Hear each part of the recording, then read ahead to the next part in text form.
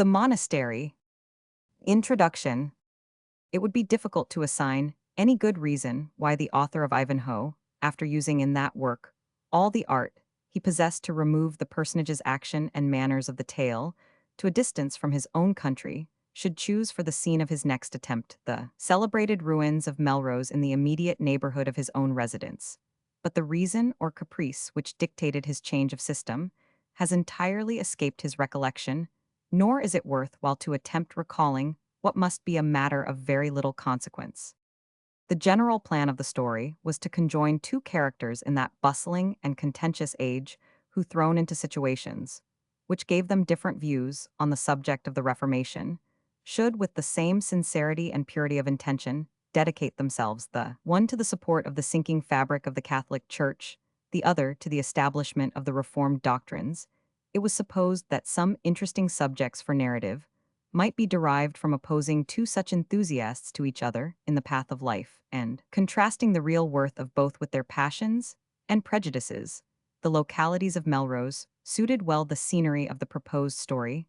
The ruins themselves form a splendid theater for any tragic incident, which might be brought forward joined to the vicinity of the fine river with all its tributary streams flowing through a country which has been the scene of so much fierce fighting, and is rich with so many recollections of former times, and lying almost under the immediate eye of the author, by whom they were to be used in composition. The situation possessed farther recommendations on the opposite bank of the Tweed. Might be seen the remains of ancient enclosures, surrounded by sycamores and ash trees of considerable size. These had once formed the crofts or arable ground of a village, now reduced to a single hut, the abode of a fisherman, who also manages a ferry. The cottages, even the church which once existed there, have sunk into vestiges hardly to be traced, without visiting the spot, the inhabitants having gradually withdrawn to the more prosperous town of Galashiels, which has risen into consideration within 2 miles of their neighborhood. Superstitious eld, however, has tenanted the deserted groves with aerial beings to supply the want of the mortal tenants who have deserted it. The ruined and abandoned churchyard of Boldside has been long believed to be haunted by the fairies, and the deep, broad current of the Tweed wheeling in moonlight round the foot of the steep bank, with the number of trees originally planted for shelter round the fields of the cottagers, but now presenting the effect of scattered and detached groves, fill up the idea which one would form in imagination for a scene that Oberon and Queen Mab might love to revel in. There are evenings when the spectator might believe with Father Chaucer that the Queen of Faery, with harp and pipe and symphony, were dwelling in the place. Another and even a more familiar refuge of the elfin race, if tradition is to be trusted, is the glen of the river, or rather brook, named the Allen, which falls into the Tweed from the northward, about a quarter of a mile above the present bridge. As the streamlet finds its way behind Lord Somerville's hunting seat, called the Pavilion, its valley has been popularly termed the Fairy Dean, or rather the nameless Dean, because of the supposed ill luck attached by the popular faith of ancient times to anyone who might name or allude to the race, whom our fathers distinguished as the good neighbors, and the Highlanders called Dina Shy or men of peace, rather by way of compliment than on account of any particular idea of friendship or pacific relation, which either Highlander or Borderer entertained towards the irritable beings whom they thus distinguished or supposed them to bear to humanity. Footnote: see Rob Roy, note p. 202. In evidence of the actual operations of the fairy people, even at this time, little pieces of calcareous matter are found in the glen, after a flood, which either the labors of those tiny artists, or the eddies of the brook among the stones, have formed into a fantastic resemblance of cups, saucers, basins, and the like, in which children who gather them pretend to discern fairy utensils. Besides these circumstances of romantic locality, mi pauper rigna, as Captain Dalgety denominates his territory of Drumthwacket, are bounded by a small but deep lake from which eyes that yet look on the light are said to have seen the waterbull ascend and shake the hills with his roar. Indeed, the country around Melrose, if possessing less of romantic beauty than some other scenes in Scotland, is connected with so many associations of a fanciful nature, in which the imagination takes delight, as might well induce one even less attached to the spot than the author to accommodate, after a general manner, the imaginary scenes he was framing to the localities to which he was partial. But it would be a misapprehension to suppose that, because Melrose may in general pass for Kennaquhair, or because it agrees with scenes of the monastery, in the circumstances of the drawbridge, the milldam, and other points of resemblance, that therefore an accurate or perfect local similitude is to be found in all the particulars of the picture. It was not the purpose of the author to present a landscape copied from nature, but a piece of composition in which a real scene with which he is familiar had afforded him some leading outlines. Thus the resemblance of the imaginary Glendirg with the real vale of the Allen is far from being minute, nor did the author aim at identifying them. This must appear plain to all who know the actual character of the Glen of Allen, and have taken the trouble to read the account of the imaginary Glendirg. The stream in the latter case is described as wandering down a romantic little valley, shifting itself, after the fashion of such a brook, from one side to the other, as it can most easily find its passage, and touching nothing in its progress that gives token of cultivation. It rises near a solitary tower, the abode of a supposed church vassal, and the scene of several incidents in the romance. The real Allen, on the contrary, after traversing the romantic ravine, called the nameless Dean, thrown off from side to side alternately, like a billiard ball, repelled by the sides of the table on which it has been played. And in that part of its course, resembling the stream which pours down Glendirg, may be traced upwards into a more open country, where the banks retreat farther from each other, and the vale exhibits a good deal of dry ground, which has not been neglected by the active cultivators of the district. It arrives, too, at a sort of termination striking in itself, but totally irreconcilable with the narrative of the romance. Instead of a single peel house or border tower of defense, such as Dame Glendinning is supposed to have inhabited the head of the Allen, about 5 miles above its junction, with the Tweed shows 3 ruins of border houses belonging to different proprietors, and each from the desire of mutual support, so natural, too troublesome times, situated at the extremity of the property of which it is the principal messuage. One of these is the ruinous mansion house of Hillslap, formerly the property of the Cairncrosses, and now of Mr. Innes of Stowe; a second, the Tower of Colmsley, an ancient inheritance of the Borthwick family, as is testified by their crest. The goat's head which exists on the ruin. Footnote: it appears that Sir Walter Scott's memory was not quite accurate on these points. John Borthwick-esque, in a note to the publisher June 11, 1813, says that Colmsley belonged to Mr. Innes of Stowe, while Hillslap forms part of the estate of Crookston. He adds in proof that the Tower of Hillslap, which I have taken measures to preserve from injury, was chiefly in his head as the Tower of Glendirg. When writing the Monastery, I may mention that, on one of the occasions when I had the honor of being a visitor at Abbotsford the stables, then being full, I sent a pony to be put up at our tenants at Hillslap. Well, said Sir Walter, if you do that you must trust for its not being lifted before tomorrow, to the protection of Halbert Glendinning against Christie of the Clintshill, at page 58 Vol. Roman 3. The first edition, the winding stair which the monk ascended, is described. The winding stone stair is still to be seen in Hillslap, but not in either of the other 2 towers. It is, however, probable from the Goat's Head crest on Colmsley, that that tower also had been of old a possession of the Borthwicks. A third, the house of Langshaw, also ruinous, but near which the proprietor, Mr. Bailey of Jerviswood and Mellerstane, has built a small shooting box. All these ruins, so strangely huddled together in a very solitary spot, have recollections and traditions of their own, but none of them bear the most distant resemblance to the descriptions in the romance of the Monastery. And as the author could hardly have erred so grossly regarding a spot within a morning's ride of his own house, the inference is that no resemblance was intended. Hillslap is remembered by the humors of the last inhabitants, 2 or 3 elderly ladies of the class of Miss Reynolds, in the old manor house, though less important by birth and fortune. Colmsley is commemorated in song. Colmsley stands on Colmsley Hill. The water it flows round Colmsley Mill. The mill and the kiln gang bonnily. And it's up with the whippers of Colmsley. Langshaw, although larger than the other mansions assembled at the head of the supposed Glendirg, has nothing about it more remarkable than the inscription of the present proprietor over his shooting lodge utinam, hain ilium viris implium amicissum modest, which I know no one more capable of attaining upon an extended scale than the gentleman who has expressed it upon a limited one. Having thus shown that I could say something of these desolated towers, which the desire of social intercourse, or the facility of mutual defense, had drawn together at the head of this glen, I need not add any farther reason to show that there is no resemblance between them and the solitary habitation of Dame Elspeth Glendinning. Beyond these dwellings are some remains of natural wood, and a considerable portion of morass and bog. But I would not advise any who may be curious in localities to spend time in looking for the fountain and holotry of the White Lady. While I am on the subject, I may add that Captain Clutterbuck, the imaginary editor of the monastery, has no real prototype in the village of Melrose or neighborhood that ever I saw or heard of.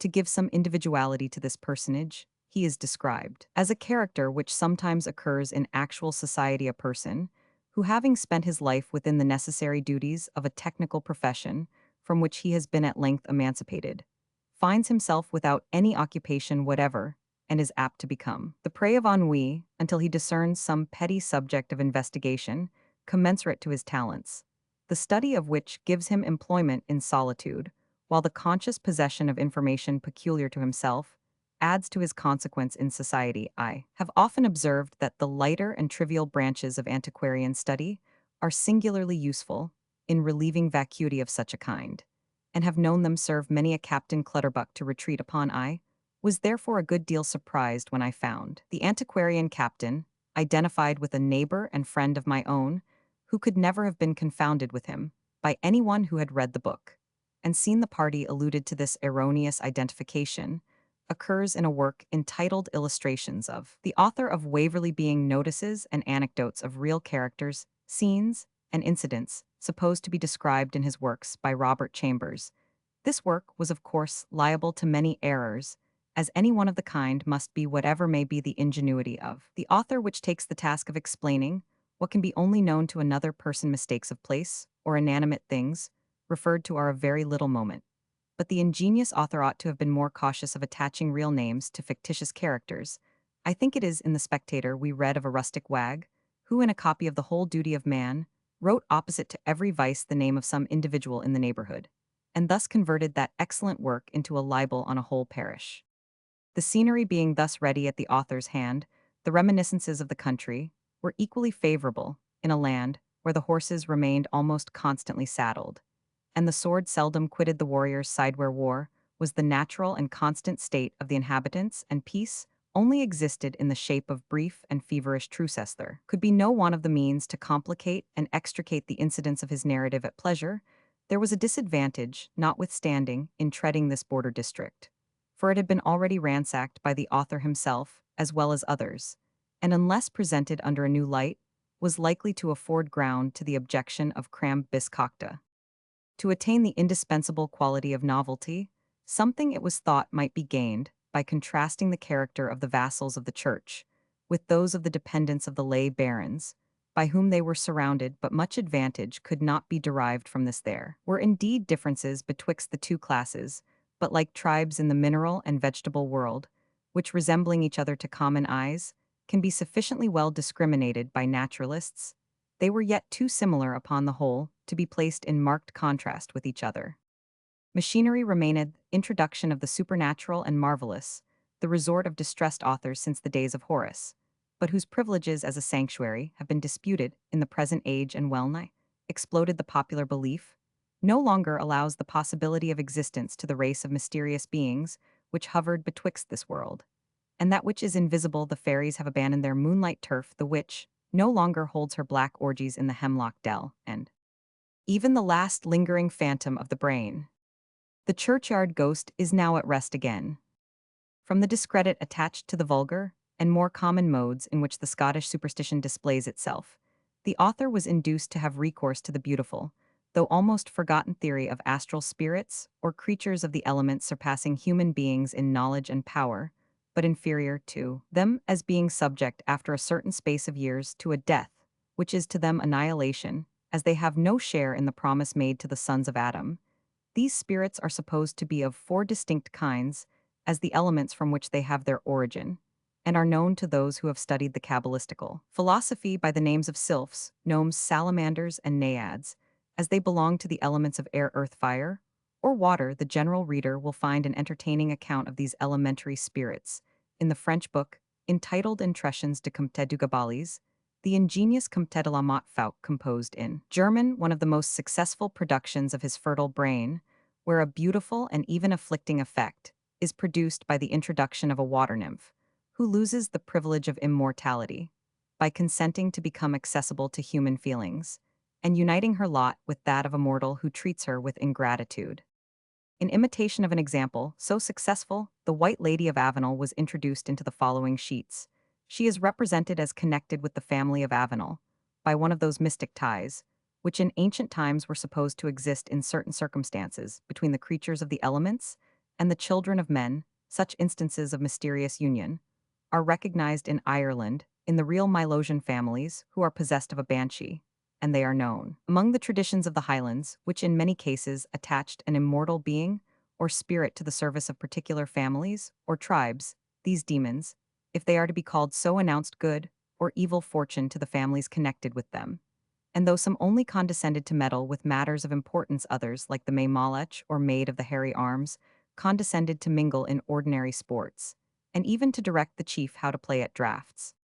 There was therefore no great violence in supposing such a being as this to have existed, while the elementary spirits were believed in, but it was more difficult to describe or imagine its attributes and principles of action. Shakespeare, the first of authorities in such a case, has painted Ariel, that beautiful creature of his fancy, as only approaching so near to humanity as to know the nature of that sympathy which the creatures of clay felt for each other, as we learn from the expression mine. Would if I were human, the inferences from this are singular, but seem capable of regular deduction. A being, however superior to man in length of lifing power, over the elements insert perceptions, respecting the present, the past, and the future, yet still incapable of human passions, of sentiments of moral good and evil, of meriting future rewards or punishments, belongs rather to the class of animals than of human creatures, and must therefore be presumed to act more from temporary benevolence or caprice than from anything approaching to feeling or reasoning. Such a being's superiority in power can only be compared to that of the elephant or lion, who are greater in strength than man, though inferior in the scale of creation. The partialities which we suppose such spirits to entertain must be like those of the dog. Their sudden starts of passion or the indulgence of a frolic or mischief may be compared to those of the numerous varieties of the cat. All these propensities are, however, controlled by the laws, which render the elementary race subordinate to the command of Manliable, to be subjected by his science. So the sect of Gnostics believed, and on this turned the Rosicrucian philosophy, or to be overpowered by his superior courage and daring, when it set their illusions at defiance. It is with reference to this idea of the supposed spirits of the elements that the White Lady of Avenel is represented as acting a varying, capricious, and inconsistent part in the pages assigned to her. In the narrative, manifesting interest and attachment to the family, with whom her destinies are associated, but evincing whim, and even a species of malevolence towards other mortals, as the sacristan and the border robber, whose incorrect life subjected them to receive petty mortifications at her hand. The White Lady is scarcely supposed, however, to have possessed either the power or the inclination to do more than inflict terror or create embarrassment, and is also subjected by those mortals who, by virtuous resolution and mental energy, could assert superiority over her in these particulars. She seems to constitute a being of a middle class between the esprit follet, who places its pleasure in misleading and tormenting mortals, and the benevolent fairy of the East, who uniformly guides, aids, and supports them. Either, however, the author executed his purpose indifferently, or the public did not approve of it, for the White Lady of Avenel was far from being popular. He does not now make the present statement, in the view of arguing readers, into a more favorable opinion on the subject, but merely with the purpose of exculpating himself from the charge of having wantonly intruded into the narrative a being of inconsistent powers and propensities. In the delineation of another character, the author of the Monastery failed where he hoped for some success, as nothing is so successful a subject for ridicule as the fashionable follies of the time. It occurred to him that the more serious scenes of his narrative might be relieved by the humor of a cavaliero of the age of Queen Elizabeth. In every period, the attempt to gain and maintain the highest rank of society has depended on the power of assuming and supporting a certain fashionable kind of affectation, usually connected with some vivacity of talent and energy of character, but distinguished at the same time by a transcendent flight beyond sound reason and common sense, both faculties too vulgar to be admitted into the estimate of one who claims to be esteemed a choice spirit of the age. These, in their different phases, constitute the gallants of the day, whose boast it is to drive the whims of fashion to extremity. On all occasions, the manners of the sovereign, the court, and the time must give the tone to the peculiar description of qualities by which those who would attain the height of fashion must seek to distinguish themselves. The reign of Elizabeth, being that of a maiden queen, was distinguished by the decorum of the courtiers, and especially the affectation of the deepest deference to the sovereign after the acknowledgement of the queen's matchless perfections. The same devotion was extended to beauty, as it existed among the lesser stars in her court, who sparkled, as it was the mode to say, by her reflected luster. It is true that gallant knights no longer vowed to heaven the peacock, and the ladies to perform some feat of extravagant chivalry, in which they endangered the lives of others as well as their own, but although their chivalrous displays of personal gallantry seldom went farther in Elizabeth's days than the tilt-yard, where barricades called barriers prevented the shock of the horses, and limited the display of the cavaliers' skill to the comparatively safe encounter of their lances, the language of the lovers to their ladies was still in the exalted terms which Amadis would have addressed to Oriana before encountering a dragon for her sake. This tone of romantic gallantry found a clever but conceited author to reduce it to a species of constitution and form, and lay down the courtly manner of conversation in a pedantic book called Euphues, and his England of this a brief account is given in the text, to which it may now be proper to make some additions. The extravagance of euphuism, or a symbolical jargon of the same class, predominates in the romances of Calprenède and Scudery, which were read for the amusement of the fair sex of France during the long reign of Louis Roman XIV, and were supposed to contain the only legitimate language of love and gallantry in this reign. They encountered the satire of Molière and Boileau. A similar disorder spreading into private society formed the ground of the affected dialogue of the Precieuses, as they were styled, who formed the coterie of the Hôtel de Rambouillet, and afforded Molière matter for his admirable comedy, Les Precieuses ridicules in England. The humor does not seem to have long survived the accession of James, Roman I. The author had the vanity to think that a character, whose peculiarities should turn on extravagances, which were once universally fashionable, might be read in a fictitious story with a good chance of affording amusement to the existing generation, who, fond as they are of looking back on the actions and manners of their ancestors, might be also supposed to be sensible of their absurdities. He must fairly acknowledge that he was disappointed, and that the Euphuist, far from being accounted a well-drawn and humorous character of the period, was condemned as unnatural and absurd. It would be easy to account for this failure by supposing the defect to arise from the author's want of skill, and probably many readers may not be inclined to look farther. But as the author himself can scarcely be supposed willing to acquiesce in this final cause, if any other can be alleged, he has been led to suspect that, contrary to what he originally supposed, his subject was injudiciously chosen, in which, and not in his mode of treating it, lay the source of the want of success. The manners of a rude people are always founded on nature, and therefore the feelings of a more polished generation immediately sympathize with them. We need no numerous notes, no antiquarian dissertations, to enable the most ignorant to recognize the sentiments and diction of the characters of Homer. We have, but as Lear says, to strip off our lendingsto, set aside the factitious principles and adornments which we have received from our comparatively artificial system of society, and our natural feelings are in unison with those of the bard of Chios, and the heroes who live in his verses. It is the same with a great part of the narratives of my friend Mr. Cooper. We sympathize with his Indian chiefs and backwoodsmen, and acknowledge in the characters which he presents to us the same truth of human nature by which we should feel ourselves influenced, if placed in the same condition. So much is this the case, that though it is difficult or almost impossible to reclaim a savage bred from his youth to war, and the chase to the restraints, and the duties of civilized life, nothing is more easy or common than to find men who have been educated in all the habits and comforts of improved society, willing to exchange them for the wild labors of the hunter and the fisher, the very amusements most pursued and relished by men of all ranks, whose constitutions permit active exercise are hunting, fishing, and in some instances or the natural and necessary business of the savage of Dryden, where his hero talks of being as free as nature first made man.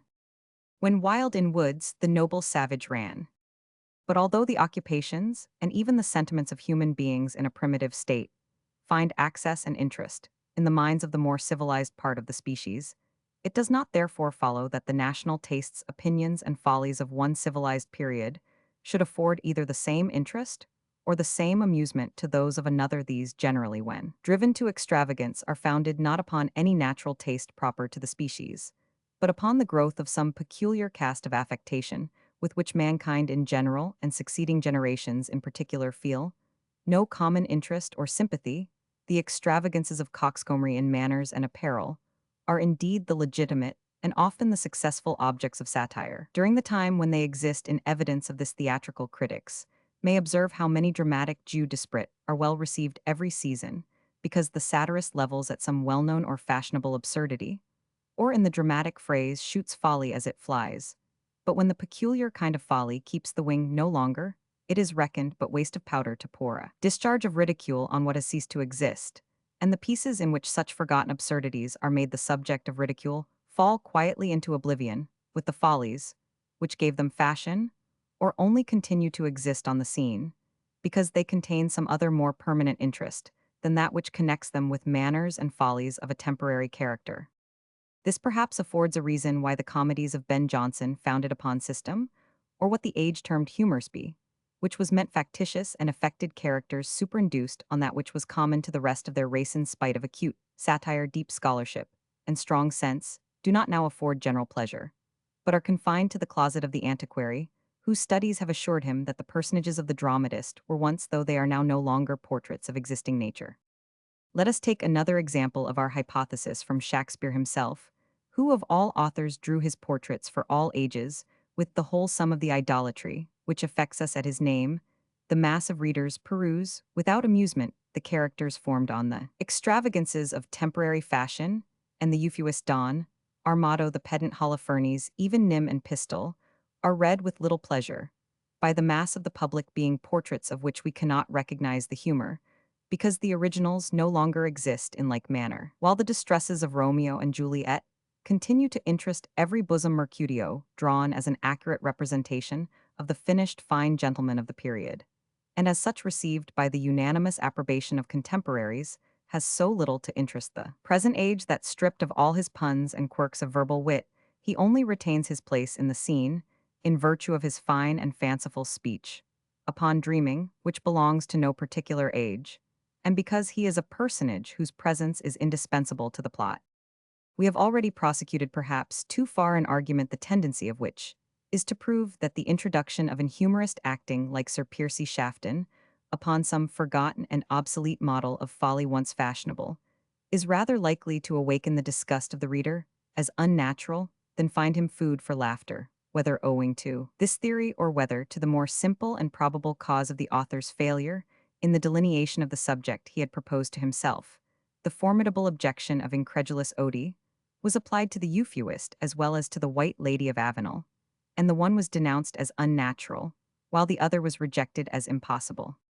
There was little in the story to atone for these failures in two principal points.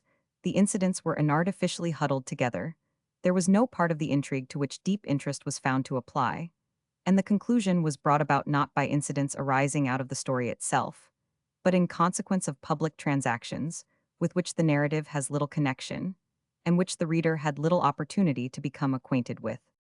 This, if not a positive fault, was yet a great defect in the romance. It is true that not only the practice of some great authors in this department, but even the general course of human life itself, may be quoted in favor of this more obvious and less artificial practice of arranging a narrative. It is seldom that the same circle of personages who surrounded an individual at his first outset in life continue to have an interest in his career till his fate comes to a crisis on the contrary, and more especially if the events of his life be of a varied character and worth communicating to others or to the world. The hero's later connections are usually totally separated from those with whom he began the voyage, but whom the individual has outsailed, or who have drifted astray or foundered on the passage. This hackneyed comparison holds good in another point: the numerous vessels of so many different sorts, and destined for such different purposes, which are launched in the same mighty ocean, although each endeavors to pursue its own course, are in every case more influenced by the winds and tides, which are common to the element which they all navigate, than by their own separate exertions.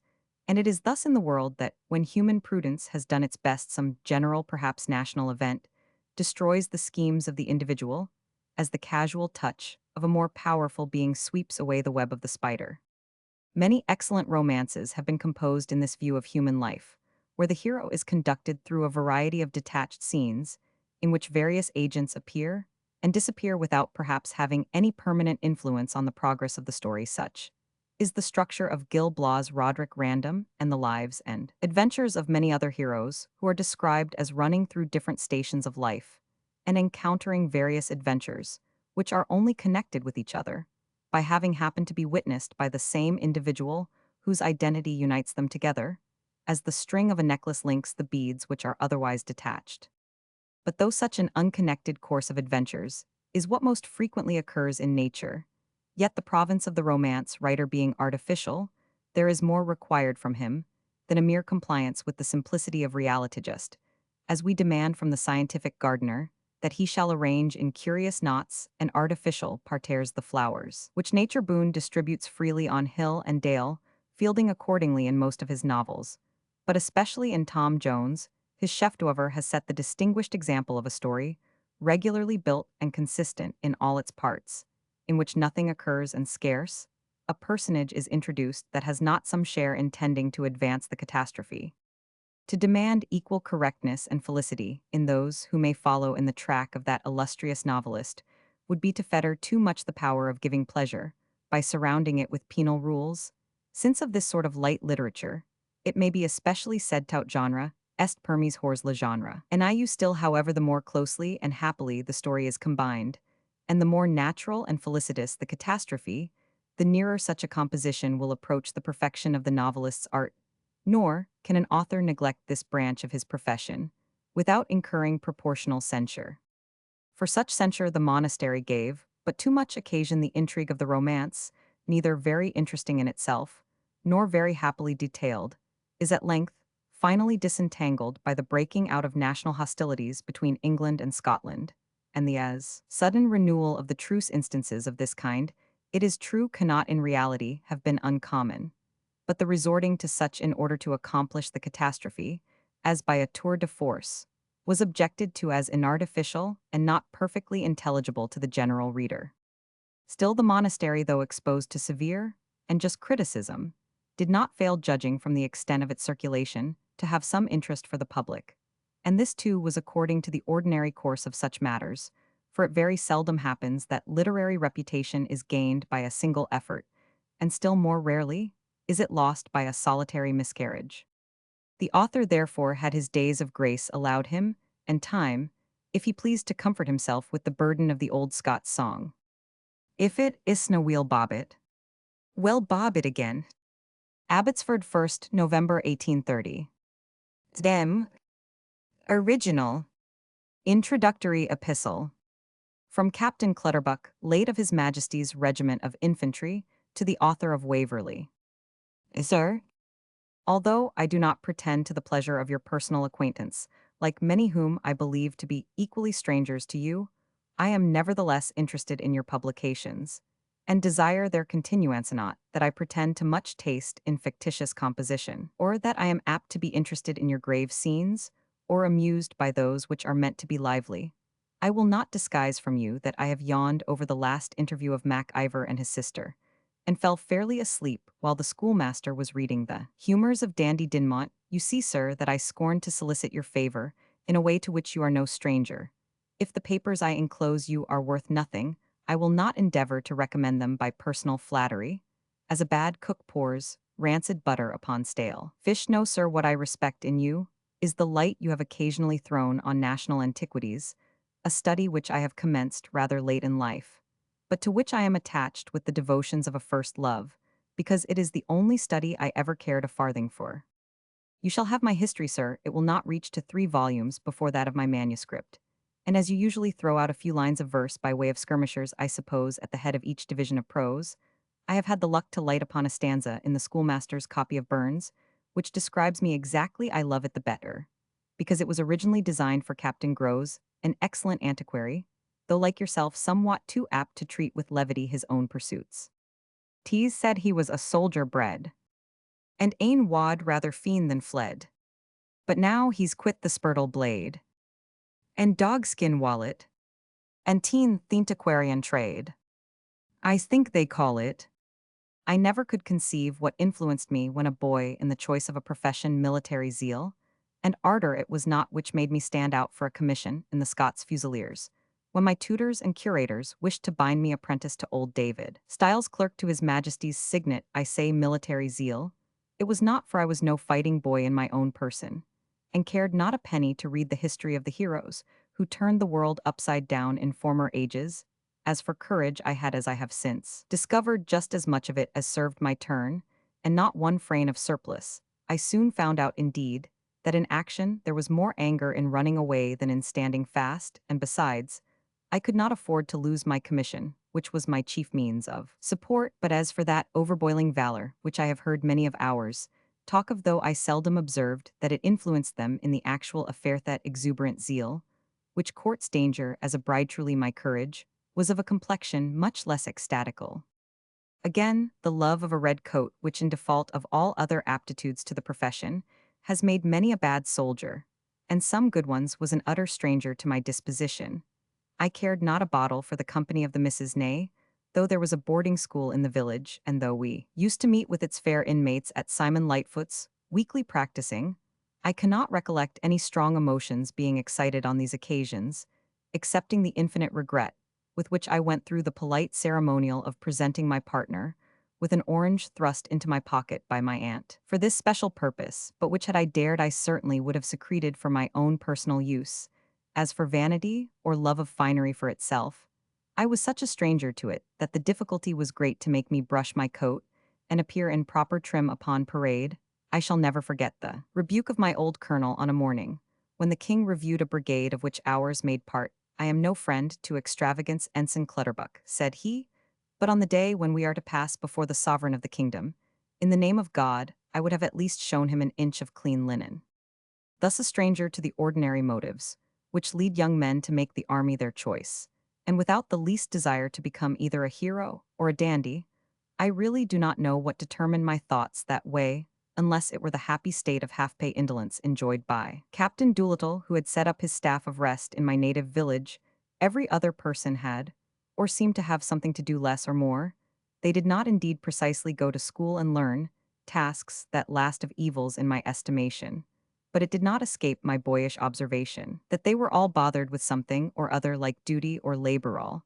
But the happy Captain Doolittle, the minister, had his parish to visit, and his preaching to prepare, though perhaps he made more fuss than he needed about both. The laird had his farming and improving operations to superintend, and besides, he had to attend trustee meetings and lieutenancy meetings, and head courts and meetings of justices, and what not was as early up that I detested, and as much in the open air, wet and dry, as his own grieved the shopkeeper the village boasted. But one of eminence stood indeed pretty much at his ease behind his counter, for his custom was by no means overburdensome, but still he enjoyed his status, as the bailey calls it, upon condition of tumbling all the wares in his booth over and over when anyone chose to want a yard of muslin, mousetrap, an ounce of caraways, a paper of pins, the sermons of Mr. Pedden, or the life of Jack the Giant Queller, not Killer, as usually erroneously written and pronounced. See my essay on the true history of this worthy, where real facts have in a peculiar degree been obscured by fable. In short, all in the village were under the necessity of doing something which they would rather have left undone, excepting Captain Doolittle, who walked every morning in the open street, which formed the high mall of our village, in a blue coat with a red neck, and played at whist the whole evening when he could make up a party. This happy vacuity of all employment appeared to me so delicious that it became the primary hint which, according to the system of Helvetius, as the minister says, determined my infant talents towards the profession I was destined to illustrate. But who, alas, can form a just estimate of their future prospects in this deceitful world? I was not long engaged in my new profession before I discovered that if the independent indolence of half-pay was a paradise, the officer must pass through the purgatory of duty and service in order to gain admission to it. Captain Doolittle might brush his blue coat with the red neck or leave it unbrushed at his pleasure, but Ensign Clutterbuck had no such option. Captain Doolittle might go to bed at 10 o'clock if he had a mind, but the ensign must make the rounds in his turn. What was worse, the captain might repose under the tester of his tent bed until noon if he was so pleased, but the ensign, God help him, had to appear upon parade at peep of day. As for duty, I made that as easy as I could, had the sergeant to whisper to me the words of command, and bustled through, as other folks. Roman 999 of service. I saw enough for an indolent man, was buffeted up and down the world, and visited both the East and West Indies, Egypt, and other distant places which my youth had scarce dreamed of. The French I saw, and felt too. Witness 2 fingers on my right hand, which one of their cursed hussars took off with his sabre, as neatly as an hospital surgeon. At length, the death of an old aunt, who left me some £1,500, snugly vested in the 3%, gave me the long-wished for opportunity of retiring with the prospect of enjoying a clean shirt and a guinea 4 times a week at least. For the purpose of commencing my new way of life, I selected for my residence the village of Kennaquhair in the south of Scotland, celebrated for the ruins of its magnificent monastery, intending there to lead my future life in the odium, cum dignitate of half-pay and annuity. I was not long, however, in making the grand discovery that in order to enjoy leisure it is absolutely necessary it should be preceded by occupation for some time. It was delightful to wake at daybreak dreaming of the Revelden, to recollect my happy emancipation from the slavery that doomed me to start at a piece of clattering parchment, turn on my other side, damn the parade, and go to sleep again. But even this enjoyment had its termination, and time, when it became a stock entirely at my own disposal, began to hang heavy on my hand. I angled for 2 days, during which time I lost 20 hooks and several scores of yards of gut and line, and caught not even a minnow. Hunting was out of the question, for the stomach of a horse by no means agrees with the half-pay establishment. When I shot the shepherds and ploughmen, and my very dog quizzed me every time that I missed, which was generally speaking every time I fired, besides the country gentlemen in this quarter liked their game, and began to talk of prosecutions and interdicts. I did not give up fighting the French, to commence a domestic war with the pleasant men of Teviotdale, as the song calls them, so I e'en spent 3 days very agreeably in cleaning my gun, and disposing it upon 2 hooks over my chimney-piece. The success of this accidental experiment set me on trying my skill in the mechanical arts. Accordingly, I took down and cleaned my landlady's cuckoo clock, and in so doing silenced that companion of the spring. For ever and a day I mounted a turning lathe, and in attempting to use it, I very nearly cribbed off with an inch and half, former one of the fingers which the hussar had left me. Books I tried, both those of the little circulating library and of the more rational subscription collection maintained by this intellectual people, but neither the light reading of the one nor the heavy artillery of the other suited my purpose. I always fell asleep at the 4th or 5th page of history or disquisition, and it took me months hard reading to wade through a half-bound trashy novel, during which I was pestered with applications to return the volumes by every half-bred milliner's miss about the place. In short, during the time when all the town besides had something to do, I had nothing for it but to walk in the churchyard and whistle till it was dinner time. During these promenades, the ruins necessarily forced themselves on my attention, and by degrees I found myself engaged in studying the more minute ornaments. And at length the general plan of this noble structure, the old sexton, aided my labors, and gave me his portion of traditional lore. Every day added something to my stock of knowledge respecting the ancient state of the building, and at length I made discoveries concerning the purpose of several detached and very ruinous portions of it, the use of which had hitherto been either unknown altogether or erroneously explained. The knowledge which I thus acquired, I had frequent opportunities of retailing to those visitors, whom the progress of a Scottish tour brought to visit this celebrated spot. Without encroaching on the privilege of my friend, the sexton, I became gradually an assistant cicerone in the task of description and explanation, and often seeing a fresh party of visitors arrive, as he turned over to me those to whom he had told half his story with the flattering observation, "What needs I say ony mair about it? There's the captain kens mair anen it than I do or any man in the town." Then would I salute the strangers courteously, and expatiate to their astonished minds upon crypts and chancels and naves, arches Gothic and Saxon architraves, mullions and flying buttresses. It not unfrequently happened that an acquaintance which commenced in the abbey concluded in the inn which served to relieve the solitude, as well as the monotony of my landlady's shoulder of mutton, whether roast cold or hashed. By degrees my mind became enlarged. I found a book or two which enlightened me on the subject of Gothic architecture, and I read now with pleasure, because I was interested in what I read about. Even my character began to dilate and expand. I spoke with more authority at the club, and was listened to with deference, because on one subject at least I possessed more information than any of its members. Indeed, I found that even my stories about Egypt, which to say truth were somewhat threadbare, were now listened to with more respect than formerly. The captain, they said, had something in him after other were few folk kenned sae muckle about the abbey. With this general approbation waxed my own sense of self-importance, and my feeling of general comfort. I ate with more appetite, I digested with more ease, I lay down at night with joy, and slept sound till morning, when I arose with a sense of busy importance, and hied me to measure, to examine, and to compare the various parts of this interesting structure, I lost all sense and consciousness of certain unpleasant sensations of a nondescript nature about my head and stomach, to which I had been in the habit of attending more for the benefit of the village apothecary than my own. For the pure want of something else to think about, I had found out an occupation unwittingly, and was happy because I had something to do. In a word, I had commenced local antiquary, and was not unworthy of the name. Whilst I was in this pleasing career of busy idleness, for so it might at best be called, it happened that I was one night sitting in my little parlor, adjacent to the closet which my landlady calls my bedroom, in the act of preparing for an early retreat to the realms of Morpheus Dugdale's Monastery, and borrowed from the library at A, was lying on the table before me, flanked by some excellent Cheshire cheese, a present by the way from an honest London citizen to whom I had explained the difference between a Gothic and a Saxon arch, and a glass of Vanderhagen's best ale. Thus, armed at all points against my old enemy time, I was leisurely and deliciously preparing for bed, no reading a line of old Dugdale, no sipping my ale or munching my bread and cheese, no undoing the strings at my breeches knees or a button or two of my waistcoat, until the village clock should strike 10, before which time I make it a rule never to go to bed. A loud knocking, however, interrupted my ordinary process on this occasion, and the voice of my honest landlord of the George was heard vociferating. Footnote: the George was, and is, the principal inn in the village of Kennaquhair or Melrose,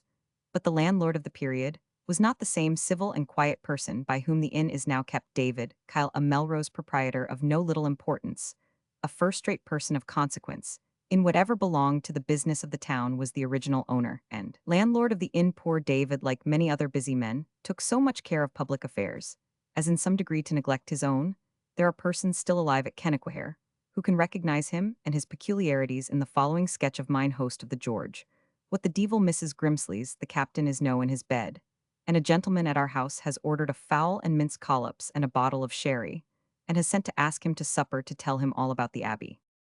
Them original, not, answered Lucky Grimsleys in the true sleepy tone of a Scottish matron, when 10 o'clock is going to strike. He's no in his bed. But I say warrant him no gie out at this time, o night, to keep folks sitting up waiting for him. The captain's a decent man. I plainly perceived this last compliment was made for my hearing by way both of indicating and of recommending the course of conduct which Mrs. Grimsleys desired I should pursue, but I had not been knocked about the world for 30 years and odd, and lived a bluff bachelor all the while, to come home and be put under petticoat government by my landlady. Accordingly, I opened my chamber door and desired my old friend David to walk upstairs. Captain, said he, as he entered, I am as glad to find you up as if I had hooked a 20-pound salmon. There's a gentleman up yonder that will not sleep sound in his bed this blessed night, unless he has the pleasure to drink a glass of wine with you. You know, David, I replied with becoming dignity, that I cannot with propriety go out to visit strangers at this time of night, or accept of invitations from people of whom I know nothing. David swore a round oath and added, was ever the like heard of? He has ordered a fowl and egg sauce, a pancake and minced collops, and a bottle of sherry. I think I wad come, and ask you to go to keep company with ony bit English writer that sups on toasted cheese, and a cheerer of rum tuddy. This is a gentleman every inch of him, and a virtuoso, a clean virtuoso, a sad-colored stand of claithes, and a wig like the curled back of a muju. The very first question he speered was about the auld drawbrig that has been at the bottom of the water. These 12 years I have seen the foundations when we were sticking salmon, and how the devil sulled he ken ony thing about the old drawbrig, unless he were a virtuoso. Footnote: there is more to be said about this old bridge. Hereafter see note p57. David, being a virtuoso in his own way, and moreover a landholder and heriter, was a qualified judge of all who frequented his house, and therefore I could not avoid again tying the strings of my knees. That's right, Captain, vociferated David. Utois will be as thick as 3 in a bed and ants. Ye forgather I hena seen the like o' him, my very sell, since I saw the great Dr. Samuel Johnson on his tower through Scotland. Wilk Tower is lying in my back parlor for the amusement of my guests, why the twa boards torn af. Then the gentleman is a scholar, David.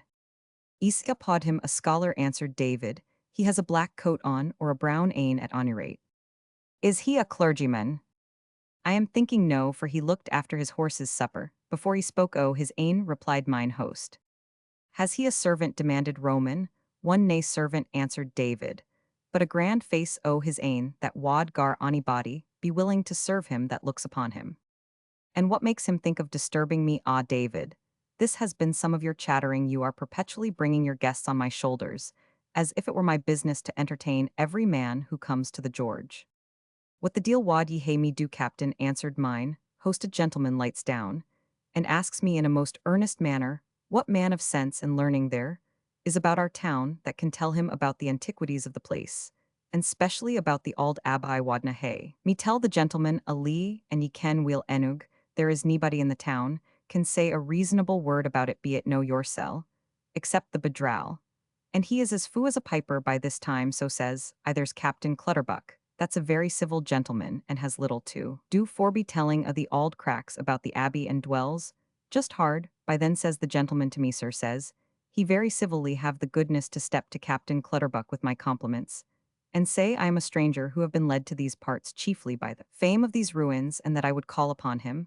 But the hour is late, and mair, he said, that I have forgotten, but I will remember it. Ended and landlord, get a bottle of your best sherry and supper for two ye. Wadna have had me refuse to do the gentleman's bidding, and me a publican. Well, David, said I wish your virtuoso had taken a fitter hour, but, as you say, he is a gentleman. Ise upod him that the order speaks for itself, a bottle of Sherriminch collops, and a fowl that's speaking like a gentleman. I trow that's right, Captain Button. Wheel up the nights, rob at the waters clearing for that well beyont neast night, why my lord's boats, and well hey ill luck, if I dinna send you a kipper to relish your ale at e'en. Footnote: the nobleman whose boats are mentioned in the text is the late kind and amiable Lord Somerville, an intimate friend of the author. David Kyle was a constant and privileged attendant when Lord Somerville had a party for spearing salmon. On such occasions, 80 or 100 fish were often killed between Gleamer and Leaderfoot. In 5 minutes after this dialogue, I found myself in the parlor of the George, and in the presence of the stranger. He was a grave personage about my own age, which we shall call about 50, and really had, as my friend David expressed it, something in his face that inclined men to oblige and to serve him. Yet this expression of authority was not at all of the cast which I have seen in the countenance of a general of brigade, neither was the stranger's dress at all martial. It consisted of a uniform suit of iron gray clothes, cut in rather an old-fashioned form. His legs were defended with strong leathern gambadoes, which according to an antiquarian contrivance opened at the sides, and were secured by steel clasps. His countenance was worn as much by toil and sorrow as by age, for it intimated that he had seen and endured much. His address was singularly pleasing and gentlemanlike, and the apology which he made for disturbing me at such an hour, and in such a manner, was so well and handsomely expressed that I could not reply otherwise than by declaring my willingness to be of service to him. I have been a traveler today, sir, said he, and I would willingly defer the little I have to say till after supper, for which I feel rather more appetized than usual. We sate down to table, and notwithstanding the stranger's alleged appetite, as well as the gentle preparation of cheese, an ale which I had already laid aboard, I really believe that I of the two did the greater honor to my friend David's fowl and minced collops. When the cloth was removed, and we had each made a tumbler of negus of that liquor, which hosts call sherry and guests call Lisbon, I perceived that the stranger seemed pensive, silent, and somewhat embarrassed, as if he had something to communicate which he knew not well how to introduce. To pave the way for him, I spoke of the ancient ruins of the monastery, and of their history, but to my great surprise I found I had met my match with a witness. The stranger not only knew all that I could tell him, but a great deal more, and what was still more mortifying, he was able, by reference to dates, charters, and other evidence of facts that, as Burns says, downa be disputed, to correct many of the vague tales which I had adopted on loose and vulgar tradition, as well as to confute more than one of my favorite theories on the subject of the old monks and their dwellings, which I had sported freely in all the presumption of superior information.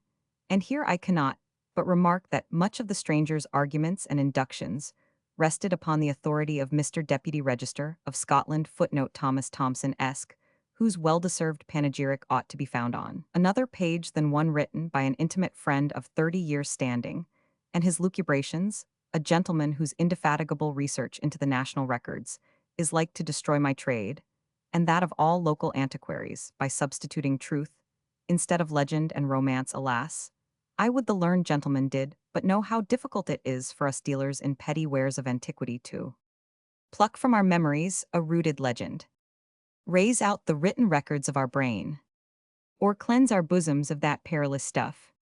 And so forth it would I am sure move his pity to think how many old dogs he hath set to learn new tricks, how many venerable parrots he hath taught to sing a new song, how many grey heads he hath addled by vain attempts to exchange their old Mumpsimus for his new Sumpsimus. But let it pass humana perpessi, sumus all changes round us past present. And to come that which was history yesterday becomes fable today, and the truth of today is hatched into a lie by tomorrow. Finding myself like to be overpowered in the monastery, which I had hitherto regarded as my citadel, I began like a skillful general to evacuate that place of defense and fight my way through the adjacent country. I had recourse to my acquaintance with the families and antiquities of the neighborhood ground, on which I thought I might skirmish at large, without its being possible for the stranger to meet me with advantage, but I was mistaken. The man in the iron-gray suit showed a much more minute knowledge of these particulars than I had the least pretension to. He could tell the very year in which the family of De Haga first settled on their ancient barony. Footnote: the family of De Haga, modernized into Hague of Bemerside, is of the highest antiquity, and is the subject of one of the prophecies of Thomas the Rhymer. Betide, betide, what's your betide? Hague shall be Hague of Bemerside. Not a thane within reach, but he knew his family and connections, how many of his ancestors had fallen by the sword of the English, how many in domestic brawl, and how many by the hand of the executioner, for martyrs in their castles, he was acquainted with from turret to foundation stone. And as for the miscellaneous antiquities scattered about the country, he knew every one of them from a cromlech to a cairn, and could give as good an account of each as if he had lived in the time of the Danes or Druids. I was now in the mortifying predicament of one who suddenly finds himself a scholar when he came to teach, and nothing was left for me but to pick up as much of his conversation as I could for the benefit of the next company. I told indeed Alan Ramsay's story of the monk and Miller's wife in order to retreat with some honor under cover of a parting volley here, however my flank was again turned by the eternal stranger. You are pleased to be facetious, sir, said he, but you cannot be ignorant that the ludicrous incident you mentioned is the subject of a tale much older than that of Alan Ramsay. I nodded, unwilling to acknowledge my ignorance, though, in fact, I knew no more what he meant than did one of my friend David's post-horses. I do not allude, continued my omniscient companion, to the curious poem, published by Pinkerton from the Maitland manuscript, called The Friars of Berwick, although it presents a very minute and amusing picture of Scottish manners during the reign of James Roman V, but rather to the Italian novelist by whom, so far as I know, the story was first printed, although unquestionably he first took his original from some ancient fablio. Footnote: it is curious to remark at how little expense of invention successive ages are content to receive amusement. The same story, which Ramsay and Dunbar have successively handled, forms also the subject of the modern farce, No Song, No Supper. It is not to be doubted, answered I, not very well understanding, however, the proposition, to which I gave such unqualified assent. Yet, continued my companion, I question much, had you known my situation and profession, whether you would have pitched upon this precise anecdote for my amusement. This observation he made in a tone of perfect good humor. I pricked up my ears at the hint, and answered as politely as I could that my ignorance of his condition and rank could be the only cause of my having stumbled on anything disagreeable, and that I was most willing to apologize for my unintentional offense, so soon as I should know wherein it consisted. Nay, no offense, sir, he replied. Offense can only exist where it is taken. I have been too long accustomed to more severe and cruel misconstructions to be offended at a popular jest, though directed at my profession. Am I to understand, then, I answered, that I am speaking with a Catholic clergyman? An unworthy monk of the order of Saint Benedict, said the stranger, belonging to a community of your own countrymen, long established in France and scattered, unhappily, by the events of the Revolution. Then said I, you are a native Scotchman, and from this neighborhood. Not so, answered the monk, I am a Scotchman, by extraction only, and never was in this neighborhood during my whole life. Never in this neighborhood, and yet so minutely acquainted with its history, its traditions, and even its external scenery, you surprise me, sir, I replied. It is not surprising, he said, that I should have that sort of local information, when it is considered that my uncle, an excellent man, as well as a good Scotchman, the head, also of our religious community, employed much of his leisure in making me acquainted with these particulars, and that I myself, disgusted with what has been passing around me, have for many years amused myself by digesting and arranging the various scraps of information which I derived from my worthy relative and other aged brethren of our order. I presume, sir, said I, though I would by no means intrude the question, that you are now returned to Scotland, with a view to settle amongst your countrymen, since the great political catastrophe of our time has reduced your core. No, sir, replied the Benedictine, such is not my intention. A European potentate, who still cherishes the Catholic faith, has offered us a retreat within his dominions, where a few of my scattered brethren are already assembled to pray to God for blessings on their protector and pardon. To their enemies, no one, I believe, will be able to object to us, under our new establishment, that the extent of our revenues will be inconsistent with our vows of poverty and abstinence. But let us strive to be thankful to God that the snare of temporal abundance is removed from us. Many of your convents abroad, sir, said I, enjoyed very handsome incomes, and, yet allowing for times I question, if any were better provided for than the monastery of this village. It is said to have possessed nearly £2,000 in yearly money at 14 chalders, and 9 bowls of wheat 56 chalders, 5 bowls barley 4 chalders, and 10 bowls oats capons and poultry butter salt carriage, and arreage peats and kine wool and ale. Even too much of all these temporal goods, sir, said my companion, which though well intended by the pious donors, served only to make the establishment the envy and the prey of those by whom it was finally devoured. In the meanwhile, however, I observed the monks had an easy life of it, and as the old song goes, made gude kale on Fridays when they fasted. I understand you, sir, said the Benedictine. It is difficult, saith the proverb, to carry a full cup, without spilling unquestionably the wealth of the community, as it endangered the safety of the establishment, by exciting the cupidity of others, was also in frequent instances a snare to the brethren themselves. And yet we have seen the revenues of convents expended not only in acts of beneficence and hospitality to individuals but in works of general and permanent advantage to the world at large. The noble folio collection of French historians, commenced in 1737 under the inspection, and at the expense of the community of St. Maur, will long show that the revenues of the Benedictines were not always spent in self-indulgence, and that the members of that order did not uniformly slumber in sloth and indolence when they had discharged the formal duties of their rule. As I knew nothing earthly at the time about the community of St. Maur and their learned labors, I could only return a mumbling assent to this proposition. I have since seen this noble work in the library of a distinguished family, and I must own I am ashamed to reflect that in so wealthy a country as ours a similar digest of our historians should not be undertaken under the patronage of the noble, and the learned in rivalry of that which the Benedictines of Paris executed at the expense of their own conventual funds. I perceive, said the ex-Benedictine, smiling, that your heretical prejudices are too strong to allow us poor brethren any merit, whether literary or spiritual. Far from it, sir, said I assure you, I have been much obliged to monks in my time. When I was quartered in a monastery in Flanders in the campaign of 1793, I never lived more comfortably in my life. They were jolly fellows, the Flemish canons, and right sorry was I to leave my good quarters, and to know that my honest hosts were to be at the mercy of the sans-culottes, but fortune de la guerre. The poor Benedictine looked down, and was silent. I had unwittingly awakened a train of bitter reflections, or rather I had touched somewhat rudely upon a chord, which seldom ceased to vibrate of itself. But he was too much accustomed to this sorrowful train of ideas to suffer it to overcome him on my part. I hastened to atone for my blunder.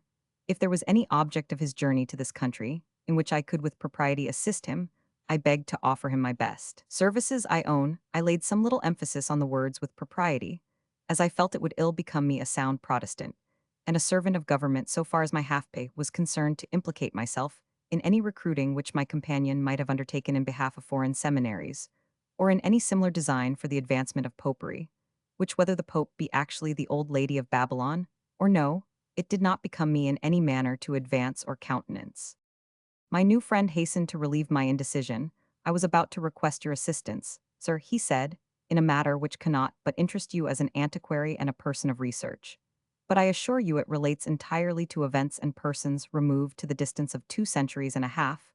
I have experienced too much evil from the violent unsettlement of the country, in which I was born to be a rash laborer in the work of innovation, in that of my ancestors.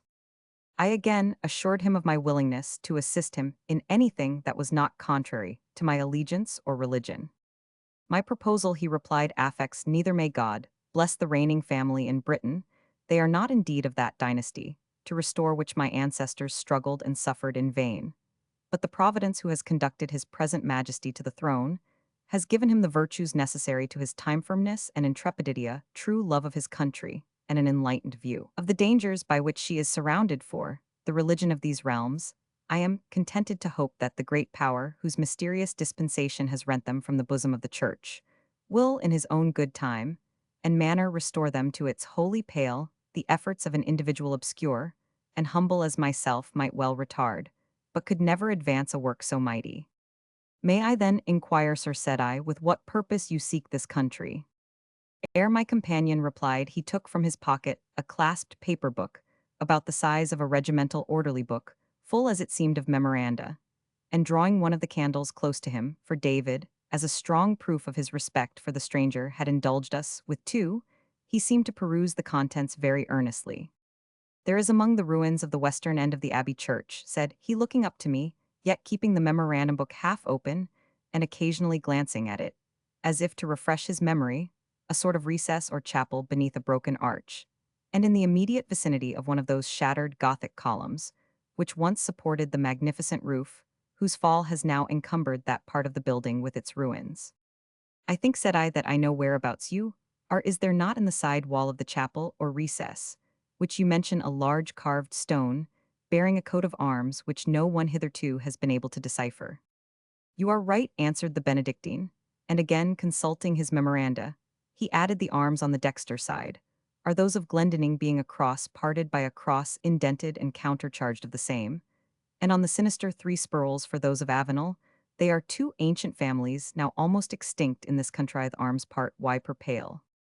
I think, said I, there is no part of this ancient structure with which you are not as well acquainted as was the mason who built it.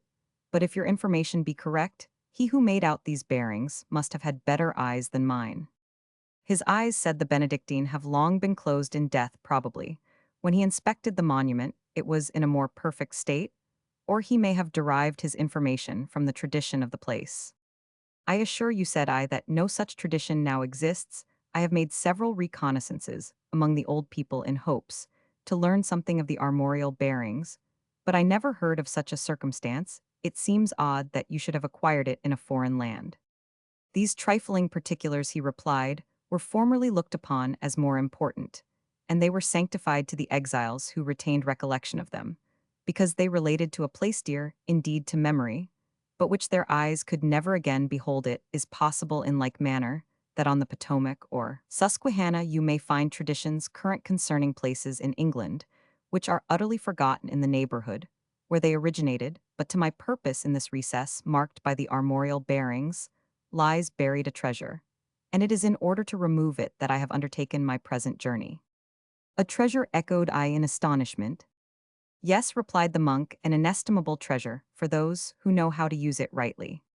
I own my ears did tingle a little at the word treasure, and that a handsome tilbury with a neat groom in blue and scarlet livery, having a smart cockade on his glazed hat, seemed as it were to glide across the room before gay eyes, while a voice as of a crier pronounced my ear, Captain Clutterbuck's Tilbury drive up, but I resisted the devil, and he fled from me. I believe, said I, all hidden treasure belongs either to the king or the lord of the soil, and as I have served his majesty, I cannot concern myself in any adventure which may have an end in the court of exchequer. The treasure I seek, said the stranger, smiling, will not be envied by princes or nobles. It is simply the heart of an upright man. Ah, I understand you, I answered, some relic forgotten in the confusion of the Reformation. I know the value which men of your persuasion put upon the bodies and limbs of saints. I have seen the three kings of Cologne. The relics which I seek, however, said the Benedictine, are not precisely of that nature. The excellent relative, whom I have already mentioned, amused his leisure hours with putting into form the traditions of his family, particularly some remarkable circumstances, which took place about the first breaking out of the schism of the Church. In Scotland, he became so much interested in his own labors that at length he resolved that the heart of one individual, the hero of his tale, should rest no longer in a land of heresy, now deserted by all his kindred, as he knew where it was deposited. He formed the resolution to visit his native country for the purpose of recovering this valued relic, but age, and at length disease, interfered with his resolution, and it was on his deathbed that he charged me to undertake the task in his stead. The various important events, which have crowded upon each other our ruin and our exile, have for many years obliged me to postpone this delegated duty. Why indeed transfer the relics of a holy and worthy man to a country where religion and virtue are become the mockery of the scorner? I have now a home, which I trust may be permanent, if anything in this earth can be termed, so thither will I transport the heart of the good father, and beside the shrine which it shall occupy, I will construct my own grave. He must indeed have been an excellent man, replied I, whose memory at so distant a period calls forth such strong marks of regard. He was as you justly term him, said the ecclesiastic, indeed, excellent in his life, and doctrine excellent above all, in his self-denied and disinterested sacrifice of all that life holds dear to principle and to friendship. But you shall read his history. I shall be happy at once to gratify your curiosity, and to show my sense of your kindness, if you will have the goodness to procure me the means of accomplishing my object. I replied to the Benedictine, that, as the rubbish amongst which he proposed to search was no part of the ordinary burial ground, and as I was on the best terms with the sexton, I had little doubt that I could procure him the means of executing his pious purpose. With this promise we parted for the night, and on the ensuing morning I made it my business to see the sexton, who for a small gratuity readily granted permission of search, on condition, however, that he should be present himself to see that the stranger removed nothing of intrinsic value. To banes and skulls and hearts, if he can find ony, he shall be welcome, said this guardian of the ruined monastery. There's plenty about, and he's curious of them. But if there be ony pyx, meaning perhaps pyx or chalishes, or the like of such popish vessels of gold and silver, deal hey me, and I can have it their being removed. The sexton also stipulated that our researches should take place at night, being unwilling to excite observation, or give rise to scandal my new acquaintance. And I spent the day as became lovers of hoar antiquity. We visited every corner of these magnificent ruins again and again during the forenoon, and having made a comfortable dinner at David's, we walked in the afternoon to such places in the neighborhood as ancient tradition or modern conjecture had rendered mark-worthy. Night found us in the interior of the ruins, attended by the sexton, who carried a dark lantern, and stumbling alternately over the graves of the dead, and the fragments of that architecture which they doubtless trusted would have canopied their bones till doomsday. I am by no means particularly superstitious, and yet there was that in the present service which I did not very much like. There was something awful in the resolution of disturbing at such an hour, and in such a place, the still and mute sanctity of the grave. My companions were free from this impression stranger from his energetic desire to execute the purpose for which he came, and the sexton from habitual indifference. We soon stood in the aisle which, by the account of the Benedictine, contained the bones of the family of Glendinning, and were busily employed in removing the rubbish from a corner, which the stranger pointed out. If a half-pay captain could have represented an ancient border knight, or an ex-Benedictine of the 19th century, wizard monk of the 16th, we might have aptly enough personified the search, after Michael Scott's lamp and book of magic power. But the sexton would have been de trop in the group. Footnote: this is one of those passages which must now read awkwardly, since every one knows that the novelist and the author of the Lay of the Minstrel is the same person. But before the avowal was made, the author was forced into this, and similar offenses against good taste, to meet an argument, often repeated, that there was something very mysterious in the author of Waverley's Reserve concerning Sir Walter Scott, an author sufficiently voluminous at least. I had a great mind to remove the passages from this edition, but the more candid way is to explain how they came there. Ere the stranger, assisted by the sexton in his task, had been long at work, they came to some hewn stones, which seemed to have made part of a small shrine, though now displaced and destroyed. Let us remove these with caution, my friend, said the stranger, lest we injure that which I come to seek. They are prime stands, said the sexton, picked free every ane of them worse than the best wad never served the monk's ise warrant. A minute after he had made this observation, he exclaimed, I hay fund something now, that stands again the spade as if it were neither earth nor stain. The stranger stooped eagerly to assist him. Nunna hail o my ain, said the sexton, nay halves or quarter sand. He lifted from amongst the ruins a small leaden box. You will be disappointed, my friend, said the Benedictine, if you expect anything there but the mouldering dust of a human heart closed in an inner case of porphyry. I interposed as a neutral party, and taking the box from the sexton, reminded him that if there were treasure concealed in it still, it could not become the property of the finder. I then proposed that, as the place was too dark to examine the contents of the leaden casket, we should adjourn to David's, where we might have the advantage of light and fire. While carrying on our investigation, the stranger requested us to go before assuring us that he would follow in a few minutes. I fancy that old Maddox suspected these few minutes might be employed in effecting farther discoveries amongst the tombs, for he glided back through a side-aisle to watch the Benedictine's motions, but presently returned, and told me in a whisper that the gentleman was on his knees, amming the called stands, praying like uneasy. I stole back and beheld the old man actually employed, as Maddox had informed me the language seemed to be Latin, and as the whispered yet solemn accent glided away through the ruined aisles, I could not help reflecting how long it was since they had heard the forms of that religion, for the exercise of which they had been reared at such cost of time, taste, labor, and expense. Come away, said I. Let us leave him to himself. Maddox, this is no business of ours. My certes no, captain, said Maddox, nevertheless, it winna be amiss to keep an eye on him. My father, rest his soul, was a horse cooper, and used to say he never was cheated in a naig in his life, saving by a west country Whig frae Kilmarnock, that said a grace o'er a dram o' whiskey. But this gentleman will be a Roman esse warrant. You are perfectly right in that, Saunders, said Roman. I have seen 2 or 3 of their priests that were chased o'er here some score o' years syne. They just danced like mad when they looked on the friars' heads, and the nuns' heads in the cloister yonder, they took to them like auld acquaintance. Like odd, he is not stirring, yet mair than he were a through-stain footnote a tombstone. I never kenned a Roman to say kenned him, but a nemer by token.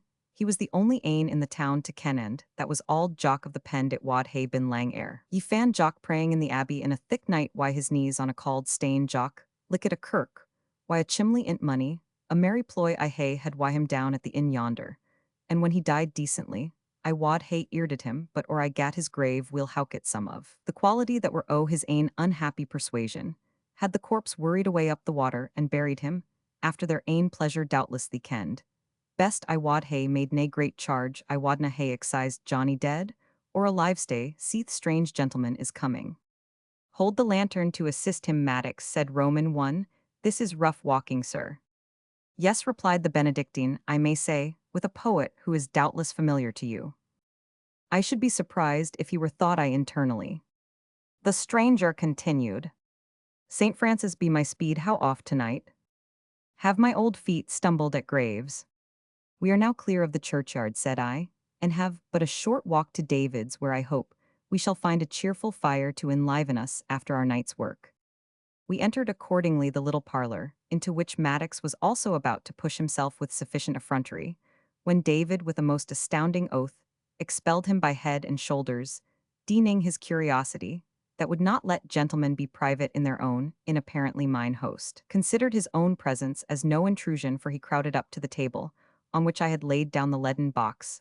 It was frail and wasted, as might be guessed from having lain so many years in the ground. On opening it, we found deposited within a case made of porphyry, as the stranger had announced to us.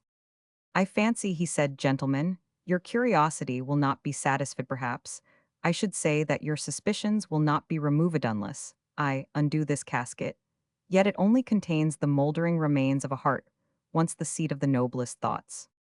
He undid the box with great caution, but the shriveled substance which it contained bore now no resemblance to what it might once have been, the means used having been apparently unequal to preserve its shape and color.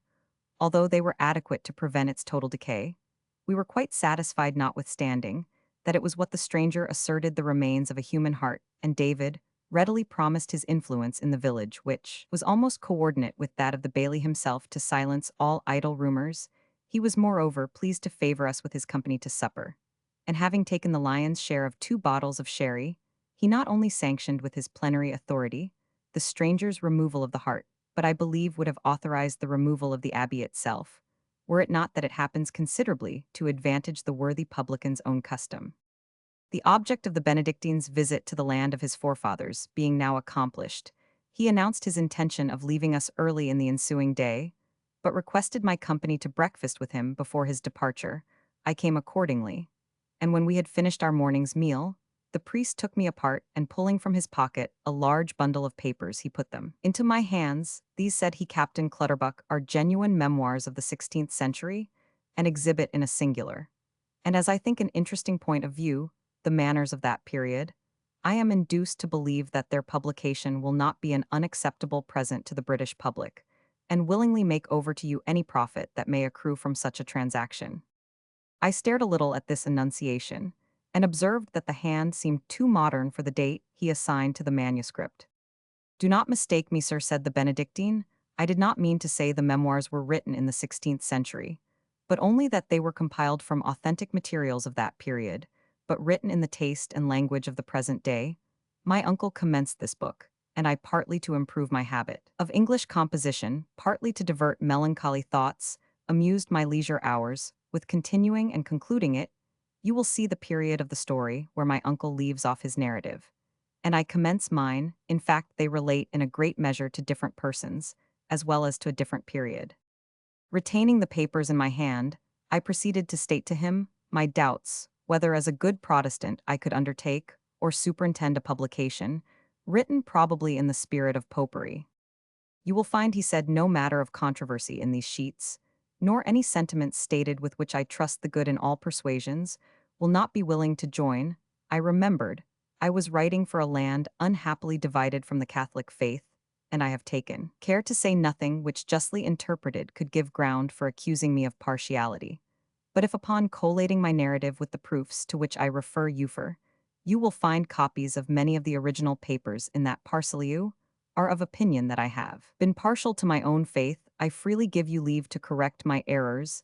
In that respect, I own, however, I am not conscious of this defect, and have rather to fear that the Catholics may be of opinion that I have mentioned circumstances respecting the decay of discipline which preceded and partly occasioned the great schism, called by you the Reformation, over which I ought to have drawn a veil. And indeed this is one reason why I choose the papers should appear in a foreign land, and pass to the press through the hands of a stranger. To this I had nothing to reply unless to object my own incompetency to the task. The good father was desirous to impose upon me on this subject. He was pleased to say more, I fear, than his knowledge of me fully warranted, more, at any rate, than my modesty will permit me to record. At length, he ended with advising me, if I continued to feel the diffidence which I stated, to apply to some veteran of literature, whose experience might supply my deficiencies upon these terms. We parted with mutual expressions of regard, and I have never since heard of him. After several attempts to peruse the quires of paper, thus singularly conferred on me, in which I was interrupted by the most inexplicable fits of yawning, I at length, in a sort of despair, communicated them to our village club, from whom they found a more favorable reception than the unlucky confirmation of my nerves had been able to afford them. They unanimously pronounced the work to be exceedingly good, and assured me I would be guilty of the greatest possible injury to our flourishing village if I should suppress what threw such an interesting and radiant light upon the history of the ancient monastery of St. Mary.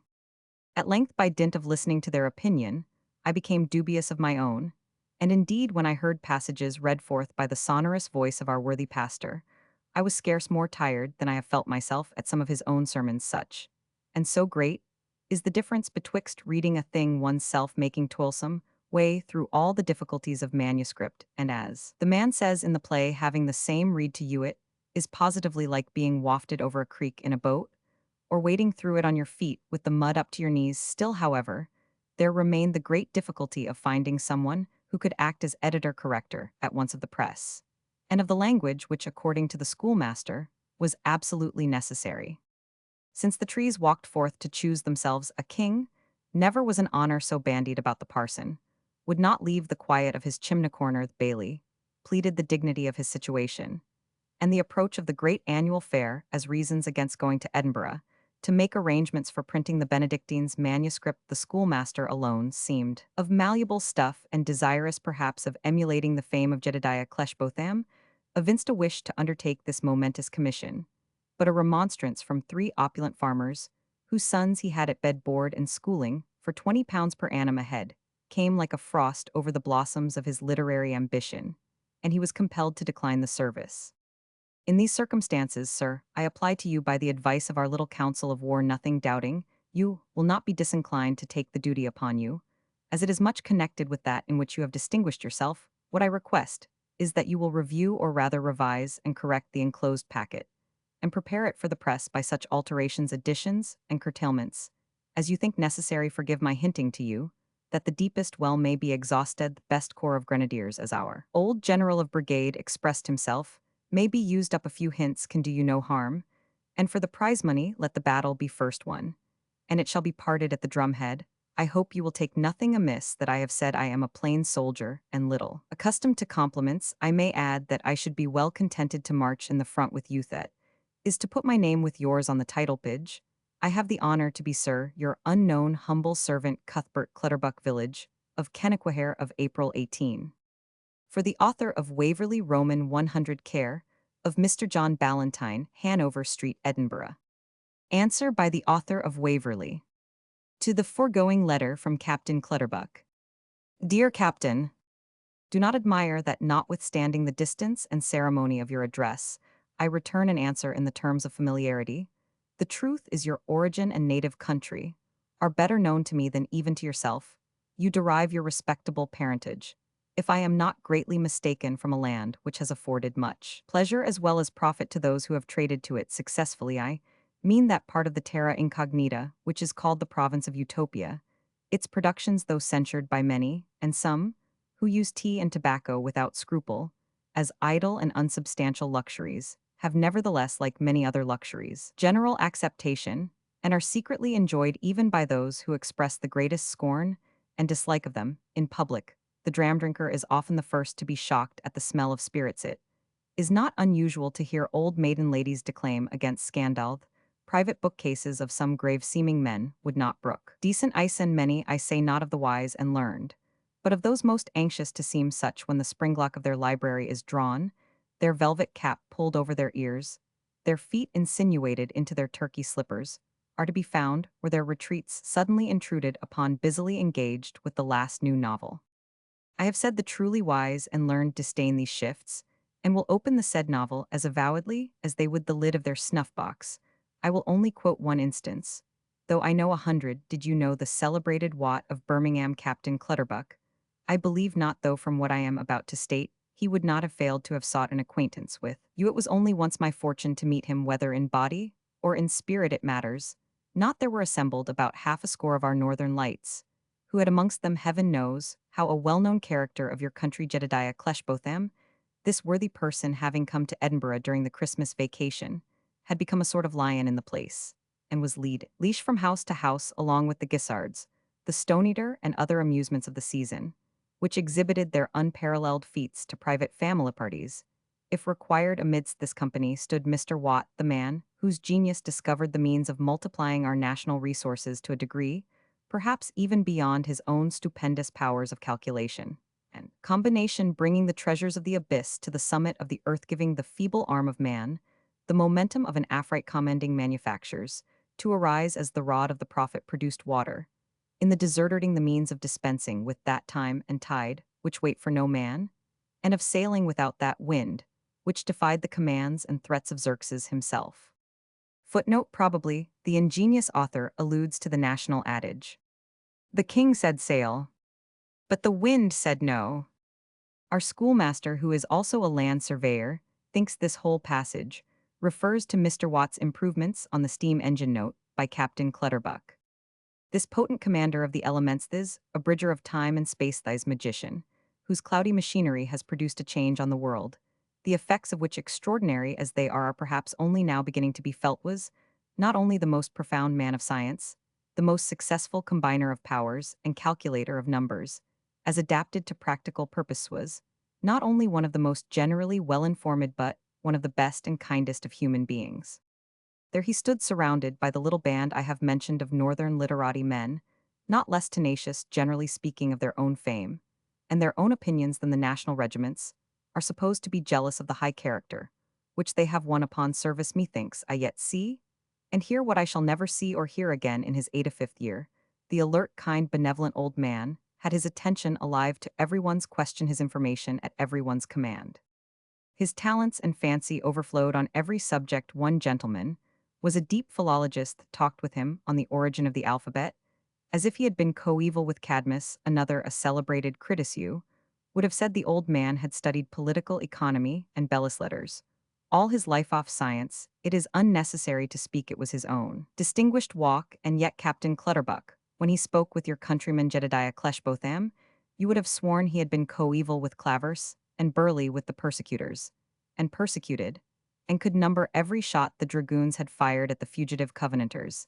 In fact, we discovered that no novel of the least celebrity escaped his perusal, and that the gifted man of science was as much addicted to the productions of your native country, the land of Utopia, aforesaid in other words, as shameless and obstinate a peruser of novels, as if he had been a very milliner's apprentice of 18.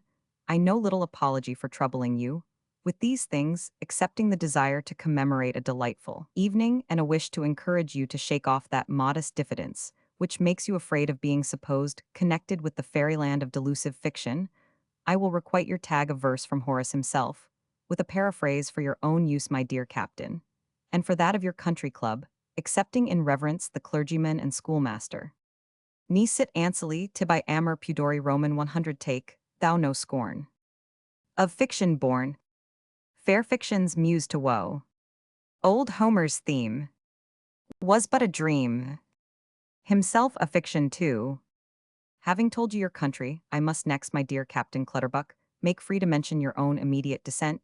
You are not to suppose your land of prodigies so little known to us, as the careful concealment of your origin would seem to imply, but you have it in common with many of your country studiously, and anxiously to hide any connection with it. There is this difference indeed betwixt your countrymen, and those of our more material world, that many of the most estimable of them, such as an old Highland gentleman called Ossian, a monk of Bristol called Rowley, and others, are inclined to pass themselves off as denizens of the land of reality, whereas most of our fellow citizens who deny their country are such as that country would be very willing to disclaim the especial circumstances you mention relating to your life and services, impose not upon us. We know the versatility of the unsubstantial species to which you belong permits them to assume all manner of disguises. We have seen them apparelled in the caftan of a Persian, and the silken robe of a Chinese footnote, see the Persian letters, and the citizen of the world, and are prepared to suspect their real character under every disguise. But how can we be ignorant of your country and manners, or deceived by the evasion of its inhabitants, when the voyages of discovery, which have been made to it, rival in number those recorded by Purchas, or by Hakluyt footnote see less voyages imaginaires? And to show the skill and perseverance of your navigators and travelers, we have only to name Sinbad of Balfourus and Robinson Crusoe. These were the men for discoveries. Could we have sent Captain Greenland to look out for the Northwest Passage, or Peter Wilkins to examine Baffin's Bay, what discoveries might we not have expected? But there are feats, and these both numerous and extraordinary, performed by the inhabitants of your country, which we read without once attempting to emulate. I wander from my purpose, which was to assure you that I know you as well as the mother, who did not bear you, for Macduff's peculiarity sticks to your whole race. You are not born of woman, unless, indeed, in that figurative sense in which the celebrated Maria Edgeworth may, in her state of single blessedness, be termed mother of the finest family in England. You belong, sir, to the editors of the land of Utopia, a sort of persons for whom I have the highest esteem. How is it possible it should be otherwise when you reckon among your corporation the sage Cid, Hamet Benengeli, the short-faced president of the Spectators' Club, poor Ben Silton, and many others who have acted as gentle manutures to works which have cheered our heaviest and added wings to our lightest hours? What I have remarked as peculiar to editors of the class in which I venture to enroll you is the happy combination of fortuitous circumstances, which usually put you in possession of the works which you have the goodness to bring into public notice. One walks on the seashore, and a wave casts on land a small cylindrical trunk or casket containing a manuscript much damaged with seawater, which is with difficulty deciphered, and so forth. Footnote see the history of Automaids. Another steps into a chandler's shop to purchase a pound of butter, and behold, the waste paper on which it is laid is the manuscript of a Kabbalist. Footnote Adventures of a Guinea. A third is so fortunate as to obtain from a woman who lets lodgings the curious contents of an antique bureau, the property of a deceased lodger. Footnote Adventures of an Atom. All these are certainly possible occurrences, but I know not how they seldom occur to any editors save those of your country. At least I can answer for myself that in my solitary walks by the sea I never saw it cast ashore anything but dulse and tangle. And now, and then a deceased starfish, my landlady never presented me with any manuscript save her cursed bill, and the most interesting of my discoveries in the way of waste paper was finding a favorite passage of one of my own novels wrapped round an ounce of snuff. No, captain, the funds from which I have drawn my power of amusing the public have been bought otherwise than by fortuitous adventure. I have buried myself in libraries to extract from the nonsense of ancient days new nonsense of my own. I have turned over volumes which from the pothooks I was obliged to decipher might have been the cabalistic manuscripts of Cornelius Agrippa, although I never saw the door open, and the devil come in. Footnote: see Southey's ballad on the young man who read in a conjurer's books. But all the domestic inhabitants of the libraries were disturbed by the vehemence of my studies. From my research the boldest spider fled, and moths retreating trembled as I read. From this learned sepulchre, I emerged like the magician in the Persian tales from his 12 months' residence in the mountain, not like him to soar over the heads of the multitude, but to mingle in the crowd, and to elbow amongst the throng, making my way from the highest society to the lowest, undergoing the scorn, or what is harder, to brook the patronizing condescension of the one, and enduring the vulgar familiarity of the other. And all you will say for what to collect materials for one of those manuscripts, with which mere chance so often accommodates your countrymen. In other words, to write a successful novel. O Athenians, how hard we labor to deserve your praise. I might stop here, my dear Clutterbuck. It would have a touching effect, and the air of proper deference to our dear public. But I will not be false with youtho falsehood. I excuse the observation, the current coin of your country. The truth is I have studied and lived for the purpose of gratifying my own curiosity and passing my own time, and though the result has been that in one shape or other I have been frequently before the public, perhaps more frequently than prudence warranted, yet I cannot claim from them the favor due to those who have dedicated their ease and leisure to the improvement and entertainment of others. Having communicated thus freely with you, my dear captain, it follows of course that I will gratefully accept of your communication, which, as your Benedictine observed, divides itself, both by subject matter and age, into two parts. But I am sorry I cannot gratify your literary ambition by suffering your name to appear upon the title page, and I will candidly tell you the reason. The editors of your country are of such a soft and passive disposition that they have frequently done themselves great disgrace by giving up the coadjutors who first brought them into public notice and public favor, and suffering their names to be used by those quacks and impostors who live upon the ideas of others. Thus I shame to tell how the sage Cid Hamet Benengeli was induced by one Juan Avellaneda to play the Turk with the ingenious Miguel Cervantes, and to publish a second part of the adventures of his hero, the renowned Don Quixote, without the knowledge or cooperation of his principal. Aforesaid, it is true, the Arabian sage returned to his allegiance, and thereafter composed a genuine continuation of the Knight of La Mancha, in which the said Avellaneda of Tordesillas is severely chastised, for in this you pseudo-editors resemble the juggler's disciplined ape, to which a sly old Scotsman likened James, Roman 1, if you have Jacko in your hand, you can make him bite me. If I have Jacko in my hand, I can make him bite you. Yet notwithstanding the amende honorable thus made by Cid Hamet Benengeli, his temporary defection did not the less occasion the decease of the ingenious Hidalgo Don Quixote, if he can be said to die, whose memory is immortal. Cervantes put him to death, lest he should again fall into bad hands. Awful, yet just consequence of Cid Hamet's defection. To quote a more modern and much less important instance, I am sorry to observe my old acquaintance Jedediah Cleshbotham has misbehaved himself so far as to desert his original patron, and set up for himself. I am afraid the poor pedagogue will make little by his new allies, unless the pleasure of entertaining the public, and for aught I know the gentleman of the long robe with disputes about his identity. Footnote: I am since more correctly informed that Mr. Cleshbotham died some months since at Gandercleuch, and that the person assuming his name is an impostor.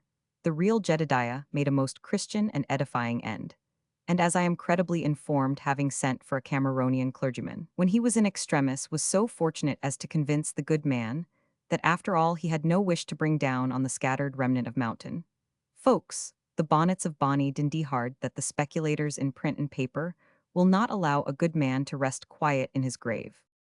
This note and the passages in the text were occasioned by a London bookseller having printed as a speculation an additional collection of tales of my landlord, which was not so fortunate as to succeed in passing on the world as genuine. Observe therefore, Captain Clutterbuck, that wise by these great examples I receive you as a partner, but a sleeping partner, only as I give you no title to employ or use the firm of the copartnery we are about to form.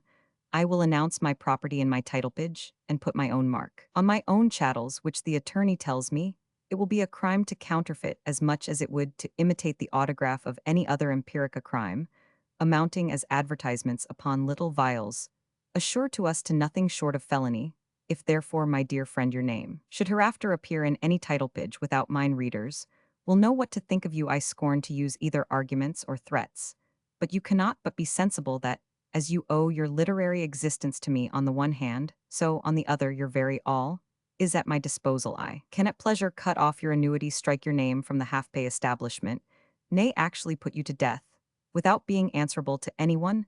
These are plain words to a gentleman who has served during the whole war, but I am aware you will take nothing amiss at my hands. And now, my good sir, let us address ourselves to our task and arrange, as we best can, the manuscript of your Benedictine, so as to suit the taste of this critical age. You will find I have made very liberal use of his permission to alter whatever seemed too favorable to the Church of Rome, which I abominate were it, but for her fasts and penances. Our reader is doubtless impatient, and we must own with John Bunyan.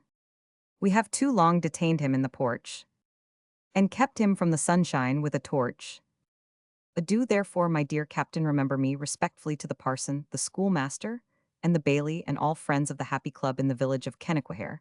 I have never seen, and never shall see one of their faces, and notwithstanding I believe that as yet I am better acquainted with them than any other man who lives. I shall soon introduce you to my jocund friend, Mr. John Ballantyne of Trinity Grove, whom you will find warm from his match at Singlestick with a brother publisher. Footnote: in consequence of the pseudo-tales of my landlord printed in London, as already mentioned, the late Mr. John Ballantyne, the author's publisher, had a controversy with the interloping bibliopolist, each insisting that his Jedediah Cleshbotham was the real Simon. Pure peace to their differences. It is a wrathful trade, and the irritable genus comprehends the bookselling as well as the book-writing species. Once more adieu. The author of Waverley. Them. Original. The Monastery. Chapter the First. Oh, I, the monks, they did the mischief. There's all the grossness, all the superstition of a most gross and superstitious age. May he be praised that sent the healthful tempest, and scattered all these pestilential vapors. But that we owed them all to yonder harlot, throned on the 7 hills with her cup of gold. I will as soon believe with kind Sir Roger. That old Moll White took wing with cat and broomstick, and raised the last night's thunder. Bold play. The village described in the Benedictine's manuscript by the name of Kennequhair bears the same Celtic termination which occurs in Traquair, Caquair, and other compounds. The learned Chalmers derives this word, quaher, from the winding course of a stream, a definition which coincides in a remarkable degree with the serpentine turns of the river Tweed near the village of which we speak. It has been long famous for the splendid monastery of St. Mary, founded by David the First of Scotland, in whose reign were formed in the same county the no less splendid establishments of Melrose Jedburgh, and Kelso. The donations of land with which the king endowed these wealthy fraternities procured him from the monkish historians the epithet of saint, and from one of his impoverished descendants the splenetic censure that he had been a sore saint for the crown. It seems probable, notwithstanding, that David, who was a wise as well as a pious monarch, was not moved solely by religious motives to those great acts of munificence to the church, but annexed political views to his pious generosity. His possessions in Northumberland and Cumberland became precarious after the loss of the Battle of the Standard, and since the comparatively fertile valley of Teviotdale was likely to become the frontier of his kingdom, it is probable he wished to secure at least a part of these valuable possessions by placing them in the hands of the monks, whose property was for a long time respected even amidst the rage of a frontier war. In this manner alone had the king some chance of ensuring protection and security to the cultivators of the soil, and in fact for several ages the possessions of these abbeys were each a sort of Goshen, enjoying the calm light of peace and immunity, while the rest of the country, occupied by wild clans and marauding barons, was one dark scene of confusion, blood, and unremitted outrage. But these immunities did not continue down to the union of the crowns. Long before that period the wars betwixt England and Scotland had lost their original character of international hostilities, and had become on the part of the English a struggle for subjugation, on that of the Scots a desperate and infuriated defense of their liberties. This introduced on both sides a degree of fury and animosity, unknown to the earlier period of their history, and as religious scruples soon gave way to national hatred spurred by a love of plunder, the patrimony of the church was no longer sacred from incursions on either side. Still, however, the tenants and vassals of the great abbeys had many advantages over those of the lay barons who were harassed by constant military duty, until they became desperate and lost all relish for the arts of peace. The vassals of the church, on the other hand, were only liable to be called to arms on general occasions, and at other times were permitted in comparative quiet to possess their farms and feuds, footnote small possessions, conferred upon vassals, and their heirs held for a small quitrent or a moderate proportion of the produce. This was a favorite manner by which the churchmen peopled the patrimony of their convents, and many descendants of such feuars, as they are called, are still to be found, in possession of their family inheritances, in the neighborhood of the great monasteries of Scotland. They of course exhibited superior skill in everything that related to the cultivation of the soil, and were therefore both wealthier and better informed than the military retainers of the restless chiefs and nobles in their neighborhood.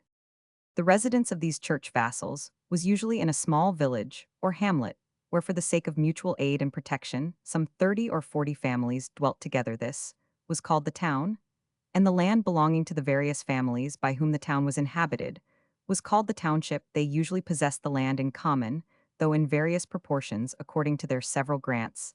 The part of the township, properly arable and kept as such continually under the plough, was called infield. Here the use of quantities of manure supplied in some degree the exhaustion of the soil, and the feuars raised tolerable oats and bare footnote, or big, a kind of coarse barley usually sowed on alternate ridges, on which the labor of the whole community was bestowed without distinction, the produce being divided after harvest, agreeably to their respective interests. There was besides outfield land from which it was thought possible to extract a crop now, and then, after which it was abandoned to the ski influences, until the exhausted powers of vegetation were restored. These outfield spots were selected by any feuar at his own choice amongst the sheepwalks and hills, which were always annexed to the township to serve as pasturage to the community. The trouble of cultivating these patches of outfield and the precarious chance that the crop would pay the labor were considered as giving a right to any feuar who chose to undertake the adventure to the produce which might result from it. There remained the pasturage of extensive moors, where the valleys often afforded good grass, and upon which the whole cattle belonging to the community fed indiscriminately during the summer under the charge of the town herd, who regularly drove them out to pasture in the morning and brought them back at night, without which precaution they would have fallen a speedy prey to some of the snatchers in the neighborhood. These are things to make modern agriculturists hold up their hands and stare. But the same mode of cultivation is not yet entirely in desuetude in some distant parts of North Britain, and may be witnessed in full force and exercise in the Zetland archipelago. The habitations of the church feuars were not less primitive than their agriculture. In each village or town were several small towers having battlements projecting over the side walls, and usually an advanced angle or two with shot holes for flanking the doorway, which was always defended by a strong door of oak, studded with nails, and often by an exterior grated door of iron. These small peel-houses were ordinarily inhabited by the principal feuars and their families, but upon the alarm of approaching danger, the whole inhabitants thronged from their own miserable cottages, which were situated around to garrison these points of defense. It was then no easy matter for a hostile party to penetrate into the village, for the men were habituated to the use of bows and firearms, and the towers being generally so placed that the discharge from one crossed that of another, it was impossible to assault any of them individually. The interior of these houses was usually sufficiently wretched, for it would have been folly to have furnished them in a manner which could excite the avarice of their lawless neighbors, yet the families themselves exhibited in their appearance a degree of comfort, information, and independence, which could hardly have been expected. Their infield supplied them with bread and home-brewed ale, their herds and flocks with beef and mutton. The extravagance of killing lambs or calves was never thought of. Each family killed a mart or fat bullock in November, which was salted up for winter use, to which the good wife could upon great occasions add a dish of pigeons, or a fat capon. The ill-cultivated garden afforded Lankeland. The river gave salmon to serve as a relish during the season of Lent. Of fuel they had plenty, for the bogs afforded turf, and the remains of the abused woods continued to give them logs for burning as well as timber for the usual domestic purposes. In addition to these comforts, the goodman would now and then sally forth to the greenwood, and mark down a buck of season with his gun or his crossbow, and the father confessor seldom refused him absolution for the trespass. If duly invited to take his share of the smoking haunch, some still bolder made either with their own domestics, or by associating themselves with the moss troopers in the language of shepherds a start and overloop, and the golden ornaments and silken headgear worn by the females of one or two families of note were invidiously traced by their neighbors to such successful excursions. This, however, was a more inexplicable crime in the eyes of the abbot and community of St. Mary's than the borrowing one of the Gude king's deer, and they failed not to discountenance and punish by every means in their power offenses, which were sure to lead to severe retaliation upon the property of the church, and which tended to alter the character of their peaceful vassalage. As for the information possessed by those dependents of the abbacies, they might have been truly said to be better fed than taught, even though their fare had been worse than it was still, however, they enjoyed opportunities of knowledge, from which others were excluded. The monks were in general well acquainted with their vassals and tenants, and familiar in the families of the better class among them, where they were sure to be received with the respect, due to their twofold character of spiritual father and secular landlord. Thus it often happened, when a boy displayed talents and inclination for study, one of the brethren, with a view to his being bred to the church or out of good nature, in order to pass away his own idle time, if he had no better motive, initiated him into the mysteries of reading and writing, and imparted to him such other knowledge as he himself possessed, and the heads of these allied families having more time for reflection and more skill, as well as stronger motives, for improving their small properties bore amongst their neighbors the character of shrewd intelligent men who claimed respect on account of their comparative wealth, even while they were despised for a less warlike and enterprising turn than the other borderers. They lived as much as they well could amongst themselves, avoiding the company of others, and dreading nothing more than to be involved in the deadly feuds and ceaseless contentions of the secular landholders. Such is a general picture of these communities during the fatal wars. In the commencement of Queen Mary's reign, they had suffered dreadfully by the hostile invasions for the English now. A Protestant people were so far from sparing the churchlands that they forayed them with more unrelenting severity than even the possessions of the laity. But the peace of 1550 had restored some degree of tranquility to those distracted and harassed regions, and matters began again, gradually, to settle upon the former footing. The monks repaired their ravaged shrines, the feuar again roofed his small fortalice which the enemy had ruined, the poor laborer rebuilt his cottage and easy task, where a few sod stones and some pieces of wood from the next copse furnished all the materials necessary. The cattle lastly were driven out of the wastes and thickets in which the remnant of them had been secreted, and the mighty bull moved at the head of his seraglio, and their followers to take possession of their wonted pastures. There ensued peace and quiet, the state of the age and nation, considered to the monastery of St. Mary and its dependencies for several tranquil years. Chapter the Second. In yon lone vale his early youth was bred. Not solitary then the bugle horn of fell electo often waked its windings, from where the brook joins the majestic river, to the wild northern bog the curlew's haunt, where oozes forth its first and feeble streamlet. Bold play. We have said that most of the feuars dwelt in the village, belonging to their townships. This was not, however, universally the case. A lonely tower, to which the reader must now be introduced, was at least one exception to the general rule. It was of small dimensions, yet larger than those which occurred in the village, as intimating that in case of assault the proprietor would have to rely upon his own unassisted strength. 2 or 3 miserable huts at the foot of the fortalice held the bondsmen and tenants of the feuar.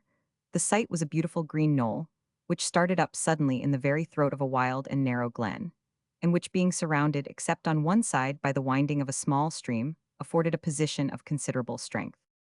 But the great security of Glendearg, for so the place was called, lay in its secluded and almost hidden situation. To reach the tower, it was necessary to travel 3 miles up the glen, crossing about 20 times the little stream, which, winding through the narrow valley, encountered at every 100 yards the opposition of a rock or precipitous bank on the one side, which altered its course, and caused it to shoot off in an oblique direction to the other. The hills which ascend on each side of this glen are very steep, and rise boldly over the stream, which is thus imprisoned within their barriers. The sides of the glen are impracticable for horse, and are only to be traversed by means of the sheep paths which lie along their sides. it would not be readily supposed that a road so hopeless and so difficult could lead to any habitation more important than the summer shieling of a shepherd.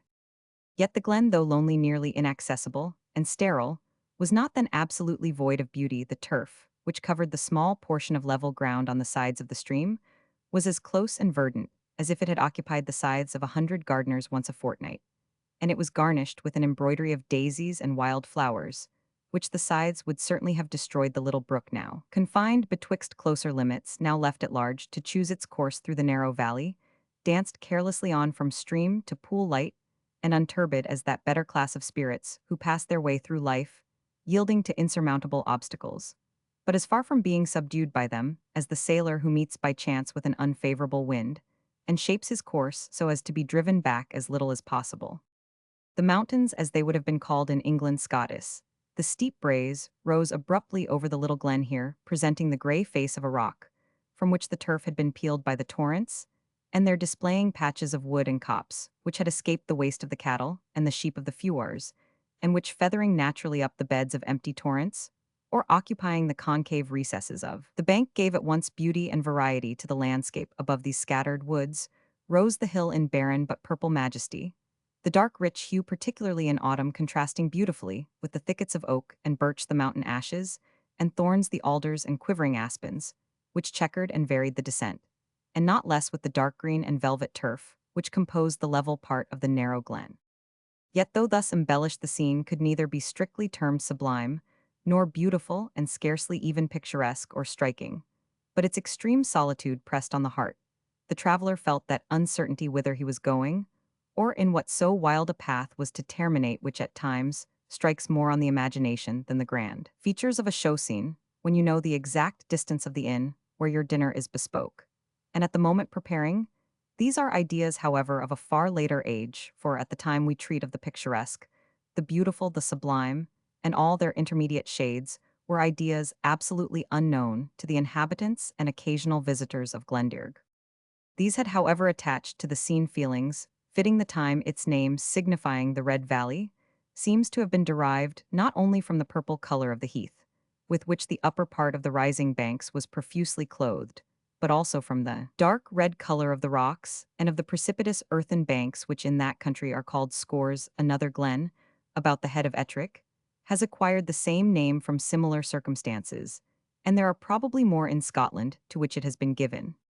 As our Glendearg did not abound in mortal visitant superstition, that it might not be absolutely destitute of inhabitants, had peopled its recesses with beings belonging to another world, the savage and capricious brown man of the moors, a being which seems the genuine descendant of the northern dwarfs, was supposed to be seen there frequently, especially after the autumnal equinox, when the fogs were thick, and objects not easily distinguished the Scottish fairies, to a whimsical, irritable, and mischievous tribe, who, though at times capriciously benevolent, were more frequently adverse to mortals, were also supposed to have formed a residence in a particularly wild recess of the glen, of which the real name was in allusion to that circumstance, Corey, Nan Cheyenne, which in corrupted Celtic signifies the hollow of the fairies, but the neighbors were more cautious in speaking about this place, and avoided giving it a name from an idea common then throughout all the British and Celtic provinces of Scotland, and still retained in many places, that to speak either good or ill of this capricious race of imaginary beings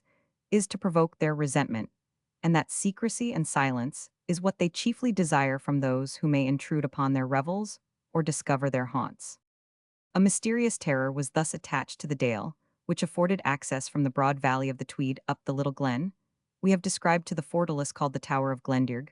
Beyond the knoll where, as we have said, the tower was situated, the hills grew more steep and narrowed on the slender brook, so as scarce to leave a footpath, and there the glen terminated in a wild waterfall where a slender thread of water dashed in a precipitous line of foam over 2 or 3 precipices, yet farther in the same direction, and above these successive cataracts lay a wild and extensive morass frequented only by waterfowl-wide waste, apparently almost interminable, and serving in a great measure to separate the inhabitants of the glen from those who lived to the northward.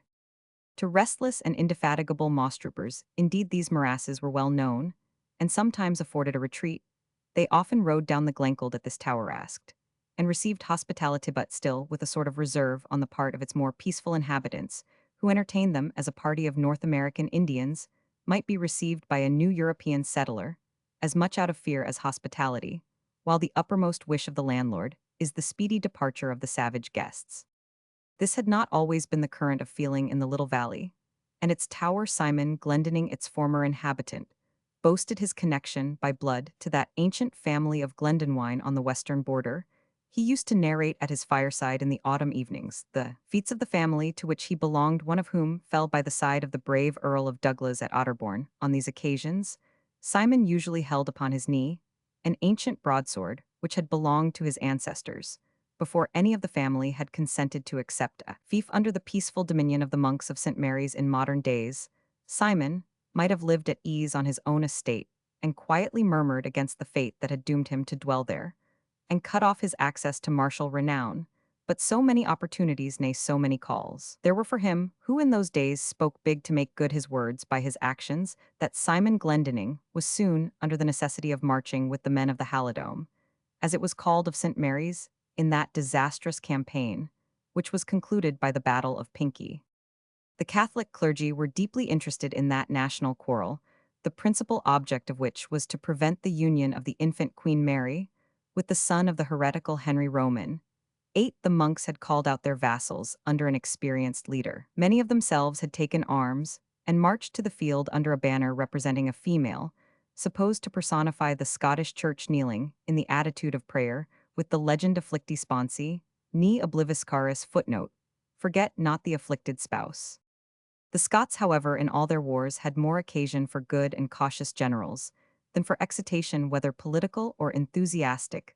Their headlong and impatient courage uniformly induced them to rush into action without duly weighing either their own situation or that of their enemies, and the inevitable consequence was frequent defeat. With the dolorous slaughter of Pinkie, we have nothing to do excepting that among 10,000 men of low and high degree Simon Glendinning of the Tower of Glendearg bit the dust, no way disparaging in his death that ancient race from which he claimed his descent. When the doleful news, which spread terror and mourning through the whole of Scotland, reached the Tower of Glendearg, the widow of Simon Elspeth, Brydone by her family name, was alone in that desolate habitation, excepting a hind or two alike, past martial and agricultural labor, and the helpless widows and families of those who had fallen. With their master, the feeling of desolation was universal, but what availed it? The monks, their patrons and protectors, were driven from their abbey by the English forces, who now overran the country, and enforced at least an appearance of submission on the part of the inhabitants. The protector Somerset formed a strong camp among the ruins of the ancient castle of Roxburgh, and compelled the neighboring country to come and pay tribute, and take assurance from him. As the phrase then went, indeed, there was no power of resistance remaining, and the few barons whose high spirit disdained even the appearance of surrender could only retreat into the wildest fastnesses of the country, leaving their houses and property to the wrath of the English, who detached parties everywhere to distress by military exaction those whose chiefs had not made their submission. The abbot and his community having retreated beyond the Forth, their lands were severely forayed, as their sentiments were held peculiarly inimical to the alliance with England. Them original. Amongst the troops detached on this service was a small party commanded by Stawarth Bolton, a captain in the English army, and full of the blunt and unpretending gallantry and generosity, which has so often distinguished that nation. Resistance was in vain. Elspeth Brydone, when she descried a dozen of horsemen threading their way up the glen with a man at their head, whose scarlet cloak, bright armor, and dancing plume proclaimed him a leader, saw no better protection for herself than to issue from the iron grate covered with a long mourning veil, and holding one of her two sons in each hand, to meet the Englishman state her deserted condition place the little tower at his commandant beg for his mercy. She stated in a few brief words her intention, and added, I submit, because I have nae means of resistance. And I do not ask your submission, mistress, for the same reason, replied the Englishman. To be satisfied of your peaceful intentions is all I ask, and from what you tell me, there is no reason to doubt them. At least, sir, said Elspeth Brydone, take share of what our spence and our garners afford your horses. Our tiredier folk want refreshment. Not a whit, answered the honest Englishman. It shall never be said we disturbed by carousal the widow of a brave soldier, while she was mourning for her husband comrade's face about yet stay. He added, checking his warhorse, my parties are out in every direction. They must have some token that your family are under my assurance of safety here, my little fellow, said he, speaking to the eldest boy, who might be about 9 or 10 years old. Lend me thy bonnet.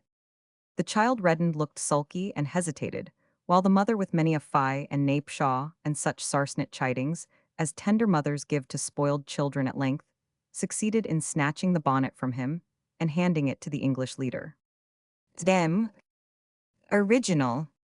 Staworth Bolton took his embroidered red cross from his barret cap, and putting it into the loop of the boy's bonnet, said to the mistress, for the title of lady was not given to dames of her degree, by this token, which all my people will respect, you will be freed from any importunity on the part of our foreigners. Footnote, as gallantry of all times and nations has the same mode of thinking and acting, so it often expresses itself by the same symbols in the Civil War, 17,456.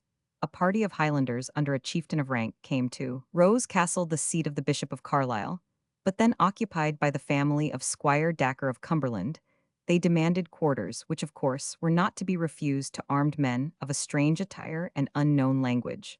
But the domestic represented to the captain of the mountaineers that the lady of the mansion had been just delivered of a daughter, and expressed her hope that under these circumstances his party would give as little trouble as possible. God forbid, said the gallant chief, that I or mine should be the means of adding to a lady's inconvenience at such a time. May I request to see the infant? The child was brought, and the Highlander, taking his cockade out of his bonnet, and pinning it on the child's breast, that will be a token, he said, to any of our people who may come hither, that Donald MacDonald of Kinloch Moidart has taken the family of Rose Castle under his protection. The lady who received in infancy this gage of Highland protection is now Mary Lady Clerk of Pennacuick, and on the 10th of June still wears the cockade which was pinned on her breast with a white rose as a kindred decoration. He placed it on the boy's head. But it was no sooner there than the little fellow, his veins swelling, and his eyes shooting fire through tears, snatched the bonnet from his head, and ere his mother could interfere, skimmed it into the brook. The other boy ran instantly to fish it out again, threw it back to his brother, first taking out the cross, which with great veneration he kissed and put into his bosom. The Englishman was half diverted, half surprised with the scene. What mean ye by throwing away St. George's red cross? Said he to the elder boy in a tone betwixt jest and earnest.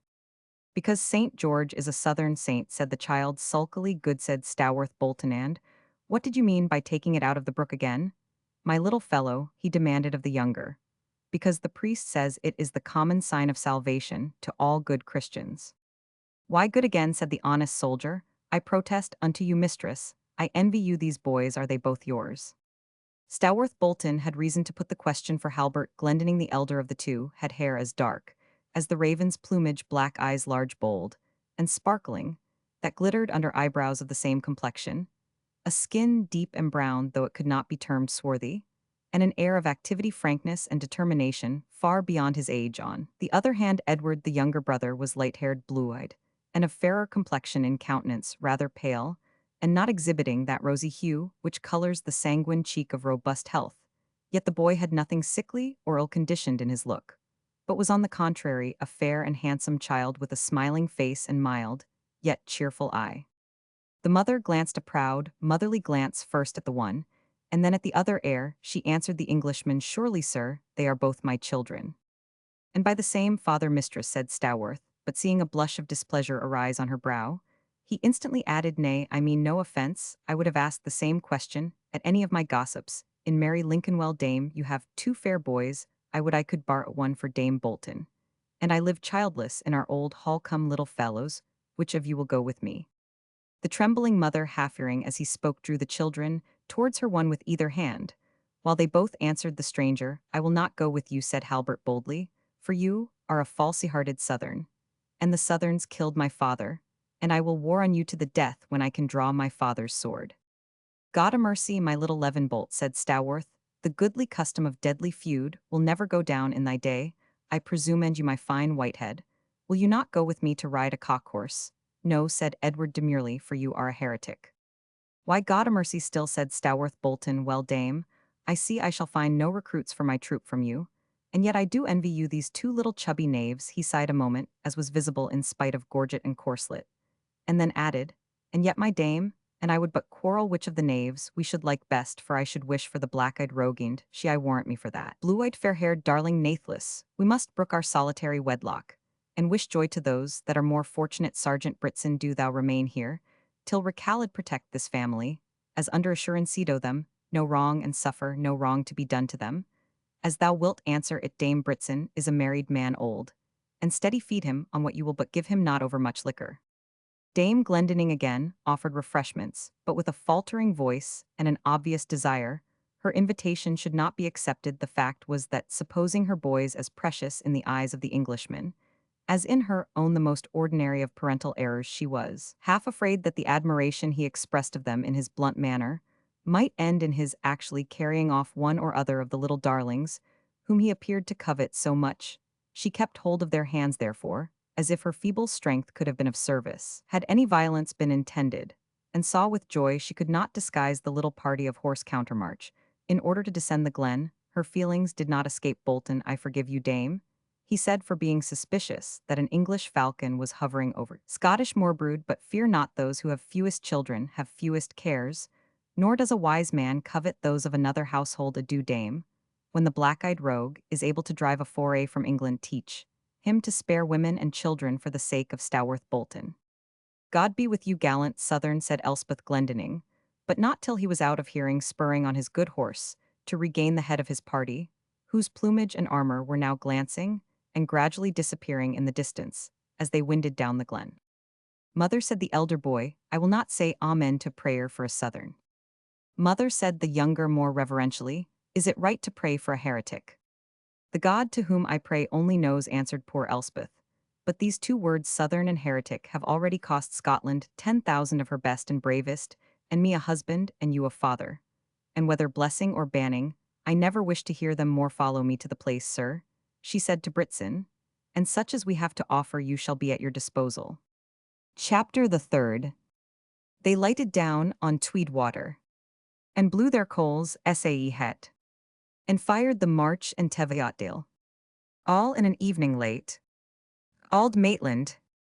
The report soon spread through the patrimony of St. Mary's and its vicinity that the mistress of Glendearg had received assurance from the English captain, and that her cattle were not to be driven off or her corn burned. Among others who heard this report, it reached the ears of a lady who, once much higher in rank than Elspeth Glendinning, was now, by the same calamity, reduced to even greater misfortune. Them. Original. She was the widow of a brave soldier, Walter Avenel, descended of a very ancient border family, who once possessed immense estates in Eskdale. These had long since passed from them into other hands, but they still enjoyed an ancient barony of considerable extent, not very far from the patrimony of St. Mary's, and lying upon the same side of the river, with the narrow vale of Glendearg at the head of which was the little tower of the Glendinings. Here they had lived, bearing a respectable rank amongst the gentry of their province, though neither wealthy nor powerful. This general regard had been much augmented by the skill, courage, and enterprise which had been displayed by Walter Avenel, the last baron. When Scotland began to recover from the dreadful shock she had sustained after the battle of Pinkie Cleuch, Avenel was one of the first who, assembling a small force, set an example in those bloody and unsparing skirmishes, which showed that a nation, though conquered and overrun by invaders, may yet wage against them such a war of detail as shall in the end become fatal to the foreigners. In one of these, however, Walter Avenel fell, and the news which came to the house of his fathers was followed by the distracting intelligence that a party of Englishmen were coming to plunder the mansion and lands of his widow, in order by this act of terror to prevent others from following the example of the deceased. The unfortunate lady had no better refuge than the miserable cottage of a shepherd among the hills, to which she was hastily removed, scarce conscious where, or for what purpose, her terrified attendants were removing her and her infant daughter from her own house. Here she was tended with all the duteous service of ancient times by the shepherd's wife Tibtacket, who in better days had been her own bowerwoman for a time. The lady was unconscious of her misery, but when the first stunning effect of grief was so far passed away that she could form an estimate of her own situation, the widow of Avenel had cause to envy the lot of her husband in his dark and silent abode. The domestics who had guided her to her place of refuge were presently obliged to disperse for their own safety or to seek for necessary subsistence, and the shepherd and his wife, whose poor cottage she shared, were soon after deprived of the means of affording their late mistress even that coarse sustenance, which they had gladly shared with her. Some of the English foragers had discovered and driven off the few sheep, which had escaped the first researches of their avarice. 2 cows, shared the fate of the remnant of their stock. They had afforded the family almost their sole support, and now famine appeared to stare them in the face.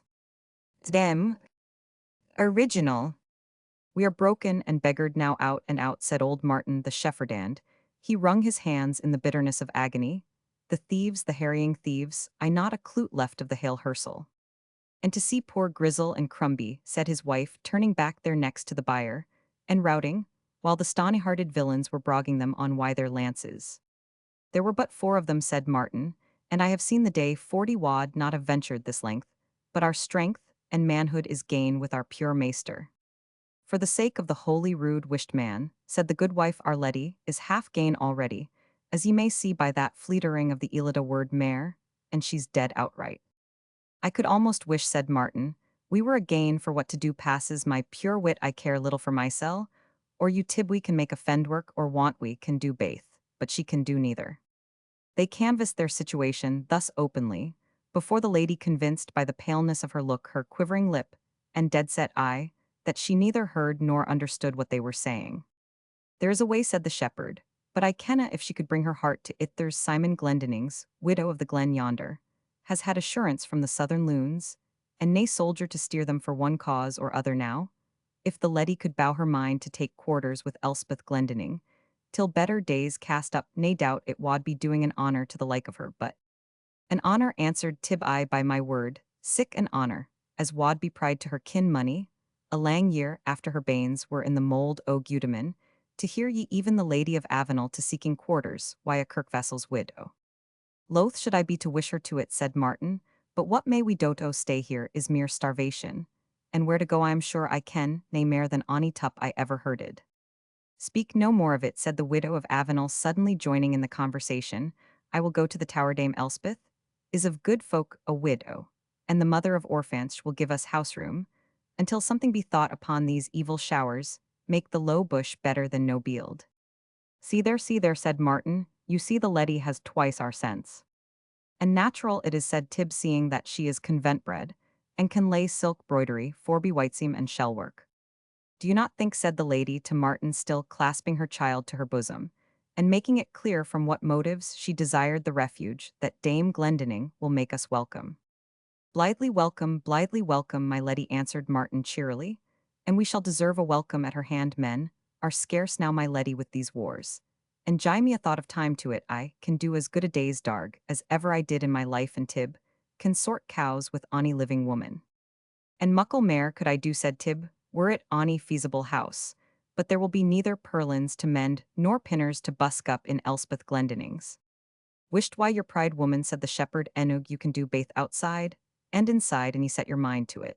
And hard it is if we twa canna work for 3 folks meat forby my dainty wee. Letty, there come awa, nae use in staying here langer. We have 5 Scots miles over moss and muir, and that is nae easy walk for a Letty born and bred. Household stuff, there was little or none to remove or care for an old pony, which had escaped the plunderers owing partly to its pitiful appearance, partly from the reluctance which it showed to be caught by strangers, was employed to carry the few blankets and other trifles which they possessed. When Shagram came to his master's well-known whistle, he was surprised to find the poor thing had been wounded, though slightly, by an arrow, which one of the foragers had shot off in anger after he had long chased it in vain. I, Shagram, said the old man, as he applied something to the wound, must you rue the langbow as weel as all of us. What corner in Scotland rues it not, said the Lady of Avenel. I, madam, said Martin, God keep the kindly Scot from the clothyard shaft, and he will keep himself from the handy stroke. But let us go our way, the trash that is left I can come back, for there is nae ane to stir it but the good neighbours and they. For the love of God, goodman, said his wife in a remonstrating tone, haud your peace, think what you're saying, and we hae muckle wild land to go over before we win to the girth gate. The husband nodded acquiescence, for it was deemed highly imprudent to speak of the fairies, either by their title of good neighbours, or by any other especially, when about to pass the places which they were supposed to haunt. Footnote: this superstition continues to prevail, though one would suppose it must now be antiquated. It is only a year or two since an itinerant puppet showman, who, disdaining to acknowledge the profession of Jins de Passamont, called himself an artist from Vauxhall, brought a complaint of a singular nature before the author as Sheriff of Selkirkshire the singular dexterity with which the showman had exhibited. The machinery of his little stage had upon a Selkirk fair day excited the eager curiosity of some mechanics of Galashiels, these men from no worse motive that could be discovered than a thirst after knowledge beyond their sphere, committed a burglary upon the barn in which the puppets had been consigned to repose, and carried them off in the nook of their plaids when returning from Selkirk to their own village. But with the morning cool reflection came. The party found, however, they could not make Punch dance, and that the whole troop were equally intractable. They had also perhaps some apprehensions of the radamanth of the district, and willing to be quit of their booty, they left the puppets seated in a grove by the side of the Ettrick, where they were sure to be touched by the first beams of the rising sun. Here a shepherd, who was on foot with sunrise to pen his master's sheep on a field of turnips to his utter astonishment, saw this train profusely gay sitting in the little grotto. His examination proceeded thus. Sheriff, you saw these gay-looking things, what did you think they were? Shepherd, oh, I am no that free to say what I might think they were. Sheriff, come lad, I must have a direct answer, who did you think they were? Shepherd, oh sir troth, I am no that free to say that I mind wha I might think they were. Sheriff, come sir, I ask you distinctly, did you think they were the fairies you saw? Shepherd, indeed sir, and I winna say, but I might think it was the good neighbors. Thus, unwillingly, was he brought to allude to the irritable and captious inhabitants of fairyland. They set forward on their pilgrimage on the last day of October. This is thy birthday, my sweet Mary, said the mother, as a sting of bitter recollection crossed her mind. Oh, who could have believed that the head which a few years since was cradled amongst so many rejoicing friends may perhaps this night seek a cover in vain? The exiled family then set forward Mary Avenel, a lovely girl between 5 and 6 years old, riding gypsy fashion, upon Shagram betwixt two bundles of bedding, the Lady of Avenel walking by the animal's side tib, leading the bridle, and old Martin walking a little, before looking anxiously around him to explore the way. Martin's task as guide after 2 or 3 miles walking became more difficult than he himself had expected, or than he was willing to avow. It happened that the extensive range of pasturage with which he was conversant lay to the west, and to get into the little valley of Glendearg, he had to proceed easterly in the wilder districts of Scotland, the passage from one vale to another otherwise than by descending that which you leave and rescending the other, is often very difficult. Heights and hollows, mosses and rocks intervene, and all those local impediments which throw a traveler out of his course, so that Martin, however sure of his general direction, became conscious, and at length was forced reluctantly to admit that he had missed the direct road to Glendearg, though he insisted they must be very near it. If we can but win across this wide bog, he said, I shall warrant ye are on the top of the tower. But to get across the bog was a point of no small difficulty, the farther they ventured into it, though proceeding with all the caution which Martin's experience recommended, the more unsound the ground became, until after they had passed some places of great peril, their best argument for going forward came to be that they had to encounter equal danger in returning. The Lady of Avenel had been tenderly nurtured, but what will not a woman endure when her child is in danger, complaining less of the dangers of the road than her attendants who had been inured to such from their infancy? She kept herself close by the side of the pony, watching its every footstep and ready, if it should flounder in the morass, to snatch her little Mary from its back. At length they came to a place where the guide greatly hesitated, for all around him was broken lumps of heath divided from each other by deep sloughs of black tenacious mire. After great consideration, Martin, selecting what he thought the safest path, began himself to lead forward Shagram in order to afford greater security to the child. But Shagram snorted, laid his ears back, stretched his 2 feet forward, and drew his hind feet under him so as to adopt the best possible posture for obstinate resistance, and refused to move 1 yard in the direction indicated. Old Martin, much puzzled, now hesitated whether to exert his absolute authority or to defer to the contumacious obstinacy of Shagram, and was not greatly comforted by his wife's observation, who, seeing Shagram stare with his eyes, distend his nostrils and tremble with terror, hinted that he surely saw more than they could see. In this dilemma, the child suddenly exclaimed, Bonnie, letty signs to us to come yon gate. They all looked in the direction where the child pointed, but saw nothing save a wreath of rising mist, which fancy might form into a human figure, but which afforded to Martin only the sorrowful conviction that the danger of their situation was about to be increased by a heavy fog. He once more essayed to lead forward Shagram, but the animal was inflexible in its determination not to move in the direction. Martin recommended, "Take your own way for it then," said Martin, "and let us see what you can do for us." Shagram, abandoned to the discretion of his own free will, set off boldly. In the direction the child had pointed, there was nothing wonderful in this nor in its bringing them safe to the other side of the dangerous morass. For the instinct of these animals in traversing bogs is one of the most curious parts of their nature, and is a fact generally established, but it was remarkable that the child more than once mentioned the beautiful lady and her signals, and that Shagram seemed to be in the secret, always moving in the same direction, which she indicated. The Lady of Avenel took little notice at the time, her mind being probably occupied by the instant danger, but her attendants changed expressive looks with each other more than once. "All Hallow Eve," said Tib in a whisper to Martin. "For the mercy of Our Lady, not a word of that now," said Martin in reply.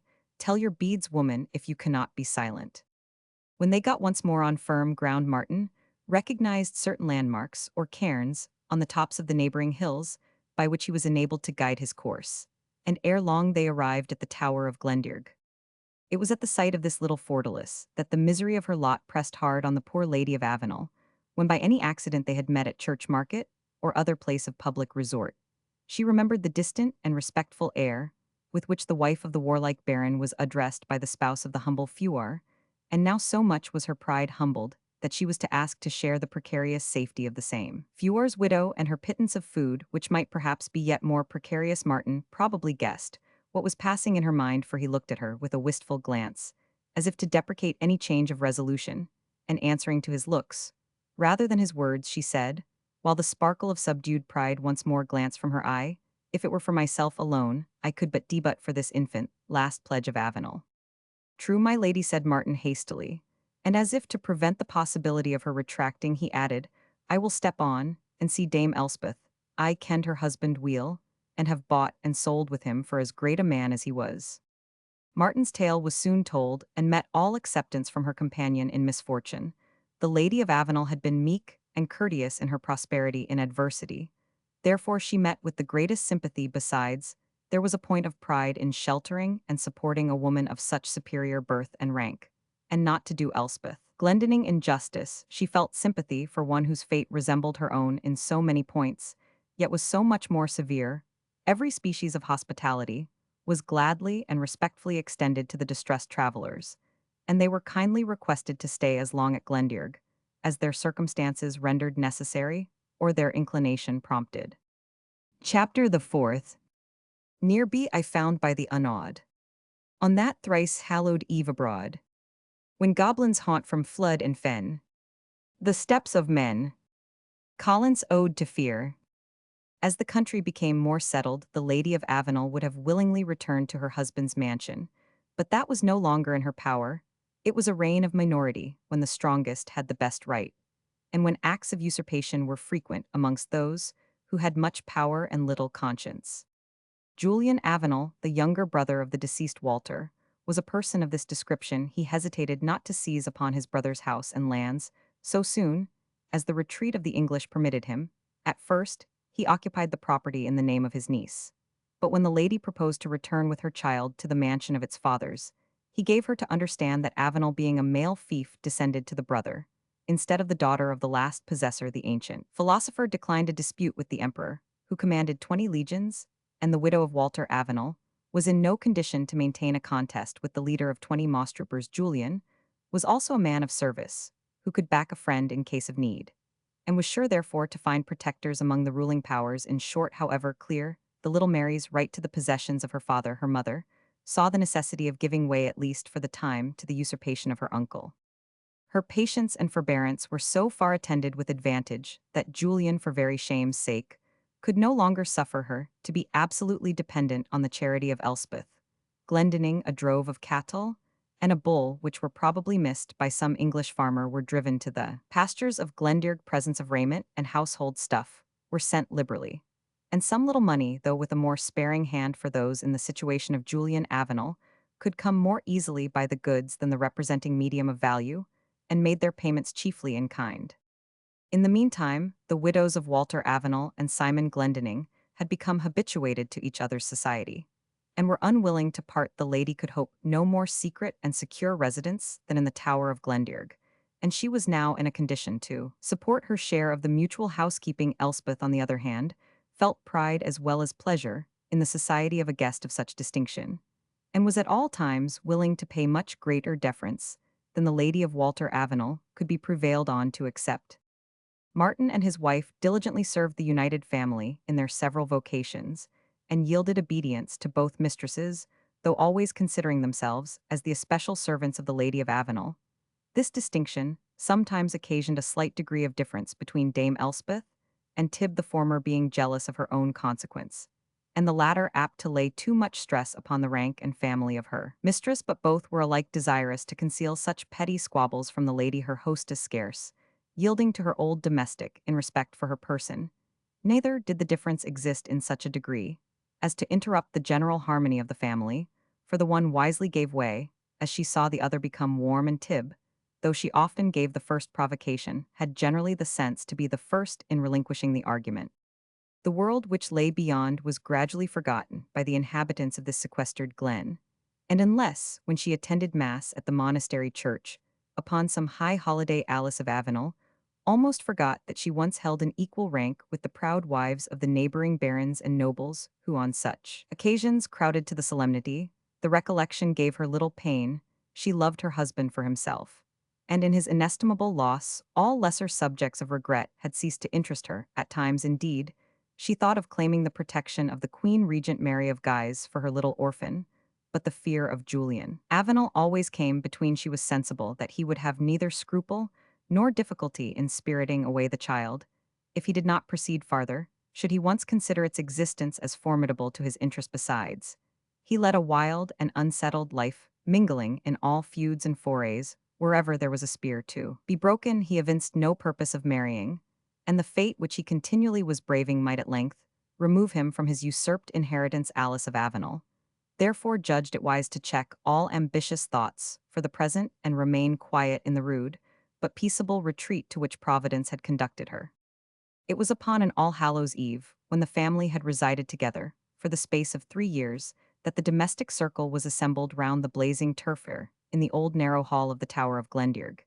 The idea of the master or mistress of the mansion feeding or living apart from their domestics was, at this period, never entertained the highest end of the board. The most commodious settle by the fire-thieves were the only marks of distinction, and the servants mingled with deference, indeed, but unreproved, and with freedom in whatever conversation was going forward. But the 2 or 3 domestics kept merely for agricultural purposes had retired to their own cottages without, and with them, a couple of wenches usually employed within doors, the daughters of one of the hinds. After their departure, Martin locked first the iron grate, and secondly the inner door of the tower. When the domestic circle was thus arranged, Dame Elspeth sate pulling the thread from her distaff. Tib watched the progress of scalding the whey which hung in a large pot upon the crook, a chain terminated by a hook which was suspended in the chimney to serve the purpose of the modern crane. Martin, while busied in repairing some of the household articles, for every man in those days was his own carpenter, and smith, as well as his own tailor, and shoemaker, kept from time to time a watchful eye upon the 3 children. They were allowed, however, to exercise their juvenile restlessness by running up and down the hall behind the seats of the elder members of the family, with the privilege of occasionally making excursions into 1 or 2 small apartments which opened from it, and gave excellent opportunity to play at hide-and-seek. This night, however, the children seemed not disposed to avail themselves of their privilege of visiting these dark regions, but preferred carrying on their gambols in the vicinity of the light. In the meanwhile, Alice of Avenel, sitting close to an iron candlestick, which supported a misshapen torch of domestic manufacture, read small detached passages from a thick clasped volume, which she preserved with the greatest care. The art of reading the lady had acquired by her residence in a nunnery during her youth, but she seldom of late years put it to any other use than perusing this little volume which formed her whole library. The family listened to the portions which she selected as to some good thing which there was a merit in hearing, with respect whether it was fully understood or no to her daughter. Alice of Avenel had determined to impart their mystery more fully, but the knowledge was at that period attended with personal danger, and was not rashly to be trusted to a child. The noise of the romping children interrupted from time to time the voice of the lady, and drew on the noisy culprits the rebuke of Elspeth. Could they not go farther afield if they behoved to make such a din, and disturb the lady's good words? And this command was backed with the threat of sending the whole party to bed, if it was not attended to punctually acting under the injunction. The children first played at a greater distance from the party and more quietly, and then began to stray into the adjacent apartments, as they became impatient of the restraint to which they were subjected. But all at once the two boys came open-mouthed into the hall to tell that there was an armed man in the spence. "It must be Christie of Clinthill," said Martin, rising. "What can have brought him here at this time?" "Or how came he in?" said Elspeth. "Alas, what can he seek?" said the Lady of Avenel, to whom this man, a retainer of her husband's brother, and who sometimes executed his commissions at Glendearg, was an object of secret apprehension and suspicion. Gracious heavens, she added, rising up, "where is my child?" All rushed to the spence, Halbert Glendinning first arming himself with a rusty sword, and the younger seizing upon the lady's book. They hastened to the spence, and were relieved of a part of their anxiety by meeting Mary at the door of the apartment. She did not seem in the slightest degree alarmed or disturbed. They rushed into the spence, a sort of interior apartment in which the family ate their victuals in the summer season, but there was no one there. "Where is Christie of Clinthill?" said Martin. "I do not know," said little Mary. "I never saw him." "And what made you, ye misleard loons?" said Dame Elspeth to her two boys. "Come yon gate into the ha roaring like bullsegs, to fright the leddy and her far fray strong." The boys looked at each other in silence and confusion, and their mother proceeded with her lecture. "Could ye find nae night for Daffin but Halloween? And nae time but when the leddy was reading to us about the holy saints may near be in my fingers, if I dinna sort ye baith for it." The eldest boy bent his eyes on the ground. The younger began to weep, but neither spoke, and the mother would have proceeded to extremities, but for the interposition of the little maiden. "Dame Elspeth, it was my fault. I did say to them that I saw a man in the spence." "And what made you do so, child?" said her mother, "to startle us all thus?" "Because," said Mary, lowering her voice, "I could not help it." "Not help it, Mary? You occasioned all this idle noise, and you could not help it. How mean you by that, minion?" "There really was an armed man in this spence," said Mary, "and because I was surprised to see him, I cried out to Halbert and Edward." "She has told it herself," said Halbert Glendinning, "or it had never been told by me." "Nor by me neither," said Edward emulously. "Mistress Mary," said Elspeth, "you never told us anything before that was not true. Tell us if this was a Halloween cantrip, and make an end of it." The Lady of Avenel looked as if she would have interfered, but knew not how, and Elspeth, who was too eagerly curious to regard any distant hint, persevered in her inquiries. "Was it Christie of the Clinthill? I would not for a mark that he were about the house, and a body no ken war." "It was not Christie," said Mary. "It was a gentleman, with a bright breastplate like what I hae seen langsyne, when we dwelt at Avenel." "What like was he?" continued Tib, who now took share in the investigation. "Black-haired, black-eyed, with a peaked black beard," said the child, "and many a fold of pearling round his neck, and hanging down his breast o'er his breastplate. And he had a beautiful hawk with silver bells, standing on his left hand, with a crimson silk hood upon its head." "Ask her no more questions, for the love of God," said the anxious menial to Elspeth, "but look to my leddy." But the Lady of Avenel, taking Mary in her hand, turned hastily away, and walking into the hall, gave them no opportunity of remarking in what manner she received the child's communication, which she thus cut short. What Tib thought of it appeared from her crossing herself repeatedly, and whispering into Elspeth's ear, "Saint Mary preserve us, lassie has seen her father." When they reached the hall, they found the lady holding her daughter on her knee, and kissing her repeatedly. When they entered, she again arose as if to shun observation, and retired to the little apartment where her child, and she occupied the same bed. The boys were also sent to their cabin, and no one remained by the hall fire save the faithful Tib and Dame Elspeth, excellent persons both, and as thorough gossips as ever wagged a tongue. It was but natural that they should instantly resume the subject of the supernatural appearance, for such they deemed it, which had this night alarmed the family. "I could hae wished it had been the deil himself good too, and preserve us rather than Christie o' the Clinthill," said the matron of the mansion, "for the word runs rife in the country, that he is ane of the mayest masterfu' thieves ever lap on horse."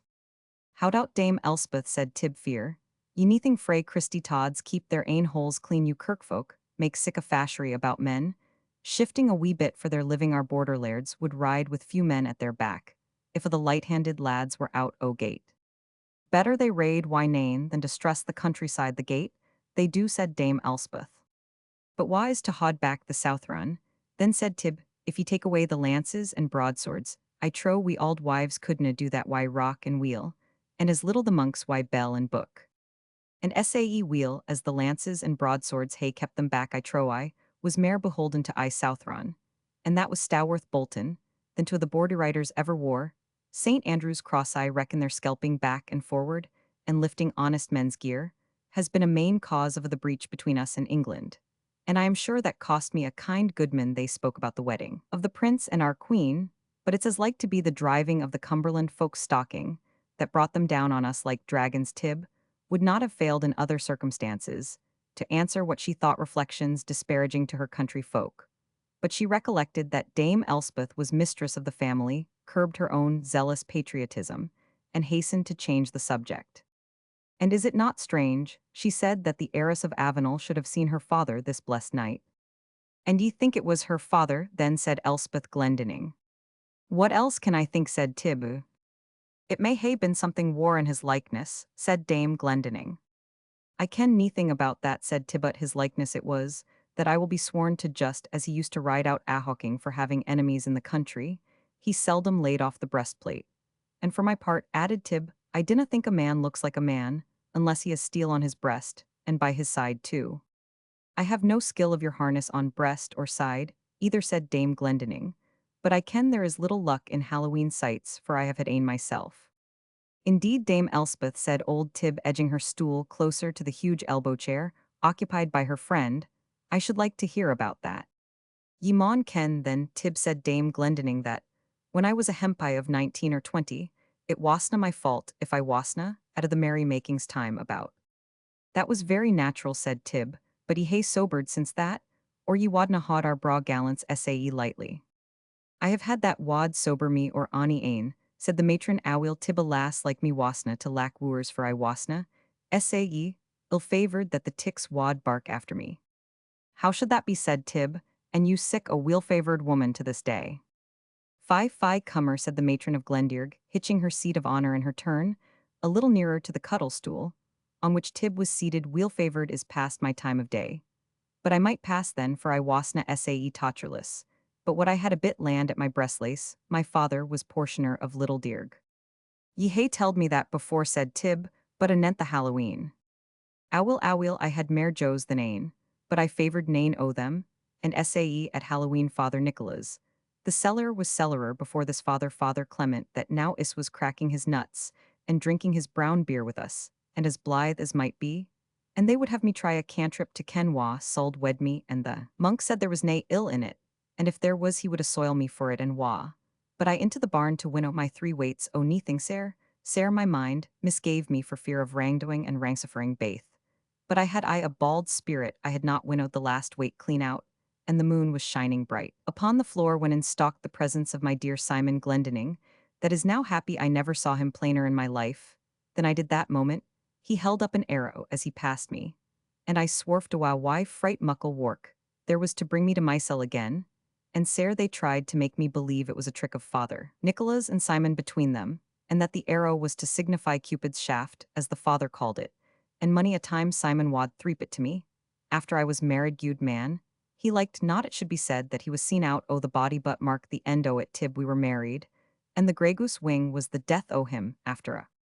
As it has been of ower mony brave men, said Tib, I wish there wasna sic a bird as a goose in the wide world forby the clecking that we hae at the burnside. But tell me, Tib, said Dame Glendinning, what does your leddy eye do reading out o' that thick black book? Why, the silver clasps there are ower mony gude words in it to come frae ony body. But a priest in it were about Robin Hood, or some o' David Lindsay's balance ane wad ken. Better what to say to it. I am no misdoubting your mistress nae way. But I wad like ill to hae a decent house, haunted by gayists and gyra carlines. Ye hae nae reason to doubt my leddy or onything she says, or does Dame Glendinning, said the faithful Tib, something offended, and touching the bairn it's weel kenned, she was born on Halloween, was 9 years gane, and they that are born on Halloween, while see mair than ither folk. And that wad be the cause, then, that the bairn didna mak muckle din, about what it sow if it had been my Halbert himself forby Edward, who is of softer nature, he wad hae yammered the hale night of a constancy. But it's like Mistress Mary Hay six sights mair natural to her. That may will be said Tib for on Halloween, she was born as I tell ye, and our auld parish priest wad fain, hae had the night o'er and all hallow day begun. But for that the sweet bairn is just like ither bairns as ye may see yourself. And except this blessed night and ants before when we were in that weary bog on the road here I kenna that it saw mair than ither folk. But what saw she in the bog? Then said Dame Glendinning forby Murcocks and Heatherblutters. The ween saw something like a white leddy that wised us the gate, said Tib, when we were like to hae perished in the mossig certain. It was that Shagram Rise did, and I ken Martin thinks he saw something. And what might the white leddy be, said Elspeth, have ye ony guess o' that? It's weel ken that Dame Elspeth, said Tib, if ye had lived under grit folk, as I hae doon, ye wadna be to seek in that matter. I keep it my ain house abune my head, said Elspeth, not without emphasis, and if I havena lived why grit folk have lived why me. Weel, dame, said Tib, your pardons prayed, there was nae offence meant, but ye maun ken the great ancient families, canna be just served, why the ordinary saunts praise to them, like Sant Anthony Sant Cuthbert, and the like that come and gang at every sinner's bidding, but they hae a sort of saunts or angels or what not to themselves. And as for the white maiden of Avenel, she is kenned o'er the hale country, and she is aye seen to yammer and wail before ony o that family dies, as was weel kenned by 20 folk before the death of Walter Avenel, Holly be his cast. If she can do nae mair than that, said Elspeth somewhat scornfully, they needna make money vows to her, I trow, can she make nae better fend for them than that, and has neething better to do than wait on them. Money braw services can the white maiden do for them to the boot of that, and has doon in the auld history, said Tib, but I mind o' neething in my day, except it was her that the bairn saw in the bog. Owl, Tib, said Dame Glendinning, rising and lighting the iron lamp, these are great privileges of your grand folk. But Our Lady and Sant Paul are good enug saunts for me, and ease it warrant them, never leave me in a bog that they can help me out seeing I send 4 waxen candles to their chapels every Candlemas.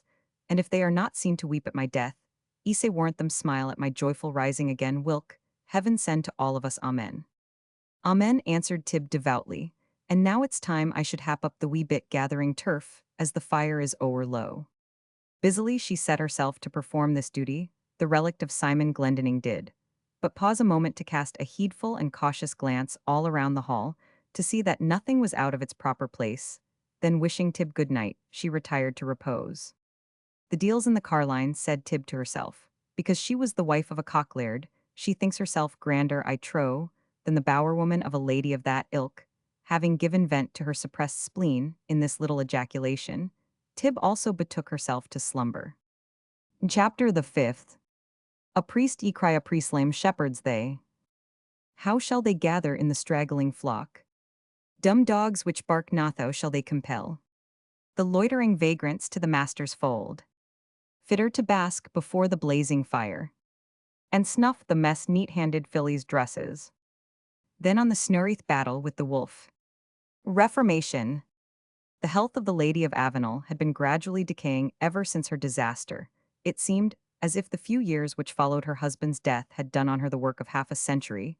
She lost the fresh elasticity of form, the color, and the mien of health, and became wasted, wan, and feeble. She appeared to have no formed complaint, yet it was evident to those who looked on her that her strength waned daily. Her lips at length became blenched, and her eye dim, yet she spoke not of any desire to see a priest, until Elspeth Glendinning in her zeal could not refrain from touching upon a point which she deemed essential to salvation. Alice of Avenel received her hint kindly, and thanked her for it. If any good priest would take the trouble of such a journey, she said, he should be welcome, for the prayers and lessons of the good must be at all times advantageous. This quiet acquiescence was not quite what Elspeth Glendinning wished or expected.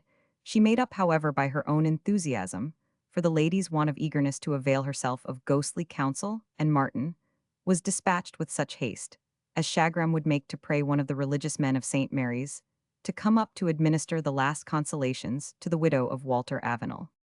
When the sacristan had announced to the Lord Abbot that the Lady of the Umquhile, Walter de Avenel, was in very weak health in the Tower of Glendearg, and desired the assistance of a father confessor, the lordly monk paused on the request. We do remember Walter de Avenel, he said a good knight, and a valiant he was dispossessed of his lands, and slain by the Southron May, not the lady come hither to the sacrament of confession, the road is distant and painful to travel. The lady is unwell, holy father, answered the sacristan, and unable to bear the journey. True, yes, then must one of our brethren go to her, knowest thou, if she hath aught of a jointure from this Walter de Avenel. Very little, holy father, said the sacristan, she hath resided at Glendearg, since her husband's death well nigh, on the charity of a poor widow called Elspeth Glendinning. Why, thou knowest all the widows in the countryside, said the abbot, ho ho ho, and he shook his portly sides at his own jest.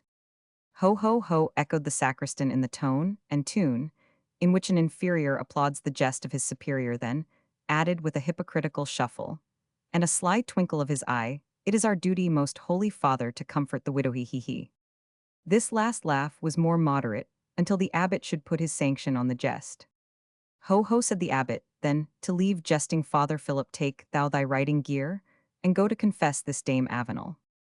But, said the sacristan, give me no buts neither, but nor if pass between monk and abbot, Father Philip. The bands of discipline must not be relaxed. Heresy gathers force like a snowballed multitude. Expect confessions and preachings from the Benedictine, as they would from so many beggarly friars send. We may not desert the vineyard, though the toil be grievous unto us. And with so little advantage to the holy monastery, said the sacristan. True, Father Philip, but wot you not that what preventeth harm doth good? This Julian de Avenel lives a light and evil life. And should we neglect the widow of his brother, he might foray our lands.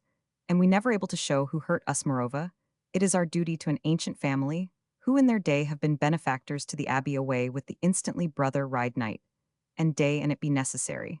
And let men see how diligent Abbot Boniface and his faithful children are in the execution of their spiritual duty. Toil, not deterring them, for the glen is 5 miles in length, fear, not withholding them, for it is said to be haunted of spectres, nothing moving them from pursuit of their spiritual calling, to the confusion of calumnious heretics, and the comfort and edification of all true and faithful sons of the Catholic Church. I wonder what our brother Eustace will say to this. Breathless with his own picture of the dangers and toil which he was to encounter, and the fame which he was to acquire both by proxy, the abbot moved slowly to finish his luncheon in the refectory, and the sacristan with no very good will accompanied old Martin in his return to Glendearg, the greatest impediment in the journey being the trouble of restraining his pampered mule, that she might tread in something like an equal pace with poor jaded Shagram. After remaining an hour in private with his penitent, the monk returned moody and full of thought. Dame Elspeth, who had placed for the honored guest some refreshment in the hall, was struck with the embarrassment which appeared in his countenance. Elspeth watched him with great anxiety. She observed there was that on his brow which rather resembled a person come from hearing the confession of some enormous crime than the look of a confessor who resigns a reconciled penitent not to earth, but to heaven. After long hesitating, she could not at length refrain from hazarding a question. She was sure, she said, the lady had made an easy shrift 5 years had they resided together, and she could safely say no woman lived better. Woman, said the sacristan sternly, thou speakest, thou knowest not what avails clearing the outside of the platter, if the inside be foul with heresy. Our dishes and trenchers are not so clean as they could be wished, holy father, said Elspeth, but half understanding what he said, and beginning with her apron, to wipe the dust from the plates of which she supposed him to complain. Forbear, Dame Elspeth, said the monk, your plates are as clean as wooden trenchers, and pewter flagons can well be. The foulness of which I speak is of that pestilential heresy, which is daily becoming ingrained in this our holy Church of Scotland, and as a cankerworm in the rose garland of the spouse. Holy Mother of Heaven, said Dame Elspeth, crossing herself, have I kept house with a heretic? No, Elspeth, no, replied the monk, it were too strong a speech for me to make of this unhappy lady. But I would I could say she is free from heretical opinions. Alas, they fly about like the pestilence by noonday, and infect even the first and fairest of the flock. For it is easy to see of this dame that she hath been high in judgment as in rank. And she can write and read, I had almost said as weel as your reverence, said Elspeth. Whom doth she write to, and what doth she read, said the monk eagerly.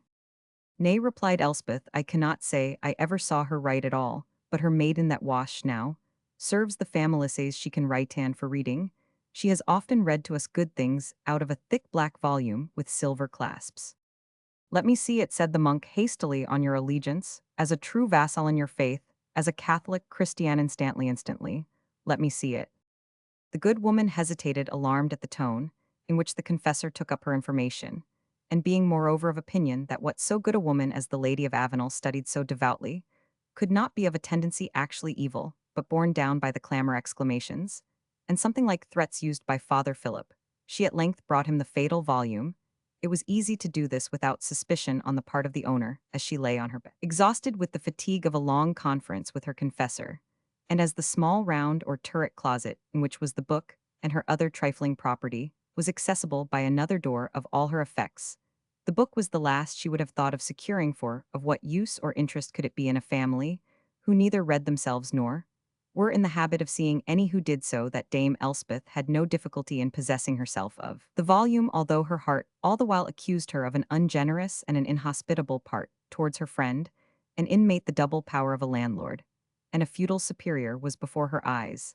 And to say truth, the boldness with which she might otherwise have resisted this double authority, was, I grieve to say it, much qualified by the curiosity she entertained, as a daughter of Eve, to have some explanation respecting the mysterious volume which the lady cherished with so much care, yet whose contents she imparted with such caution, for never had Alice of Avenel read them any passage from the book in question, until the iron door of the tower was locked, and all possibility of intrusion prevented. Even then she had shown, by the selection of particular passages, that she was more anxious to impress on their minds the principles which the volume contained than to introduce them to it as a new rule of faith.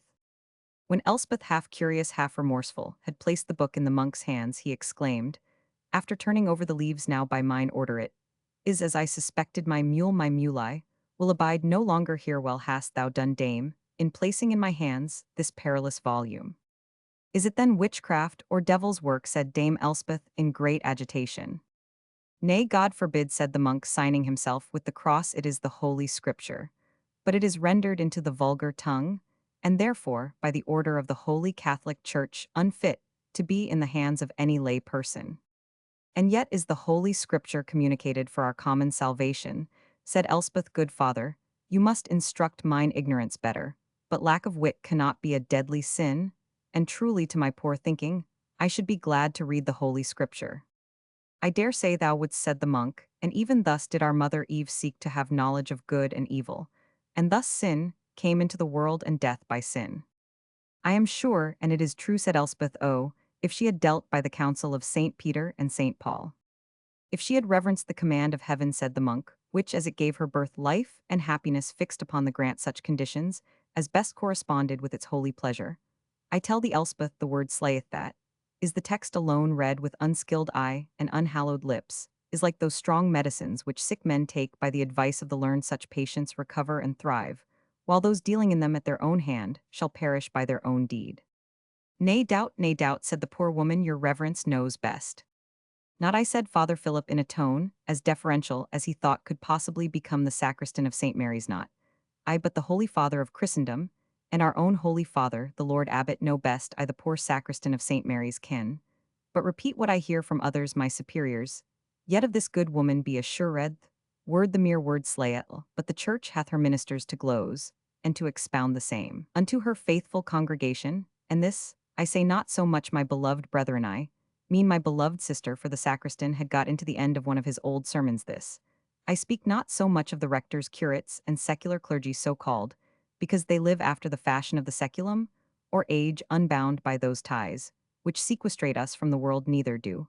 I speak this of the mendicant friars, whether black or grey, whether crossed or uncrossed, but of the monks, and especially of the monks Benedictine, reformed on the rule of Saint Bernard of Clairvaux, thence called Cistercian, of which monks Christian brethren, sister, I would say great, is the happiness and glory of the country, in possessing the holy ministers of St. Mary's, whereof I, though an unworthy brother, may say, it hath produced more saints, more bishops, more popes, may our patrons make us thankful than any holy foundation in Scotland. Wherefore but I see Martin hath my mule in readiness, and I will but salute you with the kiss of sisterhood, which maketh not ashamed, and so betake me to my toilsome return, for the glen is of bad reputation for the evil spirits which haunt it. Moreover, I may arrive too late at the bridge, whereby I may be obliged to take to the river, which I observe to be somewhat waxen. Accordingly, he took his leave of Dame Elspeth, who was confounded by the rapidity of his utterance, and the doctrine he gave forth, and by no means easy on the subject of the book, which her conscience told her, she should not have communicated to anyone without the knowledge of its owner. Notwithstanding the haste which the monk, as well as the mule, made to return to better quarters than they had left at the head of Glendearg, notwithstanding the eager desire Father Philip had to be the very first who should acquaint the abbot that a copy of the book they most dreaded had been found within the halidome or patrimony of the abbey, notwithstanding moreover certain feelings, which induced him to hurry as fast as possible through the gloomy and evil-reputed glen, still the difficulties of the road, and the rider's want of habitude of quick motion, were such that twilight came upon him, ere he had nearly cleared the narrow valley. It was indeed a gloomy ride. The two sides of the vale were so near that at every double of the river, the shadows from the western sky fell upon and totally obscured the eastern bank. The thickets of copsewood seemed to wave with a portentous agitation of boughs and leaves, and the very crags and scores seemed higher and grimmer than they had appeared to the monk, while he was traveling in daylight. And in company, Father Philip was heartily rejoiced when, emerging from the narrow glen, he gained the open valley of the Tweed, which held on its majestic course from current to pool, and from pool stretched away to other currents with a dignity peculiar to itself amongst the Scottish rivers. For whatever may have been the drought of the season, the Tweed usually fills up the space between its banks, seldom leaving those extensive sheets of shingle, which deform the margins of many of the celebrated Scottish streams. The monk, insensible to beauties which the age had not regarded as deserving of notice, was nevertheless, like a prudent general, pleased to find himself out of the narrow glen, in which the enemy might have stolen upon him. Unperceived, he drew up his bridle, reduced his mule to her natural and luxurious amble, instead of the agitating and broken trot at which, to his no small inconvenience, she had hitherto proceeded, and wiping his brow, gazed forth at leisure on the broad moon, which now, mingling with the lights of evening, was rising over field and forest, village and fortalice, and above all over the stately monastery seen far and dim amid the vellow light.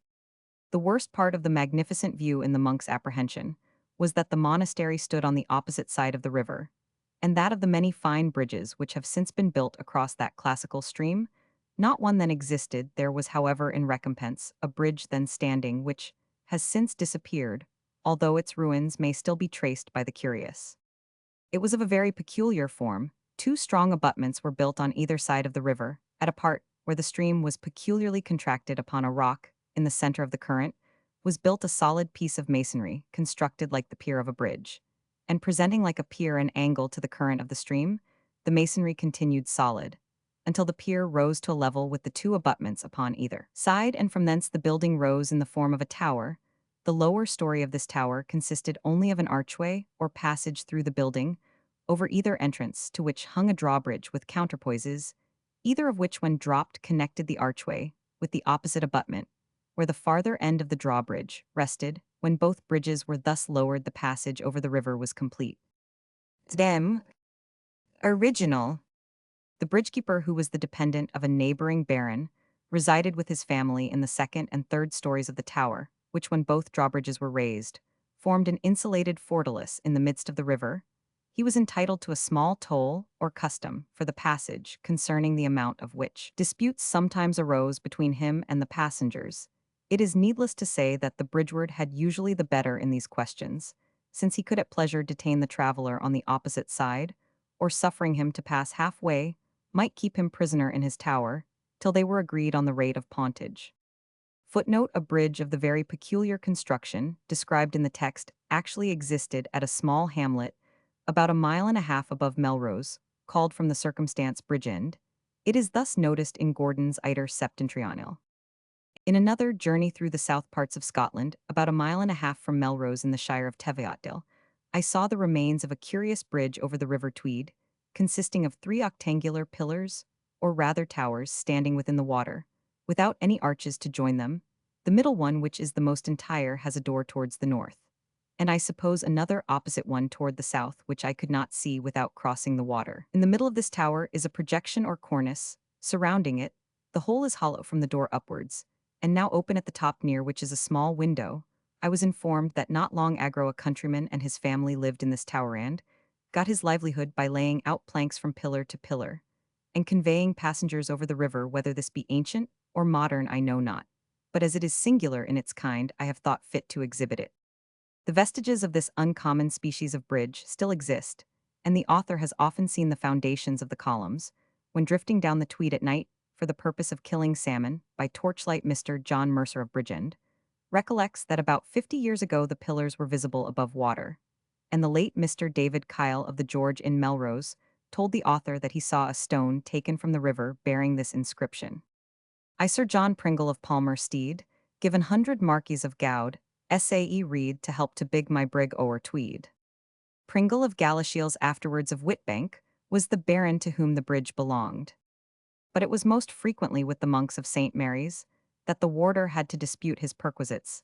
These holy men insisted for, and at length obtained a right of gratuitous passage to themselves greatly to the discontent of the bridgekeeper. But when they demanded the same immunity for the numerous pilgrims who visited the shrine, the bridgekeeper waxed restive, and was supported by his lord in his resistance. The controversy grew animated on both sides. The abbot menaced excommunication, and the keeper of the bridge, though unable to retaliate in kind, yet made each individual monk who had to cross and recross the river endure a sort of purgatory air.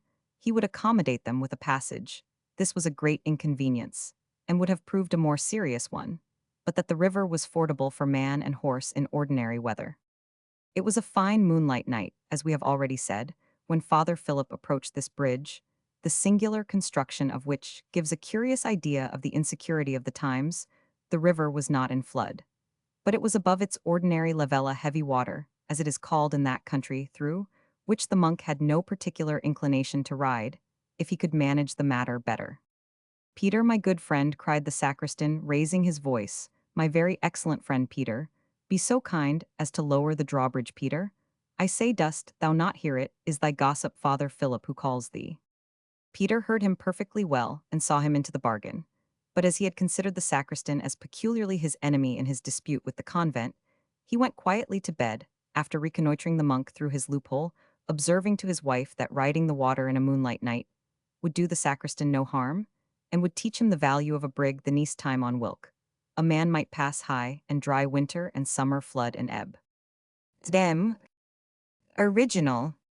After exhausting his voice in entreaties and threats, which were equally unattended to by Peter of the brig, as he was called Father Philip at length, moved down the river to take the ordinary ford at the head of the next stream, cursing the rustic obstinacy of Peter, he began nevertheless to persuade himself that the passage of the river by the ford was not only safe but pleasant. The banks and scattered trees were so beautifully reflected from the bosom of the dark stream, the whole cool and delicious picture formed so pleasing a contrast to his late agitation, to the warmth occasioned by his vain endeavors to move the relentless porter of the bridge, that the result was rather agreeable than otherwise.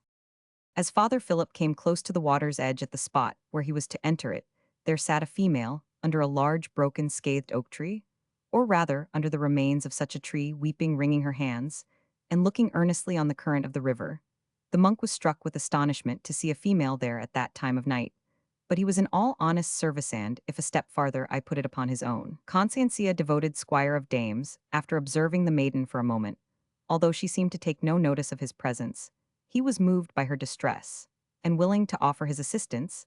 Damsel, said he, thou seemest in no ordinary distress, peradventure like myself. Thou hast been refused passage at the bridge by the churlish keeper, and thy crossing may concern thee either for performance of a vow, or some other weighty charge.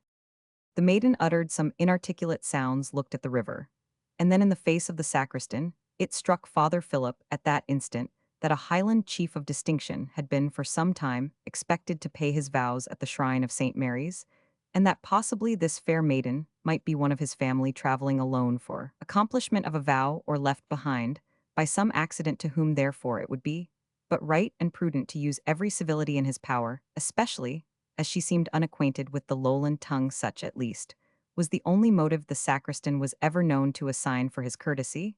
If there was any other, I once more refer it to his own conscience. To express himself by signs, the common language of all nations, the cautious sacristan first pointed to the river, then to his mule's crupper, and then made as gracefully as he could a sign to induce the fair solitary to mount behind him. She seemed to understand his meaning, for she rose up as if to accept his offer, and while the good monk, who, as we have hinted, was no great cavalier, labored with the pressure of the right leg and the use of the left rein to place his mule with her side to the bank, In such a position that the lady might mount with ease, she rose from the ground with rather portentous activity, and at one bound sate behind the monk upon the animal, much the firmer rider of the two. The mule by no means seemed to approve of this double burden. She bounded, bolted, and would soon have thrown Father Philip over her head, had not the maiden with a firm hand detained him in the saddle. Dem. Original. At last the restive brute changed her humor, and from refusing to budge off, the spot suddenly stretched her nose homeward, and dashed into the ford as fast as she could scamper. A new terror now invaded the monk's mind. The ford seemed unusually deep, the water eddied off in strong ripple from the counter of the mule, and began to rise upon her side. Philip lost his presence of mind, which was at no time his most ready attribute. The mule yielded to the weight of the current, and as the rider was not attentive to keep her head turned up the river, she drifted downward, lost the ford and her footing at once, and began to swim with her head down the stream. And what was sufficiently strange at the same moment, notwithstanding the extreme peril, the damsel began to sing, thereby increasing, if anything could increase, the bodily fear of the worthy sacristan. Roman 1. Merrily swim we, the moon shines bright. Both current and ripple are dancing in light. We have roused the night raven, I heard him croak, as we plashed along beneath the oak that flings its broad branches so far and so wide. Their shadows are dancing in midst of the tide. Who wakens my nestlings? The raven, he said. My beak shall ere morn in his blood be red. For a blue swan corpse is a dainty meal, and ill have my share with the pike and the eel. Roman 2. Merrily swim we, the moon shines bright. There's a golden gleam on the distant height. There's a silver shower on the alders dank, and the drooping willows that wave on the bank. I see the abbey, both turret and tower. It is all astir for the vesper hour. The monks for the chapel are leaving each cell. But where's Father Philip should toll the bell? Roman 3. Merrily swim we, the moon shines bright. Downward we drift through shadow and light. Under yon rock the eddies sleep, calm and silent, dark and deep. The Kelpie has risen from the fathomless pool. He has lighted his candle of death and of duel. Look, Father, look, and you'll laugh to see how he gapes and glares with his eyes on thee. Roman 4. Good luck to your fishing, whom watch ye tonight? A man of mean or a man of might? Is it layman or priest that must float in your cove? Or lover who crosses to visit his love? Hark, heard ye the Kelpie reply as we passed? God's blessing on the warder, he locked the bridge fast. All that come to my cove are sunk, priest or layman, lover or monk.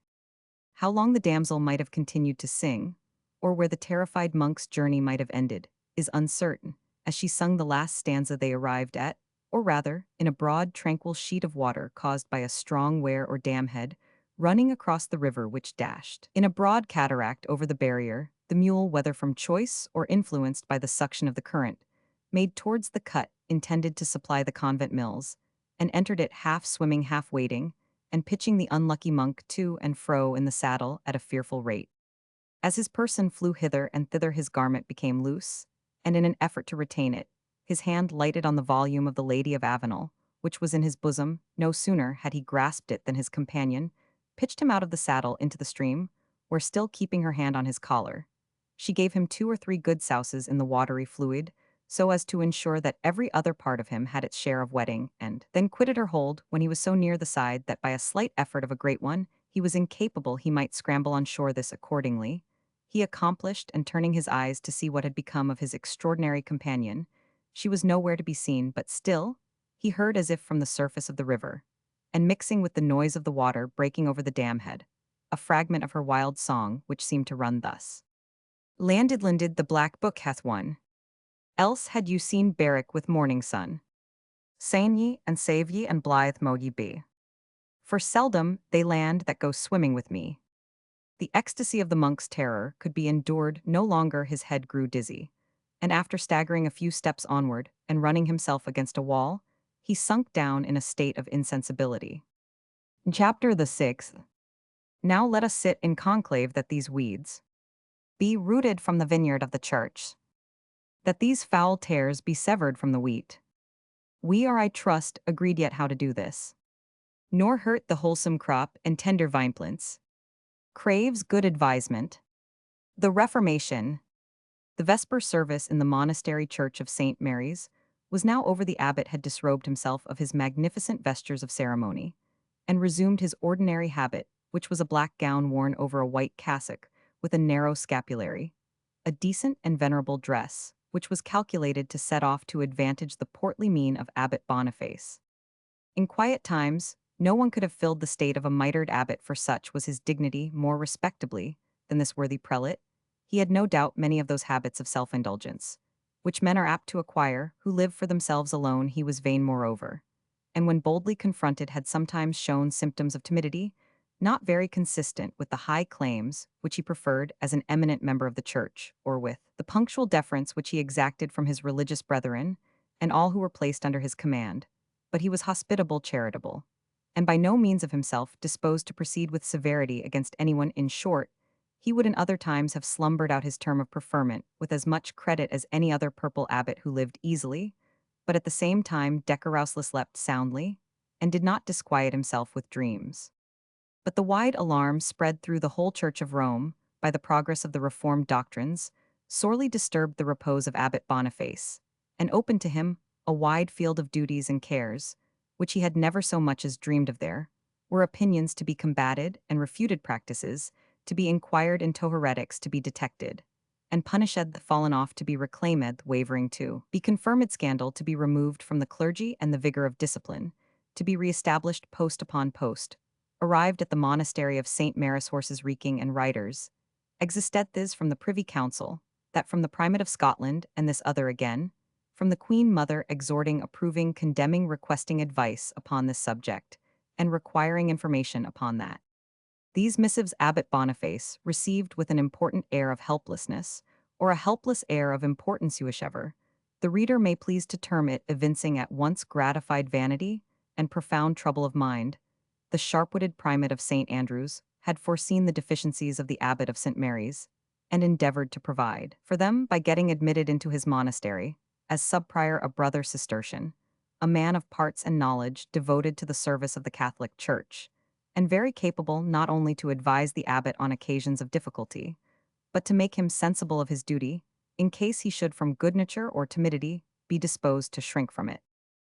Father Eustace played the same part in the monastery as the old general, who in foreign armies is placed at the elbow of the Prince of the Blood, who nominally commands in chief on condition of attempting nothing without the advice of his dry nurse, and he shared the fate of all such. Dry nurses being heartily disliked as well as feared by his principal, still however the primate's intention was fully answered. Father Eustace became the constant theme, and often the bugbear of the worthy abbot, who hardly dared to turn himself in his bed without considering what Father Eustace would think of it. In every case of difficulty, Father Eustace was summoned, and his opinion asked, and no sooner was the embarrassment removed than the abbot's next thought was how to get rid of his adviser. In every letter which he wrote to those in power, he recommended Father Eustace to some high church preferment, a bishopric, or an abbey, and as they dropped one after another and were otherwise conferred, he began to think, as he confessed to the sacristan, in the bitterness of his spirit, that the monastery of St. Mary's had got a life-rent lease of their sub-prior. Yet more indignant he would have been had he suspected that Father Eustace's ambition was fixed upon his own mitre, which from some attacks of an apoplectic nature, deemed by the abbot's friends to be more serious than by himself, it was supposed might be shortly vacant. But the confidence which, like other dignitaries, he reposed in his own health, prevented Abbot Boniface from imagining that it held any concatenation with the motions of Father Eustace. The necessity under which he found himself of consulting with his grand adviser, in cases of real difficulty, rendered the worthy abbot particularly desirous of doing without him in all ordinary cases of administration, though not without considering what Father Eustace would have said of the matter. He scorned therefore to give a hint to the sub-prior of the bold stroke by which he had dispatched brother Philip to Glendearg. But when the vespers came without his reappearance, he became a little uneasy, the more as other matters weighed upon his mind. The feud with the warder or keeper of the bridge threatened to be attended with bad consequences, as the man's quarrel was taken up by the martial baron, under whom he served, and pressing letters of an unpleasant tendency had just arrived from the primate, like a gouty man who catches hold of his crutch while he curses the infirmity that induces him to use. If the abbot, however reluctant, found himself obliged to require Eustace's presence, after the service was over in his house, or rather palace which was attached to, and made part of the monastery. Abbot Boniface was seated in his high-backed chair, the grotesque carved back of which terminated in a mitre before a fire, where 2 or 3 large logs were reduced to one red glowing mass of charcoal. At his elbow, on an oaken stand, stood the remains of a roasted capon on which his reverence had made his evening meal, flanked by a goodly stoup of Bordeaux of excellent flavor. He was gazing indolently on the fire, partly engaged in meditation on his past and present fortunes, partly occupied by endeavoring to trace towers and steeples in the red embers. Them original. Yes, thought the abbot to himself in that red perspective, I could fancy to myself the peaceful towers of Dundrennan, where I passed my life, ere I was called to pomp, and to trouble a quiet brotherhood we were regular in our domestic duties, and when the frailties of humanity prevailed over us we confessed, and were absolved by each other, and the most formidable part of the penance was the jest of the convent on the culprit. I can almost fancy that I see the cloister garden, and the pear trees which I grafted with my own hands, and for what have I changed all this, but to be overwhelmed with business, which concerns me not to be called my Lord Abbot, and to be tutored by Father Eustace? I would these towers were the Abbey of Aberbrothwick, and Father Eustace the Abbiter I would he were in the fire on any terms, so I were rid of him. The primate says our Holy Father, the Pope hath an adviser, I am sure he could not live a week with such a one as mine. Then, there is no learning what Father Eustace thinks, till you confess your own difficulties. No hint will bring forth his opinion, is like a miser who will not unbuckle his purse to bestow a farthing, until the wretch who needs it has owned his excess of poverty, and wrung out the boon by importunity. And thus I am dishonored in the eyes of my religious brethren, who behold me treated like a child, which hath no sense of its own. I will bear it no longer. Brother Bennet, a lay brother, answered to his call, tell Father Eustace that I need not his presence. I came to say to your reverence that the Holy Father is entering even now from the cloisters. Be it so, said the abbot, he is welcome. Remove these things, sir. Rather place a trencher, the Holy Father may be a little hungry it, nor move them, for there is no good fellowship in him. Let the stoup of wine remain, however, and place another cup. The lay brother obeyed these contradictory commands in the way he judged most seemly, removed the carcass of the half-sacked capon, and placed 2 goblets beside the stoup of Bordeaux. At the same instant entered Father Eustace. He was a thin, sharp-faced, slight-made little man, whose keen gray eyes seemed almost to look through the person to whom he addressed himself. His body was emaciated, not only with the fasts which he observed with rigid punctuality, but also by the active and unwearied exercise of his sharp and piercing intellect. A fiery soul which, working out its way, fretted the puny body to decay, and o'er-informed the tenement of clay. He turned with conventual reverence to the Lord Abbot, and as they stood together it was scarce possible to see a more complete difference of form and expression. The good-natured rosy face and laughing eye of the abbot, which even his present anxiety could not greatly ruffle, was a wonderful contrast to the thin pallid cheek and quick penetrating glance of the monk, in which an eager and keen spirit glanced through eyes to which it seemed to give supernatural luster. The abbot opened the conversation by motioning to his monk to take a stool and inviting to a cup of wine. The courtesy was declined with respect, yet not without a remark that the vesper service was past. For the stomach's sake, brother, said the abbot, coloring a little, you know the text. It is a dangerous one, answered the monk, to handle alone, or at late hours out off from human society. The juice of the grape becomes a perilous companion of solitude, and therefore I ever shun it. Abbot Boniface had poured himself out a goblet which might hold about half an English pint, but either struck with the truth of the observation, or ashamed to act in direct opposition to it, he suffered it to remain untasted before him, and immediately changed the subject. The primate hath written to us, said he, to make strict search within our bounds, after the heretical persons denounced in this list, who have withdrawn themselves from the justice which their opinions deserve. It is deemed probable that they will attempt to retire to England by our borders, and the primate requireth me to watch with vigilance, and what not. Assuredly, said the monk, the magistrate should not bear the sword in vain. Those be they that turn the world upside down, and doubtless your reverend wisdom will with due diligence second the exertions of the right reverend Father in God, being in the peremptory defense of the Holy Church. Ay, but how is this to be done? Answered the abbot. Saint Mary aid us, the primate writes to me, as if I were a temporal barona man, under command having soldiers under him. He says send forth score the country guard, the passes truly these men do not travel as those who would give their lives for nothing last who went south past the dry mark at the Rittingburn, with an escort of 30 spears. As our reverend brother, the abbot of Kelso, did write unto us how our cowls and scapularies to stop the way. Your bailiff is accounted a good man, at arms holy father, said Eustace. Your vassals are obliged to rise for the defense of the holy kirket, is the tenure on which they hold their lands if they will not come forth for the church, which gives them bread, let their possessions be given to others.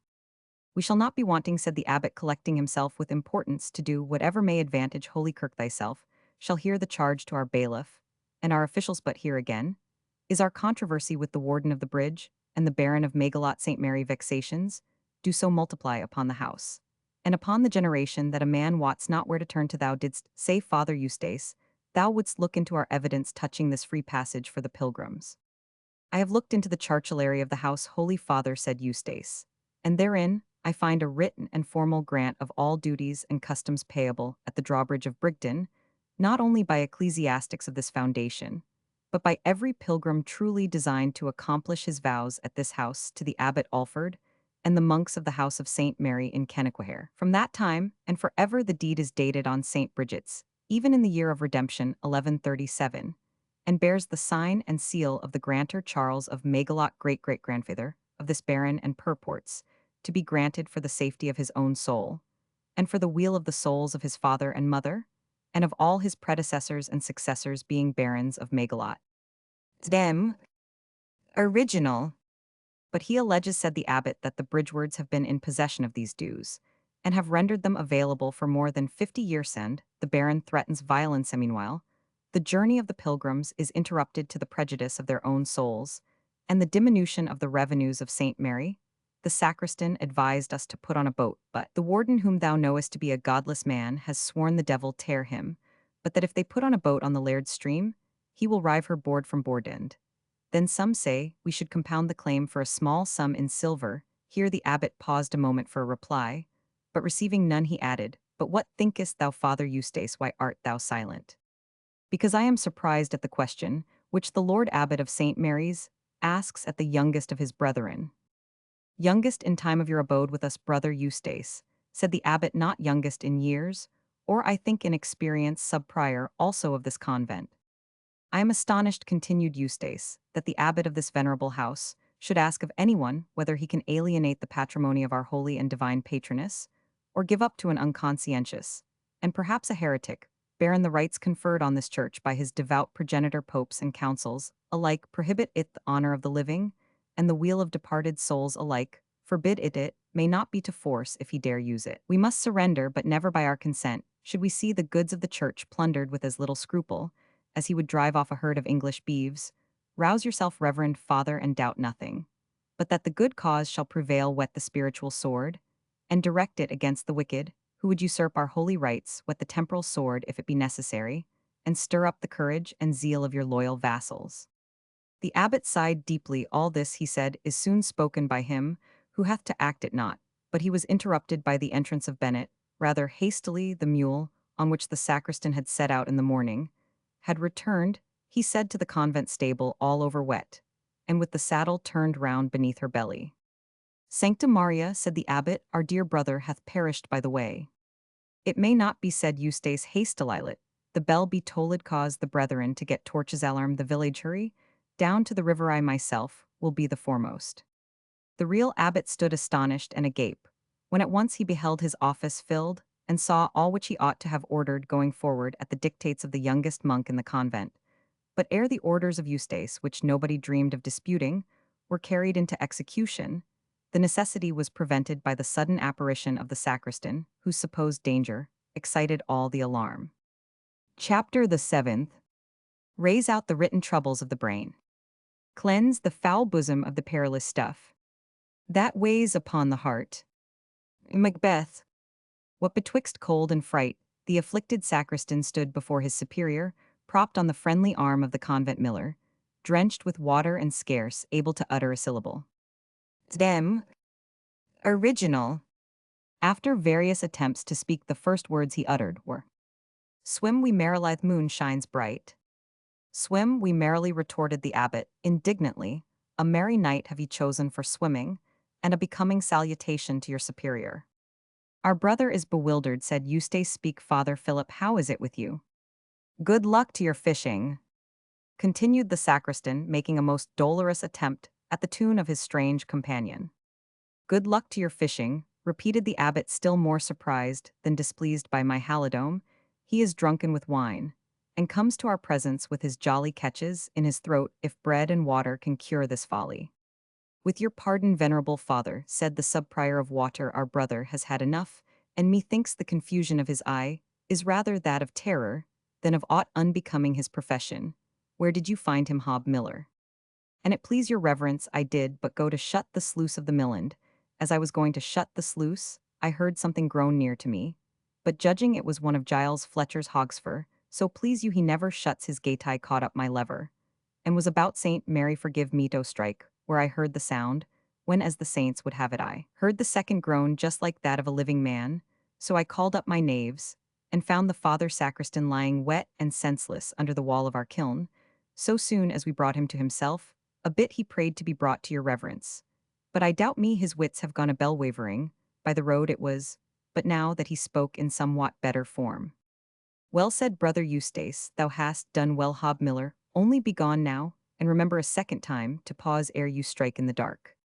Please your reverence, it shall be a lesson to me, said the miller, not to mistake a holy man for a hog again, so long as I live, and making a bow with profound humility, the miller withdrew.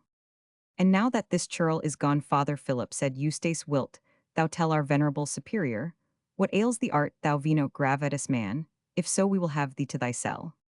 Water, water, not wine, muttered the exhausted sacristan. Nay, said the monk, if that be thy complaint, wine may perhaps cure thee.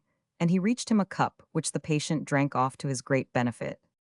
And now, said the abbot, let his garments be changed, or rather let him be carried to the infirmary, for it will prejudice our health, should we hear his narrative while he stands there steaming like a rising hoarfrost.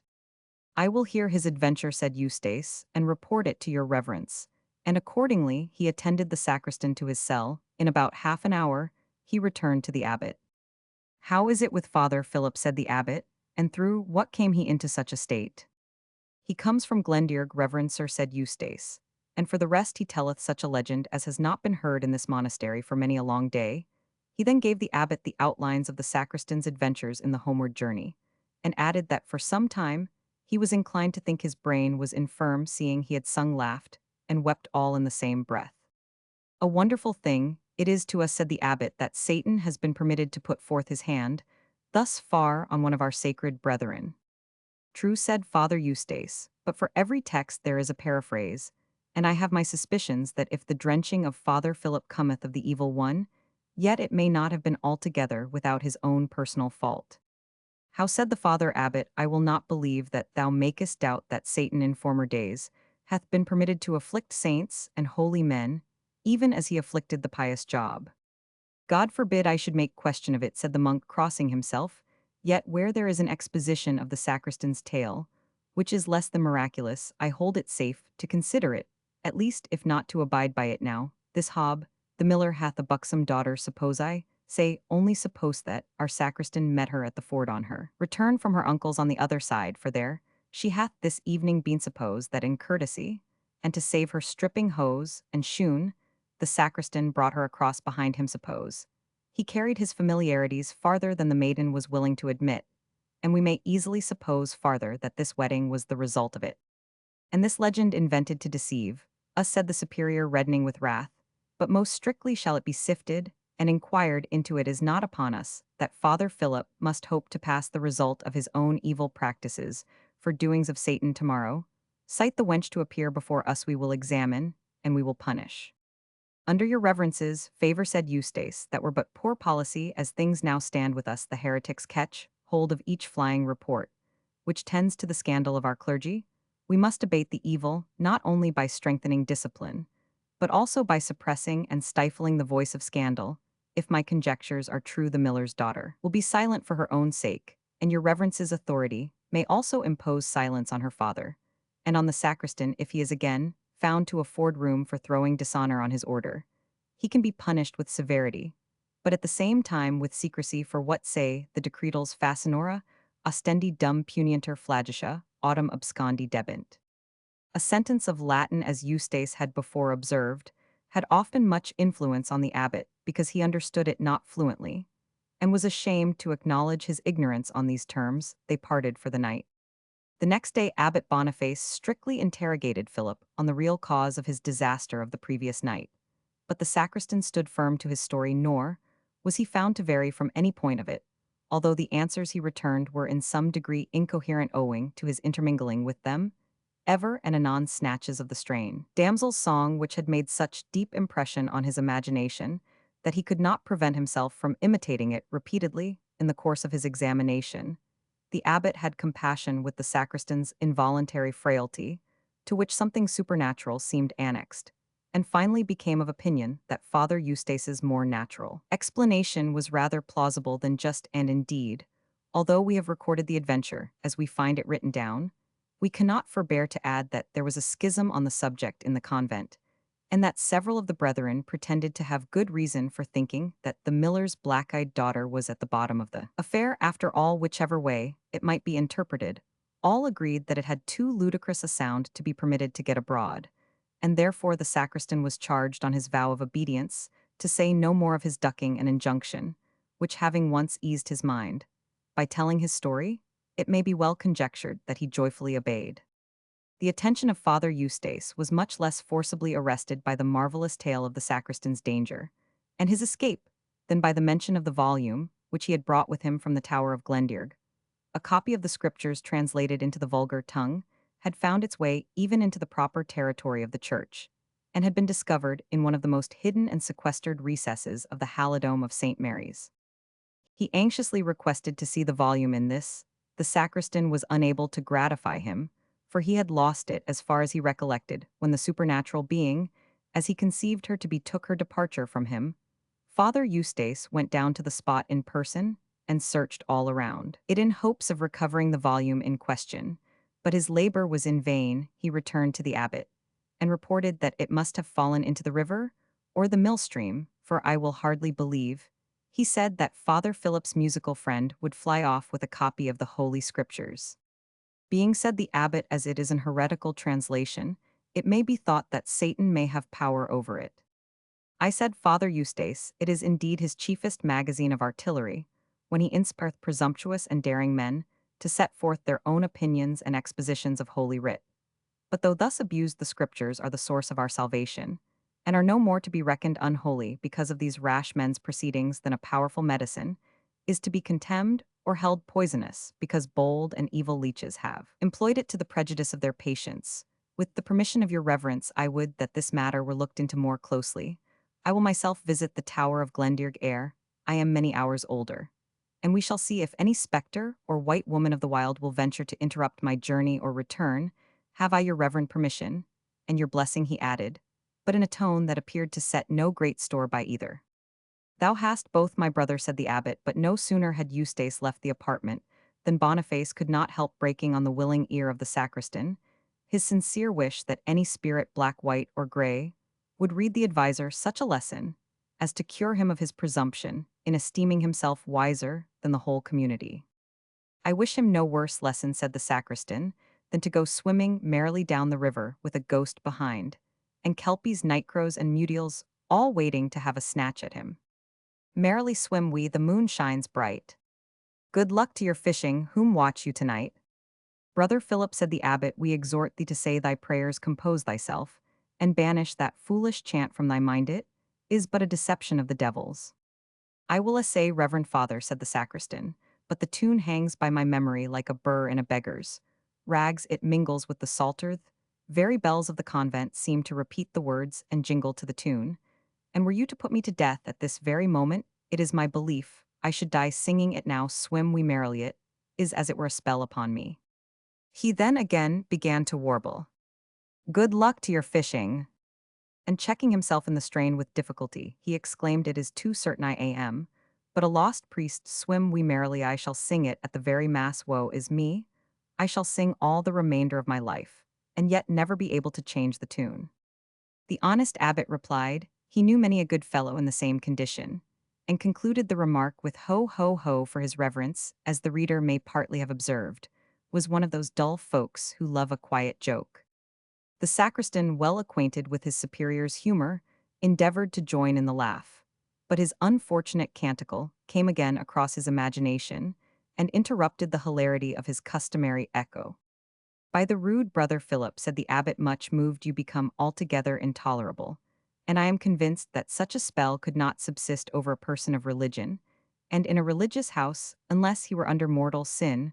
Wherefore say the seven penitentiary Psalms, make diligent use of thy scourge and haircloth. Refrain, for 3 days from all food save bread and water I myself will shrive thee, and we will see if this singing devil may be driven out of thee. At least, I think Father Eustace himself could devise no better exorcism.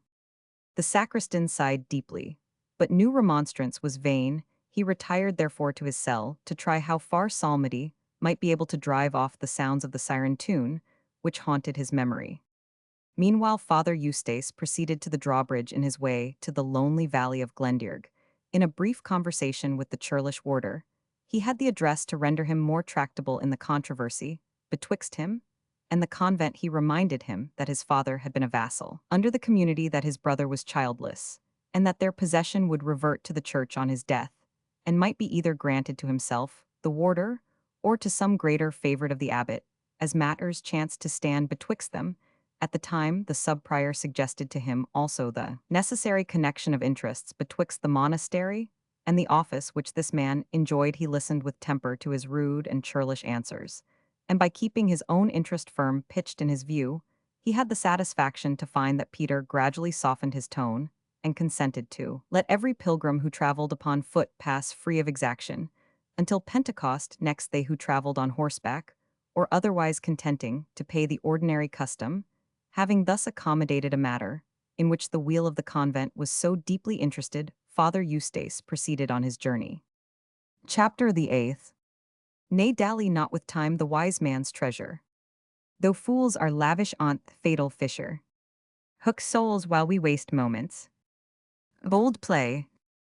A November mist overspread the little valley up which slowly, but steadily rode the monk Eustace. He was not insensible to the feeling of melancholy inspired by the scene, and by the season the stream seemed to murmur with a deep and oppressed note, as if bewailing the departure of autumn among the scattered copses, which here and there fringed its banks. The oak trees only retained that pallid green that precedes their russet hue. The leaves of the willows were most of them stripped from the branches, lay rustling at each breath, and disturbed by every step of the mule, while the foliage of other trees, totally withered, kept still precarious possession of the boughs, waiting the first wind to scatter them. The monk dropped into the natural train of pensive thought which these autumnal emblems of mortal hopes are peculiarly calculated to inspire. There, he said, looking at the leaves which lay strewed around, lie the hopes of early youth, first formed that they may soonest wither, and loveliest in spring to become most contemptible in winter. But you ye lingerers, he added, looking to a knot of beeches which still bore their withered leaves, you are the proud plans of adventurous manhood, formed later, and still clinging to the mind of age. Although it acknowledges their inanity, none lasts, none endures, save the foliage of the hardy oak, which only begins to show itself when that of the rest of the forest has enjoyed half its existence. A pale and decayed hue is all it possesses, but still it retains that symptom of vitality to the last. So be it with Father Eustace. The fairy hopes of my youth I have trodden under foot like those neglected Russelistow. The prouder dreams of my manhood I look back as to lofty chimeras of which the pith and essence have long since faded. But my religious vows, the faithful profession which I have made in my maturer age, shall retain life while aught of Eustace lives. Dangerous it may be, feeble it must be, it live it shall. The proud determination to serve the church of which I am a member, and to combat the heresies by which she is assailed. Thus spoke, at least thus thought a man zealous according to his imperfect knowledge, confounding the vital interests of Christianity with the extravagant and usurped claims of the Church of Rome, and defending his cause with an ardor worthy of a better. While moving onward in this contemplative mood, he could not help thinking more than once that he saw in his path the form of a female dressed in white who appeared in the attitude of lamentation. But the impression was only momentary, and whenever he looked steadily to the point where he conceived the figure appeared, it always proved that he had mistaken some natural object, a white crag, or the trunk of a decayed birch tree, with its silver bark, for the appearance in question. Father Eustace had dwelt too long in Rome to partake the superstitious feelings of the more ignorant Scottish clergy, yet he certainly thought it extraordinary that so strong an impression should have been made on his mind by the legend of the sacristan. It is strange, he said to himself, that this story, which doubtless was the invention of Brother Philip to cover his own impropriety of conduct, should run so much in my head and disturb my more serious thoughts. When I think to have more command over my senses, I will repeat my prayers and banish such folly from my recollection. The monk accordingly began with devotion to tell his beads in pursuance of the prescribed rule of his order, and was not again disturbed by any wanderings of the imagination until he found himself beneath the little fortalice of Glendearg. Dame Glendinning, who stood at the gate, set up a shout of surprise and joy at seeing the good Father Martin. She said, Jasper, wherebye the folk helped the right reverend subprior to dismount and take his mule from him. O Father, God has sent you in our need. I was just going to send man and horse to the convent, though I ought to be ashamed to give so much trouble to your reverences. Our trouble matters not, good dame, said Father Eustace. In what can I pleasure you? I came hither to visit the Lady of Avenel. Well-a-day, said Dame Alice, and it was on her part that I had the boldness to think of summoning you, for the good lady will never be able to wear over the day. Would it please you to go to her chamber? Hath she not been shriven by Father Philip, said the monk. Shriven she was, said the Dame of Glendearg, and by Father Philip, as your reverence truly says, but I wish it may have been a clean shrift. Methought Father Philip looked but moody upon it, and there was a book which he took away with him. That she paused as if unwilling to proceed. Speak out, Dame Glendinning, said the father, with us it is your duty to have no secrets. Nay, if it please your reverence, it is not that I would keep anything from your reverence's knowledge, but I fear I should prejudice the lady in your opinion, for she is an excellent lady. Months and years has she dwelt in this tower, and none more exemplary than she. But this matter doubtless she will explain it herself to your reverence. I desire first to know it from you, Dame Glendinning, said the monk, and I again repeat it is your duty to tell it to me. This book, if it please your reverence, which Father Philip removed from Glendearg, was this morning returned to us in a strange manner, said the good widow. Returned, said the monk, how mean you? I mean, answered Dame Glendinning, that it was brought back to the Tower of Glendearg. The saints best know how that same book, which Father Philip carried with him, but yesterday old Martin, that is my tasker, and the lady's servant was driving out the cows to the pasture. We have 3 good milk cows, Reverend Father, blessed be Saint Waldave, and thanks to the holy monastery. The monk groaned with impatience, but he remembered that a woman of the good dame's condition was like a top which, if you let it spin on untouched, must at last come to a pause, but if you interrupt it by flogging there is no end to its gyrations. But to speak no more of the cows, your reverence, though they are likely cattle as ever were tied to a stake, the tasker was driving them out, and the lads, that is my Halbert and my Edward, that your reverence has seen at church on holidays, and especially Halbert, for you patted him on the head, and gave him a brooch of St. Cuthbert which he wears in his bonnetand. Little Mary Avenel, that is the lady's daughter, they ran all after the cattle, and began to play up and down the pasture, as young folk will, your reverence, and at length they lost sight of Martin and the cows, and they began to run up a little cleuch which we call Corin and Cheyenne, where there is a wee bit stripe of a burn, and they saw their good guide USA white woman sitting on the burn side wringing her hands. So the bairns were frighted to see a strange woman sitting there, all but Halbert, who will be 16 come Whitsuntide, and besides he never feared onything again. When they went up to Herbhold, she was passed away. For shame, good woman, said Father Eustace, a woman of your sense to listen to a tale so idle. The young folk told you a lie, and that was all. Nay, sir, it was more than that, said the old dame, for besides that they never told me a lie in their lives, I must warn you that, on the very ground where the white woman was sitting, they found the Lady of Avenel's book, and brought it with them to the tower. That is worthy of mark, at least, said the monk. No, you know other copy of this volume within these bounds. None, your reverence, returned Elspeth. Why should there no one could read it were there 20? Then you are sure it is the very same volume which you gave to Father Philip, said the monk. As sure as that I now speak with your reverence. It is most singular, said the monk, and he walked across the room in a musing posture. I have been upon nettles to hear what your reverence would say, continued Dame Glendinning, respecting this matter. There is nothing I would not do for the Lady of Avenel and her family, and that has been proved, and for her servants to boot, both Martin and Tib, although Tib is not so. Civil sometimes as altogether I have a right to expect, but I cannot think it beseeming to have angels or ghosts or fairies, or the like waiting upon a lady, when she is in another woman's house in respect.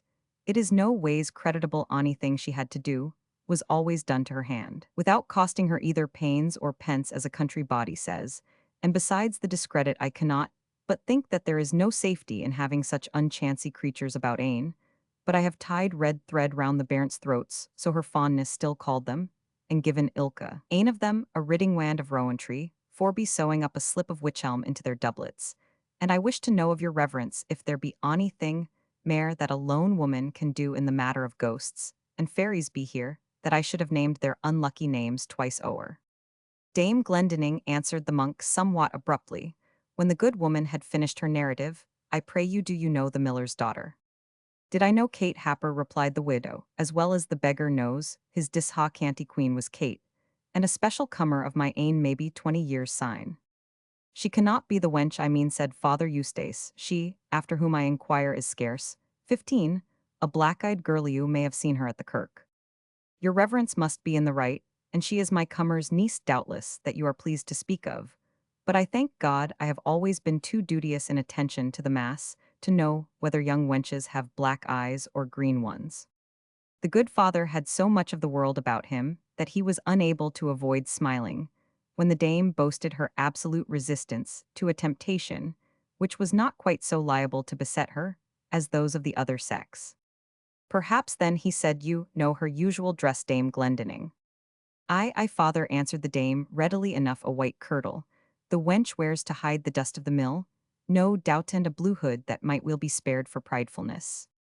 Then may it not be, she said, the father who has brought back this book, and stepped out of the way when the children came near her. The dame Possid was unwilling to combat the solution suggested by the monk, but was at a loss to conceive why the lass of the mill should come so far from home into so wild a corner, merely to leave an old book with 3 children from whose observation she wished to conceal herself. Above all, she could not understand why, since she had acquaintances in the family, and since the Dame Glendinning had always paid her multure and knaveship duly, the said lass of the mill had not come in to rest herself and eat a morsel, and tell her the current news of the water. These very objections satisfied the monk that his conjectures were right. Dame, he said, you must be cautious. In what you say, this is an instance, I would it were the sole one off the power of the enemy in these days. The matter must be sifted with a curious and a careful hand. Indeed, said Elspeth, trying to catch and chime in with the ideas of the sub-prior, I have often thought the miller's folk at the Monastery were far over careless in sifting our melder, and in bolting it to some folk, say, they will not stick at whiles to put in a handful of ashes amongst Christian folks' cornmeal. That shall be looked after also, dame, said the sub-prior, not displeased to see that the good old woman went off on a false scent. And now, by your leave, I will see this ladido you go before, and prepare her to see me. Dame Glendinning left the lower apartment accordingly, which the monk paced in anxious reflection, considering how he might best discharge with humanity, as well as with effect, the important duty imposed on him. He resolved to approach the bedside of the sick person, with reprimands mitigated only by a feeling for her weak condition had determined, in case of her reply to which late examples of hardened heretics might encourage her to be prepared with answers to the customary scruples, high fraught also with zeal, against her unauthorized intrusion into the priestly function by study of the sacred scriptures. He imagined to himself the answers which one of the modern school of heresy might return to him, the victorious refutation, which should lay the disputant prostrate at the confessor's mercy, and the healing yet awful exhortation, which, under pain of refusing the last consolations of religion, he designed to make to the penitent, conjuring her, as she loved her own soul's welfare, to disclose to him what she knew of the dark mystery of iniquity, by which heresies were introduced into the most secluded spots of the very patrimony of the Church. Herself, agents they had who could thus glide as it were unseen from place to place, bring back the volume which the Church had interdicted to the spots from which it had been removed under her express auspices, and who, by encouraging the daring and profane thirst after knowledge forbidden and useless to the laity, had encouraged the fisher of souls to use with effect his old bait of ambition and vainglory. Much of this premeditated disputation escaped the good father when Elspeth returned, her tears flowing faster than her apron could dry them, and made him a signal to follow her. How, said the monk? Is she then so near her end? Nay, the church must not break or bruise, when comfort is yet possible, and forgetting his polemics, the good sub-prior hastened to the little apartment, where on the wretched bed which she had occupied since her misfortunes had driven her to the Tower of Glendearg, the widow of Walter Avenel had rendered up her spirit to her Creator. My God, said the sub-prior, and has my unfortunate dallying suffered her to depart without the church's consolation? Look to her, dame, he exclaimed with eager impatience. Is there not yet a sparkle of the life left? May she not be recalidreckled? But for a moment, oh, would that she could express, but by the most imperfect word, but by the most feeble motion, her acquiescence in the needful task of penitential prayer. Does she not breathe? Art thou sure she doth not? She will never breathe more, said the matron. Oh, the poor fatherless girl! No, motherless also, the kind companion I have had these many years, whom I shall never see again. But she is in heaven for certain, if ever woman went there for a woman of better life. Woe to me, said the good monk, if indeed she went not hence in good assurance. You, to the reckless shepherd, who suffered the wolf to carry a choice one from the flock, while he busied himself with trimming his sling and his staff, to give the monster battle. Oh, if in the long hereafter aught but weal should that poor spirit share, what has my delay cost the value of an immortal soul? He then approached the body full of the deep remorse natural to a good man of his persuasion, who devoutly believed the doctrines of the Catholic Church. I, said he, gazing on the pallid corpse, from which the spirit had parted so placidly, as to leave a smile upon the thin blue lips, which had been so long wasted by decay that they had parted with the last breath of animation without the slightest convulsive tremor. I, said Father Eustace, there lies the fated tree. And as it fell so, it least awful thought for me should my neglect have left it to descend in an evil direction. He then again and again conjured Dame Glendinning to tell him what she knew of the demeanor and ordinary walk of the deceased. All tended to the high honor of the deceased lady for her companion, who admired her sufficiently, while alive notwithstanding some trifling points of jealousy, now idolized her after her death, and could think of no attribute of praise with which she did not adorn her memory. Indeed, the Lady of Avenel, however, she might privately doubt some of the doctrines announced by the Church of Rome, and although she had probably tacitly appealed from that corrupted system of Christianity to the volume on which Christianity itself is founded, had nevertheless been regular in her attendance on the worship of the Church, not perhaps extending her scruples so far as to break off communion. Such, indeed, was the first sentiment of the earlier reformers, who seem to have studied for a time at least to avoid a schism, until the violence of the Pope rendered it inevitable. Father Eustace, on the present occasion, listened with eagerness to everything which could lead to assure him of the lady's orthodoxy, in the main points of belief for his conscience, reproached him sorely that instead of protracting conversation with the Dame of Glendearg he had not instantly hastened, where his presence was so necessary. If he said, addressing the dead body, thou art yet free from the utmost penalty, due to the followers of false doctrine, if thou dost but suffer for a time to expiate faults done in the body, but, partaking of mortal frailty more than of deadly sin, fear not that thy abode shall be long in the penal regions, to which thou mayest be doomed vigilsif, massisif penensif, maceration of my body, till it resembles that extenuated form which the soul hath abandoned. May assure thy deliverance the Holy Church, the godly foundationer, blessed patroness herself, shall intercede for one whose errors were counterbalanced by so many virtues. Leave me, dame, her, and by her bedside will I perform those duties which this piteous case demands. Elspeth left the monk, who employed himself in fervent and sincere, though erroneous prayers for the weal of the departed spirit. For an hour he remained in the apartment of death, and then returned to the hall, where he found the still weeping friend of the deceased. But it would be injustice to Mrs. Glendinning's hospitality, if we suppose her to have been weeping during this long interval, or rather, if we suppose her so entirely absorbed by the tribute of sorrow, which she paid frankly and plentifully to her deceased friend, as to be incapable of attending to the rites of hospitality, due to the holy visitor who was confessor at once and sub-prior mighty, in all religious and secular considerations, so far as the vassals of the monastery were interested. Her barley bread had been toasted, her choicest cask of homebrewed ale had been broached, at her best butter had been placed on the haltable, along with her most savory ham and her choicest cheese, ere she abandoned herself to the extremity of sorrow. And it was not till she had arranged her little repast neatly on the board that she sat down in the chimney corner, threw her checked apron over her head, and gave way to the current of tears and sobs. In this there was no grimace or affectation. The good dame held the honors of her house to be as essential a duty, especially when a monk was her visitant as any other pressing call upon her conscience. Nor, until these were suitably attended to, did she find herself at liberty to indulge her sorrow for her departed friend. When she was conscious of the sub-prior's presence, she rose with the same attention to his reception, but he declined all the offers of hospitality with which she endeavored to tempt him, not her butter as yellow as gold, and the best she assured him that was made in the patrimony of St. Marinot, the barley scones, which the departed St. Godsane her used to say, were so good not the ale, nor any other cates, which poor Elspeth's stores afforded could prevail on the sub-prior to break his fast this day.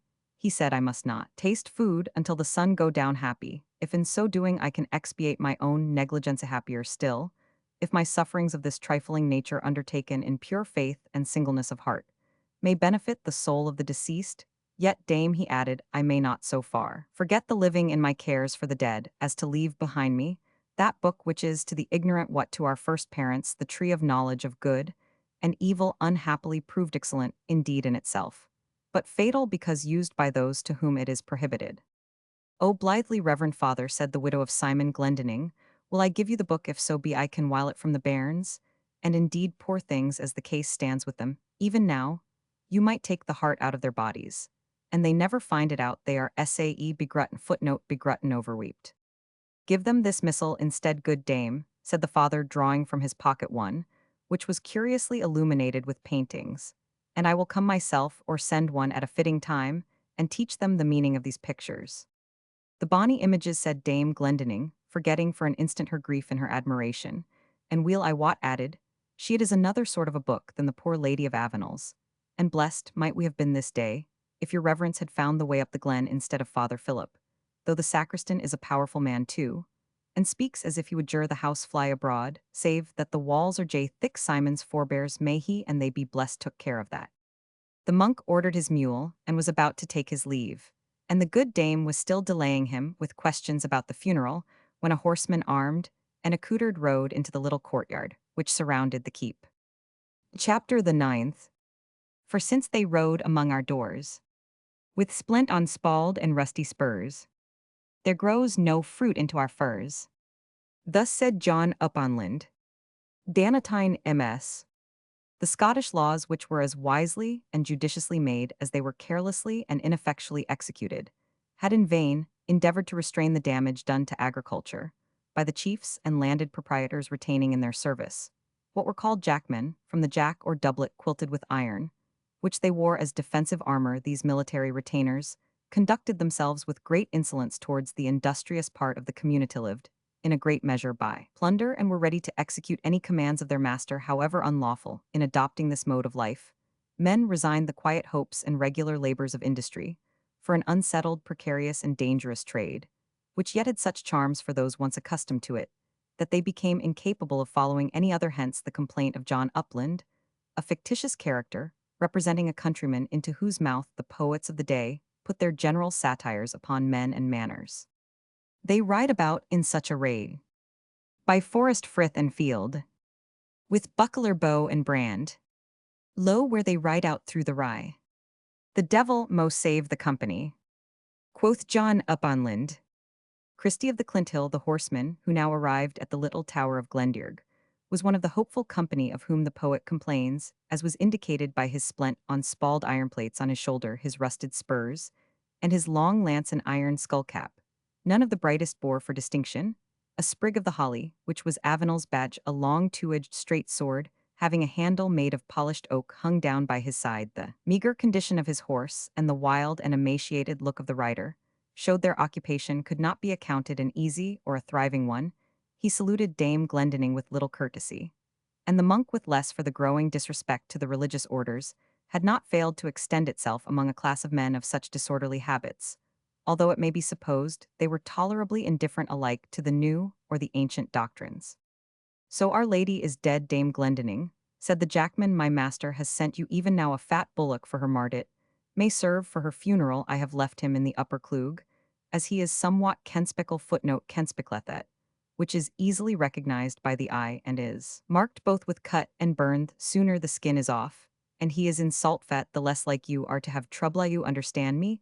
Let me have a peck of corn for my horse and beef and beer for myself, for I must go on to the monastery though. I think this monk hero might do mine errand. Thine errand rude, man, said the sub-prior, knitting his brows. For God's sake, cried poor Dame Glendinning, terrified at the idea of a quarrel between them. O Christiate, is the sub-prior, O reverend sir, it is Christy of the Clinthill, the laird's chief jackman. Ye know that little havings can be expected from the like o' them. Are you a retainer of the Laird of Avenel, said the monk, addressing himself to the horseman, and do you speak thus rudely to a brother of St. Mary's, to whom thy master is so much beholden? He means to be yet more beholden to your house, Sir Monk, answered the fellow, for hearing his sister-in-law, the widow of Walter of Avenel, was on her deathbed. He sent me to say to the father abbot and the brethren that he will hold the funeral feast at their convent, and invites himself thereto with a score of horse and some friends, and to abide there for 3 days and 3 nights, shaving horse-meat and men's-meat, at the charge of the community, of which his intention, he sends due notice that fitting preparation may be timelessly made. Friend, said the sub-prior, believe not that I will do to the father abbot the indignity of delivering such an errand. Think'st thou the goods of the church were bestowed upon her by holy princes and pious nobles now dead, and gone to be consumed in revelry by every profligate layman, who numbers in his train more followers than he can support? By honest means, or by his own incomings, tell thy master from the sub-prior of St. Mary's, that the primate hath issued his commands to us, that we submit no longer to this compulsory exaction of hospitality, on slight or false pretenses, our lands and goods, were given to relieve pilgrims and pious persons, not to feast bands of rude soldiers. This to me, said the angry spearman, this to me, and to my master. Look to yourself, then, sir priest, and try if Ave and Credo will keep bullocks from wandering and haystacks from burning. Dost thou menace the holy church's patrimony with waste and fire-raising, said the sub-prior, and that in the face of the sun, I call on all who hear me to bear witness to the words. This ruffian has spoken. Remember how the Lord James drowned such as you by scores in the black pool at Jedart. To him, and to the primate will I complain, the soldier shifted the position of his lance, and brought it down to a level with the monk's body. Dame Glendinning began to shriek for assistance. Tib Tacket Martin, where be ye all? Christy, for the love of God consider, he is a man of holy kirk. I care not for his spear, said the sub-prior. If I am slain in defending the rights and privileges of my community, the primate will know how to take vengeance.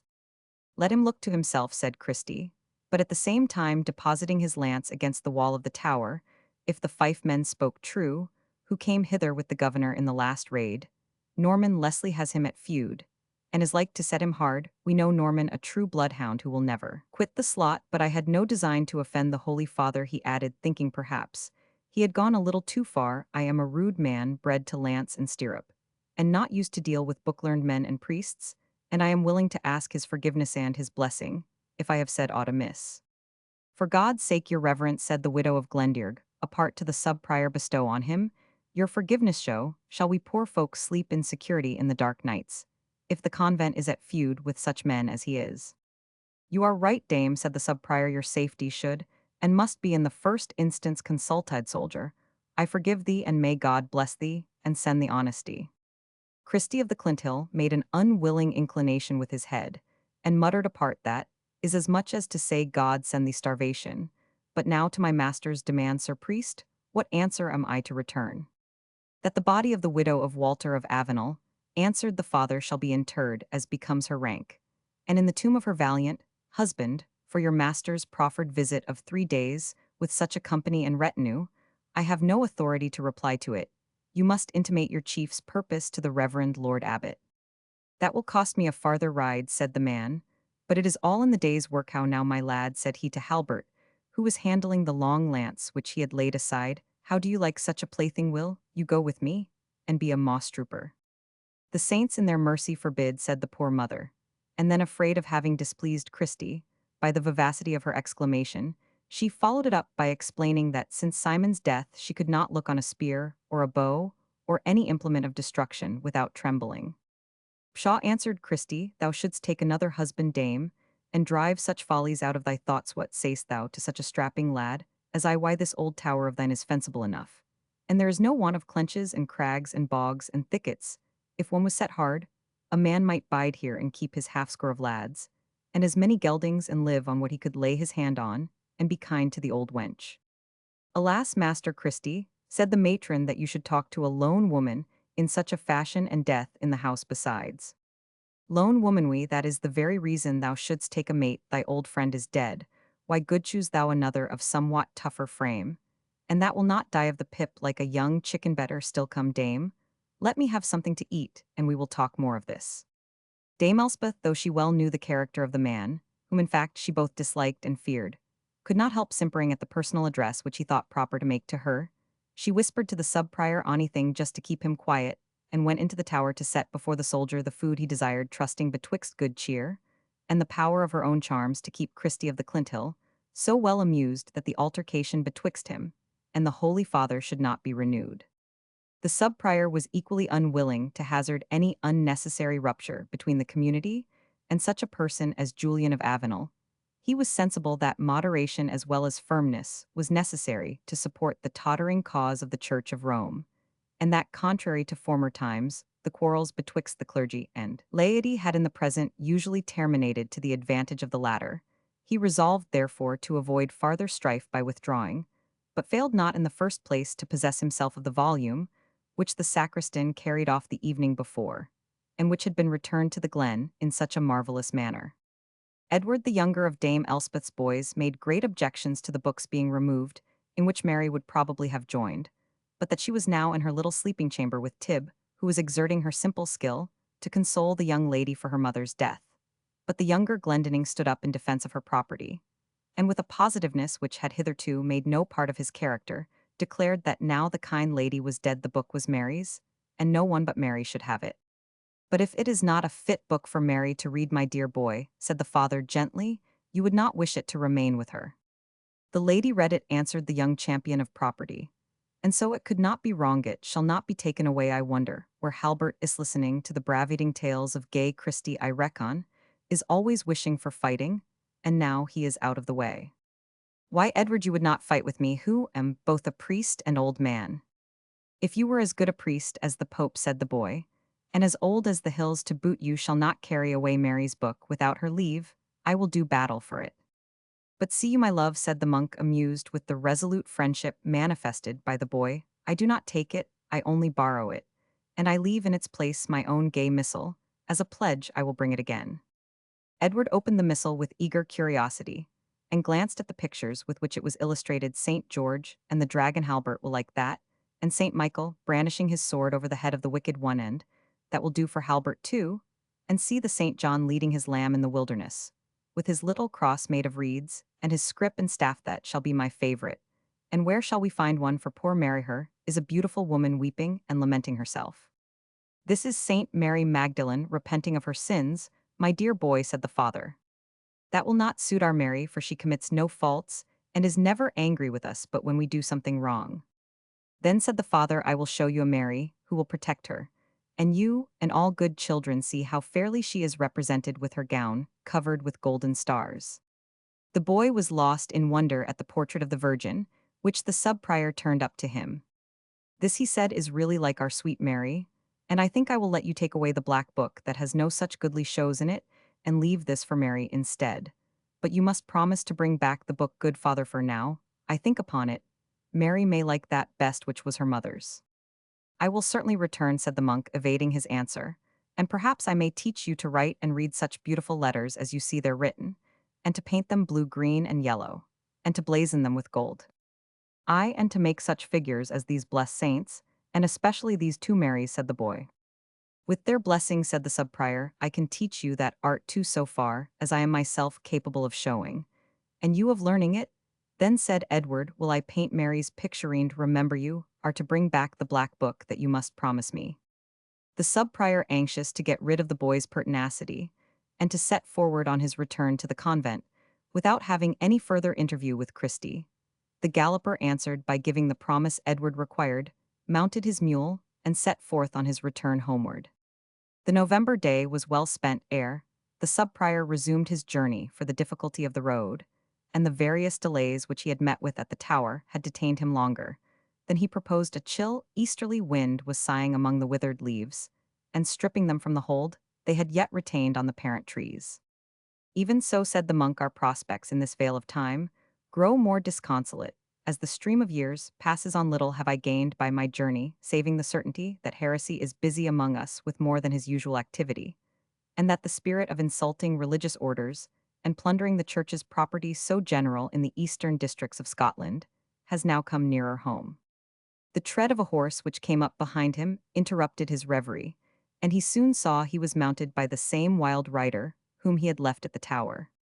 "Good even, my son and benedicity," said the subprior as he passed, but the rude soldier scarce acknowledged the greeting by bending his head, and dashing the spurs into his horse, went on at a pace, which soon left the monk and his mule far behind, and there thought the subprior goes another plague of the timesa fellow, whose birth designed him to cultivate the earth, but who is perverted by the unhallowed and unchristian divisions of the country. Into a daring and dissolute robber the barons of Scotland are now turned masterful thieves, and ruffians oppressing the poor by violence, and wasting the church by extorting free quarters from abbeys and priories, without either shame or reason. I fear me, I shall be too late to counsel the abbot to make a stand against these daring sorners. Footnote: to sorn in Scotland is to exact free quarters against the will of the landlord. It is declared equivalent to theft by a statute passed in the year 1445. The great chieftains oppressed the monasteries very much by exactions of this nature. The community of Aberbrothwick complained of an Earl of Angus, I think, who was in the regular habit of visiting them once a year with a train of 1,000 horse and abiding, till the whole winter provisions of the convent were exhausted. I must make haste. He struck his mule with his riding wand accordingly. But instead of mending her pace, the animal suddenly started from the path, and the rider's utmost efforts could not force her forward. "Art thou too infected with the spirit of the times?" said the subprior. "Thou wert wont to be ready and serviceable, and art now as restive as any wild jackman or stubborn heretic of them all." While he was contending with the startled animal, a voice like that of a female chanted in his ear, or at least very close to it. "Good evening, sir priest, and so late as you ride, with your mule so fair and your mantle so wide. But ride you through valley or ride you o'er hill? There is one that has warrant to wait on you still. Back, back. The volume black. I have a warrant to carry it back." The subprior looked around, but neither bush nor brake was near which could conceal an ambushed songstress. "May Our Lady have mercy on me," he said. "I trust my senses have not forsaken. May it, how my thoughts should arrange themselves into rhymes, which I despise, and music which I care not for, or why there should be the sound of a female voice in ears, in which its melody has been so long indifferent, baffles my comprehension, and almost realizes the vision of Philip, the sacristan. Come, good mule, betake thee to the path, and let us hence while our judgment serves us." But the mule stood as if it had been rooted to the spot, backed from the point to which it was pressed by its rider, and by her ears laid close into her neck, and her eyes, almost starting from their sockets, testified that she was under great terror.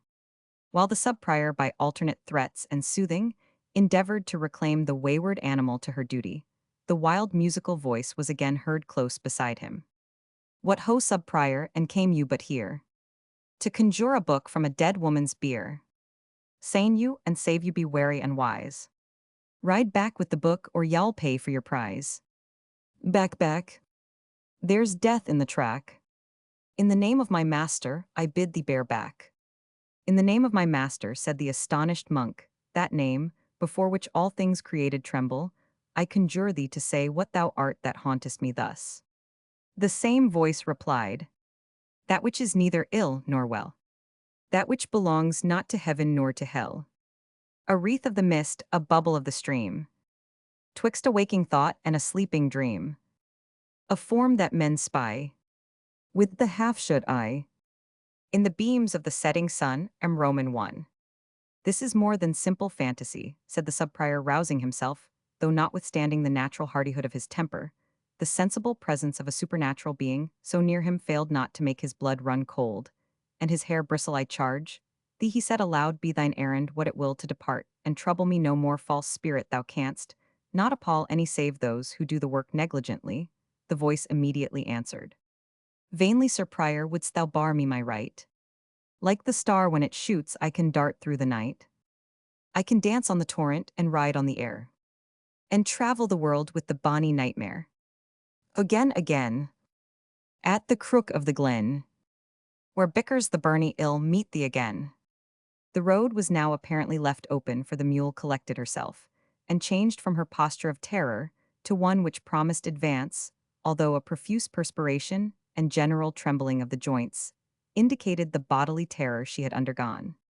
I used to doubt the existence of Kabbalists and Rosicrucians, thought the sub-prior, but by my holy order, I know no longer what to say. My pulse beats temperate, let me hand, is cool, I am fasting from everything but sin, and possessed of my ordinary faculties either. Some fiend is permitted to bewilder me, or the tales of Cornelius Agrippa Paracelsus, and others who treat of occult philosophy, are not without foundation. At the crook of the glen, I could have desired to avoid a second meeting. But I am on the service of the church, and the gates of hell shall not prevail against me. He moved around accordingly, but with precaution, and not without fear, for he neither knew the manner in which, or the place where his journey might be next interrupted by his invisible attendant. He descended the glen without interruption, for about a mile farther, when just at the spot where the brook approached the steep hill, with a winding so abrupt as to leave scarcely room for a horse to pass. The mule was again visited with the same symptoms of terror, which had before interrupted her course. Better acquainted than before with the cause of her restiveness, the priest employed no effort to make her proceed, but addressed himself to the object which he doubted not was the same that had formerly interrupted him, in the words of solemn exorcism, prescribed by the Church of Rome on such occasions. In reply to his demand, the voice again sung, "Men of good are bold as sackless, footnote sackless innocent. Men of rude are wild and reckless. Lie thou still in the nook of the hill. For those be before thee that wish thee." Roman 99. While the sub-prior listened with his head turned in the direction from which the sound seemed to come, he felt as if something rushed against him, and ere he could discover the cause, he was pushed from his saddle with gentle but irresistible force. Before he reached the ground, his senses were gone, and he lay long in a state of insensibility, for the sunset had not ceased to gild the top of the distant hill when he fell, when he again became conscious of existence. The pale moon was gleaming on the landscape. He awakened in a state of terror, from which for a few minutes he found it difficult to shake himself free. At length, he sate upon the grass, and became sensible by repeated exertion that the only personal injury which he had sustained was the numbness arising from extreme cold. The motion of something near him made the blood again run to his heart, and by a sudden effort he started up, and looking around saw to his relief that the noise was occasioned by the footsteps of his own mule. The peaceable animal had remained quietly beside her master during his trance, browsing on the grass, which grew plentifully in that sequestered nook. With some exertion he collected himself, remounted the animal, and meditating upon his wild adventure, descended the glen, till its junction with the broader valley, through which the Tweed winds. The drawbridge was readily dropped at his first summons, and so much had he won upon the heart of the churlish warden that Peter appeared himself with a lantern to show the sub-prior his way over the perilous pass. "By my sooth, sir," he said, holding the light up to Father Eustace's face, "you look sorely travelled, and deadly pale, but a little matter serves to weary out you men of the cell. I now who speak to you, I have ridden before I was perched up here on this pillar, betwixt wind and water it, maybe 30 Scots miles before I broke my fast, and have had the red of a bramble rose in my cheek all the while. But will you taste some food or a cup of distilled waters?" "I may not," said Father Eustace, being under a vow, "but I thank you for your kindness, and pray you to give what I may not accept to the next poor pilgrim who comes hither pale and fainting, for so it shall be the better both with him here and with you hereafter." "By my faith, and I will do so," said Peter Bridgeward. "Even for thy sake it is strange now how this sub-prior gets round one's heart more than the rest of these cowled gentry, that think of nothing but quaffing and stuffing. Wife, I say, wife, we will give a cup of distilled waters and a crust of bread unto the next pilgrim that comes over. And ye may keep for footnote an old-fashioned name for an earthen jar for holding spirits, the purpose, the gruns of the last greybeard, and the ill-baked bannock which the bairns couldna eat." While Peter issued these charitable, and at the same time prudent injunctions, the sub-prior, whose mild interference had awakened the Bridgeward to such an act of unwonted generosity, was pacing onward to the monastery. In the way he had to commune with and subdue his own rebellious heart and enemy. He was sensible more formidable than any which the external powers of Satan could place in his way. Father Eustace had indeed strong temptation to suppress the extraordinary incident which had befallen him, which he was the more reluctant to confess, because he had passed so severe a judgment upon Father Philip, who, as he was not unwilling to allow, had on his return from Glendearg, encountered obstacles somewhat similar to his own. Of this, the sub-prior was the more convinced when feeling in his bosom for the book which he had brought off from the tower of Glendearg. He found it was a missing, which he could only account for by supposing it had been stolen from him during his trance. If I confess this strange visitation, thought the sub-prior, I become the ridicule of all my brethren whom the primate sent hither to be a watch as it were, and a check upon their follies. I give the abbot an advantage over me, which I shall never again recover, and heaven only knows how he may abuse it in his foolish simplicity to the dishonor and loss of holy kirk. But then if I make not true confession of my shame, with what face can I again presume to admonish or restrain others of our proud heart? Continued he, addressing himself, that the weal of holy church interests thee less in this matter than thine own humiliation. Yes, heaven has punished thee even in that point in which thou didst deem thyself most strong in thy spiritual pride, and thy carnal wisdom thou hast laughed at, and derided the inexperience of thy brethren. Stoop thyself in turn to their derision. Tell what they may not believe, affirm that which they will ascribe to idle fear, or perhaps to idle falsehood. Sustain the disgrace of a silly visionary, or a wilful deceiver. Be it so. I will do my duty, and make ample confession to my superior. If the discharge of this duty destroys my usefulness in this house, God and Our Lady will send me where I can better serve them. There was no little merit in the resolution, thus piously and generously formed by Father Eustace. To men of any rank, the esteem of their order is naturally most dear. But in the monastic establishment, cut off, as the brethren are from other objects of ambition, as well as from all exterior friendship and relationship, the place which they hold in the opinion of each other is all in all.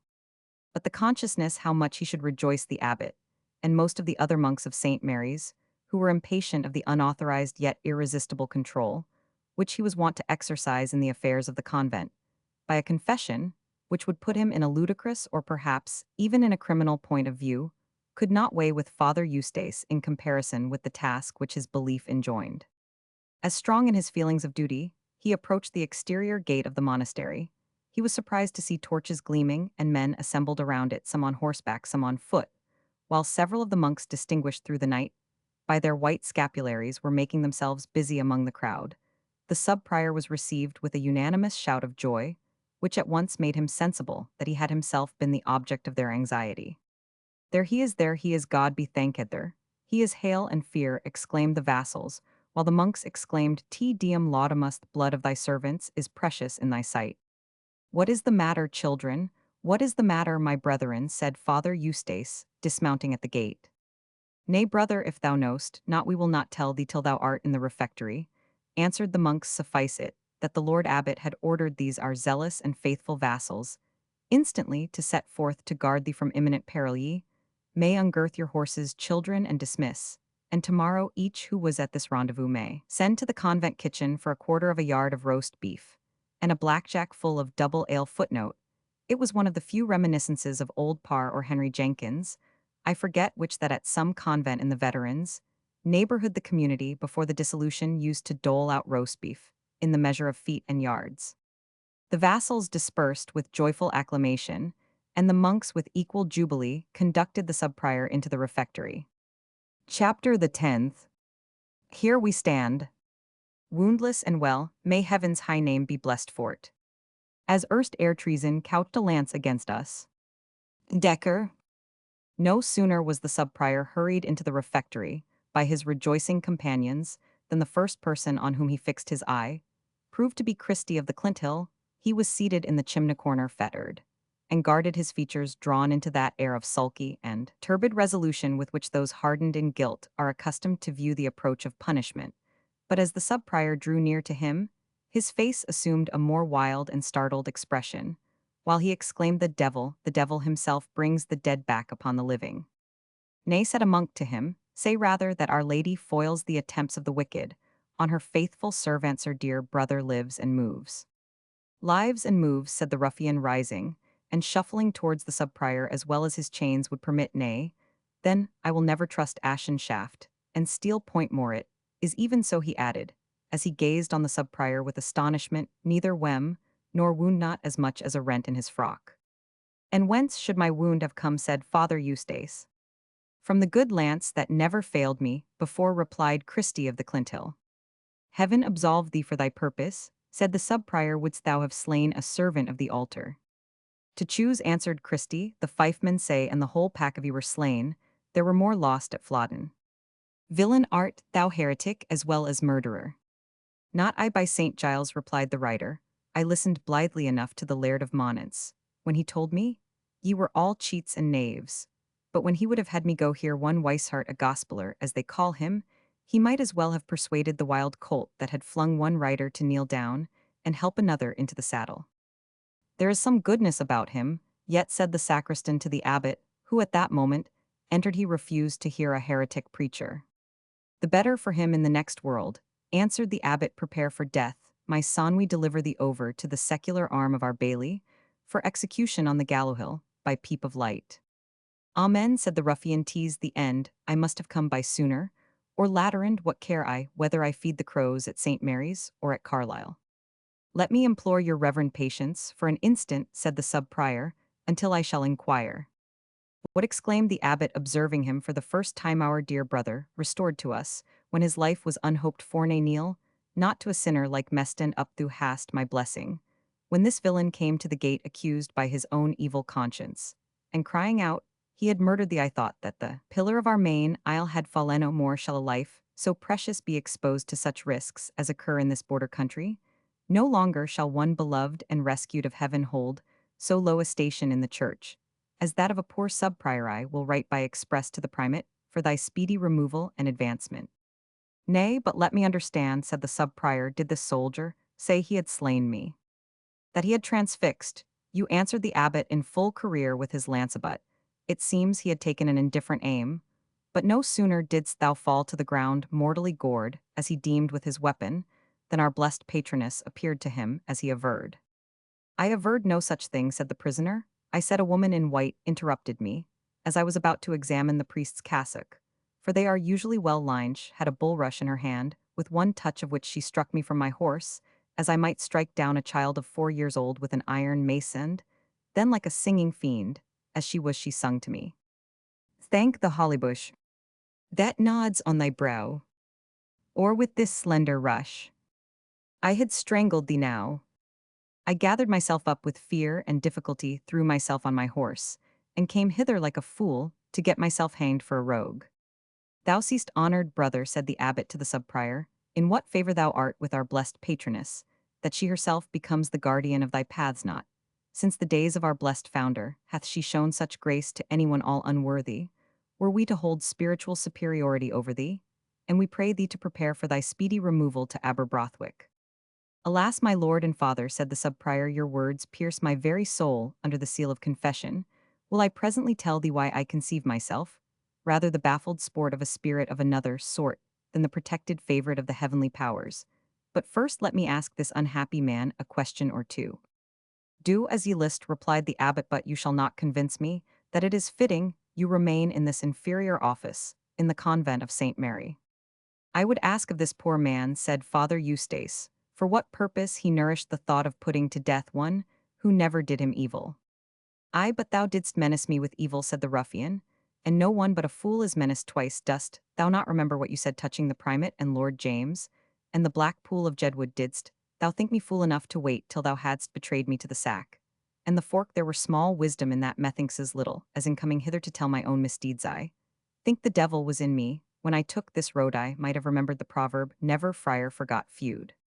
And it was solely for Thatfer that only hasty word of mine, uttered in a moment of impatience and forgotten, ere it was well spoken, said Father Eustace.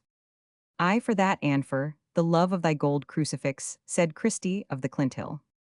Gracious heaven, and could the yellow metalled glittering earth so far overcome every sense of what is thereby represented, Father Abbot, I pray as a dear boon, you will deliver this guilty person to my mercy.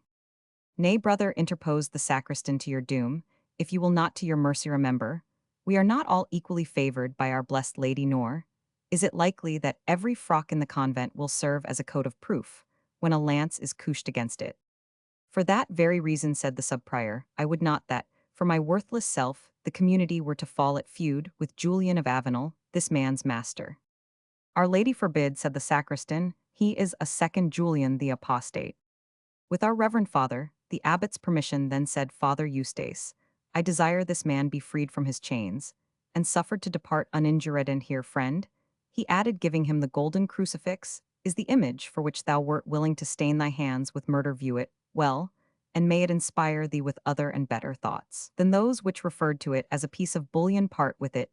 Nevertheless, if thy necessities require, and get thee one of such coarse substance, that mammon shall have no share in any of the reflections to which it gives rise. It was the bequest of a dear friend to me, but dearer service can it never do than that of winning a soul to heaven. The borderer, now freed from his chains, stood gazing alternately on the sub-prior, and on the golden crucifix by St. Giles. Said he, I understand ye not, and ye give me gold for couching my lance. At thee what would you give me to level it at a heretic? The church, said the sub-prior, will try the effect of her spiritual censures to bring these stray sheep into the fold ere she employ the edge of the sword of St. Peter. Ay, but said the ruffian, they say, the primate recommends a little strangling, and burning in aid of both censure and of sword, but fare ye weel, I owe you a life, and it may be I will not forget my debt. The baillie now came bustling in dressed in his blue coat and bandoliers, and attended by 2 or 3 halberdiers. I have been a thought too late in waiting upon your reverend lordship. I am grown somewhat fatter, since the field of Pinky, and my leathern coat slips not on so soon as it was wont, but the dungeon is ready, and though as I said I have been somewhat late. Here his intended prisoner walked gravely up to the officer's nose to his great amazement. You have been indeed somewhat late, Bailey, said he, and I am greatly obligated to your buff coat, and to the time you took to put it on. If the secular arm had arrived some quarter of an hour sooner, I had been out of the reach of spiritual grace. But as it is, I wish you good even and a safe riddance out of your garment of durance, in which you have much the air of a hog in armor. Wroth was the baillie at this comparison, and exclaimed in Iran, it were not for the presence of the venerable Lord Abbot, thou knave. Nay, and thou wouldst try conclusions, said Christie of the Clinthill. I will meet thee at daybreak by St. Mary's Well. Hardened wretch, said Father Eustace, art thou, but this instant delivered from death, and dost thou so soon morse thoughts of slaughter? I will meet with the heir at be long, thou knave, said the baillie, and teach thee thine ormus. I will meet thy cattle in a moonlight night before that day, said he of the Clinthill. I will have thee by the neck one misty morning, thou strong thief, answered the secular officer of the church. Thou art thyself as strong a thief as ever rode, retorted Christie, and if the worms were once feasting on that fat carcass of thine, I might well hope to have thine office by favor of these reverend men. A cast of their office and a cast of mine, answered the baillie, accord, and a confessor, that is all thou wilt have from us. Sir, said the sub-prior, observing that his brethren began to take more interest than was exactly decorous in this wrangling betwixt justice and iniquity. I pray you both to depart, Master Bailey, retire, with your halberdiers, and trouble not the man whom we have dismissed, and thou, Christie, or whatever be thy name, take thy departure, and remember thou owest thy life to the Lord Abbot's clemency. Nay, as to that, answered Christie, I judge that I owe it to your own, but impute it to whom ye list. I owe a life among ye, and there is an end. And whistling, as he went he left the apartment, seeming as if he held the life which he had forfeited not worthy further thanks. Obstinate even to brutality, said Father Eustace, and yet who knows but some better or may lie under so rude an exterior. Save a thief from the gallows, said the sacristan. You know the rest of the proverb, and admitting, as may heaven grant, that our lives and limbs are safe from this outrageous knave, who shall ensure our meal, and our malt, our herds, and our flocks? Marry, that will I, my brethren, said an aged monk. Ah, brethren, you little know what may be made of a repentant robber in Abbot Ingilram's daysay. And I remember them as it were yesterday. The freebooters were the best welcome men that came to St. Mary's. Aye, they paid tithe of every drove that they brought over from the south. And because they were something lightly come by, I have known them make the tithe a seventh, that is if their confessor knew his business.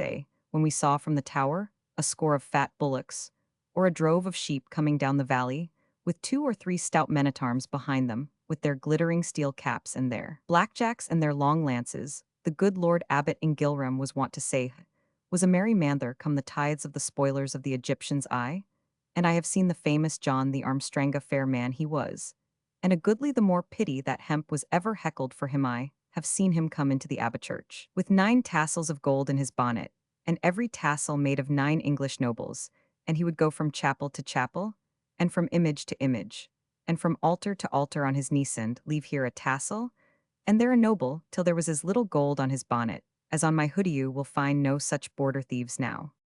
No, truly, brother Nicholas, answered the abbot, they are more apt to take any gold the church has left, than to bequeath or bestow any and, for cattle beshrew me, if I think they care whether beeves have fed on the meadows of Lanarcost Abbey, or of St. Mary's.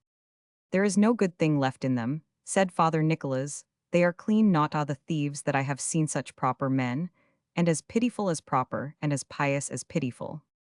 It skills not talking of it, brother Nicholas, said the abbot, and I will now dismiss you, my brethren, holding your meeting upon this our inquisition, concerning the danger of our reverend sub-prior. Instead of the attendance on the lauds, this evening yet let the bells be duly rung for the edification of the laymen without, and also that the novices may give due reverence and, now benedicite, brethren, the cellarer will bestow on each a grace cup, and a morsel as ye pass the buttery, for ye have been turmoiled and anxious and dangerous.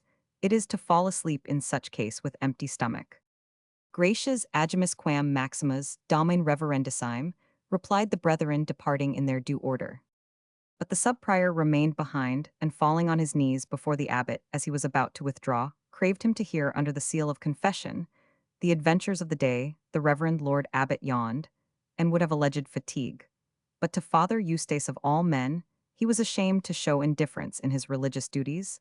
The confession therefore proceeded, in which Father Eustace told all the extraordinary circumstances which had befallen him during the journey, and being questioned by the abbot whether he was not conscious of any secret sin, through which he might have been subjected for a time to the delusions of evil spirits, the sub-prior admitted with frank avowal that he thought he might have deserved such penance for having judged with unfraternal rigor of the report of Father Philip the sacristan. Dem. Original.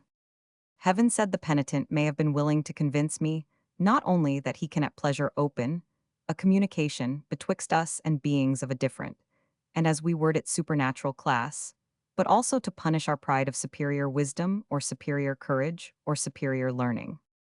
It is well said that virtue is its own reward, and I question if duty was ever more completely recompensed than by the audience which the Reverend Abbot so unwillingly yielded to the confession of the sub-prior, to find the object of his fear, shall we say, or of his envy, or of both, accusing himself of the very error with which he had so tacitly charged him, was a corroboration of the abbot's judgment, a soothing of his pride, and an allaying of his fears. The sense of triumph, however, rather increased than diminished his natural good humor. And so far was Abbot Boniface from being disposed to tyrannize over his sub-prior, in consequence of this discovery, that in his exhortation he hovered somewhat ludicrously betwixt the natural expression of his own gratified vanity and his timid reluctance to hurt the feelings of Father Eustace.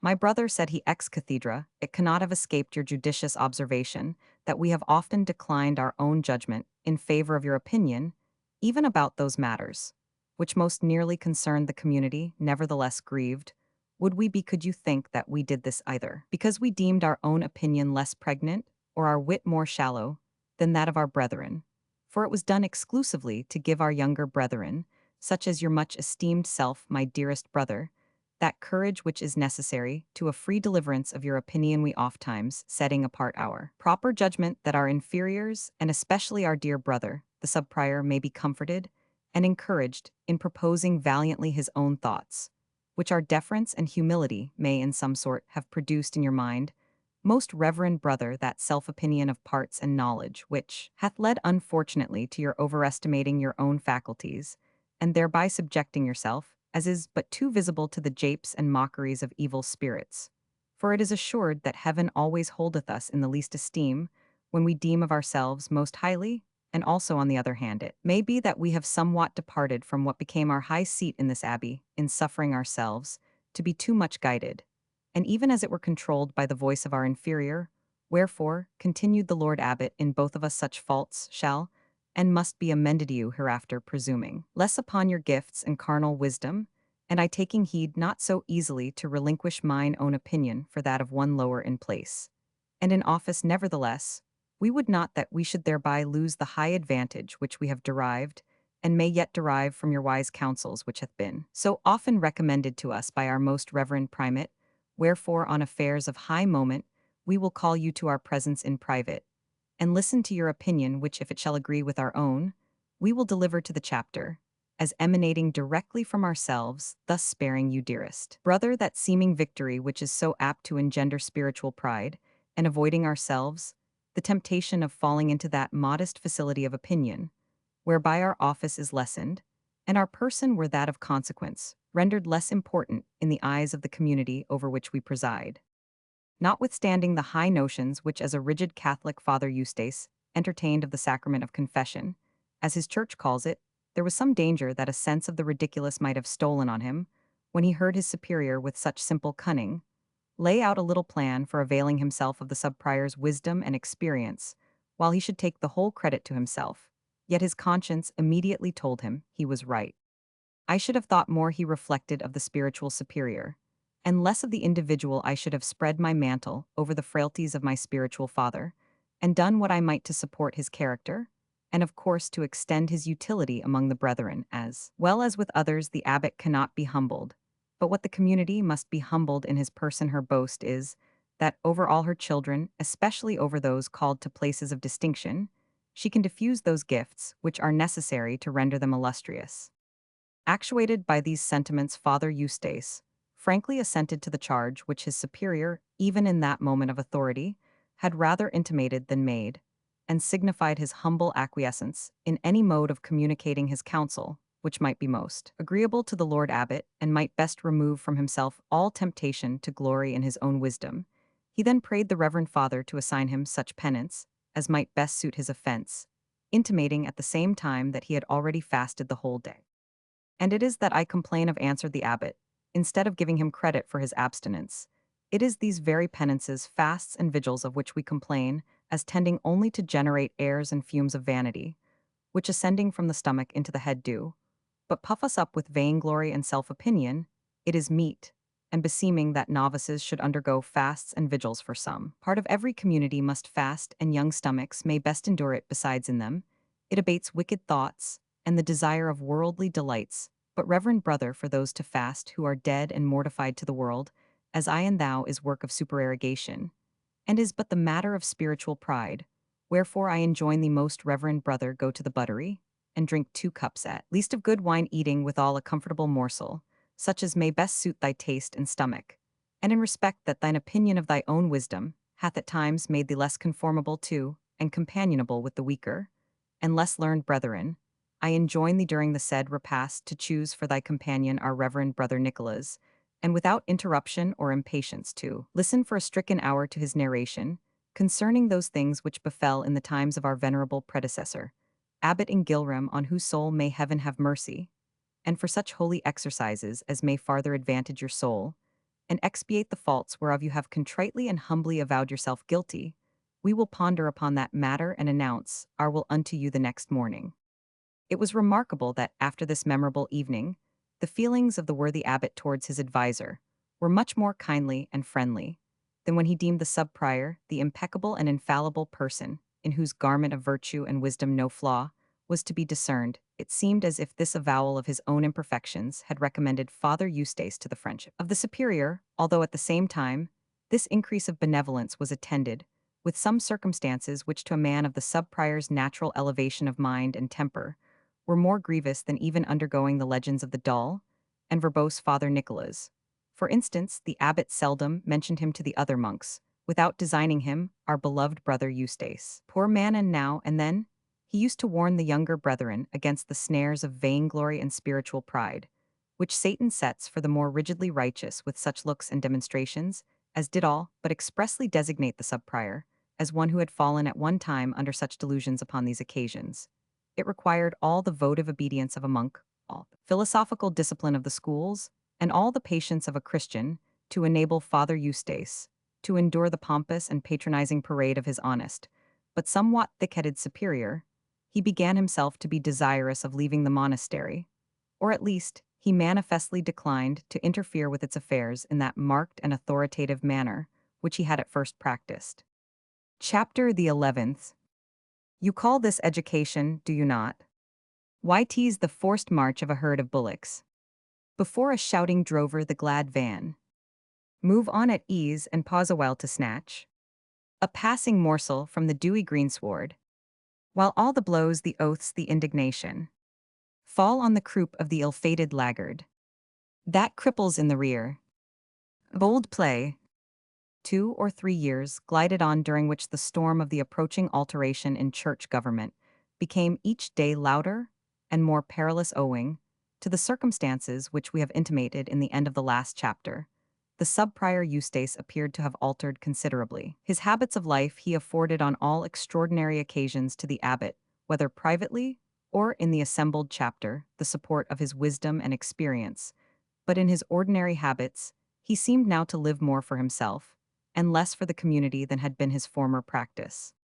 He often absented himself for whole days from the convent, and as the adventure of Glendearg dwelt deeply on his memory, he was repeatedly induced to visit that lonely tower, and to take an interest in the orphans who had their shelter under its roof. Besides, he felt a deep anxiety to know whether the volume which he had lost when so strangely preserved from the lance of the murderer had again found its way back to the tower of Glendearg. It was strange, he thought, that a spirit, for such he could not help judging the being whose voice he had heard, should on the one side seek the advancement of heresy, and on the other interpose to save the life of a zealous Catholic priest. But from no inquiry which he made of the various inhabitants of the Tower of Glendearg could he learn that the copy of the translated scriptures, for which he made such diligent inquiry, had again been seen by any of them. In the meanwhile, the good father's occasional visits were of no small consequence to Edward Glendinning, and to Mary Avenel. The former displayed a power of apprehending and retaining whatever was taught him, which tilled Father Eustace with admiration. He was at once acute and industrious, alert and accurate, one of those rare combinations of talent and industry which are seldom united.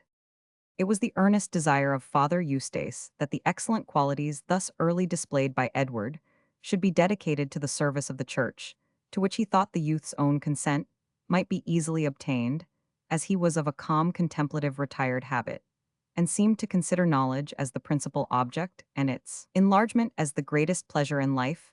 As to the mother, the sub-prior had little doubt that, trained as she was to view the monks of St. Mary's with such profound reverence, she would be but too happy in an opportunity of enrolling one of her sons in its honored community. But the good father proved to be mistaken in both these particulars. When he spoke to Elspeth Glendinning of that which a mother best loves to hearth proficiency and abilities of her Sanche, listened with a delighted ear. But when Father Eustace hinted at the duty of dedicating to the service of the church talents, which seemed fitted to defend and adorn it, the dame endeavored always to shift the subject, and when pressed farther enlarged on her own incapacity, as a lone woman, to manage the few on the advantage which her neighbors of the township were often taking of her unprotected state, and on the wish she had that Edward might fill his father's place, remain in the tower, and close her eyes. On such occasions, the sub-prior would answer that, even in a worldly point of view, the welfare of the family would be best consulted by one of the sons entering into the community of St. Mary's, as it was not to be supposed that he would fail to afford his family the important protection, which he could then easily extend towards them. What could be a more pleasing prospect than to see him high in honor, or what more sweet than to have the last duties rendered to her by a son, reverend for his holiness of life and exemplary manners? Besides, he endeavored to impress upon the dame that her eldest son Halbert, whose bold temper and headstrong indulgence of a wandering humor rendered him incapable of learning, was for that reason, as well as that he was her eldest born, fittest to bustle through the affairs of the world and manage the little fief. Elspeth durst not directly dissent from what was proposed for fear of giving displeasure, and yet she always had something to say against it. Halbert, she said, was not like any of the neighbor boys, was taller by the head and stronger by the half than any boy of his years within the Halidome, but he was fit for no peaceful work that could be devised. If he liked a book 99, he liked a plough or a paddle. Worse, he had scoured his father's old broadsword, suspended it by a belt round his waist, and seldom stirred without it. He was a sweet boy, and a gentle if spoken fair, but cross him, and he was a born devil. In a word, she said, bursting into tears, deprive me of Edward, good father, and ye bereave my house of prop and pillar, for my heart tells me that Halbert will take to his father's gates, and die his father's death. When the conversation came to this crisis, the good-humored monk was always content to drop the discussion for the time, trusting some opportunity would occur of removing her prejudices, for such he thought them, against Edward's proposed destination. When leaving the mother, the sub-prior addressed himself to the son, animating his zeal for knowledge, and pointing out how amply it might be gratified should he agree to take holy orders. He found the same repugnance which Dame Elspeth had exhibited. Edward pleaded a want of sufficient vocation to so serious a profession, his reluctance to leave his mother, and other objections, which the sub-prior treated as evasive. I plainly perceive, he said one day in answer to them, that the devil has his factors as well as heaven, and that they are equally, or alas, the former, are perhaps more active in bespeaking for their master. The first of the market, I trust, young man, that neither idleness nor licentious pleasure, nor the love of worldly gain and worldly grandeur, the chief baits with which the great fisher of souls conceals his hook, are the causes of your declining the career to which I would incite you.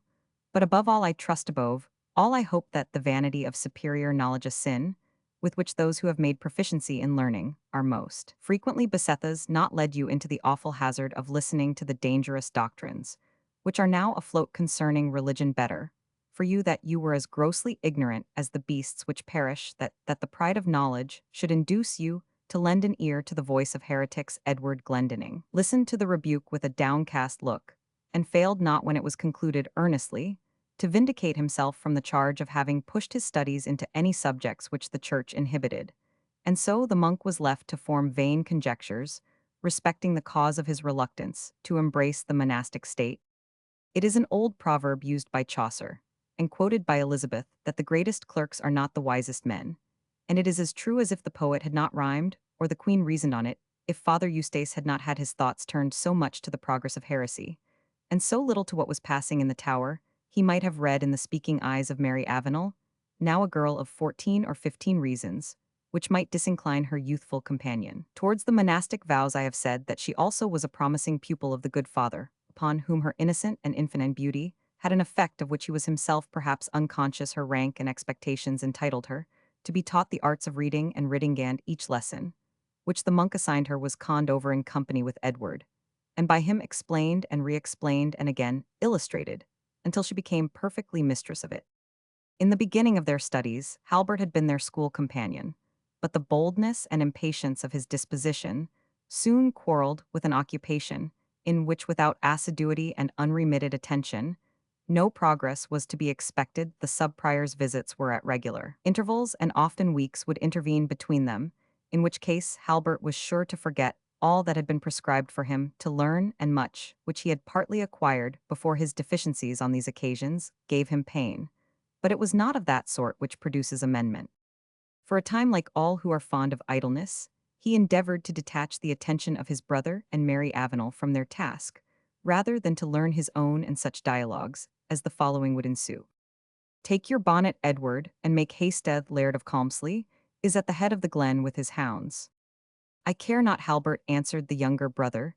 2 brace of dogs may kill a deer without my being there to see them, and I must help Mary Avenel with her lesson. You will labor at the monk's lessons, till you turn monk yourself, answered Halbert. Mary, will you go with me? And I will show you the cushit's nest I told you of. I cannot go with you, Halbert, answered Mary, because I must study this lesson. It will take me long to learn it. I am sorry I am so dull, for, if I could get my task as fast as Edward, I should like to go with you. Should you indeed, said Halbert, then I will wait for you, and, what is more, I will try to get my lesson also. With a smile and a sigh, he took up the primer, and began heavily to con over the task which had been assigned him. As if banished from the society of the 2 others, he sat sad and solitary in one of the deep window recesses, and after in vain struggling with the difficulties of his task and his disinclination to learn it, he found himself involuntarily engaged in watching the movements of the other 2 students, instead of toiling any longer. The picture which Halbert looked upon was delightful in itself, but somehow or other it afforded very little pleasure to him. The beautiful girl, with looks of simple yet earnest anxiety, was bent on disentangling those intricacies which obstructed her progress to knowledge, and looking ever and anon to Edward for assistance, while, seated close by her side, and watchful to remove every obstacle from her way, he seemed at once to be proud of the progress which his pupil made, and of the assistance which he was able to render her. There was a bond betwixt them, a strong and interesting tie, the desire of obtaining knowledge, the pride of surmounting difficulties. Feeling most acutely yet ignorant of the nature and source of his own emotions, Halbert could no longer endure to look upon this quiet scene, but starting up dashed his book from him, and exclaimed aloud to the fiend, I bequeath all books and the dreamers that make them I, would a score of Southrons would come up the glen, and we should learn how little all this muttering and scribbling is worth. Mary Avenel and his brother started and looked at Halbert with surprise, while he went on with great animation, his features swelling, and the tears starting into his eyes as he spoke. Yes, Mary, I wish a score of Southrons came up the glen this very day, and you should see one good hand and one good sword do more to protect you than all the books that were ever opened, and all the pens that ever grew on a goose's wing. Mary looked a little surprised and a little frightened at his vehemence, but instantly replied affectionately, You are vexed, Halbert, because you do not get your lessons so fast as Edward can, and so am I, for I am as stupid as you, but come, and Edward shall sit betwixt us and teach us. He shall not teach me, said Halbert in the same angry mood. I never can teach him to do anything that is honorable and manly. And he shall not teach me any of his monkish tricks. I hate the monks with their drawling nasal tone, like so many frogs, and their long black petticoats like so many women, and their reverences and their lordships and their lazy vassals that do nothing but peddle in the mire with plough and harrow from Yule to Michaelmas.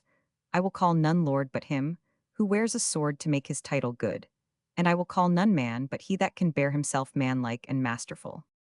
For heaven's sake, peace, brother, said Edward. If such words were taken up and reported out of the house, they would be our mother's ruin. Report them yourself then, and they will be your making and nobody's marring save mine own. Say that Halbert Glendinning will never be vassal to an old man with a cowl and shaven crown.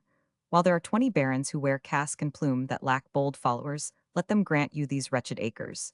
And much meal, may they bear you to make your bracken. He left the room hastily, but instantly returned, and continued to speak with the same tone of quick and irritated feeling, and you need not think so much, neither of you, and especially you, Edward, need not think so much of your parchment book there, and your cunning in reading it. By my faith, I will soon learn to read as well as you, and for I know a better teacher than your grim old monk, and a better book than his printed breviary. And since you like scholarcraft so well, Mary Avenel, you shall see whether Edward or I have most of it. He left the apartment and came not again. What can be the matter with him, said Mary, following Halbert with her eyes from the window, as with hasty and unequal steps he ran up the wild glen. Where can your brother be going, Edward? What book, what teacher does he talk of? It avails not guessing, said Edward. Halbert is angry, he knows not why, and speaks of he knows not what. Let us go again to our lessons, and he will come home when he has tired himself with scrambling among the crags as usual. But Mary's anxiety on account of Halbert seemed more deeply rooted. She declined prosecuting the task in which they had been so pleasingly engaged, under the excuse of a headache, nor could Edward prevail upon her to resume it again that morning. Meanwhile Halbert, his head unbonneted, his features swelled with jealous anger, and the tear still in his eye, sped up the wild and upper extremity of the little valley of Glendearg, with the speed of a roebuck, choosing, as if in desperate defiance of the difficulties of the way, the wildest and most dangerous paths, and voluntarily exposing himself 100 times to dangers which he might have escaped by turning a little aside from them. It seemed as if he wished his course to be as straight as that of the arrow to its mark.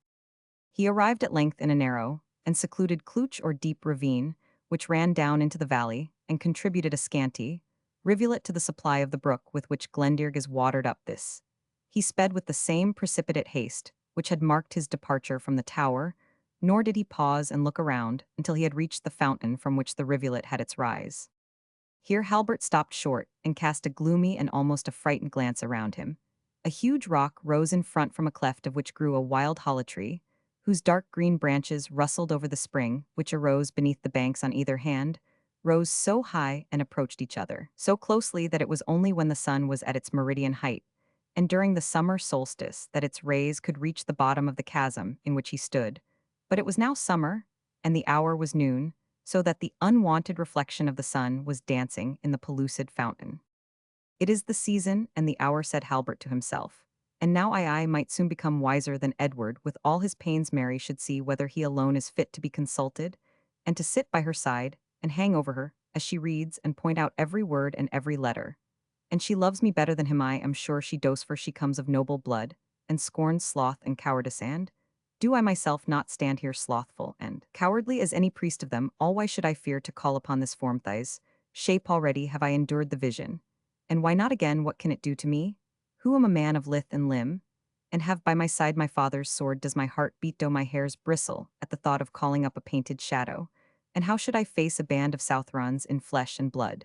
By the soul of the first Glendinning I will make proof of the charm. Them. Original.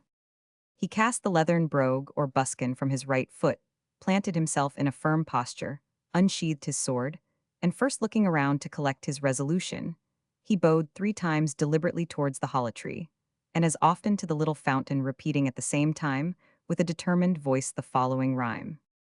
Thrice to the holly break, thrice to the well, I bid thee awake. White maid of Avenel, noon gleams on the lake, noon glows on the fell. Wake thee, O wake, white maid of Avenel. These lines were hardly uttered when there stood the figure of a female, clothed in white within 3 steps of Halbert Glendinning. I guessed was frightful there to see. A lady richly clad is she. Beautiful exceedingly. Coleridge's Christabel. Chapter the 12th. There's something in that ancient superstition, which erring as it is our fancy loves. The spring that with its 1,000 crystal bubbles bursts from the bosom of some desert rock, in secret solitude may well be deemed the haunt of something purer, more refined, and mightier than ourselves. Bold play. Young Halbert Glendinning had scarcely pronounced the mystical rhymes than, as we have mentioned in the conclusion of the last chapter, an appearance, as of a beautiful female dressed in white, stood within 2 yards of him. His terror for the moment overcame his natural courage, as well as the strong resolution which he had formed that the figure, which he had now twice seen, should not a third time daunt him. But it would seem there is something thrilling and abhorrent to flesh and blood in the consciousness that we stand in presence of a being in form like to ourselves, but so different in faculties and nature that we can neither understand its purposes nor calculate its means of pursuing them. Halbert stood silent and gasped for breath, his hairs erecting themselves on his head, high's mouth, open, high's eyes fixed. And as the sole remaining sign of his late determined purpose, his sword pointed towards the apparition at length, with a voice of ineffable sweetness. The White Lady, for by that name we shall distinguish this being, sung, or rather chanted the following lines. Youth of the dark eye, wherefore didst thou call me? Wherefore art thou here if terrors can appall thee? He that seeks to deal with us must know no fear nor failing. To coward and churl our speech is dark, our gifts are unavailing. The breeze that brought me hither now must sweep Egyptian ground. The fleecy cloud on which I ride for Araby is bound. The fleecy cloud is drifting by the breeze sighs for my stay. For I must sail 1,000 miles before the close of day. The astonishment of Halbert began once more to give way to his resolution, and he gained voice enough to say, though with a faltering accent, in the name of God, what art thou? The answer was in melody of a different tone and measure. What I am I must not show. What I am thou couldst not know. Something betwixt heaven and hell. Something that neither stood nor fell. Something that through thy wit or will may work thee good, may work thee. Roman 99, neither substance quite nor shadow. Haunting lonely moor and mead. Dancing by the haunted spring. Riding on the whirlwind's wing. Aping in fantastic fashion every change of human passion, while o'er our frozen minds they pass, like shadows from the mirrored glass.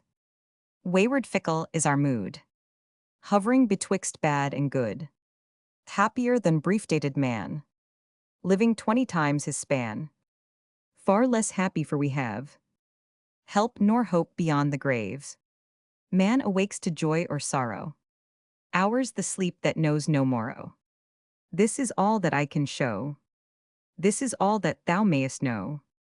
The White Lady paused and appeared to await an answer, but as Halbert hesitated how to frame his speech, the vision seemed gradually to fade, and became more and more incorporeal, justly guessing this to be a symptom of her disappearance.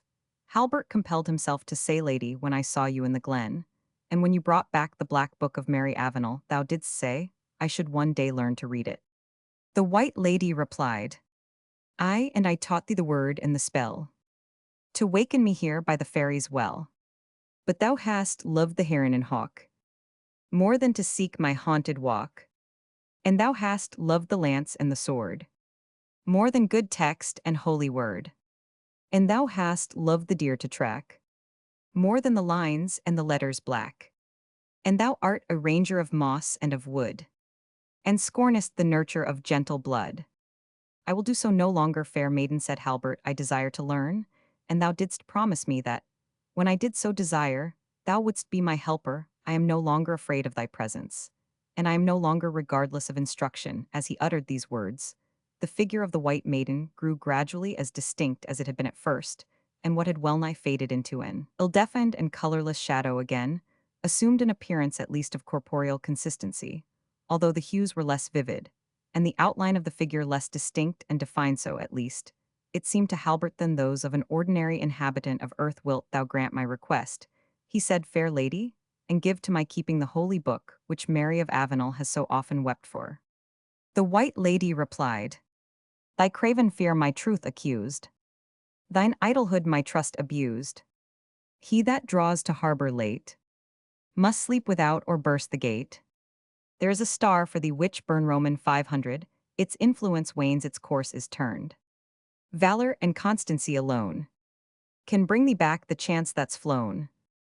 If I have been a loiterer, lady, answered young Glendinning, thou shalt now find me willing to press forward with double speed. Other thoughts have filled my mind, other thoughts have engaged my heart within a brief period, and, by heaven, other occupations shall henceforward fill up my time. I have lived in this day. The space of years I came hither a boy, I will return a man, such as may converse not only with his own kind but with whatever God permits to be visible to him. I will learn the contents of that mysterious volume. I will learn why the Lady of Avenel loved Itwe the priests feared, and would have stolen Itwe. Thou didst twice recover it from their hands. What mystery is wrapped in it? Speak, I conjure thee. The lady assumed an air peculiarly sad and solemn, as drooping her head, and folding her arms on her bosom, she replied, within that awful volume lies the mystery of mysteries, happiest they of human race, to whom God has granted grace, to read, to fear, to hope, to pray, to lift the latch and force the way. And better had they ne'er been born, who read to doubt or read to scorn. Give me the volume, lady, said young Glendinning. They call me idle, they call me dullin. This pursuit, my industry, shall not fail, nor with God's blessing shall my understanding. Give me the volume, the apparition again replied. Many a fathom dark and deep, I have laid the book to sleep. Ethereal fires around it glowing, ethereal music ever flowing, the sacred pledge of heaven. All things revere, each in his sphere, save man for whom 'twas given. Lend thy hand and thou shalt spy things near seen by mortal eye. Halbert Glendinning boldly reached his hand to the white lady. Fearest thou to go with me? She said as his hand trembled at the soft and cold touch of her own. Fearest thou to go with me? Still it is free to thee, a peasant, to dwell. Thou mayst drive the dull steer, and chase the king's deer, but never more come near this haunted well. If what thou sayest be true, said the undaunted boy, my destinies are higher than thine own. There shall be neither well nor wood which I dare not visit. No fear of aught natural or supernatural shall bar my path through my native valley. He had scarce uttered the words when they both descended through the earth with a rapidity which took away Halbert's breath, and every other sensation, saving that of being hurried on with the utmost velocity. At length, they stopped with a shock so sudden that the mortal journeyer through this unknown space must have been thrown down with violence had he not been upheld by his supernatural companion. It was more than a minute ere, looking around him, he beheld a grotto or natural cavern composed of the most splendid spars and crystals, which returned in 1,000 prismatic hues the light of a brilliant flame that glowed on an altar of alabaster. This altar with its fire formed the central point of the grotto, which was of a round form and very high in the roof, resembling in some respects the dome of a cathedral. Corresponding to the 4 points of the compass, there went off 4 long galleries or arcades, constructed of the same brilliant materials with the dome itself, and the termination of which was lost in darkness. No human imagination can conceive or words suffice to describe the glorious radiance which shot fiercely forth by the flame was returned from so many 100,000 points of reflection afforded by the sparry pillars and their numerous angular crystals. The fire itself did not remain steady and unmoved, but rose and fell sometimes, ascending in a brilliant pyramid of condensed flame halfway up the lofty expanse, and again, fading into a softer and more rosy hue and hovering, as it were on the surface of the altar, to collect its strength for another powerful exertion. There was no visible fuel by which it was fed, nor did it emit either smoke or vapor of any kind. What was of all the most remarkable, the black volume, so often mentioned, lay, not only unconsumed, but untouched in the slightest degree, amid this intensity of fire, which, while it seemed to be of force sufficient to melt adamant, had no effect whatever on the sacred book, thus subjected to its utmost influence.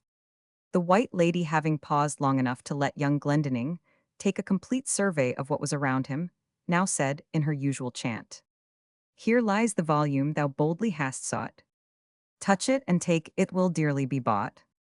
Familiarized in some degree with marvels, and desperately desirous of showing the courage he had boasted, Halbert plunged his hand without hesitation into the flame, trusting to the rapidity of the motion, to snatch out the volume before the fire could greatly affect him. But he was much disappointed. The flame instantly caught upon his sleeve, and though he withdrew his hand immediately, yet his arm was so dreadfully scorched that he had well nigh screamed with pain. He suppressed the natural expression of anguish, however, and only intimated the agony which he felt by a contortion and a muttered groan. The White Lady passed her cold hand over his arm, and ere she had finished the following metrical chant, his pain had entirely gone, and no mark of the scorching was visible. "Rash thy deed, mortal weed, to immortal flames applying. Rash your trust, has thing of dust, on his own weak worth relying. Strip thee of such fences vain, strip and prove thy luck again." Obedient to what he understood to be the meaning of his conductress, Halbert bared his arm to the shoulder, throwing down the remains of his sleeve, which no sooner touched the floor on which he stood than it collected itself together, shriveled itself up, and was without any visible fire reduced to light tinder, which a sudden breath of wind dispersed into empty space. The White Lady, observing the surprise of the youth, immediately repeated, "Mortal warp and mortal woof cannot brook this charmed roof. All that mortal art hath wrought in our cell returns to naught. The molten gold returns to clay. The polished diamond melts away. All is altered, all is flown. Naught stands fast but truth alone. Not for that thy quest give o'er. Courage, prove thy chance once more." Emboldened by her words, Halbert Glendinning made a second effort, and plunging his bare arm into the flame, took out the sacred volume, without feeling either heat or inconvenience of any kind. Astonished and almost terrified at his own success, he beheld the flame collect itself, and shoot up into one long and final stream which seemed as if it would ascend to the very roof of the cavern, and then sinking as suddenly became totally extinguished. The deepest darkness ensued. But Halbert had no time to consider his situation, for the White Lady had already caught his hand, and they ascended to upper air with the same velocity with which they had sunk into the earth.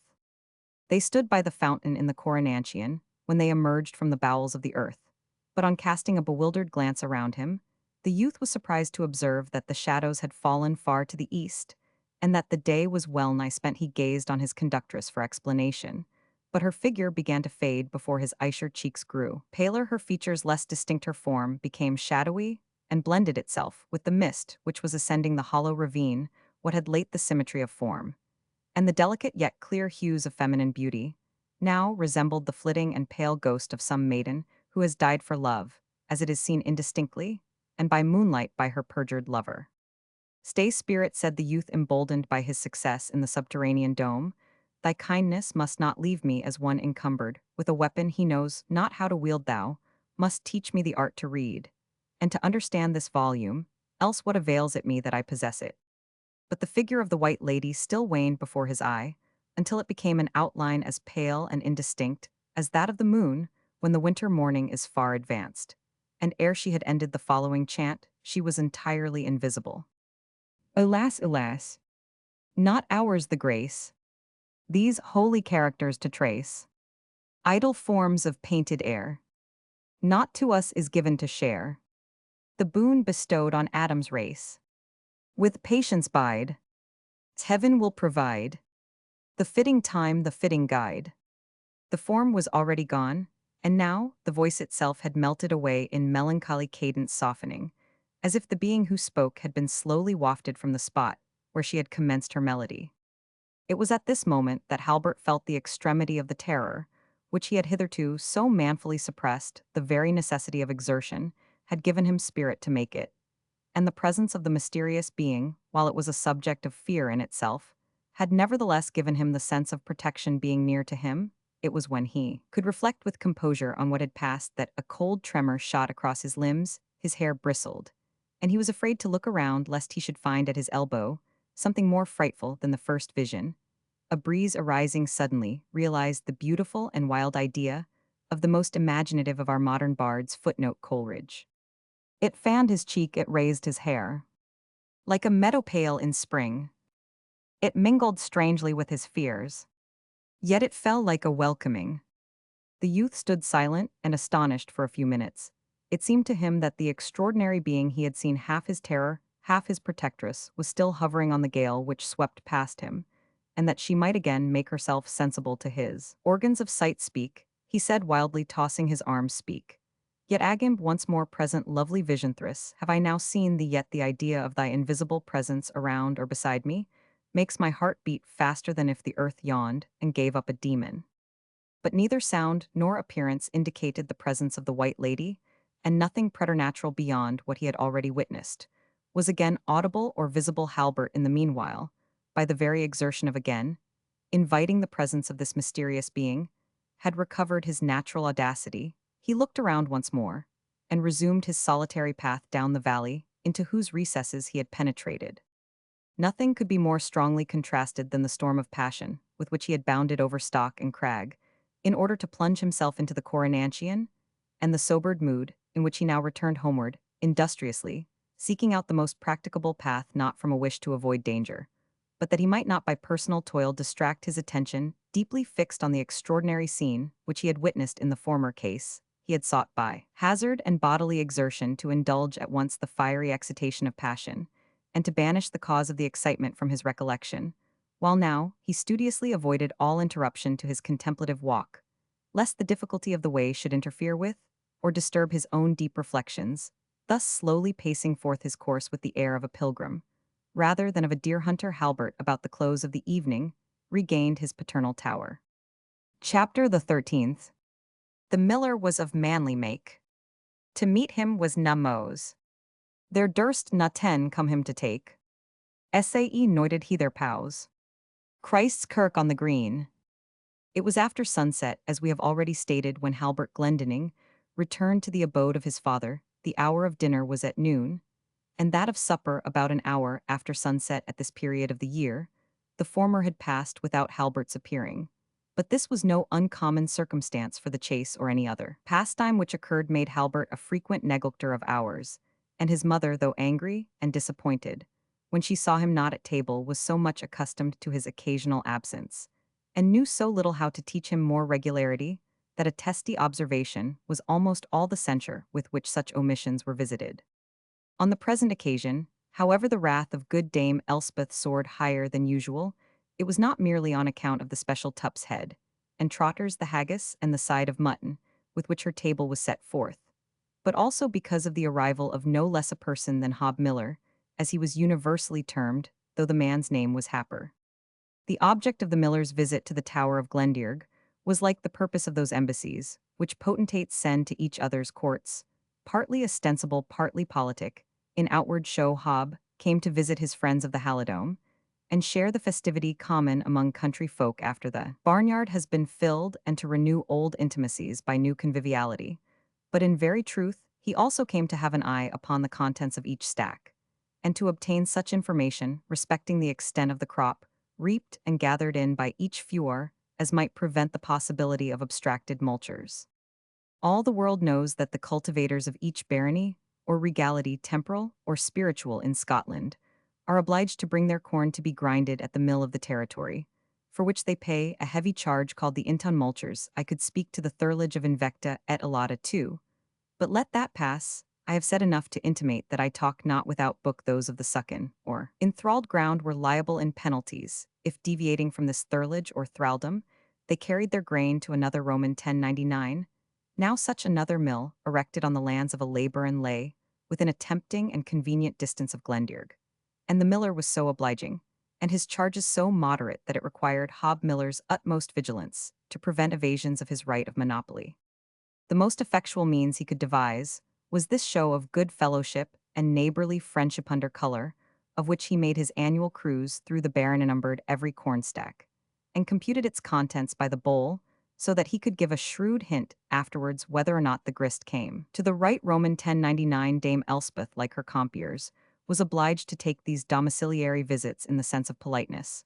But in her case, they had not occurred since her husband's death, probably because the Tower of Glendearg was distant, and there was but a trifling quantity of arable or infield land. Attached to it this year, there had been upon some speculation of old Martins, several bolls sown in the exit field, which the season being fine had ripened remarkably well. Perhaps this circumstance occasioned the honest millers, including Glendearg on this occasion, in his annual round Dame Glendinning, received with pleasure a visit which she used formerly only to endure with patience, and she had changed her view of the matter chiefly, if not entirely, because Hob had brought with him his daughter Misty, of whose features she could give so slight an account, but whose dress she had described so accurately to the sub-prior. Hitherto this girl had been an object of very trifling consideration in the eyes of the good widow, but the sub-prior's particular and somewhat mysterious inquiries had set her brains to work on the subject of Misty of the Mill, and she had here asked a broad question, and there she had thrown out an innuendo, and there again she had gradually led on to a conversation on the subject of poor Misty, and from all inquiries and investigations, she had collected that Misty was a dark-eyed, laughter-loving wench with cherry cheeks and a skin as white as her father's finest bolted flour, out of which was made the abbot's own wastelbread for her temper.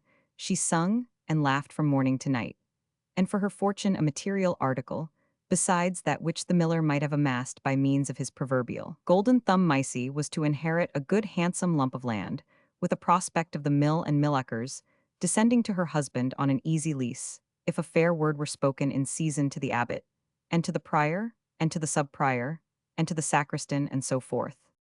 By turning and again turning these advantages over in her own mind, Elspeth at length came to be of opinion that the only way to save her son Halbert from a life of spur spear, and snaffle, as they called that of the border riders, from the dint of a clothyard shaft, or the loop of an inchcord, was that he should marry and settle, and that Misty Happer should be his destined bride.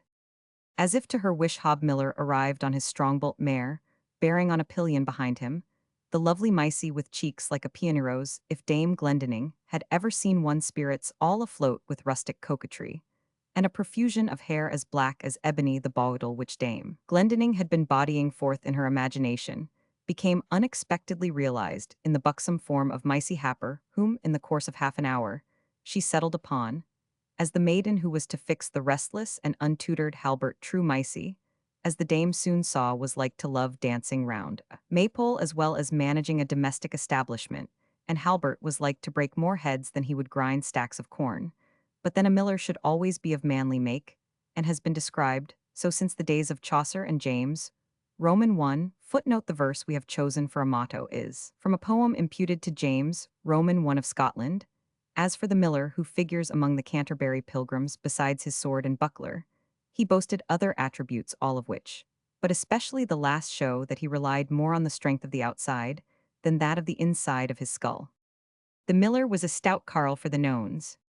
Full big he was of brawn and eke of bones. That proved well for wheresoe'er he cam. At wrestling he wold bear away the ram. He was short-shouldered, broad, a thick gnar. There nuz no door that he nold heave of bar, or break it at a running with his head. Roman 100. Indeed, to be able to outdo and bully the whole suckin, once more, we use this barbarous phrase in all athletic exercises, was one way to render easy the collection of dues, which men would have disputed with a less formidable champion. Then, as to the deficiencies of the miller's wife, the dame was of opinion that they might be supplied by the activity of the miller's mother. I will keep house for the young folk myself, for the tower is grown very lonely, thought Dame Glendinning, and to live near the kirk will be mair comfortable in my auld aging. Then Edward may agree with his brother about the few more, especially as he is a favourite with the sub-prior. and then he may live in the auld tower like his worthy father before him and wa kens, but Mary Avenel Highblood, as she is may e'en draw in her stool to the chimney nook, and sit down here for good and it's true, she has no totcher, but the like of her for beauty and sense near crossed my een, and I have kenned every wench in the halidome of St. Marisay, and their mothers that bore Theme, she is a sweet and a lovely creature as ever tide snood over brown Harry. And then though her uncle keeps her out of her ain for the present time, yet it is to be thought the grey goose shaft will find a hole in his coat of proof as God help us it has done in many a better man's and moreover, if they should stand on their pedigree and gentle race, Edward might say to them, that is to her gentle kith and kin Wilk, O ye was her best friend, when she came down the glen to Glendearg, in a misty evening, on a beast mair like a cuddy than aught else and, if they tax him with churl's blood, Edward might say that forby the old proverb how gentle deed makes gentle blade. Yet moreover there comes no churl's blood from Glendinning, or Brydon for says Edward. The hoarse voice of the miller at this moment recalled the dame from her reverie, and compelled her to remember that if she meant to realize her airy castle, she must begin by laying the foundation in civility to her guest and his daughter, whom she was at that moment most strangely neglecting, though her whole plan turned on conciliating their favor and good opinion, and that in fact, while arranging matters for so intimate a union with her company, she was suffering them to sit unnoticed, and in their riding gear as if about to resume their journey. And so I say, dame, concluded the miller, for she had not marked the beginning of his speech, and ye be so busied with your houseskep, or aught else, why Micey and I will trot our way down the glen again, to Johnny Brocksmith's, who pressed us right kindly to bide with him. Starting at once from her dream of marriages and intermarriages, mills, millins, and baronies, Dame Elspeth felt for a moment like the milkmaid in the fable when she overset the pitcher on the contents of which so many golden dreams were founded. But the foundation of Dame Glendinning's hopes was only tottering, not overthrown, and she hastened to restore its equilibrium, instead of attempting to account for her absence of mind and want of attention to her guests, which she might have found something difficult. She assumed the offensive like an able general when he finds it necessary, by a bold attack to disguise his weakness. A loud exclamation she made, and a passionate complaint she set up against the unkindness of her old friend, who could for an instant doubt the heartiness of her welcome to him and to his hopeful daughter. And then to think of his going back to Johnny Brocksmith's when the auld tower stood where it did, and had room in it for a friend or two in the worst of times and he too, a neighbor that his umquhile gossip. Simon, blessed be his caste, used to think the best friend he had in the halidome, and on she went urging her complaint with so much seriousness that she had wellnigh imposed on herself as well as upon Hob Miller, who had no mind to take anything in dudgeon, and as it suited his plans to pass the night at Glendearg, would have been equally contented to do so even had his reception been less vehemently hospitable. To all Elspeth's expostulations on the unkindness of his proposal to leave her dwelling, he answered composedly, Nay, dame, what could I tell ye might have had other grist to grind, for he looked as if he scarce saw, user what know I ye might bear in mind the words Martin, and I had about the last barley ye sawed for I ken dry multures, footnote dry multures, were a fine or compensation in money, for not grinding at the mill of the thirl it was, and is accounted a vexatious exaction will sometimes stick in the throat a man seeks, but his own and yet folk shall hold him for both miller, and miller's man that is miller, and knave footnote the under miller, is in the language of thirlage called the knave, which indeed signified originally his lad knave German, but by degrees came to be taken in a worse sense in the old translation of the Bible. Paul is made to term himself the knave of our Saviour. The allowance of meal taken by the miller's servant was called knaveship all the country. Alas, that you will say so, neighbour Hob, said Dame Elspeth, or that Martin should have had any words with you about the mildews. I will chide him roundly for it, I promise you on the faith of a true widow. You know full well that a lone woman is sore put upon by her servants. Nay, dame, said the miller, unbuckling the broad belt which made fast his cloak, and served at the same time to suspend by his side a swinging Andrea Ferrara. Bear no grudge at Martin, for I bear none. I take it on me, as a thing of mine office to maintain my right of multure lock.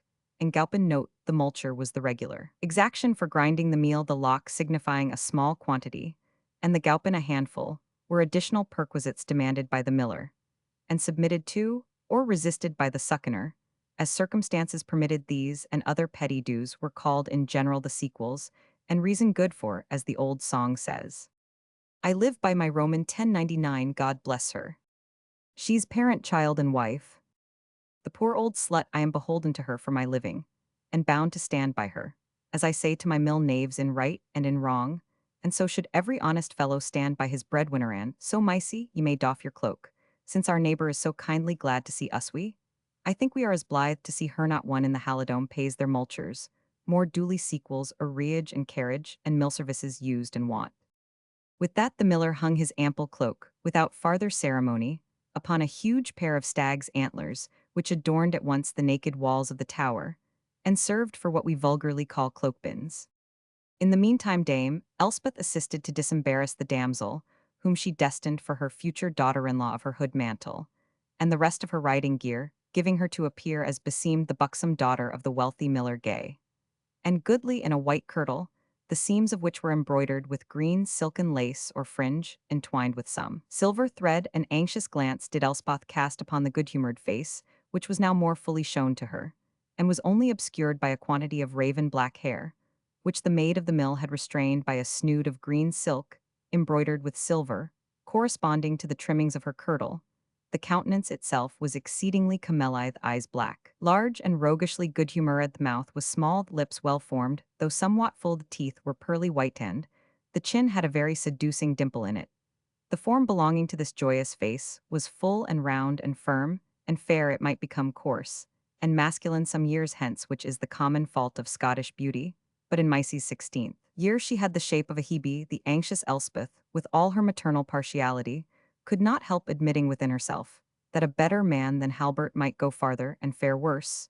She looked a little giddy, and Halbert was not 19 still. It was time he should be settled, for to that point the dame always returned, and here was an excellent opportunity. The simple cunning of Dame Elspeth now exhausted itself in commendations of her fair guest from the snood, as they say to the single-soled shoe. Micey listened and blushed with pleasure for the first 5 minutes, but ere 10 had elapsed, she began to view the old lady's compliments rather as subjects of mirth than of vanity, and was much more disposed to laugh at than to be flattered with them, for nature had mingled the good humour with which she had endowed the damsel. With no small portion of shrewdness, even Hob himself began to tire of hearing his daughter's praises, and broke in with "Aye, she is a clever queen enough, and were she 5 years older she shall lay a loaded sack on an aver note, aver properly, a horse of labour with ear a lass in the halidome. But I have been looking for your 2 sons. Dame men say Downby, that Halbert's turned a wild springald, and that we may have word of him from Westmoreland, one moonlight night or another." "God forbid, my good neighbour, God in his mercy, forbid," said Dame Glendinning earnestly, for it was touching the very keynote of her apprehensions to hint any probability that Halbert might become one of the marauders so common in the age and country, but fearful of having betrayed too much alarm on this subject. She immediately added that though since the last rout at Pinkyclooch she had been all of a tremble when a gun or a spear was named, or when men spoke of fighting, yet thanks to God and Our Lady her sons were like to live and die honest and peaceful tenants to the abbey, as their father might have done, but for that awful hosting which he went forth to with money, a brave man that never returned. "You need not tell me of it, dame," said the miller, "since I was there myself, and made 2 pair of legs, and these were not mine, but my mare's worth 1 pair of hands. I judged how it would be, when I saw our host break ranks with rushing on through that broken ploughed field, and so as they had made a pricker of me, I e'en pricked off with myself, while the play was good."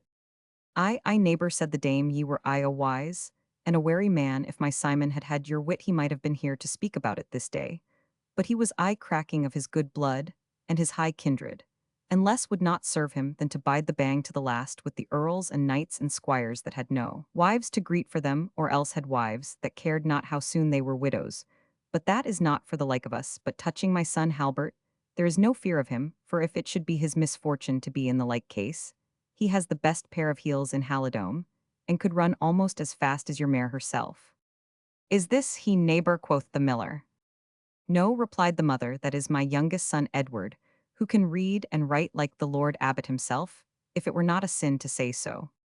"I," said the miller, "and is that the young clerk the subprior thinks so much of. They say he will come far ben that lad wa kens, but he may come to be subprior himself as broken a ship has come to land." "To be a prior, neighbour Miller," said Edward, "a man must first be a priest, and for that I judge I have little vocation." "He will take to the plug pedal, neighbour," said the good dame, "and so will Halbert too, I trust. I wish you saw Halbert. Edward, where is your brother?" "Hunting, I think," replied Edward. "At least, he left us this morning, to join the Laird of Colmsley, And his hounds, I have heard them baying in the glen all day. And if I had heard that music, said the miller, it would have done my heart good eye, and maybe taken me 2 or 3 miles out of my road. When I was the miller of Morbettel's knave, I have followed the hounds from Eckford to the foot of Hounam followed them on foot Dame Glendinning I, and led the chase when the Laird of Cessford and his gay riders were all thrown out by the mosses and gills. I brought the stag on my back to Hounam Cross when the dogs had pulled him down. I think I see the old grey knight as he sate so upright on his strong war-horse all white with foam. And miller, said he to me, and thou wilt turn thy back on the mill and wend with me? I will make a man of thee, but I chose rather to abide by Clap and Happer. And the better luck was mine, for the proud Percy caused hang 5 of the laird's henchmen at Alnwick, for burning a rickle of houses some gate beyond Fowbury, and it might have been my luck as well as another man's. Ah, neighbor, neighbor, said Dame Glendinning, you were wise and wary. But if you like hunting, I must say Halbert's the lad to please you. He hath all those fair holiday terms of hawk, and hound as ready in his mouth, as Tom with the Todd's tail, that is the Lord Abbot's ranger. Ranges he not homeward at dinner time, dame? Demanded the miller, for we call noon the dinner hour at Kennaquhair. The widow was forced to admit that even at this important period of the day Halbert was frequently absent, at which the miller shook his head, intimating at the same time some allusion to the proverb of Macfarlane's geese, which liked their play better than their meat. Footnote: a brood of wild geese, which long frequented one of the uppermost islands in Loch Lomond called Inchtovo, were supposed to have some mysterious connection with the ancient family of Macfarlane of that ilk, and it is said were never seen after the ruin and extinction of that house. The Macfarlanes had a house and garden upon that same island of Inchtovo. Here James, Romans 6, was on one occasion regaled by the chieftain. His majesty had been previously much amused by the geese pursuing each other on the loch. But when one which was brought to table was found to be tough and ill-fed, James observed that Macfarlane's geese liked their play better than their meat, a proverb which has been current ever since. Them original, that the delay of dinner might not increase the miller's disposition to prejudge Halbert, Dame Glendinning called hastily on Mary Avenel to take her task of entertaining Micey Happer, while she herself rushed to the kitchen, and entering at once into the province of Tibtacket, rummaged among trenchers and dishes, snatched pots from the fire, and placed pans and gridirons on it, accompanying her own feats of personal activity with such a continued list of injunctions to Tib that Tib at length lost patience, and said here was as muckle work about meeting an auld miller as if they had been to banquet the blood of Bruce. But this, as it was supposed to be spoken aside, Dame Glendinning did not think it convenient to hear. Chapter the 14th. Nay, let me have the friends who eat my victuals. As various as my dishes the feast's not. Where one huge plate predominates, John Plaintext. He shall be mighty beef, our English staple. The worthy alderman, a buttered dumpling. Yon pair of whiskered cornets, ruffs and reese. Their friend the dandy, a green goose in sippets. And so the hoard is spread at once and filled. On the same principal variety. New play. And what brave lass is this, said Hob Miller, as Mary Avenel entered the apartment to supply the absence of Dame Elspeth Glendinning. The young lady of Avenel, father, said the maid of the mill, dropping as low a curtsy as her rustic manners enabled her to make. The miller, her father, doffed his bonnet, and made his reverence not altogether so low perhaps as if the young lady had appeared in the pride of rank and riches, yet so as to give high birth the due homage which the Scotch for a length of time scrupulously rendered to it.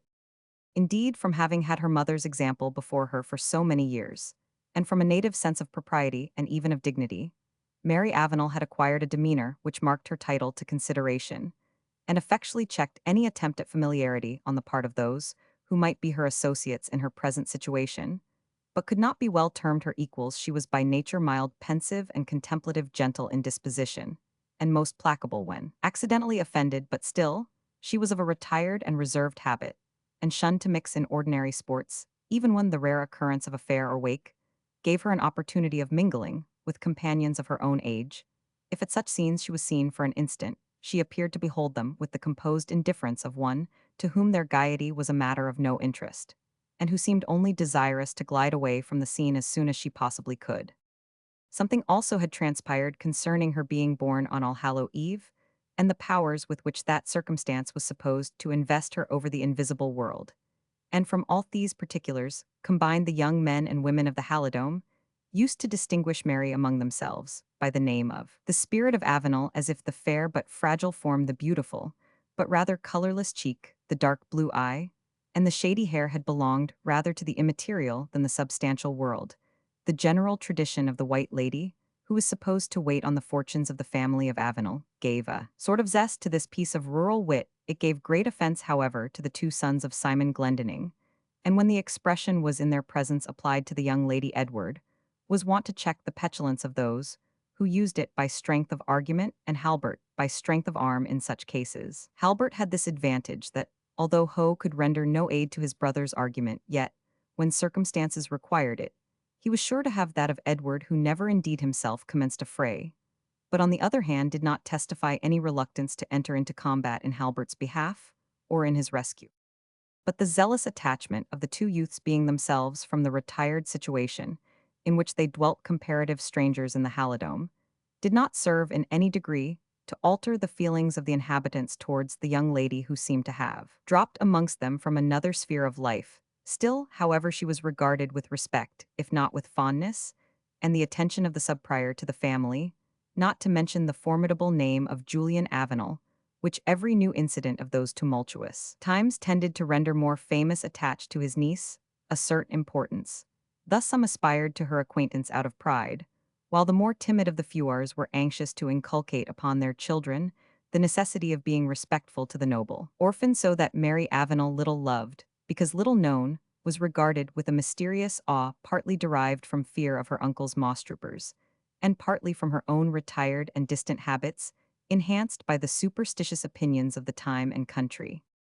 It was not without some portion of this awe that Maisie felt herself left alone, in company with a young person so distant in rank, and so different in bearing from herself, for her worthy father had taken the first opportunity to step out unobserved, in order to mark how the barnyard was filled, and what prospect it afforded of grist to the Roman 1099 in youth. However, there is a sort of Freemasonry which without much conversation teaches young persons to estimate each other's character, and places them at ease on the shortest acquaintance.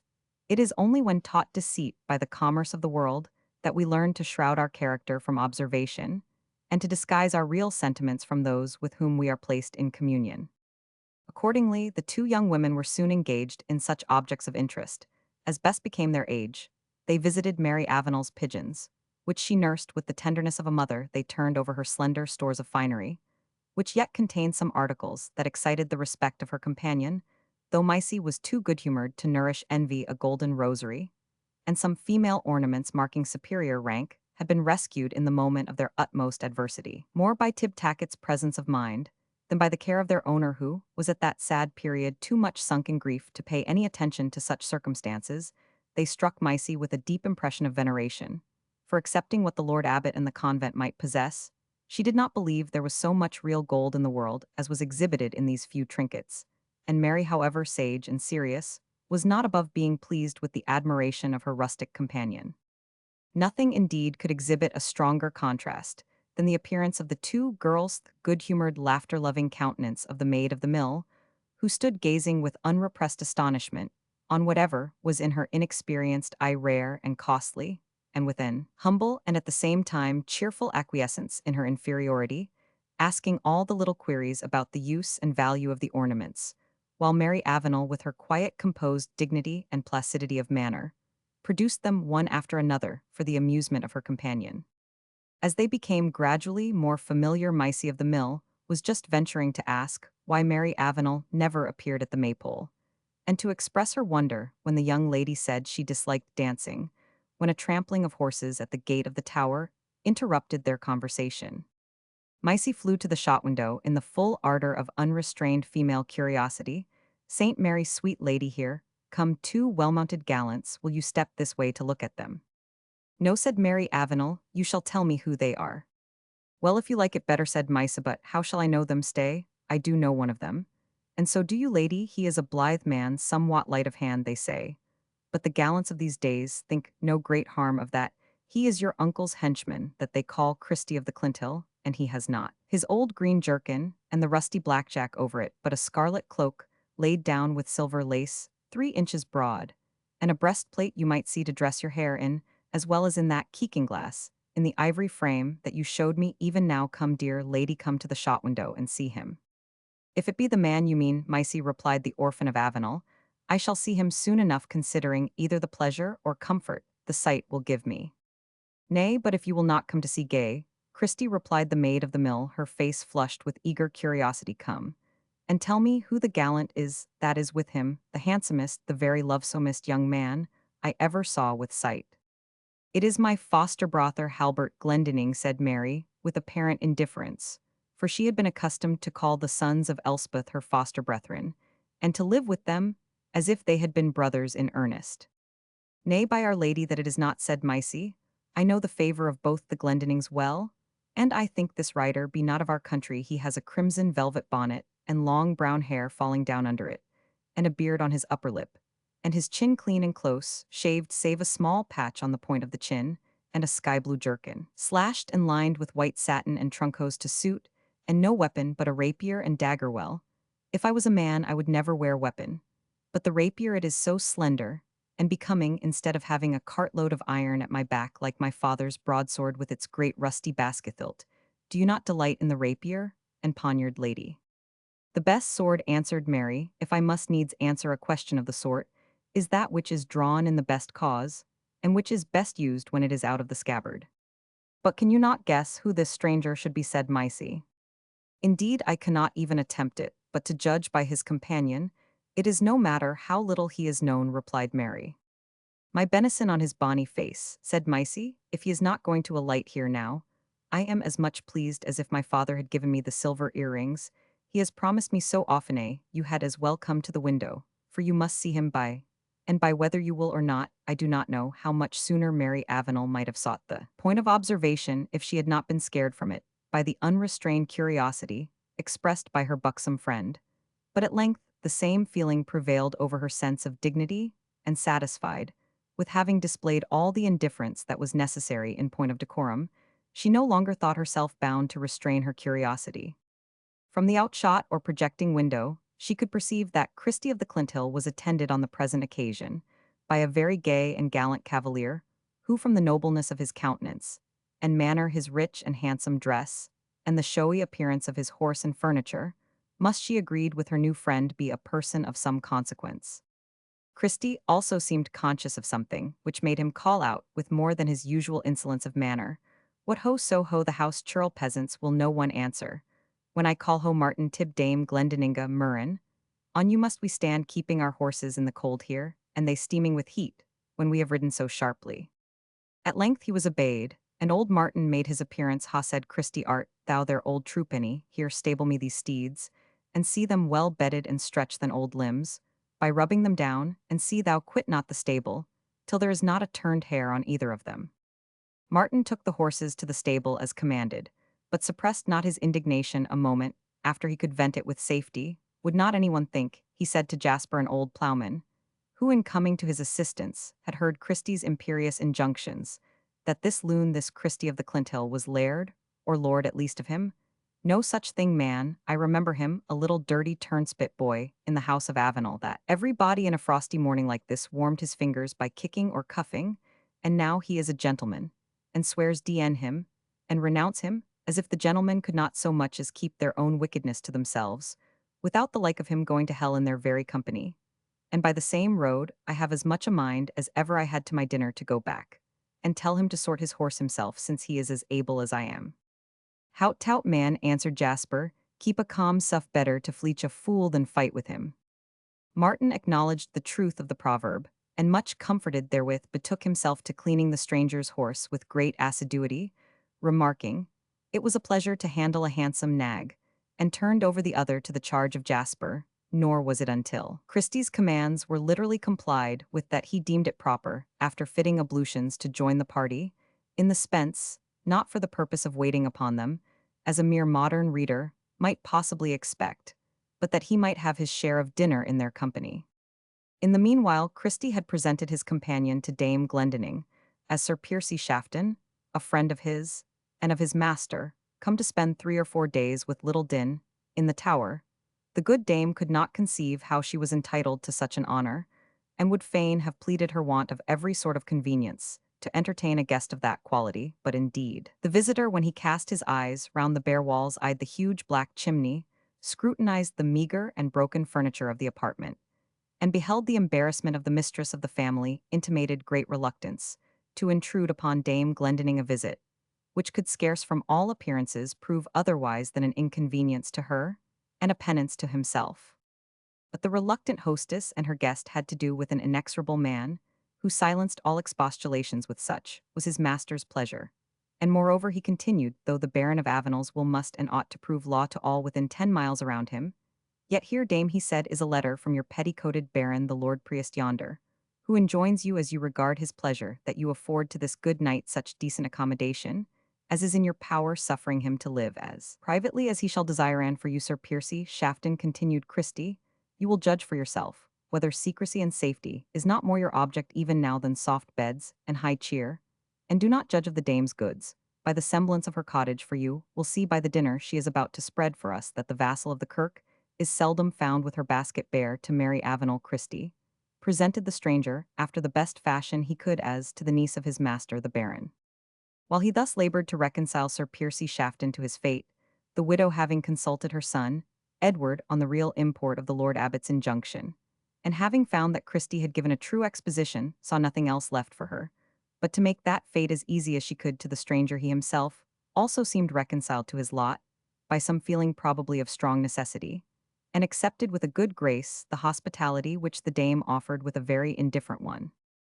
In fact, the dinner which soon smoked before the assembled guests was of that substantial kind which warrants plenty and comfort. Dame Glendinning had cooked it after her best manner, and delighted with the handsome appearance which her good cheer made when placed on the table, forgot both her plans and the vexations which interrupted them in the hospitable duty of pressing her assembled visitors to eat and drink, watching every trencher as it waxed empty, and loading it with fresh supplies, ere the guest could utter a negative.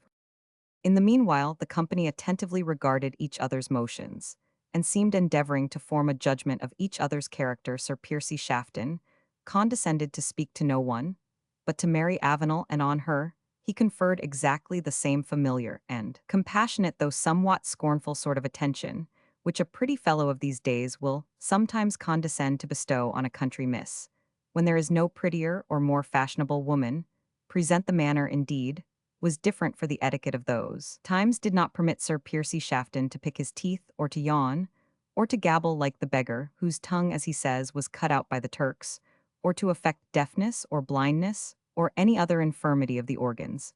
But though the embroidery of his conversation was different, the groundwork was the same, and the high-flown and ornate compliments with which the gallant knight of the 16th century interlarded his conversation were as much the offspring of egotism and self-conceit as the jargon of the coxcombs of our own days. The English knight was, however, something daunted at finding that Mary Avenel listened with an air of indifference, and answered with wonderful brevity to all the fine things which ought, as he conceived, to have dazzled her with their brilliancy, and puzzled her by their obscurity. But if he was disappointed in making the desired, or rather the expected impression upon her, whom he addressed, Sir Piercy Shafton's discourse was marvellous in the ears of Misty, the miller's daughter, and not the less so that she did not comprehend the meaning of a single word which he uttered. Indeed, the gallant knight's language was far too courtly to be understood by persons of much greater acuteness than Misty's. It was about this period that the only rare poet of his time, the witty, comical, facetious, and quickly facetious John Lilly, that sate at Apollo's table, and to whom Phoebus gave a wreath of his own bays without snatching. Footnotes such, and yet more extravagant, are the compliments paid to this author by his editor Blount. Notwithstanding all exaggeration, Lilly was really a man of wit and imagination, though both were deformed by the most unnatural affectation that ever disgraced a printed page. In short, who wrote that singularly coxcomical work called Euphues, and his England was in the very zenith of his absurdity, and his reputation, the quaint, forced, and unnatural style which he introduced by his Anatomy of Wit, had a fashion as rapid as it was momentary. All the court ladies were his scholars, and to parlor euphuisme was as necessary a qualification to a courtly gallant as those of understanding how to use his rapier or to dance a measure. It was no wonder that the maid of the mill was soon as effectually blinded by the intricacies of this erudite and courtly style of conversation as she had ever been by the dust of her father's own meal-sacks.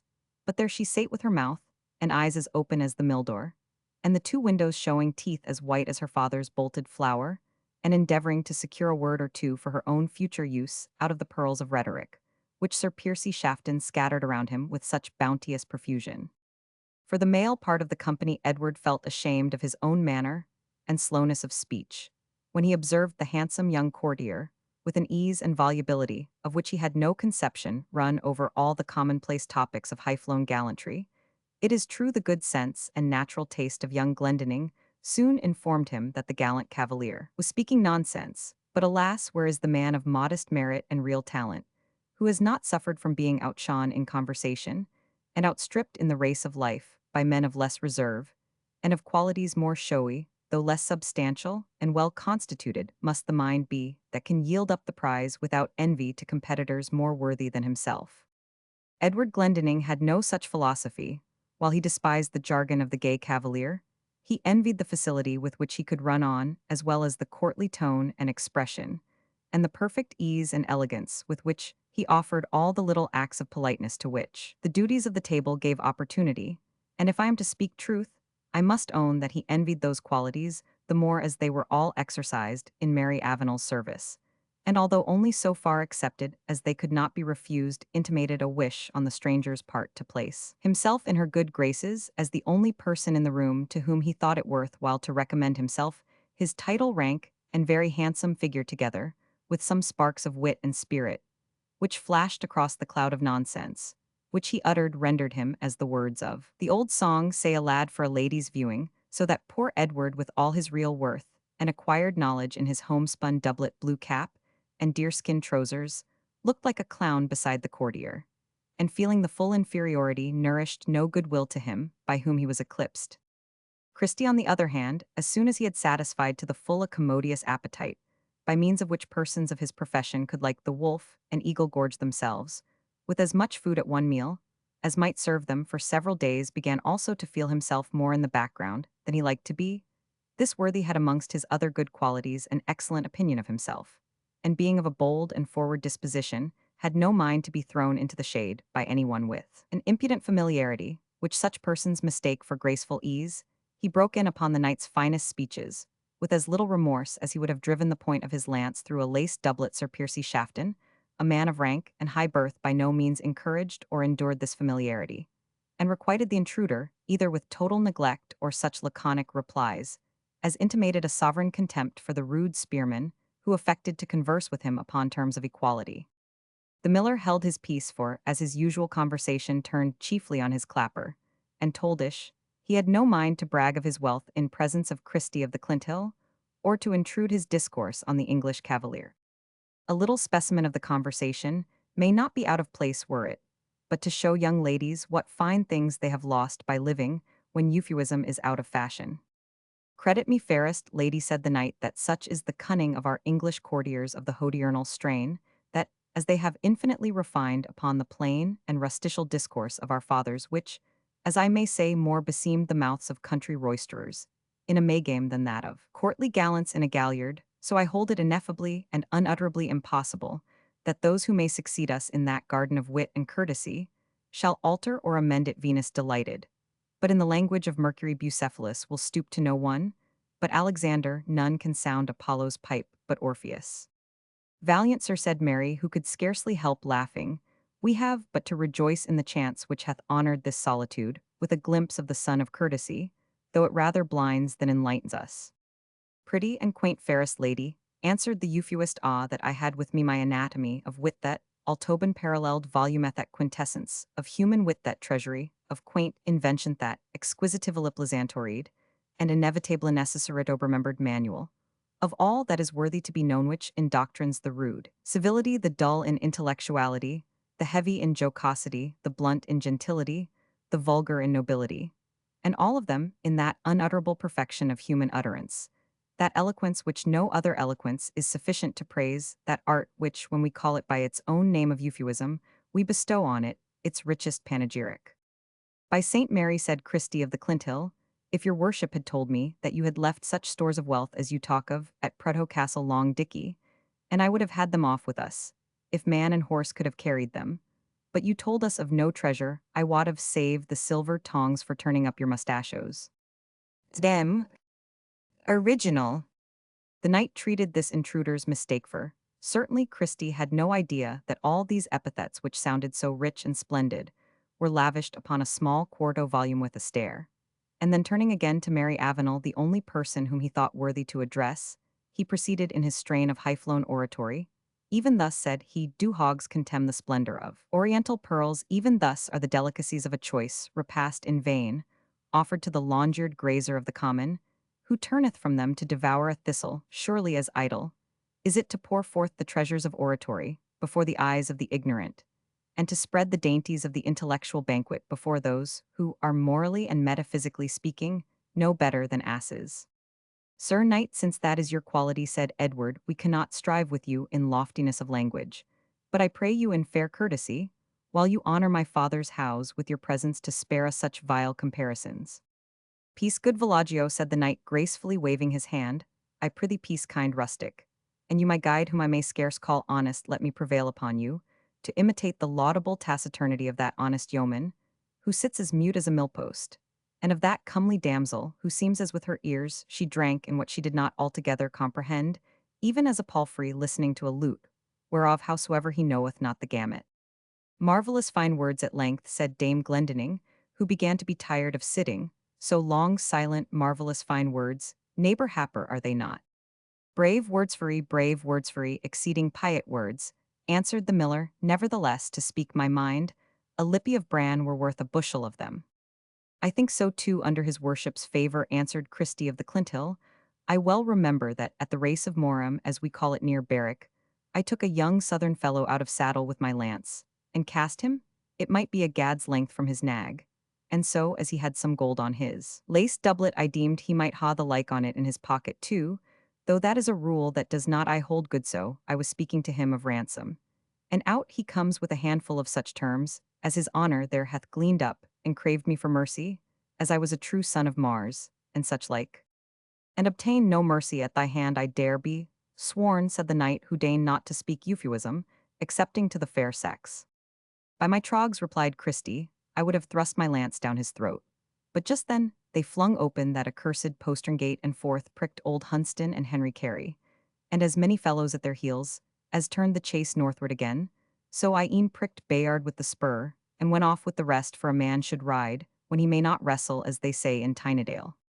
Trust me, said the knight again, turning to Mary Avenel, if I do not pity you, lady, who being of noble blood, are thus in a manner compelled to abide in the cottage of the ignorant, like the precious stone in the head of the toad, or like a precious garland on the brow of an ass. But soft, what gallant have we here, whose garb savoureth more of the rustic than doth his demeanour, and whose looks seem more lofty than his habit, even as I pray you, Sir Knight, said Mary, to spare your courtly similitudes for refined ears, and give me leave to name unto you my foster brother Halbert Glendinning, the son of the good dame of the cottage, as I opine, answered the English knight, for by some such name did my guide discriminate the mistress of this mansion, which you, madam, enrich with your presence, and yet touching this juvenile he hath that about him, which belongeth to higher birth, for all are not black who dig coals, nor all white who are millers, said honest Happer, glad to get in a word, as they say edgeways.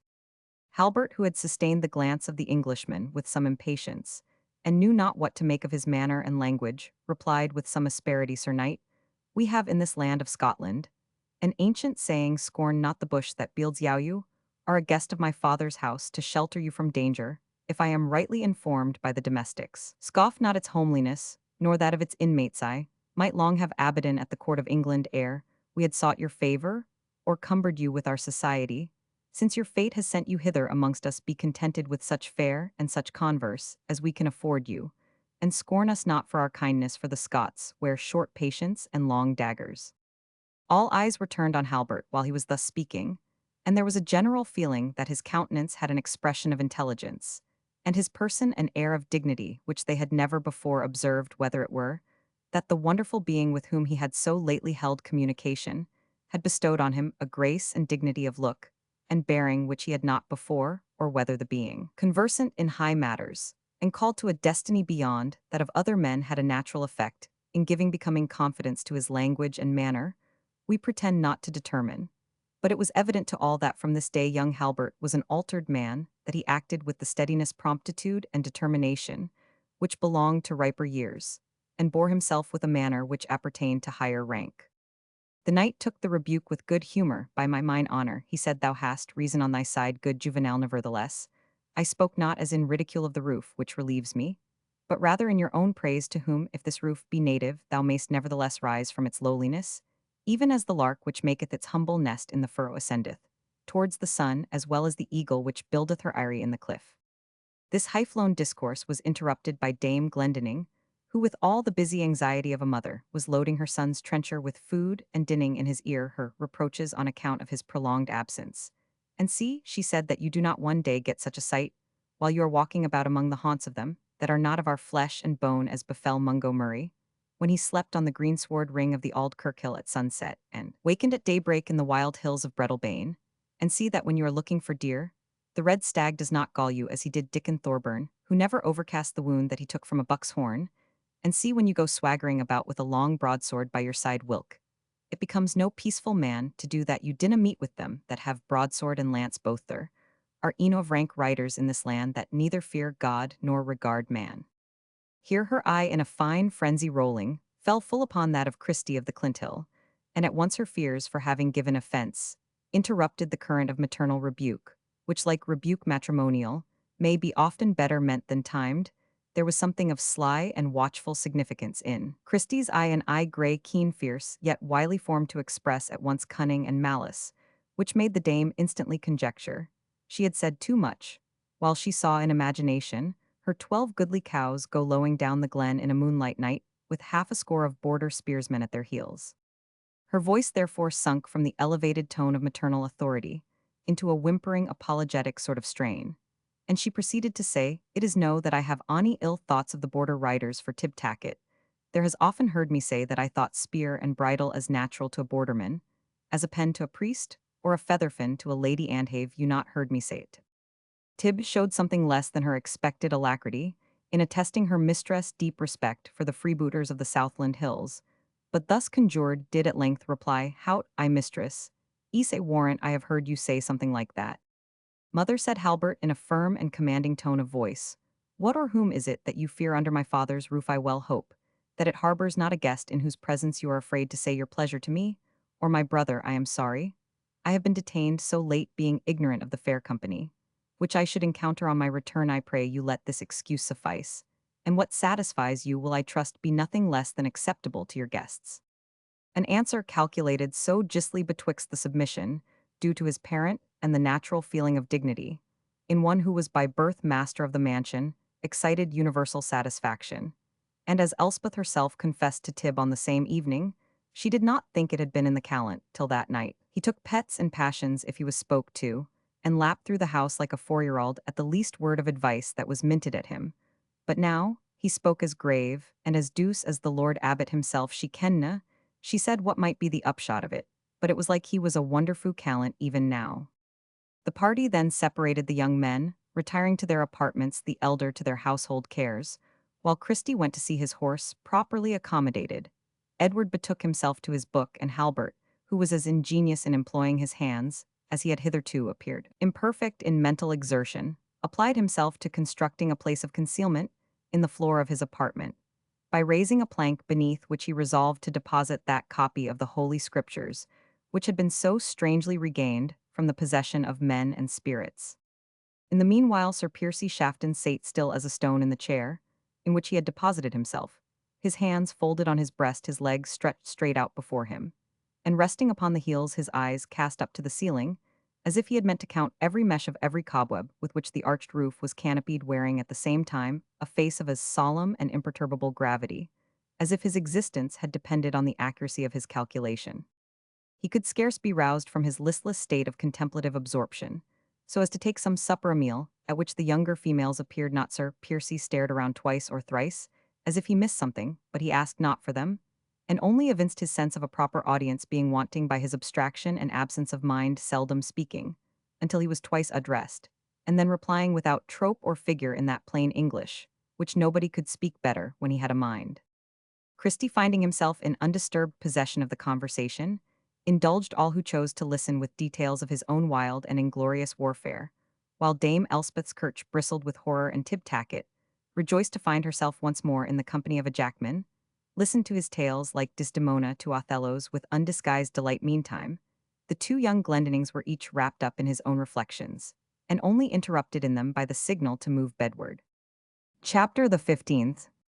He strikes no coin teased true, but coins new phrases, and vends them forth as knaves vend gilded counters, which wise men scorn and fools accept in payment. Bold play. In the morning, Christie of the Clinthill was nowhere to be seen, as this worthy personage did seldom pique himself on sounding a trumpet before his movements. No one was surprised at his moonlight departure, though some alarm was excited, lest he had not made it empty-handed so, in the language of the national ballad. Some ran to cupboard and some to kist. But naught was a way that could be missed. All was in order, the key of the stable left above the door, and that of the iron grate in the inside of the lock. In short, the retreat had been made with scrupulous attention to the security of the garrison, and so far Christie left them nothing to complain of. The safety of the premises was ascertained by Halbert, who, instead of catching up a gun or crossbow, and sallying out for the day, as had been his frequent custom, now with a gravity beyond his years, took a survey of all around the tower, and then returned to the spence or public apartment in which at the early hour of 7 the morning meal was prepared. There he found the euphuist in the same elegant posture of abstruse calculation, which he had exhibited on the preceding evening, his arms folded in the same angle, his eyes turned up to the same cobwebs, and his heels resting on the ground as before, tired of this affectation of indolent importance, and not much flattered with his guests persevering in it to the last. Halbert resolved at once to break the ice, being determined to know what circumstance had brought to the Tower of Glendinning a guest, at once so supercilious and so silent. "Sir Knight," he said with some firmness, "I have twice given you good morning, to which the absence of your mind hath, I presume, prevented you from yielding attention, or from making return. This exchange of courtesy is at your pleasure to give or withhold, but, as what I have further to say concerns your comfort, and your motions in an especial manner, I will entreat you to give me some signs of attention, that I may be sure I am not wasting my words on a monumental image." At this unexpected address, Sir Piercy Shafton opened his eyes, and afforded the speaker a broad stare. But as Halbert returned the glance without either confusion or dismay, the knight thought proper to change his posture, draw in his legs, raise his eyes, fix them on young Glendinning, and assume the appearance of one who listens to what is said to him. Nay, to make his purpose more evident, he gave voice to his resolution in these words: "Speak, we do hear." "Sir Knight," said the youth, "it is the custom of this halidome, or patrimony of St. Mary's, to trouble with inquiries no guests who receive our hospitality, providing they tarry in our house, only for a single revolution of the sun. We know that both criminals and debtors come hither for sanctuary, and we scorn to extort from the pilgrim whom chance may make our guest an avowal of the cause of his pilgrimage and penance.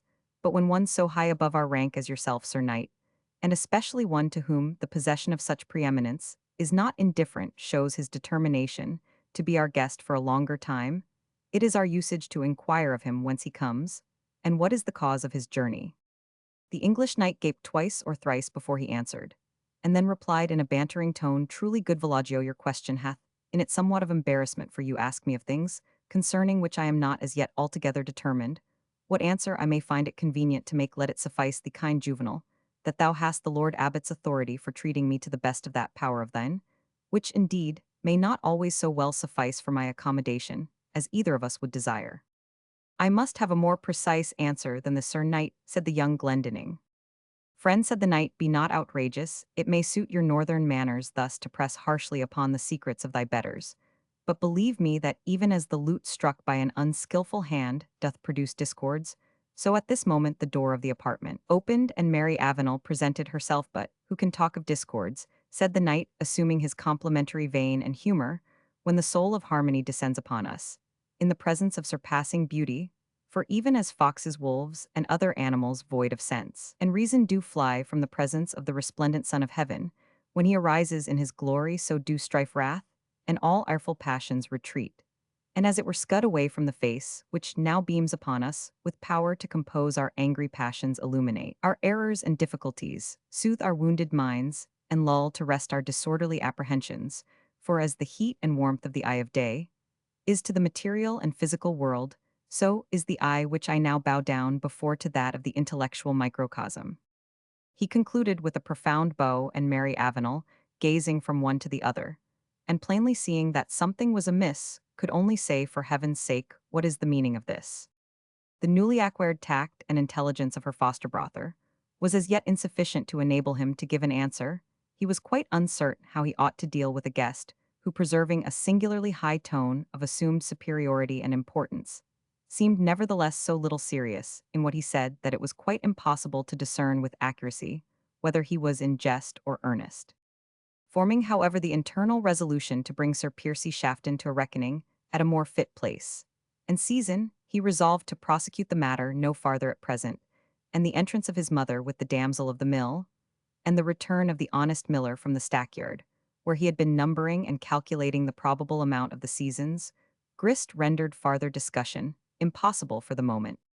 In the course of the calculation, it could not but strike the man of meal and grindstones that after the church's dues were paid, and after all which he himself could by any means deduct from the crop, still the residue which must revert to Dame Glendinning could not be less than considerable. I wot not if this led the honest miller to nourish any plans similar to those adopted by Elspeth, but it is certain that he accepted with grateful alacrity an invitation which the dame gave to his daughter to remain a week or two as her guest at Glendirg.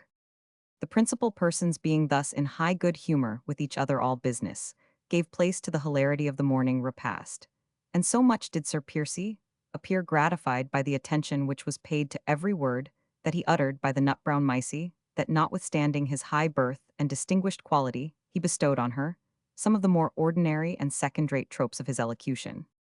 Mary Avenel, when relieved from the awkwardness of feeling the full weight of his conversation addressed to herself, enjoyed it much more, and the good knight, encouraged by those conciliating marks of approbation from the sex for whose sake he cultivated his oratorical talents, made speedy intimation of his purpose to be more communicative than he had shown himself in his conversation with Halbert Glendinning, and gave them to understand that it was in consequence of some pressing danger that he was at present their involuntary guest. The conclusion of the breakfast was a signal for the separation of the company. The miller went to prepare for his departure. His daughter, to arrange matters for her unexpected stay, Edward, was summoned to consultation by Martin concerning some agricultural matter in which Halbert could not be brought to interest himself. The dame left the room upon her household concerns, and Mary was in the act of following her, when she suddenly recollected that if she did so the strange knight and Halbert must be left alone together at the risk of another quarrel. The maiden no sooner observed this circumstance than she instantly returned from the door of the apartment, and seating herself in a small stone windows at, resolved to maintain that curb which she was sensible her presence imposed on Halbert Glendinning, of whose quick temper she had some apprehensions. The stranger marked her motions, and either interpreting them as inviting his society or obedient to those laws of gallantry, which permitted him not to leave a lady in silence and solitude, he instantly placed himself near to her side, and opened the conversation as follows.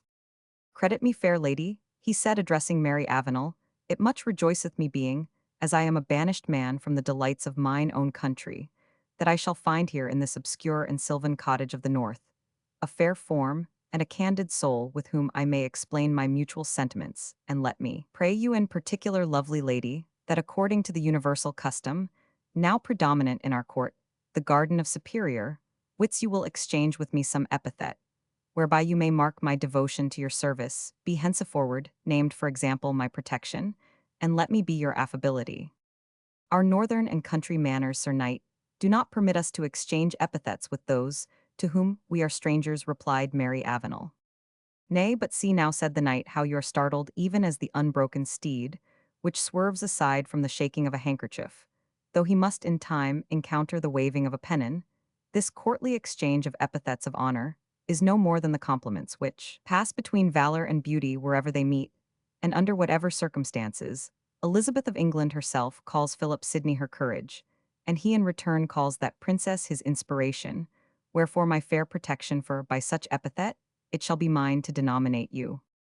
Not without the young lady's consent, sir, interrupted Halbert. Most truly do, I hope your courtly and quaint breeding will not so far prevail over the more ordinary rules of civil behavior. Fair tenant of an indifferent copyhold, replied the knight with the same coolness and civility of mien, but in a tone somewhat more lofty than he used to the young lady. We do not in the southern parts much intermingle discourse, save with those with whom we may stand on some footing of equality. And I must in all discretion remind you that the necessity which makes us inhabitants of the same cabin doth not place us otherwise on a level with each other. By Saint Mary, replied young Glendinning, it is my thought that it does, for plain men hold that he who asks the shelter is indebted to him who gives it, and so far therefore is our rank equalized, while this roof covers us both. Thou art altogether deceived, answered Sir Piercy, and that thou mayst fully adapt thyself to our relative condition, know that I account not myself thy guest, but that of thy master the Lord Abbot of St. Mary's, who for reasons best known to himself and me chooseth to administer his hospitality to me, through the means of his servant and vassal, who art therefore in good truth as passive an instrument of my accommodation as this ill-made and rugged joint-stool, on which I sit, or as the wooden trencher from which I eat my coarse commons, wherefore he added, turning to Mary, fairest mistress, or rather, as I said before, most lovely protection. Footnote, there are many instances to be met with in the ancient dramas of this whimsical and conceited custom of persons, who formed an intimacy, distinguishing each other by some quaint epithet in every man out of his humor. There is a humorous debate upon names, most fit to bind the relation betwixt Sigliardo and Cavaliero shift, which ends by adopting those of countenance and resolution. What is more to the point is in the speech of Hedon, a voluptuary and a courtier in Cynthia's revels, you know that I call Madame Plilentia my honor, and she calls me her ambition now. When I meet her in the presence anon I will come to her, and say, sweet honor, I have hitherto contented my sense with the lilies of your hand, and now I will taste the roses of your lip, to which she cannot but blushing answer, nay, now you are too ambitious. And then do I reply, I cannot be too ambitious of honor, sweet lady, wilt not be good. I think there is some remnant of this foppery preserved in Masonic lodges, where each brother is distinguished by a name in the lodge signifying some abstract quality as discretion, or the like. See the poems of Gavin Wilson. Mary Avenel was about to reply to him, when the stern, fierce, and resentful expression of voice and countenance, with which Halbert exclaimed, not from the King of Scotland, did he live would I brook such terms, induced her to throw herself between him and the stranger, exclaiming, for God's sake, Halbert, beware what you do. Fear not, fairest protection, replied Sir Piercy, with the utmost serenity, that I can be provoked by this rustical and mistaught juvenile, to do aught misbecoming your presence or mine own dignity. For as soon shall the gunner's linstock give fire unto the icicle, as the spark of passion inflame my blood tempered, as it is to serenity by the respect due to the presence of my gracious protection. You may well call her your protection, Sir Knight, said Halbert, by St. Andrew. It is the only sensible word I have heard you speak. But we may meet where her protection shall no longer afford you shelter. Fairest protection, continued the courtier, not even honoring, with a look far less with a direct reply, the threat of the incensed Halbert. Doubt not that thy faithful affability will be more commoved by the speech of this rude espy, than the bright and serene moon is perturbed by the baying of the cottage cur, proud of the height of his own dunghill, which in his conceit lifteth him nearer unto the majestic luminary. To what length so unsavory a simile might have driven Halbert's indignation is left uncertain, for at that moment Edward rushed into the apartment with the intelligence that two most important officers of the convent, the kitchener and refectioner, were just arrived with a sumpter mule, loaded with provisions, announcing that the Lord Abbot, the sub-prior, and the sacristan were on their way thither. A circumstance so very extraordinary had never been recorded in the annals of St. Mary's, or in the traditions of Glendearg, though there was a faint legendary report that a certain abbot had dined there in old days, after having been bewildered in a hunting expedition amongst the wilds which lie to the northward. But that the present Lord Abbot should have taken a voluntary journey to so wild and dreary a spot, the very Kamchatka of the Halidome, was a thing never dreamt of, and the news excited the greatest surprise in all the members of the family saving Halbert alone. This fiery youth was too full of the insult he had received to think of anything as unconnected with it. I am glad of it, he exclaimed. I am glad the abbot comes hither. I will know of him. By what right this stranger is sent hither to domineer over us, under our father's roof, as if we were slaves, and not freemen. I will tell the proud priest to his beard. Alas, alas, my brother, said Edward, think what these words may cost thee. And what will, or what can they cost me, said Halbert, that I should sacrifice my human feelings and my justifiable resentment to the fear of what the abbot can do? Our mother, exclaimed Edward, think, if she is deprived of her home, expelled from her property, how can you amend what your rashness may ruin? It is too true, by heaven, said Halbert, striking his forehead, then stamping his foot against the floor to express the full energy of the passion to which he dared no longer give vent, he turned round and left the apartment. Mary Avenel looked at the stranger knight, while she was endeavoring to frame a request that he would not report the intemperate violence of her foster brother, to the prejudice of his family. In the mind of the abbot, but Sir Piercy, the very pink of courtesy conjectured her meaning from her embarrassment, and waited not to be entreated. Credit me fairest protection, said he, your affability is less than capable of seeing, or hearing far less of reciting, or reiterating, aught of an unseemly nature which may have chanced. While I enjoyed the elysium of your presence, the winds of idle passion may indeed rudely agitate the bosom of the rude, but the heart of the courtier is polished to resist them, as the frozen lake receives not the influence of the breeze even so. The voice of Dame Glendinning in shrill summons here demanded Mary Avenel's attendance, who instantly obeyed, not a little glad to escape from the compliments and similes of this court-like gallant, nor was it apparently less a relief on his part, for no sooner was she past the threshold of the room than he exchanged the look of formal and elaborate politeness, which had accompanied each word he had uttered hitherto, for an expression of the utmost lassitude and ennui, and after indulging in one or two portentous yawns, broke forth into a soliloquy. What the foul fiend sent this wench hither, as if it were not sufficient plague to be harbored in a hovel that would hardly serve for a dog's kennel in England, baited by a rude peasant boy, and dependent on the faith of a mercenary ruffian.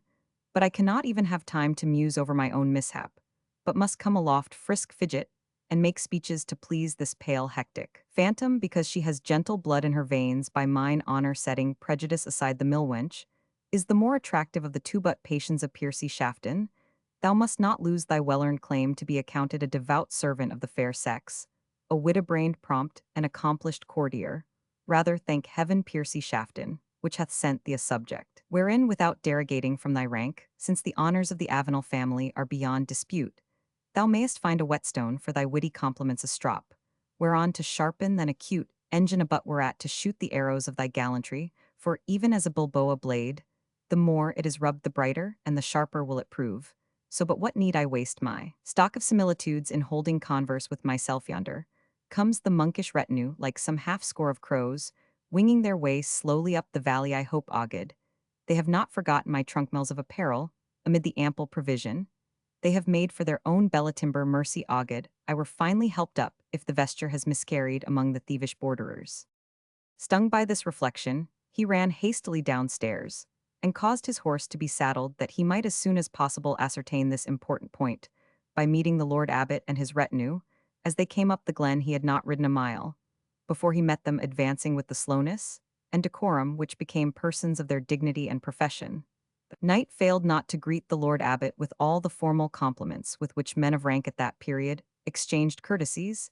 He had the good fortune to find that his mails were numbered among the train of baggage, which attended upon the party, and satisfied in that particular, he turned his horse's head, and accompanied the abbot to the tower of Glendirg. Dem. Original. Great in the meanwhile had been the turmoil of the good Dame Elspeth and her coadjutors to prepare for the fitting reception of the Father Lord Abbot, and his retinue.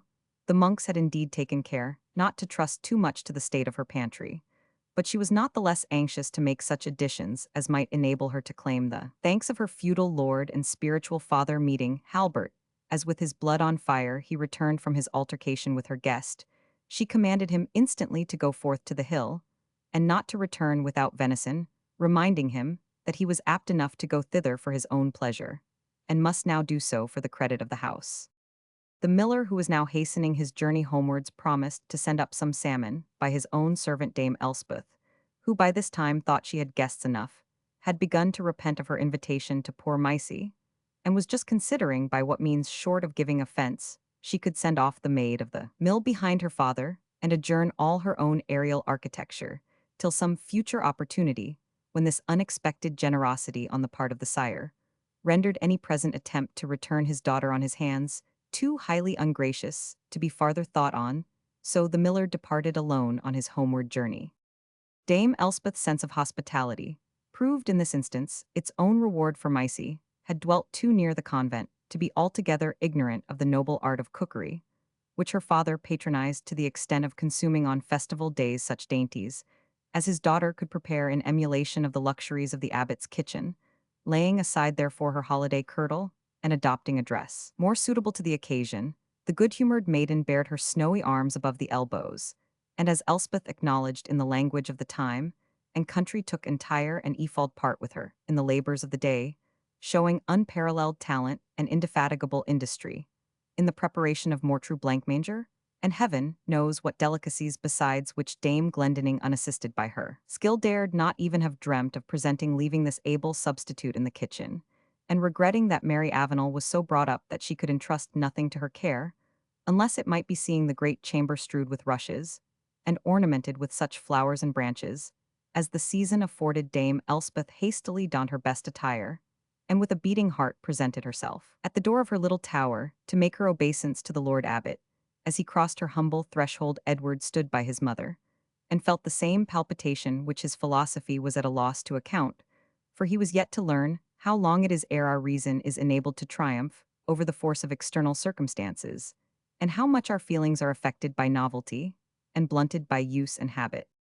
On the present occasion, he witnessed with wonder and awe the approach of some half-score of riders, sober men, upon sober palfreys, muffled in their long black garments, and only relieved by their white scapularies, showing more like a funeral procession than aught else, and not quickening their pace beyond that which permitted easy conversation and easy digestion.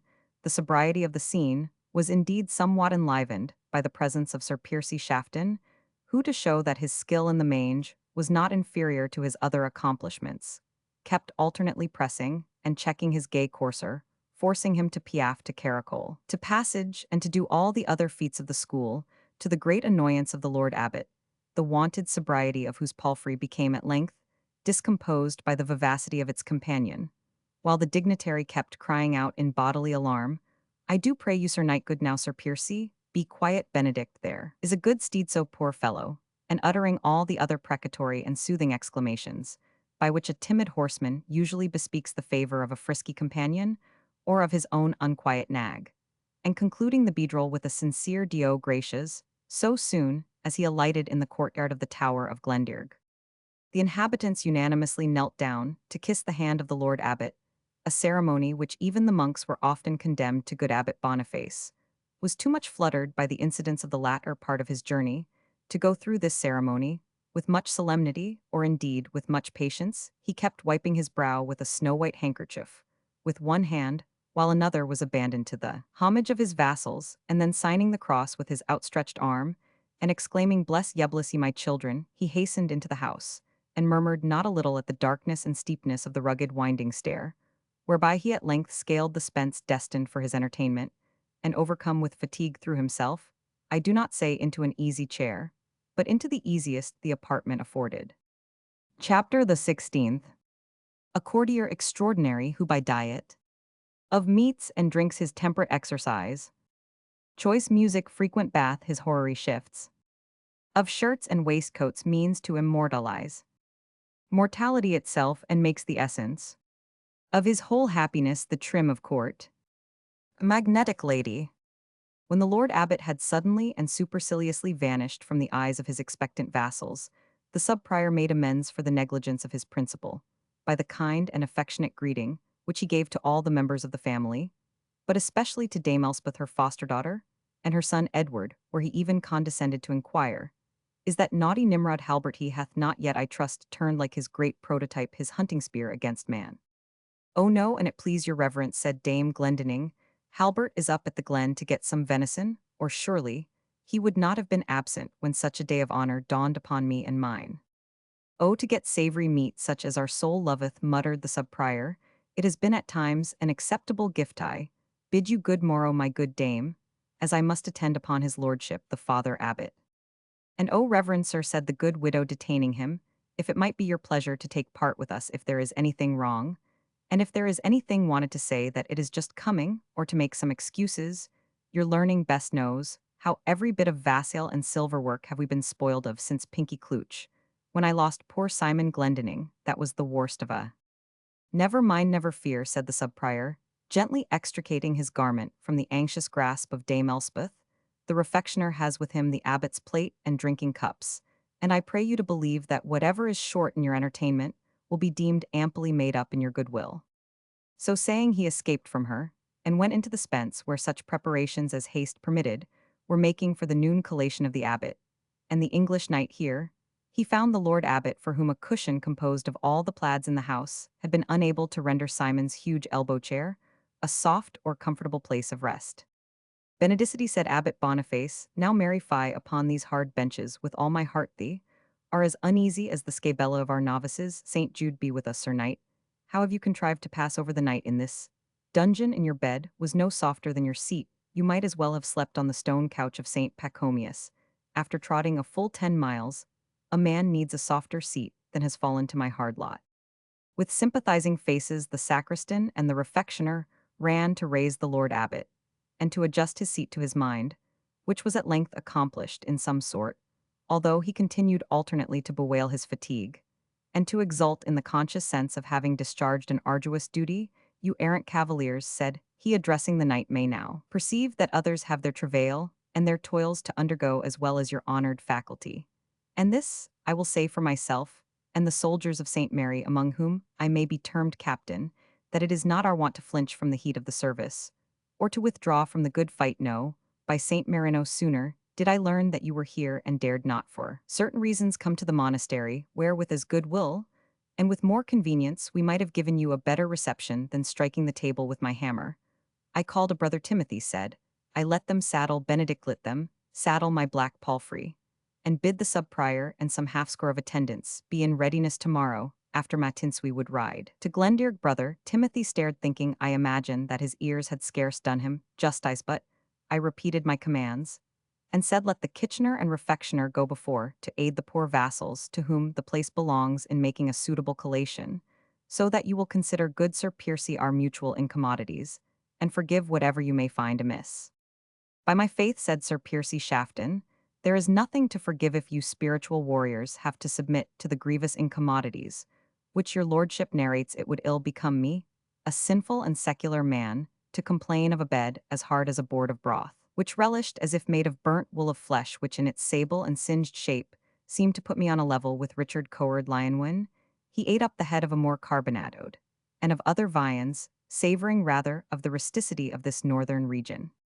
By the good saint, sir, said the abbot, somewhat touched, in point of his character for hospitality, of which he was in truth a most faithful and zealous professor, it grieves me to the heart that you have found our vassals no better provided for your reception. Yet I crave leave to observe that if Sir Piercy Shafton's affairs had permitted him to honor with his company our poor house of St. Mary's, he might have had less to complain of in respect of easements. To give your lordship the reason, said Sir Piercy Shafton, why I could not at this present time approach your dwelling, or avail myself of its well-known and undoubted hospitality, craves either some delay, or, looking around him, a limited audience. The Lord Abbot immediately issued his mandate to the refectioner to the kitchen brother Hilarious, and there make inquiry of our brother the kitchener within what time he opines that our collation may be prepared, since sin and sorrow it were considering the hardships of this noble and gallant knight, no whit mentioning or weighing, those we ourselves have endured, if we were now either to advance or retard the hour of refection, beyond the time when the viands are fit to be set before us. Brother Hilarious parted with an eager alertness to execute the will of his superior, and returned with the assurance that punctually at 1 afternoon would the collation be ready. Before that time, said the accurate refectioner, the wafers, flams, and pastrimat will scarce have had the just degree of fire, which learned pottingers prescribe as fittest for the body. And if it should be past 1 o'clock, were it but 10 minutes, our brother, the kitchener, opines that the haunch of venison would suffer in spite of the skill of the little turnbrotch, whom he has recommended to your holiness by his praises. How, said the abbot, a haunch of venison from? Whence comes that dainty? I remember not thou didst intimate its presence in thy hamper of vivers. So please your holiness and lordship, said the refectioner, he is a son of the woman of the house who has shot it, and sent it in killed. But now yet as the animal heat hath not left the body, the kitchener undertakes, it shall eat as tender as a young chicken, and this youth hath a special gift in shooting deer, and never misses the heart or the brain, so that the blood is not driven through the flesh, as happens too often with us. It is a heart of grease. Your holiness has seldom seen such a haunch. Silence, brother Hilarious, said the abbot, wiping his mouth. It is not beseeming our order to talk of food so earnestly, especially as we must oft have our animal powers exhausted by fasting, and be accessible, as being ever mere mortals to those signs of longing. He again wiped his mouth, which arise on the mention of victuals, to an hungry man minute down, however the name of that youth it is fitting merit should be rewarded, and he shall hereafter be a frater ad succurrendum in the kitchen and buttery. Alas, reverend father and my good lord, replied the refectioner, I did inquire after the youth, and I learn he is one who prefers the casque to the cowl, and the sword of the flesh to the weapons of the spirit. And if it be so, said the abbot, see that thou retain him as a deputy keeper and man at arms, and not as a lay brother of the monastery, for old Tallboy our forester waxes dymeed, and hath twice spoiled a noble buck, by hitting him unwarily on the haunch a tease, a foul fault the abusing by evil killing, evil dressing, evil appetite, or otherwise the good creatures indulge to us for our use, wherefore secure us the service of this youth brother hilarious in the way that may best suit him. And now Sir Piercy Shafton, since the fates have assigned us a space of well nigh an hour ere we dare hope to enjoy more than the vapor or savor of our repast, may I pray you of your courtesy to tell me the cause of this visit, and above all to inform us why you will not approach our more pleasant and better furnished hospitium. Reverend Father and my very good lord, said Sir Piercy Shafton, it is well known to your wisdom that there are stone walls which have ears, and that secrecy is to be looked to in matters which concern a man's head. The abbot signed to his attendants, excepting the subprior, to leave the room. And then said your valor, Sir Piercy, may freely unburden yourself before our faithful friend and counselor Father Eustace, the benefits of whose advice we may too soon lose, inasmuch as his merits will speedily recommend him to an higher station, in which we trust he may find the blessing of a friend, an adviser as valuable as himself, since I may say of him as our claustral rhyme, goeth footnote the rest of this doggerel rhyme, may be found in Fosbrook's learned work on British monarchism. Dixit abus ad prioris. Tu es homo boni moris. Quia semper sanuris. Mihi dis concilia. Indeed, he added, the office of subprior is altogether beneath our dear brother, nor can we elevate him unto that of prior, which for certain reasons is at present kept vacant amongst us. Howbeit Father Eustace is fully possessed of my confidence and worthy of yours, and well may it be said of him, intravit in secretis nostris. Sir Piercy Shafton bowed to the reverend brethren, and heaving a sigh as if he would burst his steel cuirass, he thus commenced his speech.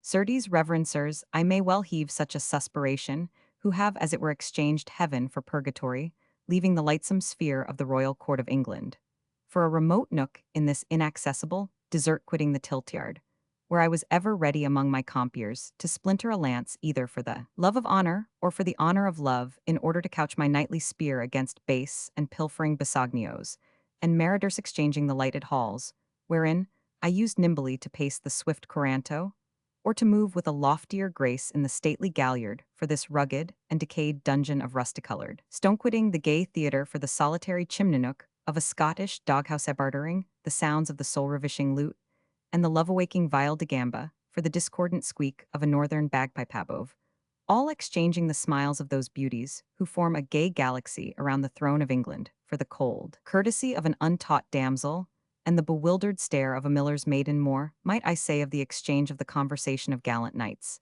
and gay courtiers of mine own order and capacity, whose conceits are bright and vivid, as the lightning for that of monks and churchmen, but it were discourteous to urge that topic. The abbot listened to this list of complaints with great round eyes, which evinced no exact intelligence of the orator's meaning, and when the knight paused to take breath, he looked with a doubtful and inquiring eye at the subprior, not well knowing in what tone he should reply to an exordium so extraordinary. The subprior accordingly stepped in to the relief of his principal. We deeply sympathize with you, Sir Knight, in the several mortifications and hardships to which fate has subjected you, particularly in that which has thrown you into the society of those who, as they were conscious, they deserved not such an honor, so neither did they at all desire it. But all this goes little way to expound the cause of this train of disasters, or in plainer words, the reason which has compelled you into a situation having so few charms for you. Gentle and reverend, sir, replied the knight, forgive an unhappy person, who, in giving a history of his miseries, dilateth upon them, extremely, even as he who, having fallen from a precipice, looketh upward, to measure the height from which he hath been precipitated. Yea, but said Father Eustace, methinks it were wiser in him to tell those who come to lift him up which of his bones have been broken. You, reverend sir, said the knight, have in the encounter of our wits made a fair attaint, whereas I may be in some sort said to have broken my staff across footnote attaint, was a term of tilting, used to express the champion's having attained his mark, or in other words struck his lance straight and fair against the helmet or breast of his adversary, whereas to break the lance across intimated a total failure. In directing the point of the weapon on the object of his aim, pardon me, grave sir, that I speak in the language of the tiltyard, which is doubtless strange to your reverend years, brave resort of the noble the fair, and the gay throne of love and citadel of honor celestial beauties, by whose bright eyes it is graced, nevermore shall Piercy Shafton advance, as the center of your radiant glances couch his lance and spur his horse at the sound of the spirit-stirring trumpets, nobly called the voice of war nevermore, shall he baffle his adversary's encounter, boldly break his spear dexterously, and ambling around the lovely circle, receive the rewards with which beauty honors chivalry. Here he paused, wrung his hands, looked upwards, and seemed lost in contemplation of his own fallen fortunes. Mad, very mad, whispered the abbot to the sub-prior, I would we were fairly rid of him, for of a truth I expect he will proceed from raving to mischief were it not better to call up the rest of the brethren.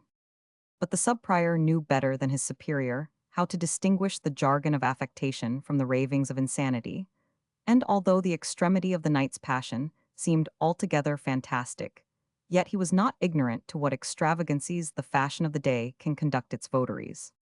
Allowing therefore 2 minutes' space to permit the knight's enthusiastic feelings to exhaust themselves, he again gravely reminded him that the Lord Abbot had taken a journey unwonted to his age, and habit solely to learn, in what he could serve Sir Piercy Shafton, that it was altogether impossible he could do so without his receiving distinct information of the situation in which he had now sought refuge in Scotland the day war on, he observed looking at the window, and if the abbot should be obliged to return to the monastery, without obtaining the necessary intelligence, the regret might be mutual, but the inconvenience was like to be all on Sir Piercy's own side. The hint was not thrown away. O goddess of courtesy, said the knight, can I so far have forgotten thy behests, as to make this good prelate's ease and time a sacrifice to my vain complaints? Know then, most worthy, and not less worshipful, that I, your poor visitor and guest, am by birth nearly bound to the Piercy of Northumberland, whose fame is so widely blown through all parts of the world, where English worth hath been known now this present Earl of Northumberland, of whom I propose to give you the brief history. It is altogether unnecessary, said the abbot. We know him to be a good and true nobleman, and a sworn upholder of our Catholic faith, in the spite of the heretical woman who now sits upon the throne of England. And it is specially as his kinsman, and as knowing that ye partake with him in such devout and faithful belief, and adherence to our Holy Mother Church, that we say to you, Sir Piercy Shafton, that ye be heartily welcome to us, and we wist how we would labor to do you good service in your extremity. For such kind offer, I rest your most humble debtor, said Sir Piercy, nor need I at this moment say more than that my right honourable cousin of Northumberland, having devised with me, and some others, the choice and picked spirits of the age, how, and by what means the worship of God, according to the Catholic Church, might be again introduced into this distracted kingdom of England, even as one deviseth by the assistance of his friend to catch and bridle a runaway steed, it pleased him so deeply to entrust me in those communications that my personal safety becomes, as it were, entwined or complicated therewith, nathless, as we have had sudden reason to believe this Princess Elizabeth, who maintaineth around her a sort of counselors skillful in tracking whatever schemes may be pursued for bringing her title into challenge, or for erecting again the discipline of the Catholic Church, has obtained certain knowledge of the trains which we had laid before we could give fire unto them, wherefore my right honourable cousin of Northumberland, thinking it best belike that one man should take both blame and shame for the whole, did lay the burden of all this trafficking upon my back, which load I am the rather content to bear, in that he hath always shown himself my kind and honourable kinsman, as well as that my estate I wot not how hath of late been somewhat insufficient to maintain the expense of those braveries, wherewith it is incumbent on us, who are chosen and selected spirits, to distinguish ourselves from the vulgar. So that possibly, said the sub-prior, your private affairs rendered a foreign journey less incommodious to you than it might have been to the noble Earl, your right worthy cousin. You are right, reverend sir, answered the courtier Remicaio, have touched the point with a needle. My cost and expenses had been indeed somewhat lavish at the late triumphs and tourneys, and the flat-capped citizens had shown themselves unwilling to furnish my pocket for new gallantries for the honor of the nation, as well as for mine own peculiar glory and to speak truth, it was in some part the hope of seeing these matters amended that led me to desire a new world in England. So that the miscarriage of your public enterprise with the derangement of your own private affairs, said the sub-prior, have induced you to seek Scotland as a place of refuge. Rem acu once again, said Sir Piercy, and not without good cause, since my neck, if I remained, might have been brought within the circumstances of a halteran, so speedy was my journey northward, that I had but time to exchange my peach-colored doublet of Genoa velvet, thickly laid over with goldsmith's work for this cuirass, which was made by Benamico of Milan, and travelled northward with all speed, judging that I might do well to visit my right honourable cousin of Northumberland at one of his numerous castles. But as I posted towards Ulmwick, even with the speed of a star, which, darting from its native sphere, shoots wildly downwards, I was met at Northlurton by one Henry Vaughan, a servant of my right honourable kinsman, who showed me that, as then I might not with safety come to his presence, seeing that, in obedience to orders from his court, he was obliged to issue out letters for my incarceration. Them original. This, said the abbot, seems but hard measure on the part of your honourable kinsman. It might be so judged, my lord, replied Sir Piercy. Nevertheless, I will stand to the death for the honour of my right honourable cousin of Northumberland. Also Henry Vaughan gave me from my said cousin a good horse, and a purse of gold with 2 border prickers, as they are called, for my guides, who conducted me by such roads and bypaths as have never been seen since the days of Sir Lancelot and Sir Tristram into this kingdom of Scotland, and to the house of a certain baron or one, who holds the style of such called Julian Avenel, with whom I found such reception as the place and party could afford. And that, said the abbot, must have been right wretched, for to judge from the appetite which Julian showeth, when abroad he hath not, I judge, overabundant provision at home. You are right, sir, your reverence is in the right, continued Sir Piercy. We had but Lenten fare, and what was worse, a score to clear at the departure, for though this Julian Avenel called us to no reckoning, yet he did so extravagantly admire the fashion of my poniard, the poignard being of silver exquisitely hatched, and indeed the weapon, being altogether a piece of exceeding rare device and beauty, that, in faith, I could not for very shame's sake but pray his acceptance of it, words which he gave me not the trouble of repeating twice, before he had stuck it into his greasy buff belt, where, credit me, reverend sir, it showed more like a butcher's knife than a gentleman's dagger. So goodly a gift might at least have purchased you a few days' hospitality, said Father Eustace. Reverend sir, said Sir Piercy, had I abbotted with him, I should have been complimented out of every remnant of my wardrobe actually flayed. By the hospitable gods, I swear it, sir. He secured my spare doublet, and had a pluck at my galligaskins. I was enforced to beat a retreat before I was altogether unrigged. That border knave, his serving man, had a pluck at me too, and usurped a scarlet cassock and steel cuirass belonging to the page of my body, whom I was fain to leave behind me in good time. I received a letter from my right honourable cousin showing me that he had written to you in my behalf, and sent to your charge 2 mails, filled with wearing apparel, namely my rich crimson silk doublet, slashed out and lined with cloth of gold, which I wore at the last revels with baldric and trimmings, to correspond also 2 pair black silk slops with hanging garters of carnation, silk also the flesh-coloured silken doublet, with the trimmings of fur, in which I danced the salvage man at the Gray's Inn mummery also. Sir Knight, said the sub-prior, I pray you to spare the farther inventory of your wardrobe. The monks of St. Mary's are no freebooting barons, and whatever part of your vestments arrived at our house, have been this day faithfully brought hither with the mails, which contain them, I may presume from what has been said, as we have indeed been given to understand by the Earl of Northumberland that your desire is to remain for the present as unknown, and as unnoticed as may be consistent with your high worth and distinction. Alas, reverend father, replied the courtier, a blade, when it is in the scabbard, cannot give lustre; a diamond, when it is in the casket, cannot give light and worth; when it is compelled by circumstances to obscure itself, cannot draw observation; me retreat, can only attract the admiration of those few to whom circumstances permit its displaying itself. I conceive now, my venerable father and lord, said the sub-prior, that your wisdom will assign such a course of conduct to this noble knight as may be alike consistent with his safety and with the weal of the community, for you wot well that perilous strides have been made in these audacious days to the destruction of all ecclesiastical foundations, and that our holy community has been repeatedly menaced hitherto.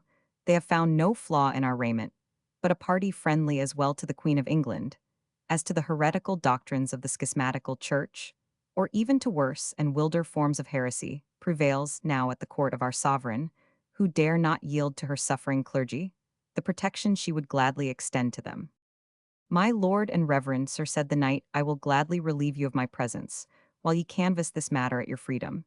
And to speak truly, I am desirous to see in what case the chamberlain of my noble kinsman hath found my wardrobe, and how he hath packed the same, and whether it has suffered from the journeyther, are four suits of as pure and elegant device as ever the fancy of a fair lady doted upon, every one having a treble and appropriate change of ribbons, trimmings, and fringes, which in case of need may as it were renew each of them, and multiply the 4 into 12 there, is also my sad-colored riding suit, and 3 cutwork shirts with falling bands. I pray, you pardon me, I must needs see how matters stand with them without farther dallying.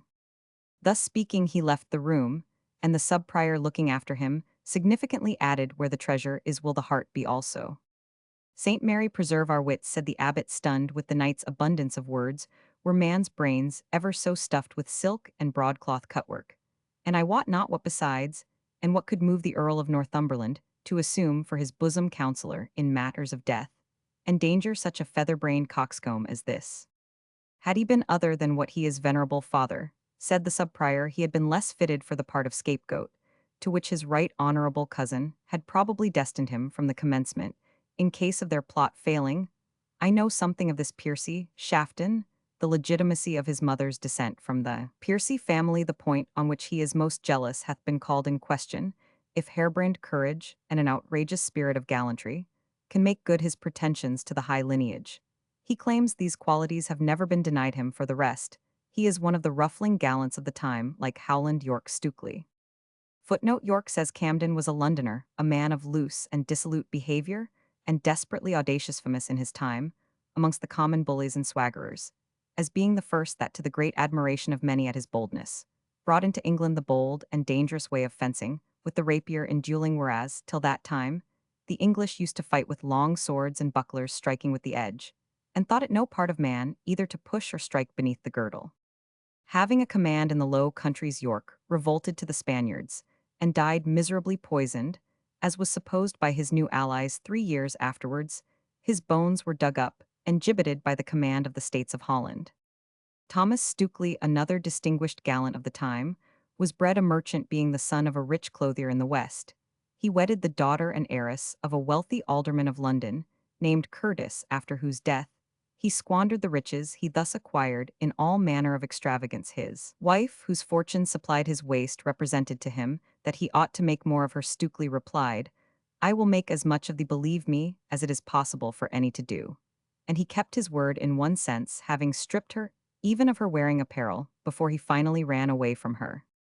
Having fled to Italy, he contrived to impose upon the Pope, with a plan of invading Ireland, for which he levied soldiers and made some preparations, but ended by engaging himself and his troops in the service of King Sebastian of Portugal. He sailed with that prince on his fatal voyage to Barbary, and fell with him at the Battle of Alcazar. Stukely, as one of the first gallants of the time, has had the honor to be chronicled in song, in Evans' Old Ballads Vol. Roman 3 edition 1810. His fate is also introduced in a tragedy by George Peele, as has been supposed, called The Battle of Alcazar, from which play Dryden is alleged to have taken the idea of Don Sebastian. If so, it is surprising.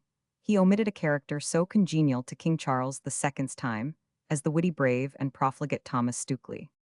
And others who wear out their fortunes and endanger their lives in idle braveries, in order that they may be esteemed the only choice gallants of the time, and afterwards endeavor to repair their estate by engaging in the desperate plots and conspiracies, which wiser heads have devised. To use one of his own conceited similitudes, such courageous fools resemble hawks which the wiser conspirator keeps hooded and blinded on his wrist, until the quarry is on the wing, and who are then flown at them.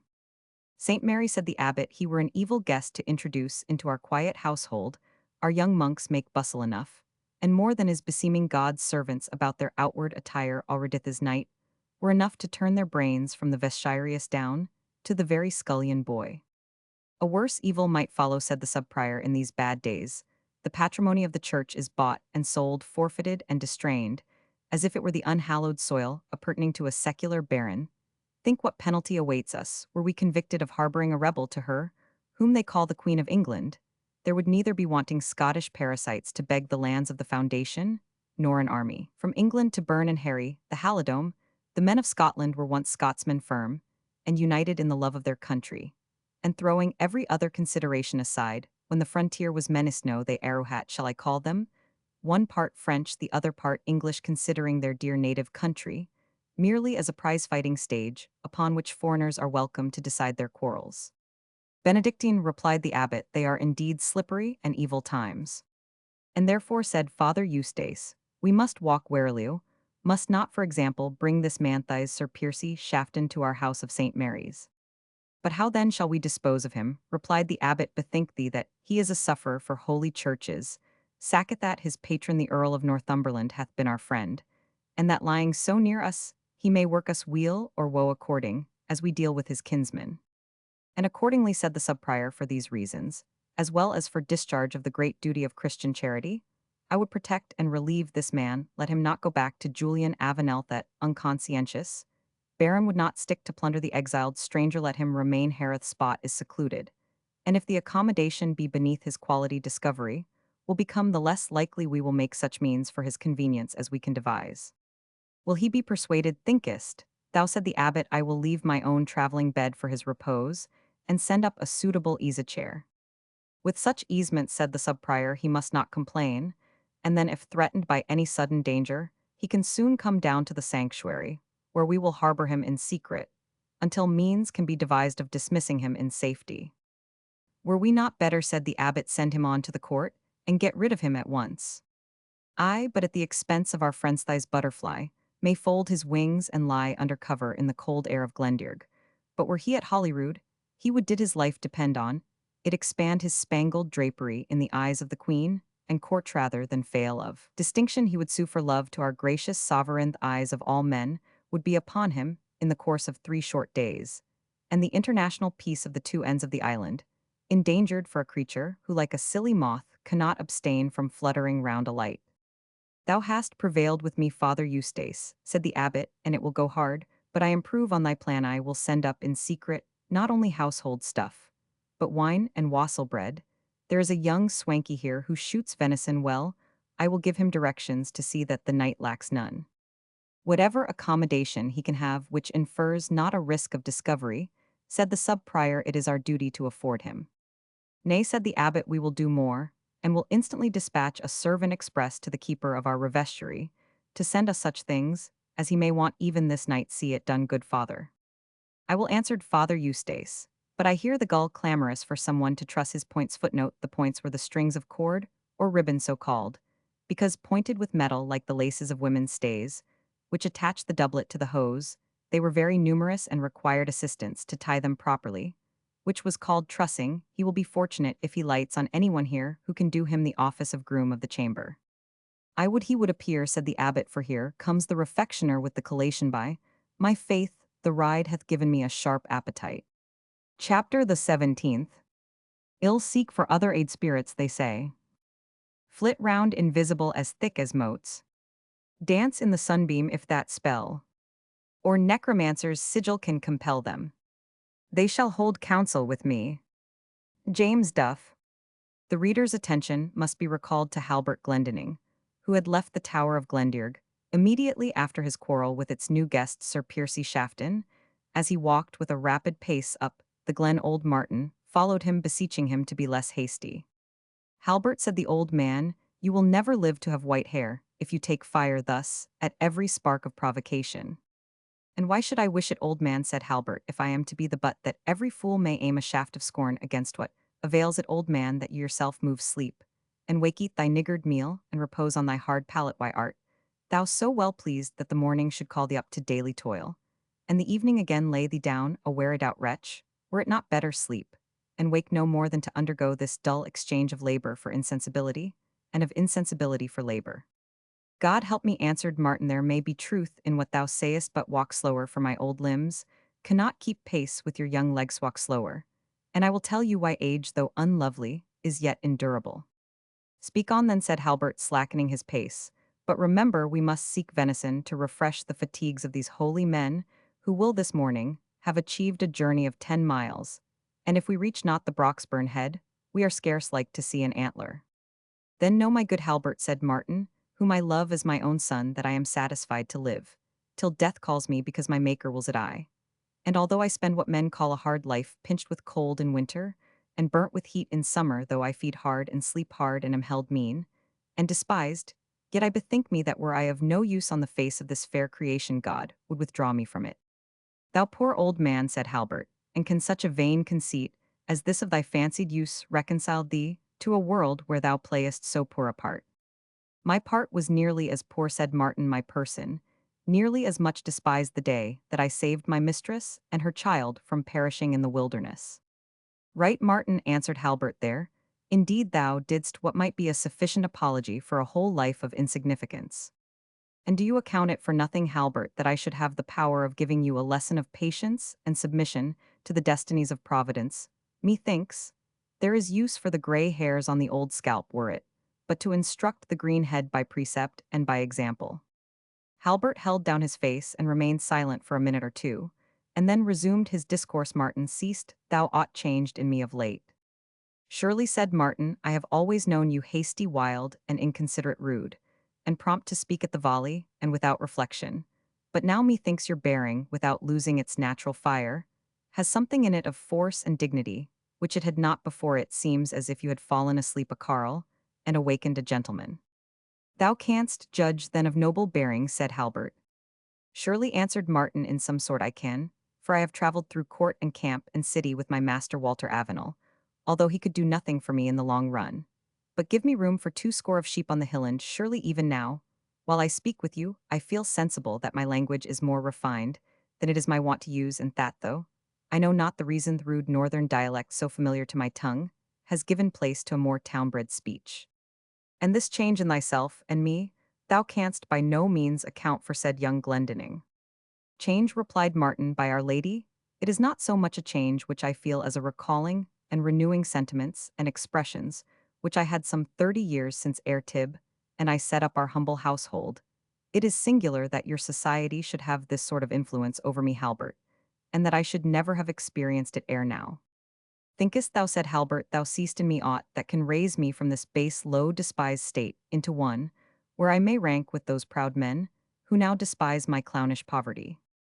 Martin paused an instant, and then answered, doubtless, you may, Halbert, as broken a ship has come to land, heard ye never of Hughie Dunn, who left this Halidome some 35 years gone. By a deliverly fellow was Hugh, could read and write like a priest, and could wield brand and buckler with the best of the writers. I mind him, like of him, was never seen in the Halidome of St. Mary's, and so was seen of the preferment that God sent him. And what was that, said Halbert, his eyes sparkling with eagerness. Nothing less, answered Martin, than bought a servant to the Archbishop of St. Andrews. Halbert's countenance fell a servantan to a priest. Was this all that knowledge and activity could raise him to? Martin in his turn looked with wistful surprise in the face of his young friend, and to what could fortune lead him farther answered, he the son of a kirkfeuar, is not the stuff that lords and knights are made of courage and schoolcraft, cannot change churl's blood into gentle blood. I trow, I have heard forby that Hughie Dunn left a good 500 punds of Scots money to his only daughter, and that she married the Baillie of Pittenweem. At this moment, and while Halbert was embarrassed with devising a suitable answer, a deer bounded across their path. In an instant, the crossbow was at the youth's shoulder, the bolt whistled, and the deer, after giving one bound upright, dropped dead on the green sward.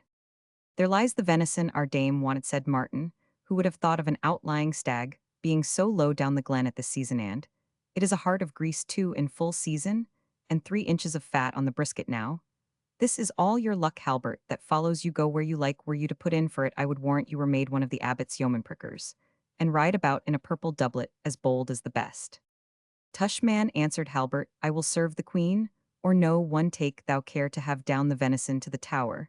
Since they expect it, I will on to the moss. I have 2 or 3 bird bolts at my girdle, and it may be I shall find wildfowl. He hastened his pace, and was soon out of sight. Martin paused for a moment, and looked after him. There goes the making of a right gallant stripling in ambition. Have not the spoiling of him served the queen, said he, by my faith, and she hath worse servants from all that I e'er heard of him. And wherefore should he not keep a high head? They that ettle to the top of the ladder will at least get up some rounds. They that mintem at a gown of gold will always get a sleeve of it. But come, sir, addressing the stag, you shall go to Glendearg on my 2 legs, somewhat more slowly than you were frisking it even now on your own 4 nimble shanks. Nay, by my faith, If you be so heavy, I will content me with the best of you. And that's the haunch and the nombles, and e'en heave up the rest on the old oak tree yonder. And come back for it with one of the yods footnote yods horses, more particularly horses of labor. While Martin returned to Glendearg with the venison halbert, prosecuted his walk breathing more easily, since he was free of his companion, the domestic of a proud and lazy priest-bedisquare, to the Archbishop of St. Andrews, he repeated to himself. And this, with the privilege of allying his blood with the Bailey of Pittenween, is thought a preferment worth a brave man's struggling fornay, more a preferment, which if allowed should crown the hopes past present, and to come of the son of a kirk vassal by heaven. But that I find in me a reluctance to practice their acts of nocturnal rapine, I would rather take the jack and lance and join with the borderriders something I will do here degraded and dishonored. I will not live the scorn of each whiffling stranger from the south, because forsooth, he wears tinkling spurs on a tawny boot. This think thy's phantom, be it what it will, I will see it once more since I spoke with her, and touched her hand. Thoughts and feelings have dawned on me, of which my former life had not even dreamed. But shall I who feel my father's glen too narrow for my expanding spirit brook, to be bearded in it by this vain gewgaw of a courtier? And in the sight too of Mary Avenel, I will not stoop to it by heaven. As he spoke thus, he arrived in the sequestered glen of Coronanchian. As it verged upon the hour of noon a few moments, he remained looking upon the fountain, and doubting in his own mind with what countenance the white lady might receive him. She had not indeed expressly forbidden his again evoking her, but yet there was something like such a prohibition implied in the farewell, which recommended him to wait for another guide. Halbert Glendinning did not long, however, allow himself to pause. Hardihood was the natural characteristic of his mind, and under the expansion and modification which his feelings had lately undergone, it had been augmented, rather than diminished. He drew his sword, undid the buskin from his foot, bowed 3 times with deliberation towards the fountain, and as often towards the tree, and repeated the same rhyme as formerly. Thrice to the holy brake, thrice to the well, I bid thee awake, white maid of Avenel. Noon gleams on the lake, noon glows on the fell.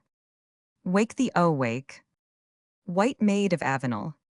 His eye was on the holly bush as he spoke the last line, and it was not without an involuntary shuddering that he saw the air betwixt his eye, and that object become more dim and condense, as it were into the faint appearance of a form, through which, however so thin and transparent was the first appearance of the phantom, he could discern the outline of the bush as through a veil of fine crape, but gradually it darkened into a more substantial appearance, and the white lady stood before him with displeasure on her brow. She spoke, and her speech was still song, or rather measured chant, but as if now more familiar it flowed occasionally in modulated blank verse, and at other times in the lyrical measure which she had used at their former meeting.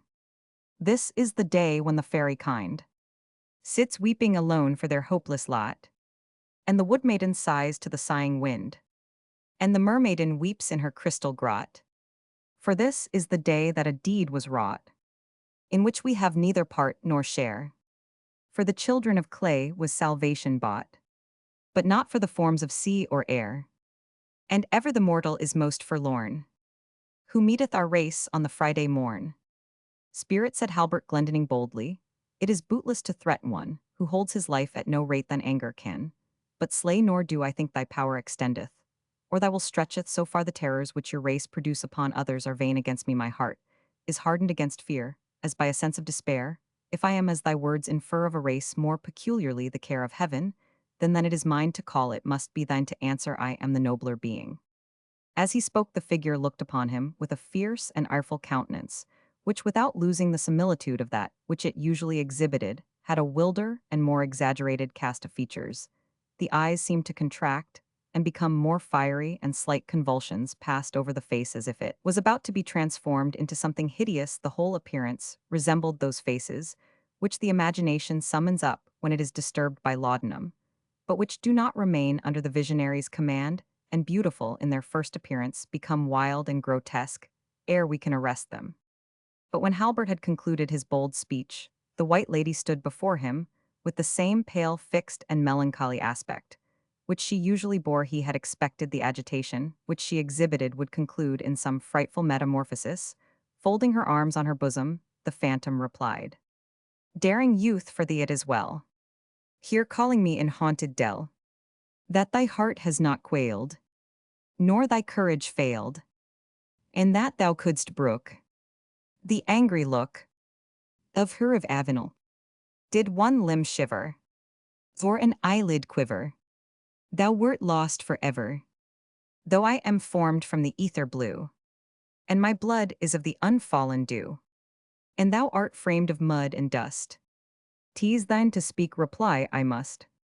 I demand of thee then, said the youth, by what charm it is that I am thus altered in mind, and in wishes that I think no longer of deer or dog of bow or bolt, that my soul spurns the bounds of this obscure glent, that my blood boils at an insult from one by whose stirrup I would some days since have run for a whole summer's morn contented, and honored by the notice of a single word.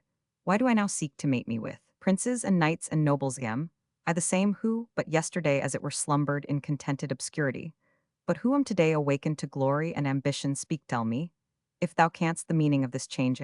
I spellbound, or have I till now been under the influence of a spell that I feel as another being, yet am conscious of remaining the same? Speak, and tell me, is it to thy influence that the change is owing? The White Lady replied, a mightier wizard far than I wields o'er the universe his power. Him owns the eagle in the sky, the turtle in the bower, chanceful in shape yet mightiest still. He wields the heart of man at will, from ill to good, from good to ill, in cot and castle tower. Speak not thus darkly, said the youth, coloring so deeply that face, neck, and hands were in a sanguine glow. Make me sensible of thy purpose. The spirit answered, ask thy heart whose secret cell is filled with Marv Avenel. Ask thy pride we scornful look, in Mary's view it will not brook. Ask it why thou seekst to rise among the mighty and the wise, why thou spurn'st thy lowly lot, why thy pastimes are forgot, why thou wouldst in bloody strife mend thy luck or lose thy life. Ask thy heart and it shall tell, sighing from its secret cell. 'Tis for Mary Avenel. Tell me then, said Halbert, his cheek still deeply crimsoned, thou, who hast said to me that which I dared not say to myself, by what means shall I urge my passion be, what means make it known? The White Lady replied, do not ask me. On doubts like these thou canst not task me. We only see the passing show of human passions ebb and flow, and view the pageant's idle glance, as mortals eye the northern dance, when thousand streamers flashing bright career it o'er the brow of night, and gazers mark their changeful gleams, but feel no influence from their beams. Yet thine own fate, replied Halbert, unless men greatly err, is linked with that of mortals. The phantom answered, by ties mysterious linked our fated race, holds strange connection with the sons of men. The star that rose upon the house of Avenel, when Norman Ulrich first assumed the name, that star, when culminating in its orbit, shot from its sphere a drop of diamond dew, and this bright font received it, and a spirit rose from the fountain, and her date of life hath coexistence with the house of Avenel, and with the star that rules it. Speak yet more plainly, answered young Glendinning, of this I can understand nothing. Say, what hath forged thy weirded footnote, weirded fated link of destiny with the house of Avenel? Say especially what fate now overhangs that house. The White Lady replied, look on my girdlion, this thread of gold. 'Tis fine as web of lightest gossamer, and but there is a spell on't would not bind, light as they are the folds of my thin robe.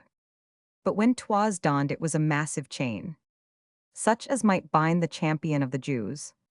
Even when his looks were longest it hath dwindled, hath minished in its substance and its strength, as sunk the greatness of the house of Avenel. When this frail thread gives way I to the elements, resign the principles of life they lent me. Ask me no more of this, the stars forbid it. Then canst thou read the stars, answered the youth, and mayest tell me the fate of my passion, if thou canst not aid it. The White Lady again replied, dim burns the once bright star of Avenel, dim as the beacon when the morn is nigh, and the o'erwearied warder leaves the lighthouse. There is an influence sorrowful and fearful, that dogs its downward course, disastrous passion. Fierce hate and rivalry are in the aspect. that lowers upon its fortunes. And rivalry repeated Glendinning, it is then as I feared but shall that English silkworm presume to beard me in my father's house. And in the presence of Mary Avenel, give me to meet him spirit give me to do away the vain distinction of rank on which he refuses me, the combat place us on equal terms, and gleam the stars with what aspect, they will the sword of my father shall control their influences.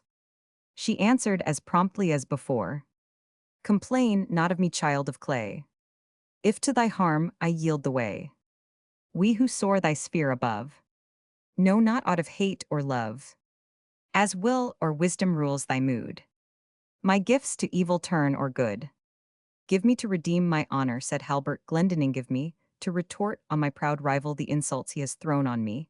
And let the rest fare as it will, if I cannot revenge my wrong, I shall sleep quiet and know not of my disgrace. The phantom failed not to reply. When Piercy Shafton boasteth high, let this token meet his eye. The sun is westering from the dell. Thy wish is granted, fare thee well. As the white lady spoke or chanted these last words, she undid from her locks a silver bodkin around which they were twisted, and gave it to Halbert Glendinning, then shaking her dishevelled hair, till it fell like a veil around her, the outlines of her form gradually became as diffuse, as her flowing tresses her countenance grew pale, as the moon in her first quarter her features became indistinguishable, and she melted into the air. Them. Original. Habit inures us to wonders, but the youth did not find himself alone by the fountain, without experiencing, though in a much less degree, the revulsion of spirits, which he had felt upon the phantom's former disappearance. A doubt strongly pressed upon his mind, whether it were safe to avail himself of the gifts of a spirit, which did not even pretend to belong to the class of angels, and might for aught he knew have a much worse lineage than that which she was pleased to avow I will speak of. It he said to Edward, who is clerkly learned, and will tell me what I should do, and yet no Edward is scrupulous, and wary I will prove the effect of her gift on Sir Piercy Shafton, if he again braves me, and by the issue I will be myself a sufficient judge, whether there is danger in resorting to her counsel home. Then home, and we shall soon learn whether that home shall longer hold me for naught again, will I brook insult with my father's sword by my side, and marry for the spectator of my disgrace. Chapter the 18th. I give thee 18 pence a day, and my bow shall thou bear, and over all the north country I make thee the chief rider. And I 13 pence a day, quoth the queen. By God and by my fay, come fetch thy payment when thou wilt. No man shall say thee nay. William of Cloudesley. The manners of the age did not permit the inhabitants of Glendearg to partake of the collation which was placed in the spence of that ancient tower before the Lord Abbot and his attendants, and Sir Piercy Shafton Dame Glendinning, was excluded both by inferiority of rank and by sex, for though it was a rule often neglected, the superior of St. Mary's was debarred from taking his meals in female society to Mary Avenel the latter, and to Edward Glendinning the former incapacity attached. But it pleased his lordship to require their presence in the apartment, and to say sundry kind words to them, upon the ready and hospitable reception which they had afforded him.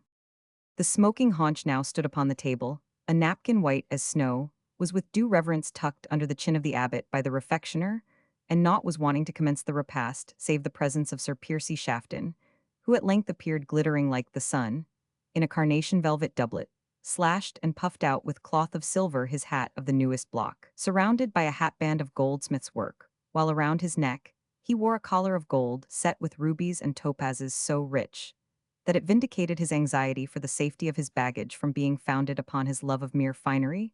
This gorgeous collar or chain, resembling those worn by the knights of the highest orders of chivalry, fell down on his breast and terminated in a medallion. We waited for Sir Piercy Shafton, said the abbot, hastily assuming his place in the great chair, which the Kitchener advanced to the table with ready hand. I pray your pardon, reverend father, and my good lord, replied that pink of courtesy, I did but wait to cast my riding slew, and to transmute myself into some civil form, meeter for this worshipful company. I cannot but praise your gallantry, sir knight, said the abbot, and your prudence, also for choosing the fitting time to appear thus adorned, certes, had that goodly chain been visible in some part of your late progress, there was risk that the lawful owner might have parted company therewith. This chain, said your reverence, answered Sir Piercy, surely it is but a trifle, a slight thing which shows but poorly with this doublet, Mary. when I wear that of the murrey-colored double-piled Genoa, velvet puffed out with cypress, the gems being relieved and set off by the darker and more grave ground of the stuff show, like stars giving a luster through dark clouds. I nothing doubt it, said the abbot, but I pray you to sit down at the board. But Sir Piercy had now got into his element, and was not easily interrupted, I own. He continued that slight as the toy is it might perchance have had some captivation for Julian Santa Maria, said he, interrupting himself, what was I about to say? And my fair and beauteous protection, or shall I rather term her my discretion here in presence indiscreet, hath it been in your affability, O most lovely discretion, to suffer a stray word to have broke out of the penfold of his mouth, that might overleap the fence of civility and trespass, on the manner of decorum. Mary, said the abbot somewhat impatiently, the greatest discretion that I can see in the matter is to eat our victuals being hot. Father Eustace, say the benedicite, and cut up the haunch. The sub-prior readily obeyed the first part of the abbot's injunction, but paused upon the second. It is Friday, most reverend, he said in Latin, desirous that the hint should escape, if possible, the ears of the stranger. We are travelers, said the abbot in reply, and viatoribus licitem. Estu, no, the canona traveler must eat what food his hard fate sets before him. I grant you all a dispensation to eat flesh this day, conditionally, that you brethren say the confiteor at curfew time, that the knight give alms to his ability, and that all and each of you fast from flesh on such day within the next month, that shall seem most convenient, wherefore fall to, and eat your food with cheerful countenances, and you, Father Refectioner Demixtus. While the abbot was thus stating the conditions on which his indulgence was granted, he had already half finished a slice of the noble haunch, and now washed it down with a flagon of Rhenish modestly tempered with water. Well is it said, he observed, as he required from the refectioner another slice, that virtue is its own reward, for though this is but humble fare and hastily prepared, and eaten in a poor chamber, I do not remember me of having had such an appetite since I was a simple brother in the abbey of Dundrennan, and was wont to labor in the garden from morning until nones, when our abbot struck the cymbalum. Then would I enter keen with hunger, parched with thirst, de mihi vinum quiso, et merum sit, and partake with appetite of whatever was set before us, according to our rule, feast or fast day, caritas or penitentia, was the same to me. I had no stomach complaints then, which now crave both the aid of wine and choice cookery, to render my food acceptable to my palate and easy of digestion. It may be, holy father, said the sub-prior, an occasional ride to the extremity of St. Mary's patrimony may have the same happy effect on your health as the air of the garden at Dundrennan. Perchance with our patroness blessing such progresses may advantage us, said the abbot, having an especial eye that our venison is carefully killed by some woodsman that is master of his craft. If the Lord Abbot will permit me, said the Kitchener, I think the best way to assure his lordship on that important point would be to retain as a yeoman pricker or deputiringer the eldest son of this good woman Dame Glendinning, who is here to wait upon us. I should know by mine office what belongs to killing of game, and I can safely pronounce that never saw I or any other coquinarius a bolt so justly shot, it has cloven the very heart of the buck. What speak you to us of one good shot, father, said Sir Piercy? I would advise you that such no more maketh a shooter than doth one swallow. Make a summer I have seen this Springald of whom you speak. And if his hand can send forth his shafts as boldly as his tongue doth utter presumptuous speeches, I will own him as good an archer as Robin Hood. Mary, said the abbot, and it is fitting we know the truth of this matter from the dame herself, for ill-advised were we to give way to any rashness in this matter, whereby the bounties which heaven and our patroness provide might be unskilfully mangled and rendered unfit for worthy men's. You stand forth, therefore, Dame Glendinning, and tell to us as thy liege lord and spiritual superior, using plainness and truth, without either fear or favor, as being a matter wherein we are deeply interested, doth this son of thine use his bow as well as the Father Kitchener avers to us. So please your noble fatherhood, answered Dame Glendinning with a deep curtsy, I should know somewhat of archery to my cost, seeing my husband God Assoilsey him was slain in the field of Pinkie, with an arrow shot while he was fighting under the Kirk's banner. As became a liege vassal of the Halidome, he was a valiant man, please your reverence, and an honest and saving that he loved a bit of venison, and shifted for his living at a time, as bordermen will sometimes do, I wot not of sin, that he Roman 999, and yet though I have paid for mass after mass to the matter of a 40 shilling, besides a quarter of wheat, and 4 furlocks of rye, I can have no assurance yet that he has been delivered from purgatory. Dame, said the Lord Abbot, this shall be looked into heedfully. And since thy husband fell as thou sayest in the kirk's quarrel, and under her banner rely upon it that we will have him out of purgatory forthwith, that is always provided, he be there, but it is not of thy husband whom we now devise to speak, but of thy son, not of a shot Scotsman, but of a shot deer. Wherefore I say, answer me to the point, is thy son a practised archer, aye or no? Alack, my reverend lord, replied the widow, and my croft would be better tilled if I could answer your reverence that he is not practised archer. Mary, holy sir, I would he would practice something else, crossbow, and longbow, handgun, and hackbutt, falconet, and saker, he can shoot with them all, and if it would please this right honorable gentleman, our guest, to hold out his hat at the distance of 100 yards, our halbert shall send shaft, bolt, or bullet through it, so that right honorable gentleman swerve not but hold out steady, and I will forfeit a quarter of barley if he touch. But a knot of his ribbons, I have seen our old Martin do as much, and so has our right reverend the sub-prior, if he be pleased to remember it. I am not like to forget it, dame, said Father Eustace, for I knew not which most to admire, the composure of the young marksman, or the steadiness of the old Mark. Yet I presume not to advise Sir Piercy Shafton to subject his valuable beaver, and yet more valuable person, to such a risk, unless it should be his own special pleasure. Be assured it is not, said Sir Piercy Shafton something hastily, be well assured, holy father, that it is not I dispute, not the lad's qualities for which your reverence vouches, but bows are but wood, strings are but flax, or the silkworm excrement at best, archers are but men, fingers may slip, eyes may dazzle the blindest, may hit the butt the best, marker may shoot a bow's length beside, therefore will we try no perilous experiments. Be that as you will, Sir Piercy, said the abbot. Meantime, we will name this youth bowbearer in the forest, granted to us by good King David, that the chase might recreate our wearied spirits, the flesh of the deer improve our poor commons, and the hides cover the books of our library, thus tending at once to the sustenance of body and soul. Kneel down, woman, kneel down, said the refectioner and the kitchener with one voice to Dame Glendinning, and kiss his lordship's hand for the grace which he has granted to thy son. They then, as if they had been chanting the service, and the responses set off in a sort of duo, enumerating the advantages of the situation. A green gown and a pair of leathern galligaskins, every Pentecost, said the kitchener. 4 marks by the year at Candlemas, answered the refectioner. A hogshead of ale at Martelmas of the double strike, and single ale at pleasure, as he shall agree with the cellarer. Who is a reasonable man, said the abbot, and will encourage an active servant of the convent. A mess of broth and a dole of mutton or beef, at the kitchener's on each high holiday, resumed the kitchener.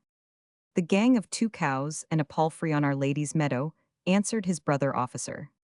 An ox hide to make buskins of yearly, because of the brambles, echoed the kitchener. And various other perquisites qui nunc prescriber, longum, said the abbot, summing with his own lordly voice the advantages attached to the office of conventional bowbearer. Dame Glendinning was all this while on her knees, her head mechanically turning from the one church officer to the other, which, as they stood one on each side of her, had much the appearance of a figure moved by clockwork. And so soon as they were silent, most devotedly did she kiss the munificent hand of the abbot, conscious, however, of Halbert's intractability in some points. She could not help qualifying her grateful and reiterated thanks for the abbot's bountiful proffer, with a hope that Halbert would see his wisdom and accept of it. How, said the abbot, bending his brows, accept of it, woman, is thy son in his right wits? Elspeth, stunned by the tone in which this question was asked, was altogether unable to reply to it. Indeed, any answer she might have made could hardly have been heard, as it pleased the 2 office-bearers of the abbot's table again to recommence their alternate dialogue. Refuse, said the kitchener. Refuse, answered the refectioner, echoing the other's word, in a tone of still louder astonishment. Refuse 4 marks by the year, said the one. Ale and beer broth and mutton, cow's grass and palfreys, shouted the kitchener. Gown and galligaskins, responded the refectioner. A moment's patience, my brethren, answered the sub-prior, and let us not be thus astonished, before cause is afforded of our amazement. This good dame best knoweth the temper and spirit of her sonthais. Much I can say that it lieth not towards letters, or learning, of which I have in vain endeavored to instill into him some tincture. Nevertheless, he is a youth of no common spirit, but much like those in my weak judgment, whom God raises up among a people when he meaneth that their deliverance shall be wrought out with strength of hand and valor of heart. Such men we have seen marked with a waywardness, and even an obstinacy of character, which hath appeared intractability and stupidity to those among whom they walked and were conversant, until the very opportunity hath arrived, in which it was the will of Providence that they should be the fitting instrument of great things. Now in good time hast thou spoken, Father Eustace, said the abbot, and we will see this swanky before we decide upon the means of employing him. How, say you, Sir Piercy Shafton, is it not the court fashion to suit the man to the office, and not the office to the man? So please your reverence and lordship, answered the Northumbrian knight, I do partly, that is, in some sort subscribe to what your wisdom hath delivered. Nevertheless, under reverence of the sub-prior, we do not look for gallant leaders and national deliverers in the hovels of the mean common people. Credit me that, if there be some flashes of martial spirit about this young person, which I am not called upon to dispute, though I have seldom seen that presumption and arrogance were made good upon the upshot by deed and action, yet still, these will prove insufficient to distinguish him, save in his own limited and lowly sphere even, as the glowworm which makes a goodly show among the grass of the field, would be of little avail if deposited in a beacon grate. Now in good time, said the sub-prior, and here comes the young huntsman to speak for himself, for being placed opposite to the window, he could observe Halbert as he ascended the little mound on which the tower was situated. Summon him to our presence, said the Lord Abbot, and with an obedient start, the two attendant monks went off with emulous alertness. Dame Glendinning sprung away at the same moment, partly to gain an instant to recommend obedience to her son, partly to prevail with him to change his apparel before coming in presence of the abbot. But the kitchener and refectioner, both speaking at once, had already seized each an arm, and were leading Halbert in triumph into the apartment, so that she could only ejaculate, His will be done, but he had but had on him his Sunday's hose. Limited and humble as this desire was, the fates did not grant it, for Halbert Glendinning was hurried into the presence of the Lord Abbot and his party without a word of explanation, and without a moment's time being allowed to assume his holiday hose, which in the language of the time implied both breeches and stockings. Yet though thus suddenly presented amid the center of all eyes, there was something in Halbert's appearance which commanded a certain degree of respect from the company into which he was so unceremoniously intruded, and the greater part of whom were disposed to consider him with hauteur, if not with absolute contempt. But his appearance and reception we must devote to another chapter. Chapter the 19th. Now choose thee gallant betwixt wealth and honor. There lies the pelf in some to bear thee through the dance of youth and the turmoil of manhood. Yet leave enough for age's chimney corner. But an thou grasp to it, farewell ambition. Farewell each hope of bettering thy condition, and raising thy low rank above the churls. That till the earth for bread. Bold play. It is necessary to dwell for some brief space on the appearance and demeanor of young Glendinning ere we proceed to describe his interview with the abbot of St. Mary's at this momentous crisis of his life. Halbert was now about 19 years old, tall, and active rather than strong, yet of that hardy conformation of limb and sinew, which promises great strength when the growth shall be complete, and the system confirmed he was perfectly well made, and like most men who have that advantage possessed a grace and natural ease of manner and carriage, which prevented his height from being the distinguished part of his external appearance. It was not until you had compared his stature with that of those amongst or near to whom he stood that you became sensible that the young Glendinning was upwards of 6 feet high, in the combination of unusual height with perfect symmetry, ease, and grace of carriage.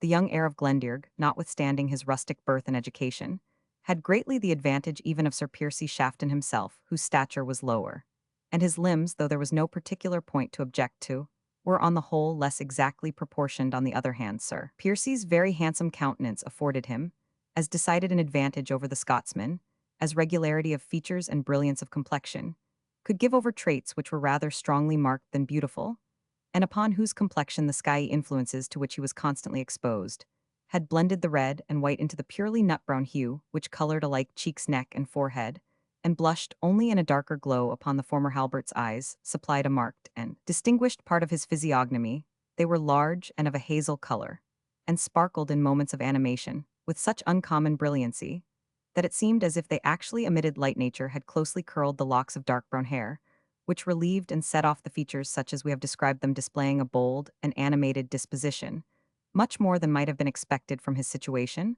or from his previous manners, which hitherto had seemed bashful, homely, and awkward. Halbert's dress was certainly not of that description, which sets off to the best advantage a presence of itself, prepossessing his jerkin and hose, were of course rustic cloth, and his cap of the same a belt round his waist served at once to sustain the broadsword which we have already mentioned, and to hold 5 or 6 arrows and bird bolts which were stuck into it on the right side, along with a large knife hilted with buckhorn, or as it was then called a dudgeon dagger, to complete his dress. We must notice his loose buskins of deer's hide, formed so as to draw up on the leg as high as the knee, or at pleasure to be thrust down lower than the calves. These were generally used at the period, by such as either had their principal occupation, or their chief pleasure in sylvan sports, as they served to protect the legs against the rough and tangled thickets, into which the pursuit of game frequently led them, and these trifling particulars complete his external appearance. It is not easy to do justice to the manner in which young Glendinning's soul spoke through his eyes, when ushered so suddenly into the company of those whom his earliest education had taught him to treat with awe and reverence. The degree of embarrassment which his demeanor evinced had nothing in it either meanly servile or utterly disconcerted. It was no more than became a generous and ingenuous youth of a bold spirit, but totally inexperienced, who should for the first time be called upon to think and act for himself in such society. And under such disadvantageous circumstances, there was not in his carriage a grain either of forwardness or of timidity which a friend could have wished away. He kneeled and kissed the abbot's hand, then rose and retiring 2 paces bowed respectfully to the circle around, smiling gently, as he received an encouraging nod from the sub-prior, to whom alone he was personally known, and blushing, as he encountered the anxious look of Mary Avenel, who beheld with painful interest the sort of ordeal to which her foster brother was about to be subjected, recovering from the transient flurry of spirits into which the encounter of her glance had thrown him, he stood composedly awaiting till the abbot should express his pleasure.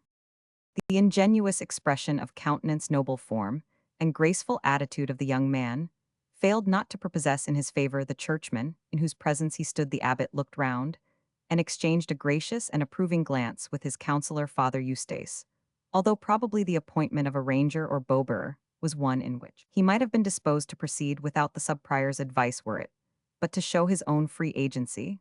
But the good mien of the young man now in nomination was such that he rather hastened to exchange congratulation on meeting with so proper a subject of promotion than to indulge any other feeling. Father Eustace enjoyed the pleasure which a well-constituted mind derives from seeing a benefit light on a deserving object, for as he had not seen Halbert since circumstances had made so material a change in his manner and feelings, he scarce doubted that the proffered appointment would, notwithstanding his mother's uncertainty, suit the disposition of a youth who had appeared devoted to woodland sports and a foe alike to sedentary or settled occupation of any kind. The refectioner and kitchener were so well pleased with Halbert's prepossessing appearance that they seemed to think that the salary, emoluments, and perquisites, the dole, the grazing, the gown, and the galligaskins could scarce be better bestowed than on the active and graceful figure before them.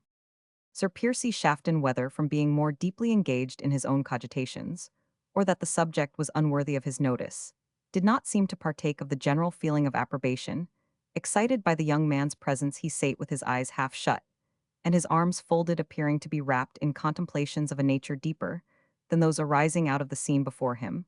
But notwithstanding his seeming abstraction and absence of mind, there was a flutter of vanity in Sir Piercy's very handsome countenance, an occasional change of posture from one striking attitude, or what he conceived to be such, to another, and an occasional stolen glance at the female part of the company, to spy how far he succeeded in riveting their attention, which gave a marked advantage in comparison to the less regular and more harsh features of Halbert Glendinning, with their composed, manly, and deliberate expression of mental fortitude.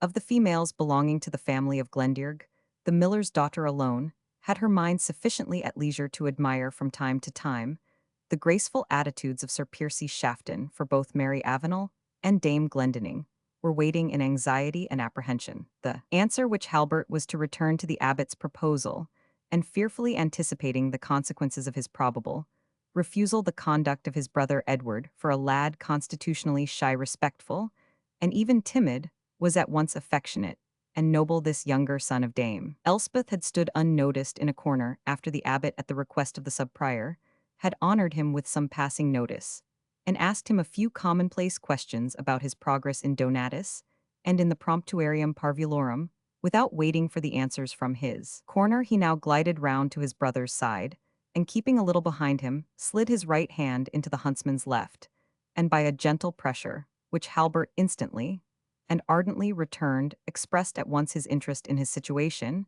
and his resolution to share his fate.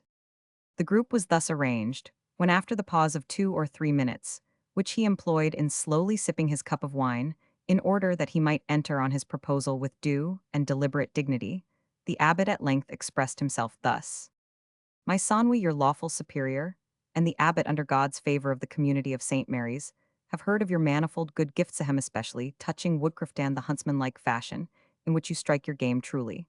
And as a yeoman should not abusing heaven's good benefits by spoiling the flesh, as is too often seen in careless Ranger Sam, he made here a pause, but observing that Glendinning only replied to his compliment by a bow, he proceeded, my son, we commend your modesty, nevertheless, we will that thou shouldst speak freely to us touching that which we have premeditated for thine advancement, meaning, to confer on thee the office of bow-bearer, and ranger as well over the chases and forests, wherein our house hath privilege by the gifts of pious kings and nobles, whose souls now enjoy the fruits of their bounties to the church, as to those which belong to us in exclusive right of property and perpetuity, thy knee, my son, that we may with our own hand, and without loss of time, induct thee into office.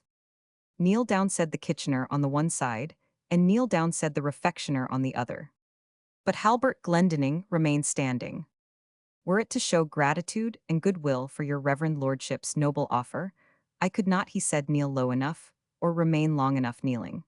But I may not kneel to take investure of your noble gift, my lord abbot being a man determined to seek my fortune otherwise.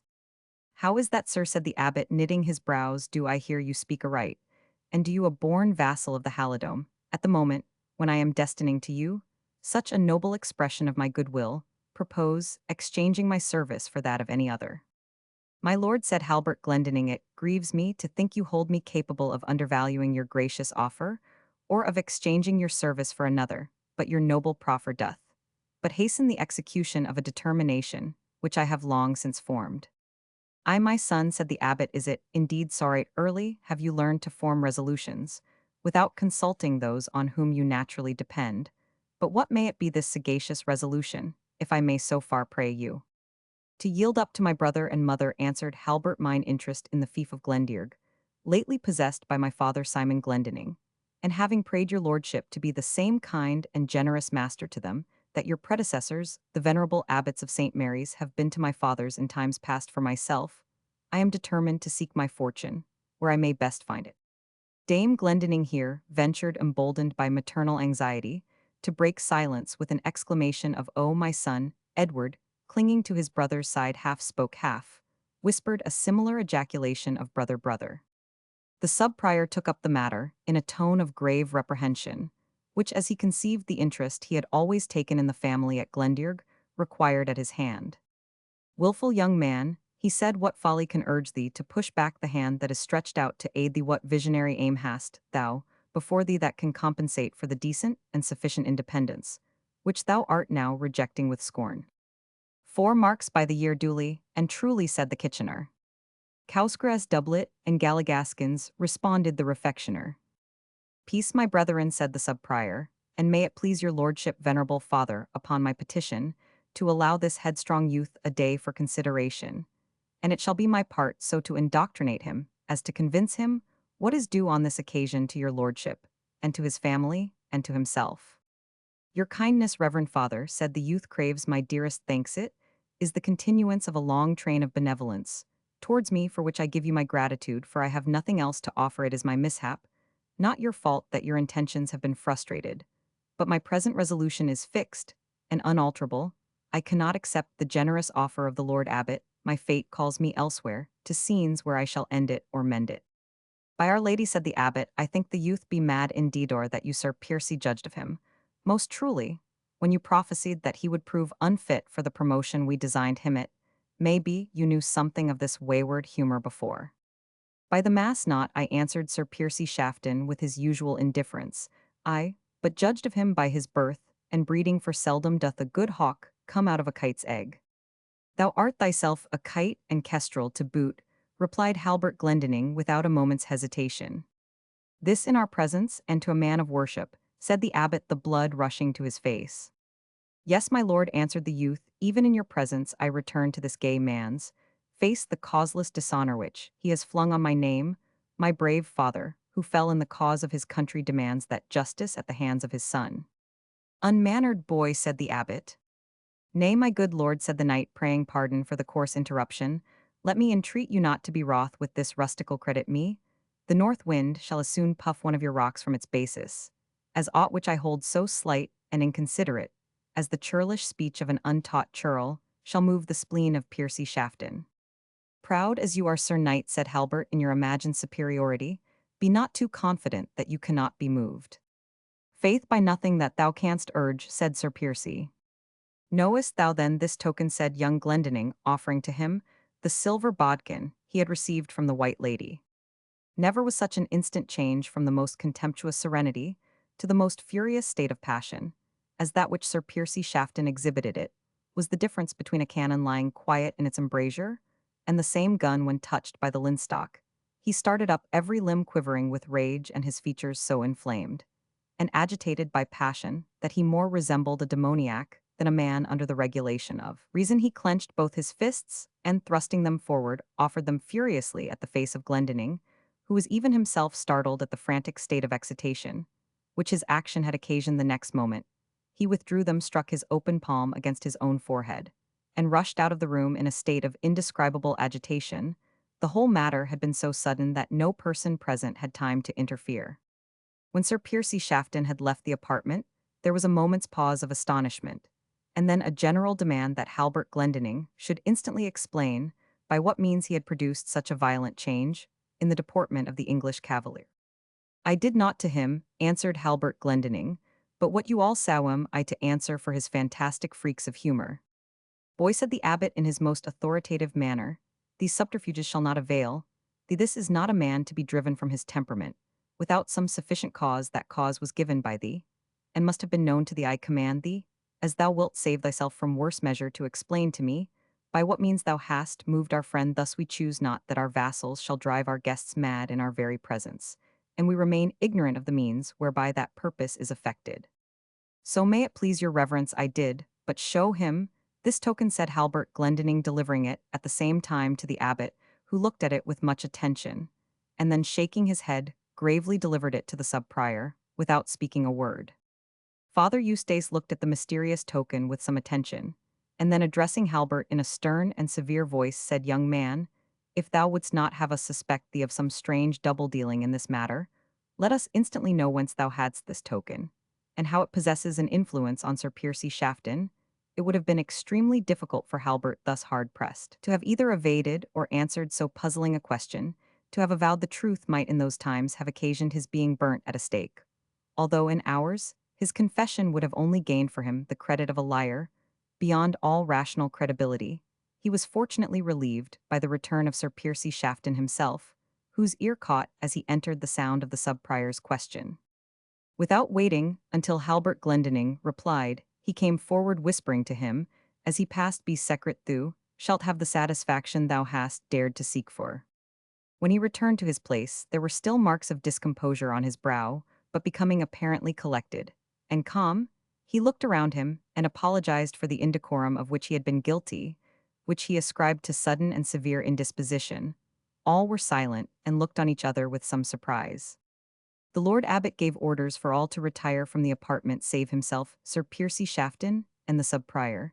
And have an eye, he added, on that bold youth, that he escape not, for if he hath practiced by charm, or otherwise, on the health of our worshipful guest, I swear by the alb, and mitre which I wear that his punishment shall be most exemplary. My lord and venerable father, said Halbert, bowing respectfully, fear not, but that I will abide my doom. I think you will best learn from the worshipful knight himself what is the cause of his distemperature, and how slight my share in it has been. Be assured, said the knight, without looking up, however, while he spoke, I will satisfy the Lord Abbot. With these words the company retired, and with them young Glendinning. When the abbot, the sub-prior, and the English knight were left alone, Father Eustace, contrary to his custom, could not help speaking. The first expound unto us, noble sir, he said, by what mysterious means the production of this simple toy could so far move your spirit and overcome your patience, after you had shown yourself proof to all the provocation offered by this self-sufficient and singular youth. The knight took the silver bodkin from the good father's hand, looked at it with great composure, and having examined it all over returned it to the sub-prior, saying at the same time, "In truth, venerable father, I cannot but marvel that the wisdom implied alike in your silver hairs, and in your eminent rank should like a babbling hound, excuse the similitude open thus loudly on a false scent. I were indeed more slight to be moved than the leaves of the aspen tree, which wag at the least breath of heaven. Could I be touched by such a trifle as this, which in no way concerns me more than if the same quantity of silver were stricken into so many groats. Truth is that from my youth upward I have been subjected to such a malady, as you saw me visited with even no a cruel and searching pain, which goeth through nerve and bone, even as a good brand in the hands of a brave soldier shears through limb and sinew, but it passes away speedily, as you yourselves may judge. Still, said the sub-prior, this will not account for the youth offering to you this piece of silver as a token by which you were to understand something, and as we must needs conjecture something disagreeable. Your reverence is to conjecture what you will, said Sir Piercy, but I cannot pretend to lay your judgment on the right scent. When I see it at fault, I hope I am not liable to be called upon to account for the foolish actions of a malapert boy. Assuredly, said the sub-prior, we shall prosecute no inquiry, which is disagreeable to our guest. Nevertheless, said he, looking to his superior, this chance may in some sort alter the plan your lordship had formed for your worshipful guest's residence for a brief term in this tower, as a place alike of secrecy and of security, both of which in the terms which we now stand on with England are circumstances to be desired. In truth, said the abbot, and the doubt is well thought on, were it as well removed, for I scarce know in the Halidome so fitting a place of refuge. Yet see I not how to recommend it to our worshipful guest, considering the unrestrained petulance of this headstrong youth. Tush, reverend sirs, what would you make of me, said Sir Piercy Shafton. I protest by mine honor I would abide in this house, were I to choose. Would I take no exceptions at the youth for showing a flash of spirit, though the spark may light on mine own head. I honor the lad. For it I protest I will abide here, and he shall aid me in striking down a deer. I must needs be friends with him, and he be such a shot, and we will speedily send down to my lord abbot a buck of the first head killed, so artificially as shall satisfy even the reverend Kitchener. This was said with such apparent ease and good humor, that the abbot made no farther observation on what had passed, but proceeded to acquaint his guest with the details of furniture, hangings, provisions, and so forth, which he proposed to send up to the Tower of Glendearg. For his accommodation, this discourse, seasoned with a cup or two of wine, served to prolong the time, until the reverend abbot ordered his cavalcade to prepare for their return to the monastery.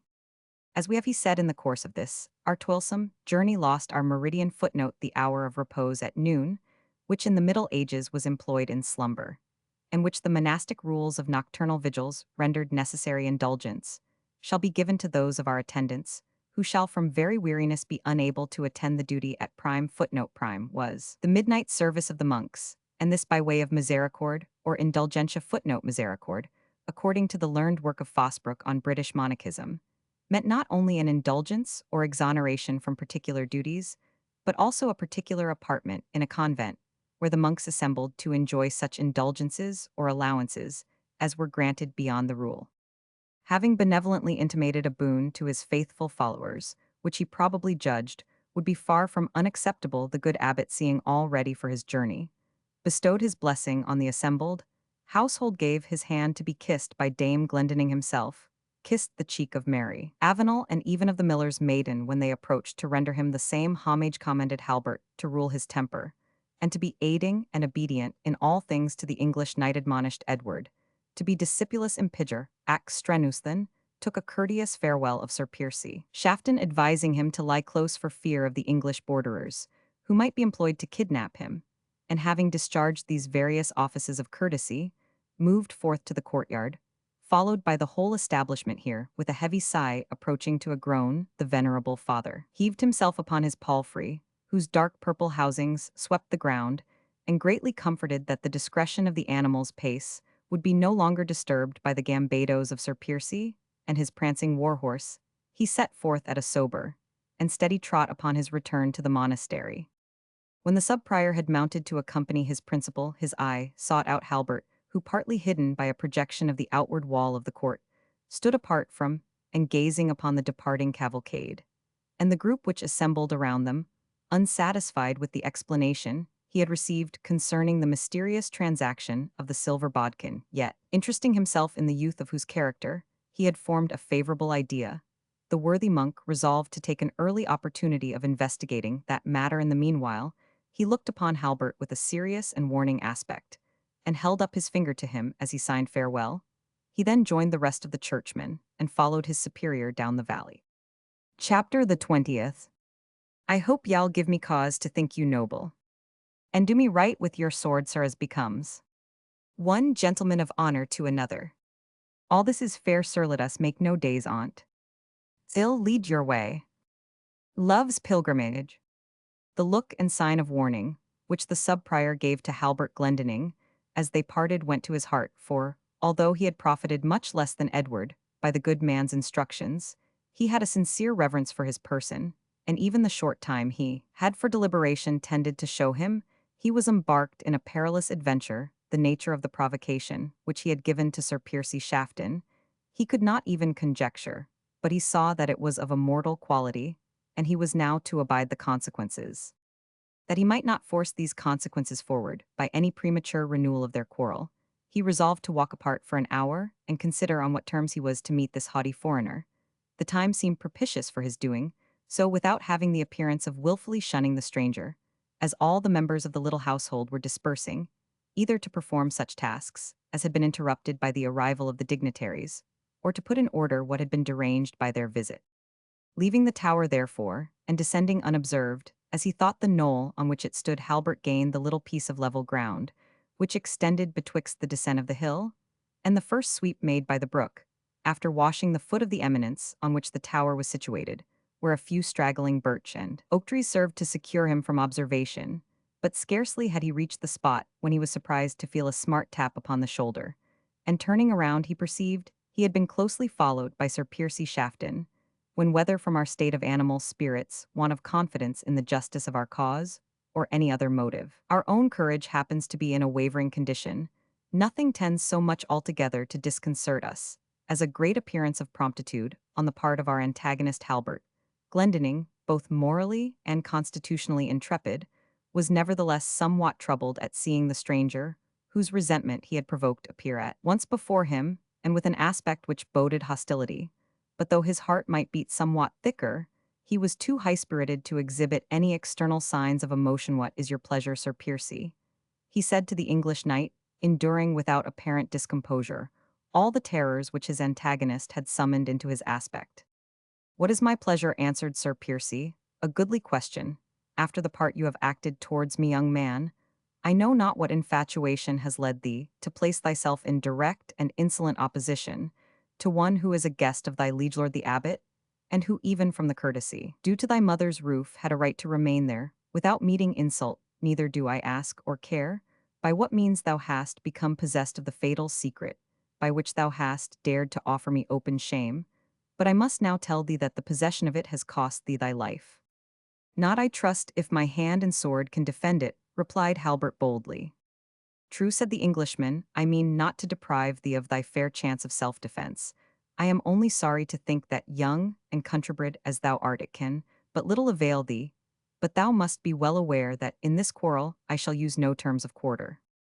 "Rely on it, proud man," answered the youth, "that I shall ask none, and although thou speakest as if I lay already at thy feet, trust me that, as I am determined never to ask thy mercy, so I am not fearful of needing it."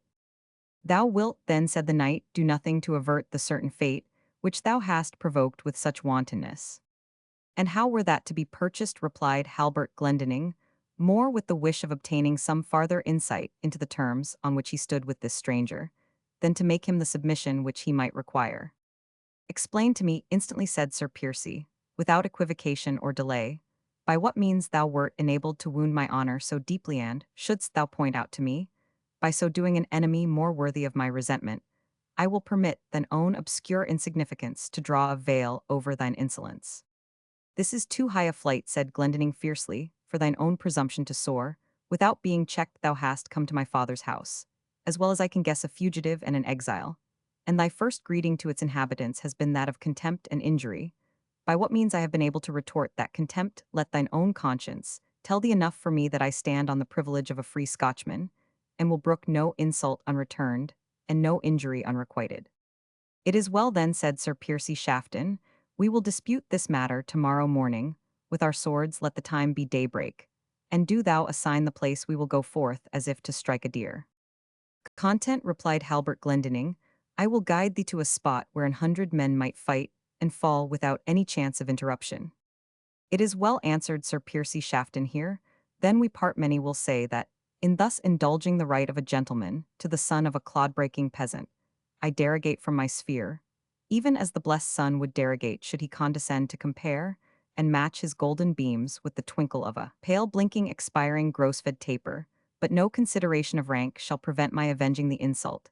Thou hast offered me, we bear a smooth face, observe me Sir Villagio before the worshipful inmates of yonder cabin, and tomorrow, we try conclusions with our swords, so saying he turned away towards the tower. It may not be unworthy of notice that in the last speech, only had Sir Piercy used some of those flowers of rhetoric, which characterized the usual style of his conversation, apparently a sense of wounded honor, and the deep desire of vindicating his injured feelings had proved too strong for the fantastic affectation of his acquired habits. Indeed, such is usually the influence of energy of mind when called forth, and exerted that Sir Piercy Shafton had never appeared in the eyes of his youthful antagonist half so much deserving of esteem and respect, as in this brief dialogue, by which they exchanged mutual defiance, as he followed him slowly to the tower. He could not help thinking to himself that had the English knight always displayed this superior tone of bearing and feeling, he would not probably have felt so earnestly disposed to take offense at his hand. Mortal offense, however, had been exchanged, and the matter was to be put to mortal arbitrament.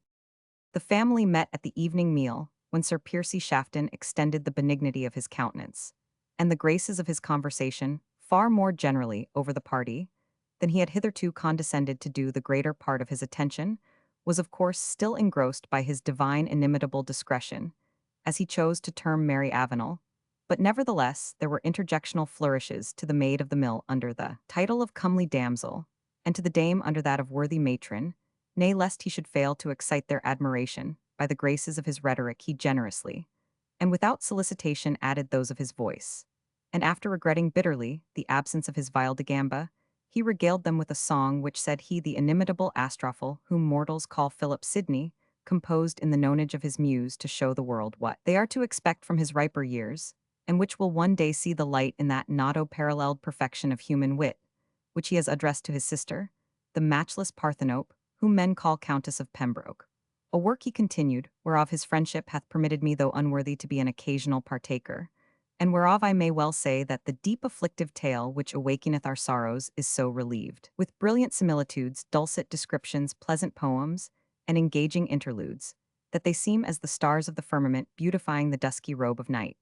And though I wot well how much the lovely and quaint language will suffer by my widowed voice, widowed in that it is no longer matched by my beloved viol de gamba, I will essay to give you a taste of the ravishing sweetness of the poesy of the untobimitated Astrophel.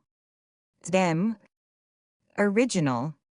So saying, he sung without mercy or remorse about 500 verses, of which the 2 first and the 4 last may suffice for a specimen. What tongue can her perfections tell? On whose each part all pens may dwell, of whose high praise arid praiseful bliss. Goodness the pen heaven paper is, the ink immortal fame doth send. As I began so I must end. As Sir Piercy Shafton always sung with his eyes half shut, it was not until agreeably to the promise of poetry, he had fairly made an end that looking round, he discovered that the greater part of his audience had in the meanwhile yielded to the charms of repose. Mary Avenel, indeed, from a natural sense of politeness, had contrived to keep awake through all the perplexities of the divine Astrophel, but Misty was transported in dreams back to the dusty atmosphere of her father's Roman 1099. Edward himself, who had given his attention for some time, had at length fallen fast asleep, and the good dame's nose, could its tones have been put in regulation, might have supplied the bass of the lamented viol de gamba. Halbert, however, who had no temptation to give way to the charms of slumber, remained awake with his eyes fixed on the songster, not that he was better entertained with the words, or more ravished with the execution than the rest of the company, but rather because he admired, or perhaps envied, the composure which could thus spend the evening in interminable madrigals when the next morning was to be devoted to deadly combat, Yet it struck his natural acuteness of observation that the eye of the gallant cavalier did now, and then furtively, as it were, seek a glance of his countenance, as if to discover how he was taking the exhibition of his antagonist's composure and serenity of mind. He shall read nothing in my countenance, thought Halbert proudly, that can make him think my indifference less than his own. And taking from the shelf a bag full of miscellaneous matters collected for the purpose, he began with great industry to dress hooks, and had finished half a dozen of flies. We are enabled, for the benefit of those who admire the antiquities of the gentle art of angling, to state that they were brown hackles, by the time that Sir Piercy had arrived at the conclusion of his long-winded strophes of the divine astrophel, so that he also testified a magnanimous contempt of that which tomorrow should bring forth. As it now waxed late, the family of Glendearg separated for the evening, Sir Piercy first saying to the dame that her son Albert. Halbert, said Elspeth with emphasis, Halbert, after his gudesire Halbert Brydone. Well then, I have prayed your son Halbert that we may strive tomorrow with the sun's earliness to wake a stag from his lair, that I may see whether he be as prompt at that sport as fame bespeaks him. Alas, sir, answered Dame Elspeth, he is but too prompt, and you talk of promptitude at anything that is steel at one end of it and mischief at the other. But he is at your honorable disposal, and I trust you will teach him how obedience is due to our venerable father, and lord the abbot, and prevail with him to take the bow-bearer's place in fee, for as the two worthy monks said, it will be a great help to a widow woman. Trust me, good dame, replied Sir Piercy, it is my purpose so to indoctrinate him touching his conduct, and bearing towards his betters, that he shall not lightly depart from the reverence due to them we meet. Then beneath the birch trees in the plain, he said, looking to Halbert, so soon as the eye of day hath opened its lids, Halbert answered with a sign of acquiescence, and the night proceeded. And now, having wished to my fairest discretion those pleasant dreams which wave their pinions around the couch of sleeping beauty, and to this comely damsel the bounties of Morpheus, and to all others the common good night, I will crave you leave to depart to my place of rest, though I may say with the poet, ah, rest no rest, but change of place and posture. Ah, sleep no sleep, but worn out nature's swooning. Ah, bed no bed, but cushion filled with stones. Rest, sleep, nor bed await not on an exile. With a delicate obeisance, he left the room, evading Dame Glendinning, who hastened to assure him he would find his accommodations for repose much more agreeable than they had been the night before, there having been store of warm coverlets, and a soft feather bed sent up from the abbey. But the good knight probably thought that the grace and effect of his exit would be diminished if he were recalled from his heroics to discuss such sublunary and domestic topics, and therefore hastened away without waiting to hear her out. A pleasant gentleman, said Dame Glendinning, but I will warrant him in humorous footnote humorousful of Wimseth Shakespeare. Humorous as winter the vulgar word, humorsome comes nearest to the meaning and sings a sweet song, though it is somewhat of the longest. Well, I make mine, avow he is goodly company, I wonder when he will go away. Having thus expressed her respect for her guest, not without intimation that she was heartily tired of his company, the good dame gave the signal for the family to disperse, and laid her injunctions on Halbert to attend Sir Piercy Shafton at daybreak, as he required. When stretched on his pallet by his brother's side, Halbert had no small cause to envy the sound sleep, which instantly settled on the eyes of Edward, but refused him any share of its influence. He saw now too well what the spirit had darkly indicated, that, in granting the boon which he had asked so unadvisedly, she had contributed more to his harm than his good. He was now sensible, too late, of the various dangers and inconveniences with which his dearest friends were threatened alike by his discomfiture or his success in the approaching duel. If he fell, he might say personally good night all, but it was not the less certain that he should leave a dreadful legacy of distress and embarrassment to his mother and family in anticipation, which by no means tended to render the front of death in itself a grisly object more agreeable to his imagination. The vengeance of the abbot, his conscience told him, was sure to descend on his mother and brother, or could only be averted by the generosity of the victor, and Mary Avenel should have shown himself, if he succumbed in the present combat, as inefficient in protecting her as he had been unnecessarily active in bringing disaster on her and on the house in which she had been protected from infancy. And to this view of the case were to be added all those embittered and anxious feelings with which the bravest men, even in a better or less doubtful quarrel, regard the issue of a dubious conflict, the first time when it has been their fate to engage in an affair of that nature. But however disconsolate the prospect seemed in the event of his being conquered, Halbert could expect from victory little more than the safety of his own life. and the gratification of his wounded pride to his friendsto, his mother and brother especially to Mary Avenel, consequences of his triumph would be more certain destruction than the contingency of his defeat and death. If the English knight survived, he might in courtesy extend his protection to them. But if he fell, nothing was likely to screen them from the vindictive measures which the abbot and convent would surely adopt against the violation of the peace of the Halidome and the slaughter of a protected guest by one of their own vassals within whose house they had lodged him for shelter. These thoughts, in which neither view of the case augured aught short of ruin to his family, and that ruin entirely brought on by his own rashness, were thorns in Halbert Glendinning's pillow, and deprived his soul of peace and his eyes of slumber. There appeared no middle course saving one which was marked by degradation, and which, even if he stooped to it, was by no means free of danger. He might indeed confess to the English knight the strange circumstances which led to his presenting him with that token which the White Lady, in her displeasure as it now seemed, had given him, that he might offer it to Sir Piercy Shafton. But to this avowal his pride could not stoop, and reason, who is wonderfully ready to be of counsel with pride on such occasions, offered many arguments to show it would be useless as well as mean, so far to degrade himself.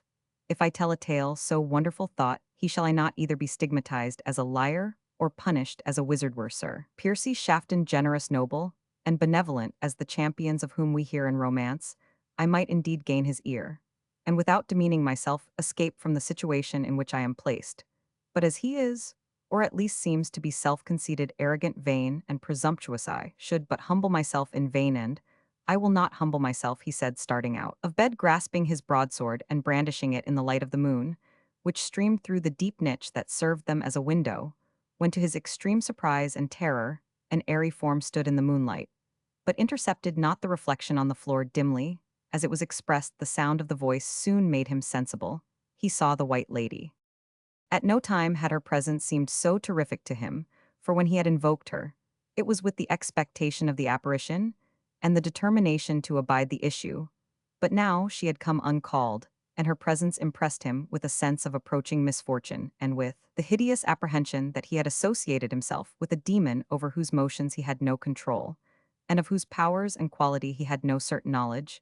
He remained therefore in mere terror, gazing on the apparition, which chanted or recited in cadence the following lines: He whose heart for vengeance sued must not shrink from shedding blood. The knot that thou hast tied with word thou must loose by edge of sword.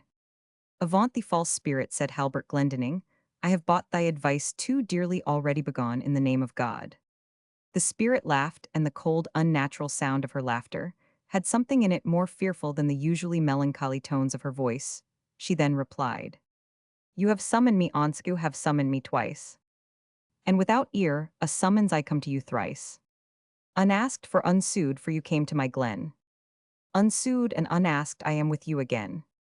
Halbert Glendinning gave way for a moment to terror, and called on his brother Edward, Waken, waken, for Our Lady's sake. Edward awaked accordingly, and asked what he wanted. Look out, said Halbert, look up. Seest thou no one in the room? No, upon my good word, said Edward, looking out. What seest thou? Nothing in the moonshine upon the floor there. No, nothing, answered Edward, save thyself resting on thy naked sword. I tell thee, Halbert, thou shouldst trust more to thy spiritual arms, and less to those of steel and iron. For this many a night hast thou started and moaned, and cried out of fighting and of spectres, and of goblins. Thee sleep hath not refreshed thee, thee waking hath been a dream. Credit me, dear Halbert, say the Pater and Credo, resign thyself to the protection of God, and thou wilt sleep sound and wake in comfort. It may be, said Halbert slowly, and having his eyes still bent on the female form, which to him seemed distinctly visible. It may be, but tell me, dear Edward, seest thou no one on the chamber floor but me? No one, answered Edward, raising himself on his elbow. Dear brother, lay aside thy weapon, say thy prayers, and lay thee down to rest. While he thus spoke, the spirit smiled at Halbert, as if in scorn. Her wan cheek faded in the wan moonlight, even before the smile had passed away, and Halbert himself no longer beheld the vision to which he had so anxiously solicited his brother's attention. May God preserve my wits, he said, as laying aside his weapon, he again threw himself on his bed. Amen, my dearest brother, answered Edward, but we must not provoke that heaven in our wantonness which we invoke in our misery. Be not angry with me, my dear brother. I know not why you have totally of late estranged yourself from me. It is true I am neither so athletic in body, nor so alert in courage as you have been from your infancy. Yet till lately you have not absolutely cast off my society, believe me. I have wept in secret, though I forbore to intrude myself on your privacy.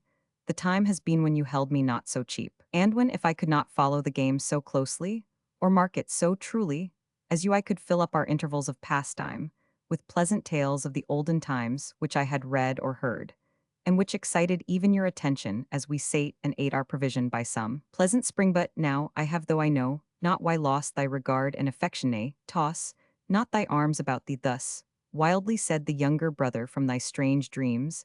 I fear some touch of fever hath affected thy blood. Let me draw closer around thee thy mantle.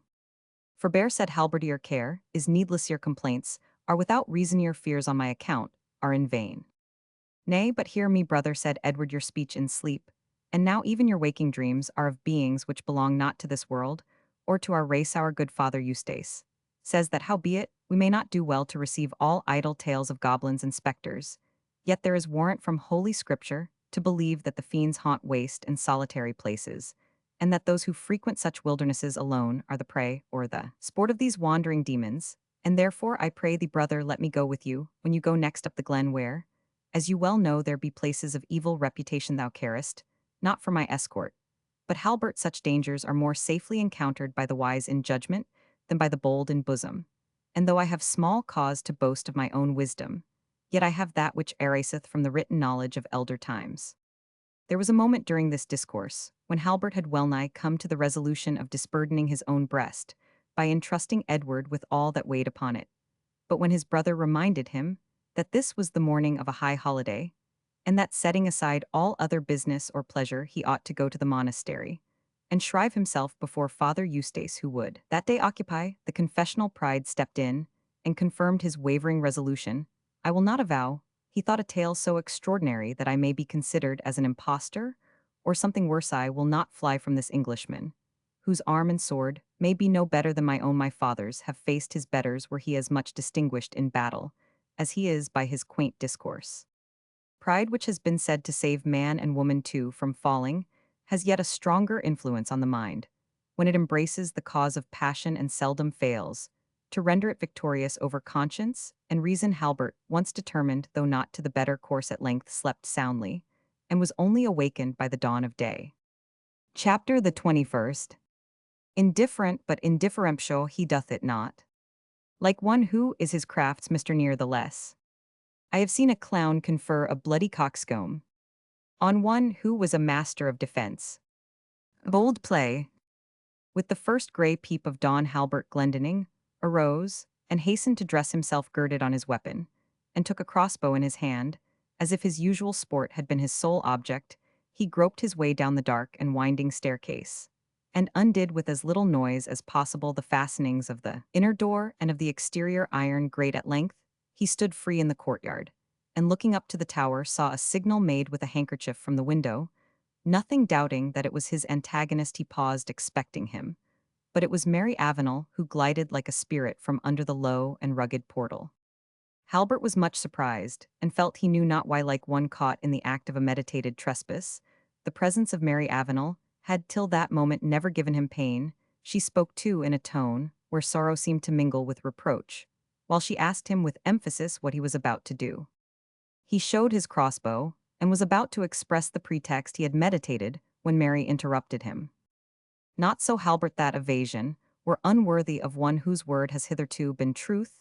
You meditate not the destruction of the dearer hand, and your heart are aimed at other game. You seek to do battle with this stranger. And wherefore should I quarrel with our guest? Answered Halbert, blushing deeply.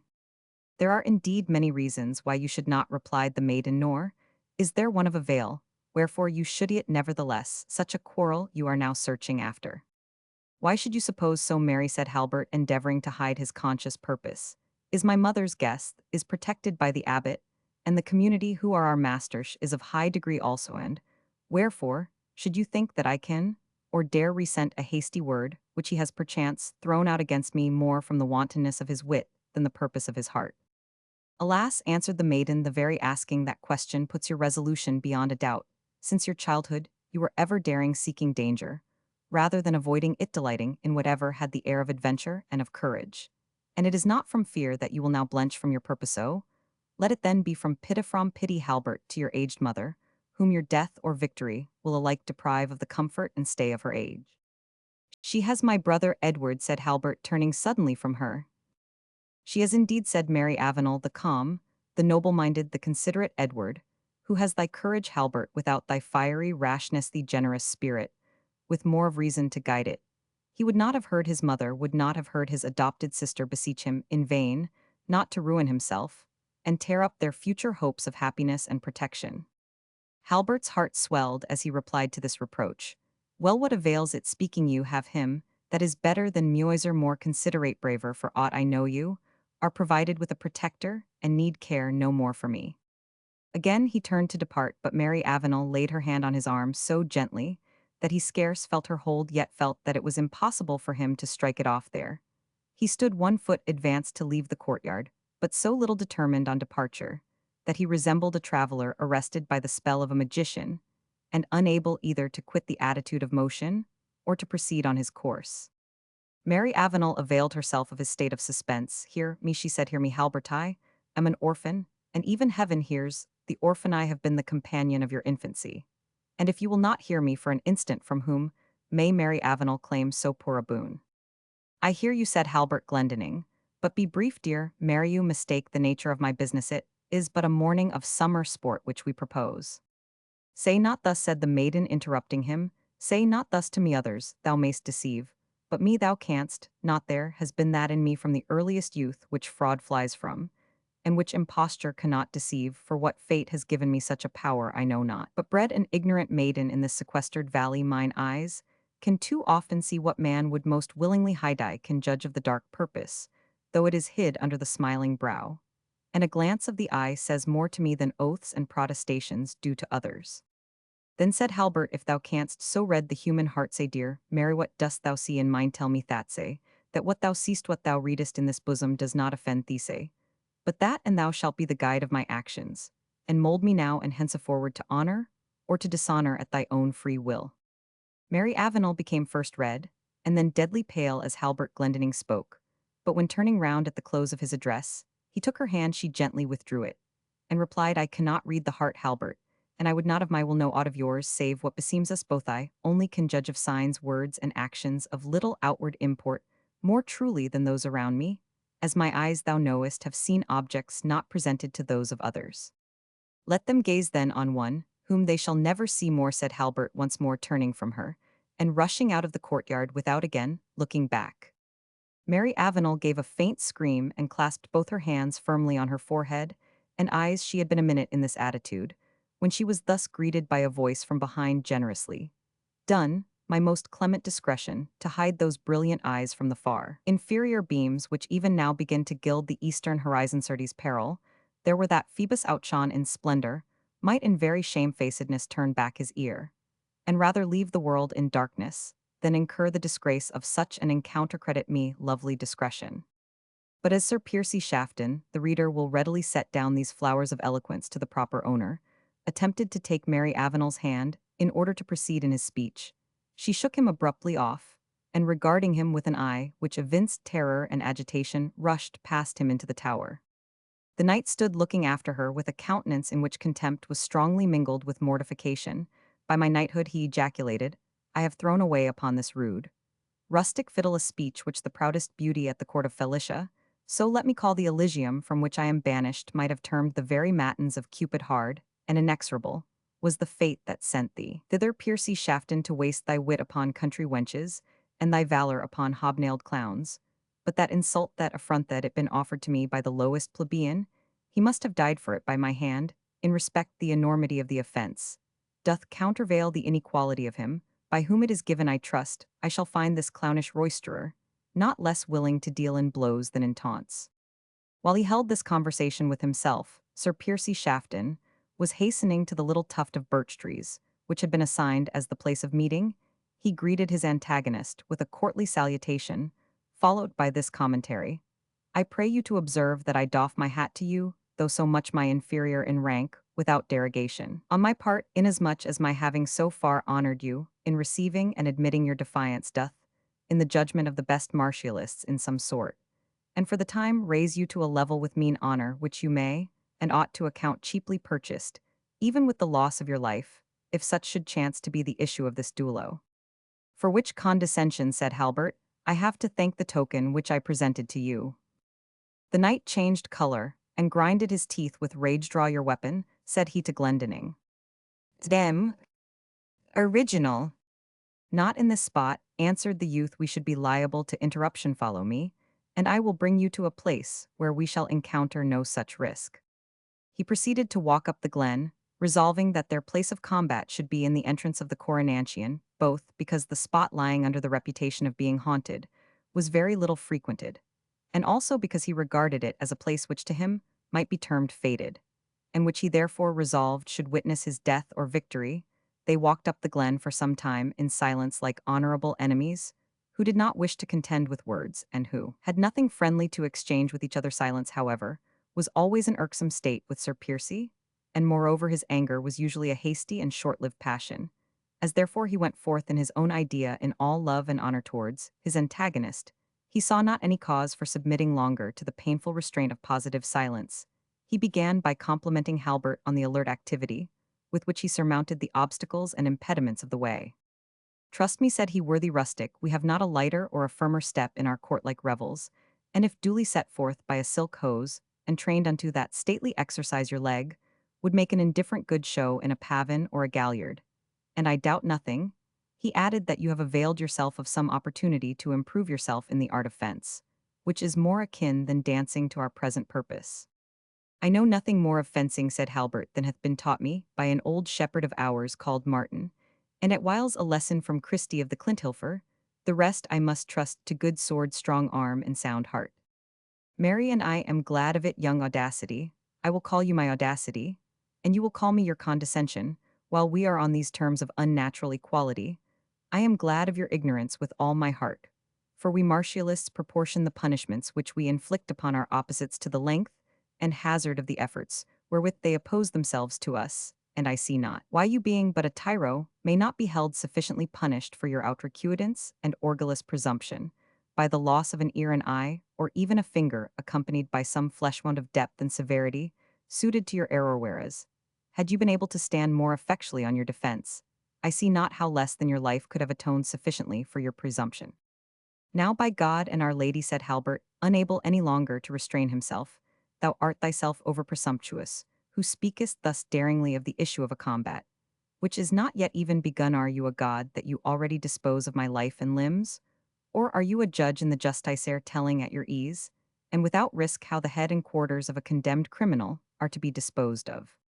Not so, O thou whom I have well permitted to call thyself my Audacity.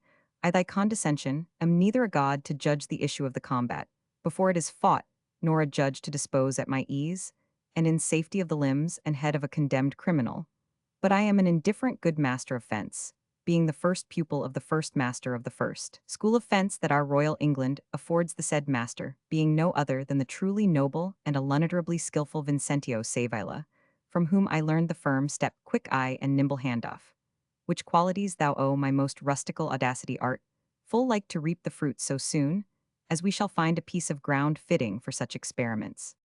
They had now reached the gorge of the ravine, where Halbert had at first intended to stop, but when he observed the narrowness of the level ground, he began to consider that it was only by superior agility that he could expect to make up his deficiency in the science, as it was called, of defense.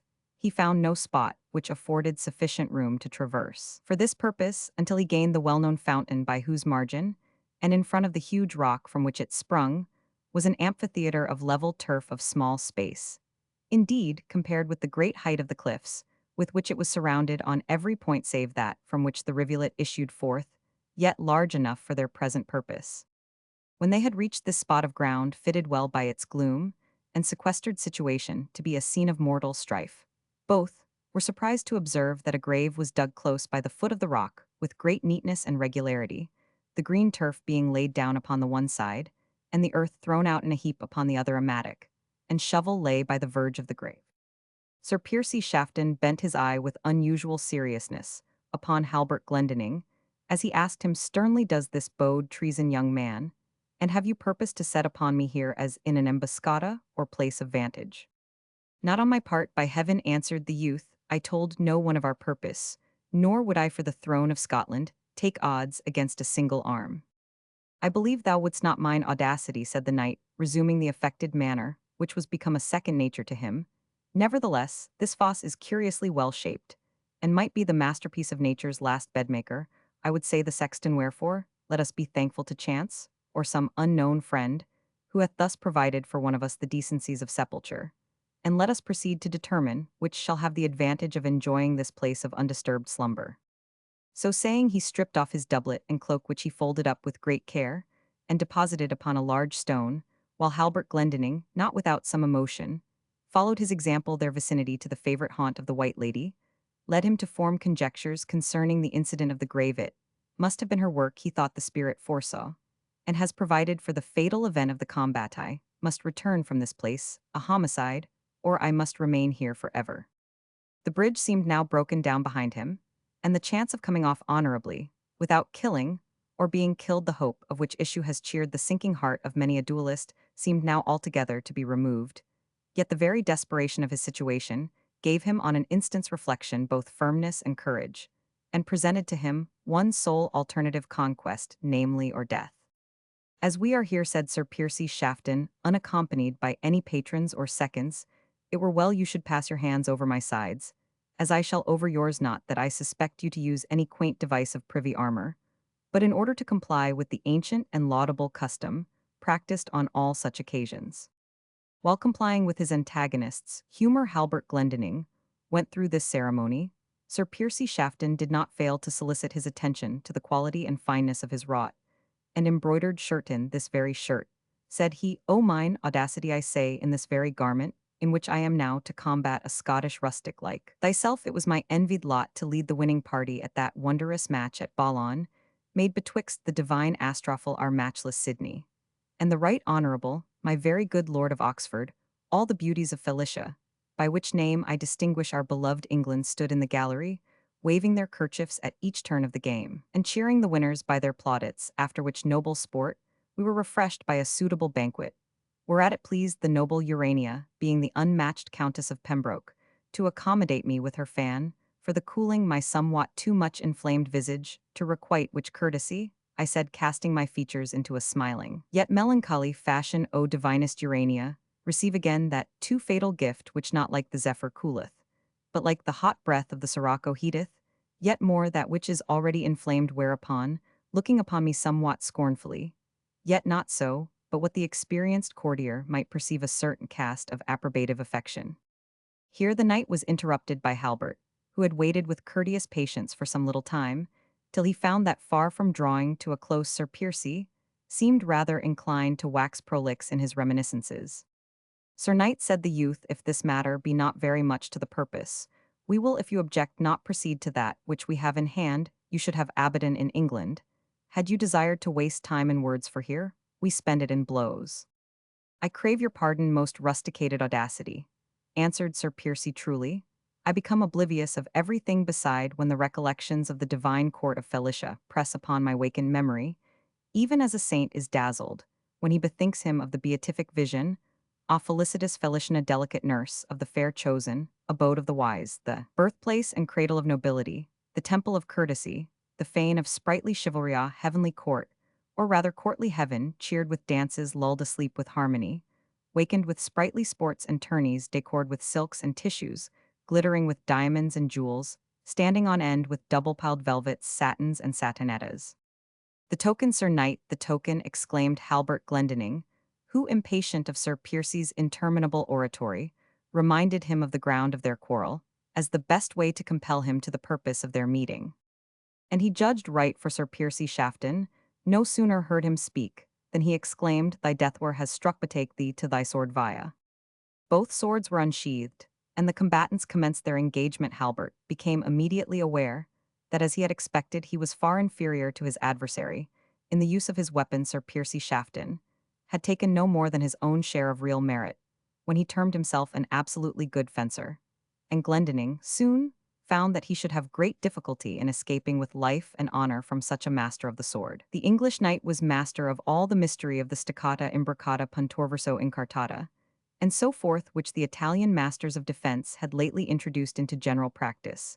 But Glendinning, on his part, was no novice in the principles of the art according to the old Scottish fashion, and possessed the first of all qualities, a steady and collected mind, at first being desirous to try the skill and become acquainted with the play of his enemy. He stood on his defense, keeping his foot, hand, eye, and body in perfect unison, and holding his sword short, and with the point towards his antagonist's face, so that Sir Piercy, in order to assail him, was obliged to make actual passes, and could not avail himself of his skill in making feints, while on the other hand Halbert was prompt to parry these attacks either by shifting his ground or with the sword. The consequence was that after 2 or 3 sharp attempts on the part of Sir Piercy, which were evaded or disconcerted by the address of his opponent, he began to assume the defensive in his turn, fearful of giving some advantage, by being repeatedly the assailant.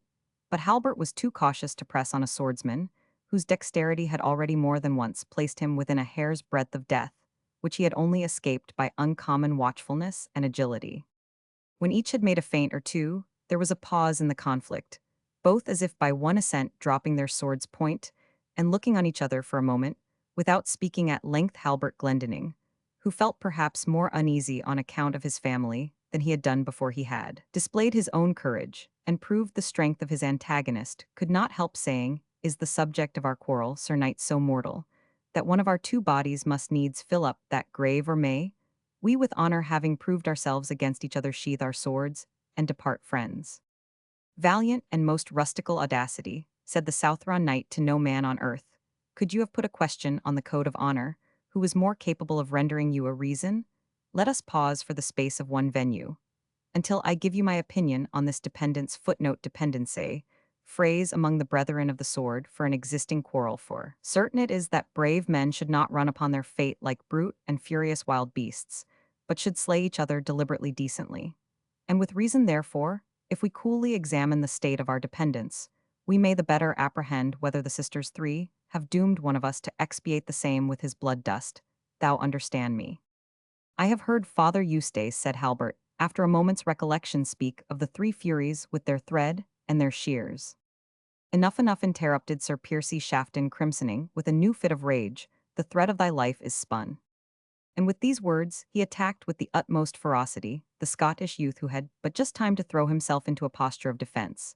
But the rash fury of the assailant, as frequently happens, disappointed its own purpose, for, as he made a desperate thrust, Halbert Glendinning avoided it, and ere the knight could recover his weapon, requited him to use his own language with a resolute stoccata, which passed through his body, and Sir Piercy Shafton fell to the ground. Chapter the 22nd. Yes, life hath left Himbury busy thought, each fiery passion, every strong affection, all sense of outward ill and inward sorrow, are fled at once from the pale trunk before me, and I have given that which spoke and moved. Thought acted, suffered as a living man, to be a ghastly form of bloody clay, soon the foul food for reptiles. Bold play. I believe few successful duelists, if the word successful can be applied to a superiority, so fatal, have beheld their dead antagonist stretched on the earth at their feet, without wishing they could redeem with their own blood that which it has been their fate to spill. Least of all could such indifference be the lot of so young a man as Halbert Glendinning, who, unused to the sight of human blood, was not only struck with sorrow, but with terror when he beheld Sir Piercy Shafton lie stretched on the greensward before him, vomiting gore. As if impelled by the strokes of a pump, he threw his bloody sword on the ground, and hastened to kneel and support him, vainly striving at the same time to staunch his wound, which seemed rather to bleed inwardly than externally. The unfortunate knight spoke at intervals when the syncope would permit him, and his words, so far as intelligible, partook of his affected and conceited, yet not ungenerous character. Most rustical youth, he said, thy fortune hath prevailed over knightly skill and audacity, hath overcome condescension, even as the kite hath sometimes hawked at, and struck down the falcon gentle fly, and saved thyself. Take my pursate, is in the nether pocket of my carnation-colored hosend, is worth a clown's acceptance. See, that my mails with my vestments be sent to the monastery of Saint Maryshire. His voice grew weak, and his mind and recollection seemed to waver. I bestow the cut velvet jerkin, with close breeches conforming for oath, good of my soul. Be of good comfort, sir, said Halbert, half distracted with his agony of pity and remorse. I trust you shall yet do well, for a leech. Were there 20 physicians, O most generous audacity, and that were a grave spectacle I might not survive my life, is ebbing fast commend me to the rustical nymph, whom I called my discretion, O Claridina true, empress of this bleeding heart which now bleedeth in sad earnest. Place me on the ground at my length, most rustical victor, born to quench the pride of the burning light, of the most felicitous court of Feliciana, O saints, and angels, knights, and latest masks, and theatres quaint device work, and broideril of honor and beauty.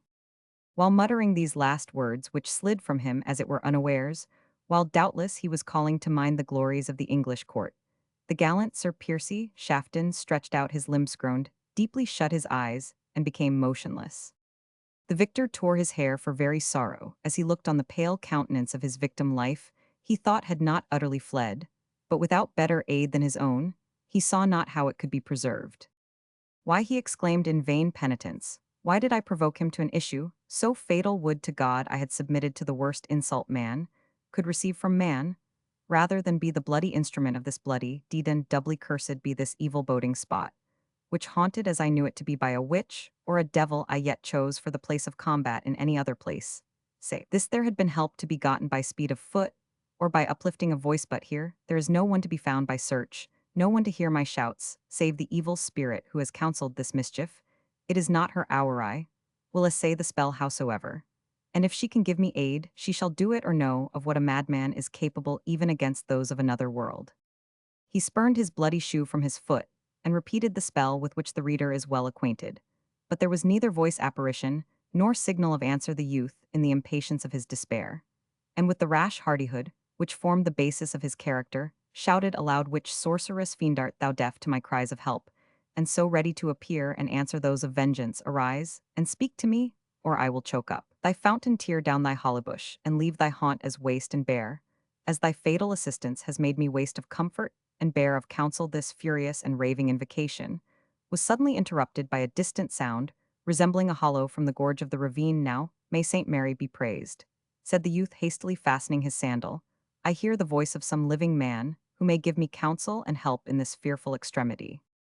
Having donned his sandal, Halbert Glendinning, hallooing at intervals, in answer to the sound which he had heard, ran with the speed of a hunted buck down the rugged defile, as if paradise had been before him, hell, and all her furies behind, and his eternal happiness or misery had depended upon the speed which he exerted in a space incredibly short for anyone but a Scottish mountaineer having his nerves strung by the deepest and most passionate interest. The youth reached the entrance of the ravine, through which the rill that flows down Coronanchian discharges itself, and unites with the brook that waters the little valley of Glendirg. Here he paused and looked around him, upwards and downwards through the glen. Without perceiving a human form, his heart sank within him, but the windings of the glen intercepted his prospect, and the person whose voice he had heard might therefore be at no great distance, though not obvious to his sight.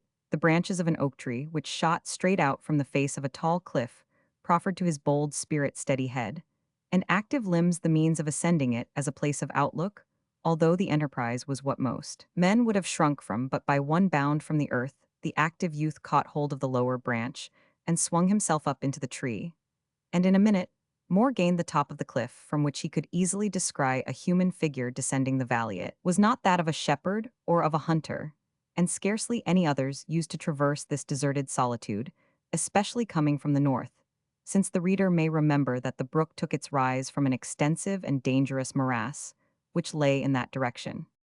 But Halbert Glendinning did not pause to consider who the traveler might be, or what might be the purpose of his journey, to know that he saw a human being, and might receive in the extremity of his distress the countenance and advice of a fellow creature, was enough for him at the moment. He threw himself from the pinnacle of the cliff once more into the arms of the projecting oak tree, whose boughs waved in middle air, anchored by the roots in a huge rift or chasm of the rock. Catching at the branch which was nearest to him, he dropped himself from that height upon the ground, and such was the athletic springiness of his youthful sinews that he pitched there as lightly and with as little injury as the falcon stooping from her wheel. To resume his race at full speed up the glen was the work of an instant, and as he turned angle after angle of the indented banks of the valley, without meeting that which he sought, he became half afraid that the form which he had seen at such a distance had already melted into thin air, and was either a deception of his own imagination, or of the elementary spirits by which the valley was supposed to be haunted. But to his inexpressible joy, as he turned round the base of a huge and distinguished crag, he saw straight before, and very near to him, a person whose dress, as he viewed it, hastily resembled that of a pilgrim. He was a man of advanced life, and wearing a long beard, having on his head a large slouched hat, without either band or brooch. His dress was a tunic of black serge, which, like those commonly called hussar cloaks, had an upper part which covered the arms, and fell down on the lower a small scrip and bottle which hung at his back with a stout staff in his hand. Completed his equipage, his step was feeble like that of one exhausted by a toilsome journey. "Save ye, good father," said the youth, "God and Our Lady have sent you to my assistance." "And in what, my son, can so frail a creature as I am be of service to you?" said the old man, not a little surprised at being thus accosted by so handsome a youth, his features discomposed by anxiety, his face flushed with exertion, his hands, and much of his dress stained with blood. "A man bleeds to death in the valley here hard by. Come with Meckham with me. You are aged, you have experience, you have at least your senses, and mine have well nigh left me." "A man and bleeding to death hand here in this desolate spot," said the stranger. "Stay not to question it, father," said the youth, "but come instantly to his rescue. Follow me without an instant's delay." "Nay, but my son," said the old man, "we do not lightly follow the guides who present themselves thus suddenly in the bosom of a howling wilderness. Ere I follow thee, thou must expound to me thy name, thy purpose, and thy cause." "There is no time to expound anything," said Halbert. "I tell thee a man's life is at stake, and thou must come to aid him, or I will carry thee thither by force." "Nay, thou shalt not need," said the traveller. "If it indeed be as thou sayest, I will follow thee of free will, rather that I am not wholly unskilled in leechcraft, and have in my scrip that which may do thy friend a service. Yet walk more slowly, I pray thee, for I am already well nigh forespent with travel." With the indignant impatience of the fiery steed, when compelled by his rider to keep pace with some slow drudge upon the highway, Halbert accompanied the wayfarer, burning with anxiety, which he endeavored to subdue that he might not alarm his companion, who was obviously afraid to trust him. When they reached the place where they were to turn off the wider glen into the quarry, the traveler made a doubtful pause, as if unwilling to leave the broader path. "Young man," he said, "if thou meanest aught but good to these grey hairs, thou wilt gain little by thy cruelty. I have no earthly treasure to tempt either robber or murderer." "And I," said the youth, "am neither, and yet, God of heaven, I may be a murderer, unless your aid comes in time to this wounded wretch." "Is it even so?" said the traveler, "and do human passions disturb the breast of nature, even in her deepest solitude? Yet, why should I marvel that where darkness abides the works of darkness should abound by its fruits? Is the tree known? Lead on, unhappy youth, I follow thee." And with better will to the journey than he had evinced hitherto, the stranger exerted himself to the uttermost, and seemed to forget his own fatigue in his efforts to keep pace with his impatient guide. What was the surprise of Halbert Glendinning, when upon arriving at the fatal spot, he saw no appearance of the body of Sir Piercy Shafton. The traces of the fray were otherwise sufficiently visible. The knight's cloak had indeed vanished as well as his body, but his doublet remained where he had laid it down, and the turf on which he had been stretched was stained with blood in many a dark crimson spot. As he gazed round him in terror and astonishment, Halbert's eyes fell upon the place of sepulture, which had so lately appeared to gape for a victim. It was no longer open, and it seemed that earth had received the expected tenant, for the usual narrow hillock was piled over what had lately been an open grave, and the green sod was adjusted over all with the accuracy of an experienced sexton. Halbert stood aghast. The idea rushed on his mind irresistibly that the earth heap before him enclosed what had lately been a living, moving, and sentient fellow creature, whom on little provocation his fell act had reduced to a clod of the valley, as senseless and as cold as the turf under which he rested. The hand that scooped the grave had completed its word, and whose hand could it be save that of the mysterious being of doubtful quality whom his rashness had invoked, and whom he had suffered to intermingle in his destinies? As he stood with clasped hands and uplifted eyes, bitterly ruing his rashness, he was roused by the voice of the stranger, whose suspicions of his guide had again been awakened, by finding the scene so different from what Halbert had led him to expect. "Young man," he said, "hast thou baited thy tongue with falsehood to cut perhaps only a few days from the life of one whom nature will soon call home without guilt on thy part to hasten his journey?" "By the blessed heaven be our dear lady!" ejaculated Halbert. "Swear not at all," said the stranger, interrupting him, "neither by heaven, for it is God's throne, nor by earth, for it is his footstool, nor by the creatures whom he hath made, for they are but earth and clay, as we are. Let thy yea be yea, and thy nay nay. Tell me in a word why, and for what purpose thou hast feigned a tale to lead a bewildered traveller yet farther astray. As I am a Christian man, said Glendinning, I left him here bleeding to death hand now. I nowhere spy him, and much I doubt that the tomb that thou seest has closed on his mortal remains. And who is he for whose fate thou art so anxious, said the stranger, or how is it possible that this wounded man could have been either removed from or interred in a place so solitary? His name, said Halbert, after a moment's pause, is Piercy Shaftonder.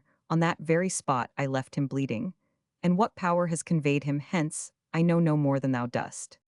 Piercy Shafton, said the stranger, Sir Piercy Shafton of Wilverton, a kinsman, as it is said of the great Piercy of Northumberland, if thou hast slain him to return to the territories of the proud abbot, is to give thy neck to the gallows. He is well known, that Piercy Shafton, the meddling tool of wiser Plottersa, harebrained trafficker in treason, a champion of the Pope, employed as a forlorn hope by those more politic heads, who have more will to work mischief than valor to encounter danger. Come with me, youth, and save thyself from the evil consequences of this deed. Guide me to the castle of Avenel, and thy reward shall be protection and safety. Again Halbert paused and summoned his mind to a hasty counsel, the vengeance with which the abbot was likely to visit the slaughter of Shafton his friend, and in some measure his guest was likely to be severe, yet in the various contingencies which he had considered previous to their duel, he had unaccountably omitted to reflect what was to be his line of conduct in case of Sir Piercy falling by his hand. If he returned to Glendearg, he was sure to draw on his whole family, including Mary Avenel, the resentment of the abbot and community, whereas it was possible that flight might make him be regarded as the sole author of the deed, and might avert the indignation of the monks from the rest of the inhabitants of his paternal tower. Halbert recollected also the favor expressed for the household, and especially for Edward by the sub-prior, and he conceived that he could, by communicating his own guilt to that worthy ecclesiastic, when at a distance from Glendearg, secure his powerful interposition in favor of his family. These thoughts rapidly passed through his mind, and he determined on flight. The stranger's company and his promised protection came in aid of that resolution, but he was unable to reconcile the invitation which the old man gave him to accompany him for safety to the castle of Avenel with the connections of Julian, the present usurper of that inheritance. Good father, he said, I fear that you mistake the man with whom you wish me to harbour. Avenel guided Piercy Shafton into Scotland, and his henchman Christie of the Clinthill brought the Southron hither. Of that, said the old man, I am well aware, yet if thou wilt trust to me, as I have shown no reluctance to confide in thee, thou shalt find with Julian Avenel welcome, or at least safety. Father, replied Halbert, though I can ill reconcile what thou sayest with what Julian Avenel hath done, yet caring little about the safety of a creature so lost as myself, and as thy words seem those of truth and honesty, and finally as thou didst render thyself frankly up to my conduct, I will return the confidence thou hast shown, and accompany thee to the castle of Avenel by a road which thou thyself couldst never have discovered. He led the way, and the old man followed for some time in silence. Chapter the 23rd. Tease when the wound is stiffening with the cold. The warrior first feels painties when the heat and fiery fever of his soul is past. The sinner feels remorse. Bold play. The feelings of compunction with which Halbert Glendinning was visited upon this painful occasion were deeper than belonged to an age and country in which human life was held so cheap. They fell far short certainly of those which might have afflicted a mind, regulated by better religious precepts, and more strictly trained under social laws, but still they were deep and severely felt, and divided in Halbert's heart even the regret with which he parted from Mary Avenel and the tower of his fathers. The old traveller walked silently by his side for some time, and then addressed him, my son, it has been said that sorrow must speak or die. Why art thou so much cast down? Tell me thy unhappy tale, and it may be that my grey head may devise counsel and aid for your young life. Alas, said Halbert Glendinning, can you wonder why I am cast down? I am, at this instant, a fugitive from my father's house, from my mother, and from my friends, and I bear on my head the blood of a man who injured me, but in idle words which I have thus bloodily requited my heart now tells me I have done evil. It were harder than these rocks, if it could bear unmoved the thought that I have sent this man to a long account, unhouseled and unshrived. Pause there, my son, said the traveller, that thou hast defaced God's image in thy neighbour's person, that thou hast sent dust to dust in idle wrath, or idler pride, is indeed a sin of the deepest dithet. Thou hast cut short the space which heaven might have allowed him for repentance, makes it yet more deadly. But for all this there is balm in Gilead. I understand you not, father, said Halbert, struck by the solemn tone which was assumed by his companion. The old man proceeded, thou hast slain, then enemy it, was a cruel deed, thou hast cut him off perchance in his since it, is a fearful aggravation, do yet by my counsel, and in lieu of him, whom thou hast perchance consigned to the kingdom of Satan, let thine efforts rest another subject from the reign of the evil one. I understand you, father, said Halbert, thou wouldst have me atone for my rashness, by doing service to the soul of my adversary, but how may this be? I have no money to purchase masses, and gladly would I go barefoot to the Holy Land, to free his spirit from purgatory, only that. My son, said the old man, interrupting him, the sinner for whose redemption I entreat you to labor, is not the dead, but the living. It is not for the soul of thine enemy, I would exhort thee to pray that, has already had its final doom from a judge as merciful as he is just. Nor wert thou to coin that rock into ducats, and obtain a mass for each one. Would it avail the departed spirit, where the tree hath fallen, it must lie, but the sapling which hath in it, yet the vigor and juice of life may be bended to the point to which it ought to incline. Art thou a priest, father, said the young man, or by what commission dost thou talk of such high matters?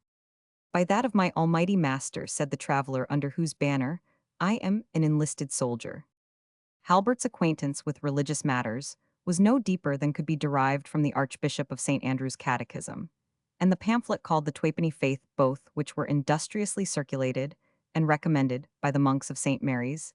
Yet, however indifferent and superficial a theologian, he began to suspect that he was now in company with one of the gospellers or heretics before whose influence the ancient system of religion now tottered to the very foundation, bred up, as may well be presumed, in a holy horror against these formidable sectaries. The youth's first feelings were those of a loyal and devoted church vassal. Old man, he said, wert thou able to make good with thy hand the words that thy tongue hath spoken against our holy mother church, we should have tried upon this more which of our creeds hath the better champion. Nay, said the stranger, if thou art a true soldier of Rome, thou wilt not pause from thy purpose, because thou hast the odds of years, and of strength on thy side. Hearken to me, my son, I have showed thee how to make thy peace with heaven, and thou hast rejected my proffer. I will now show thee how thou shalt make thy reconciliation with the powers of this world. Take this grey head from the frail body which supports it, and carry it to the chair of proud Abbot Boniface. And when thou tellest him, thou hast slain Piercy Shafton, and his ire rises at the deed, lay the head of Henry Warden at his foot, and thou shalt have praise instead of censure. Halbert Glendinning stepped back in surprise. What are you, that Henry Warden, so famous among the heretics that even Knox's name is scarce more frequently in their mouths? Art thou he, and darest thou to approach the halidome of St. Mary's? I am Henry Warden of a surety, said the old man, far unworthy to be named in the same breath with Knox, but yet willing to venture on whatever dangers my master's service may call me to. Them original. Hearken to me, then said Halbert, to slay thee I have no heart. O make thee prisoner were equally to bring thy blood on my head. To leave thee in this wild, without a guide, were little better. I will conduct thee as I promised in safety to the castle of Avenel. But breathe not while we are on the journey a word against the doctrines of the Holy Church, of which I am an unworthy, but though an ignorant, a zealous member. When thou art there arrived, beware of thyself. There is a high price upon thy head, and Julian Avenel loves the glance of gold bonnet pieces. Footnote: a gold coin of James Roman, 5, the most beautiful of the Scottish series, so called, because the effigy of the sovereignty is represented wearing a bonnet.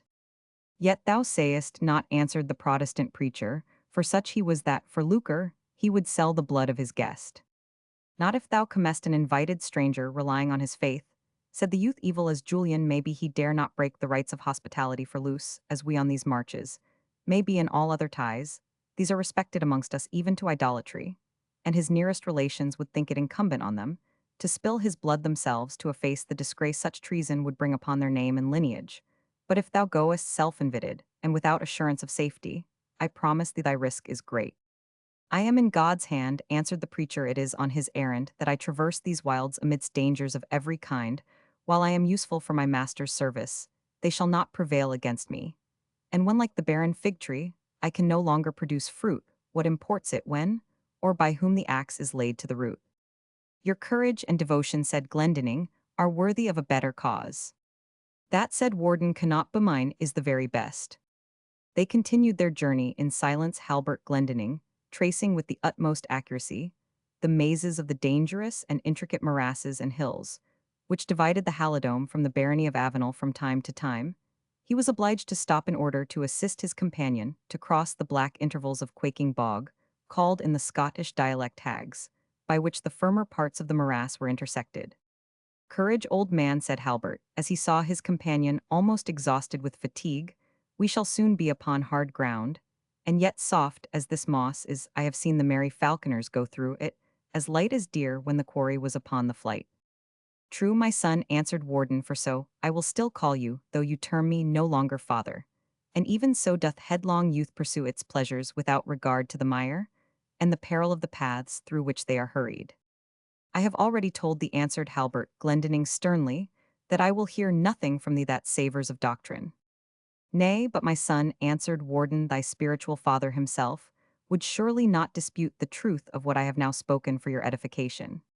Glendinning stoutly replied, I know not how that may be, but I wot well, it is the fashion of your brotherhood to bait your hook with fair discourse, and to hold yourselves up as angels of light, that you may the better extend the kingdom of darkness.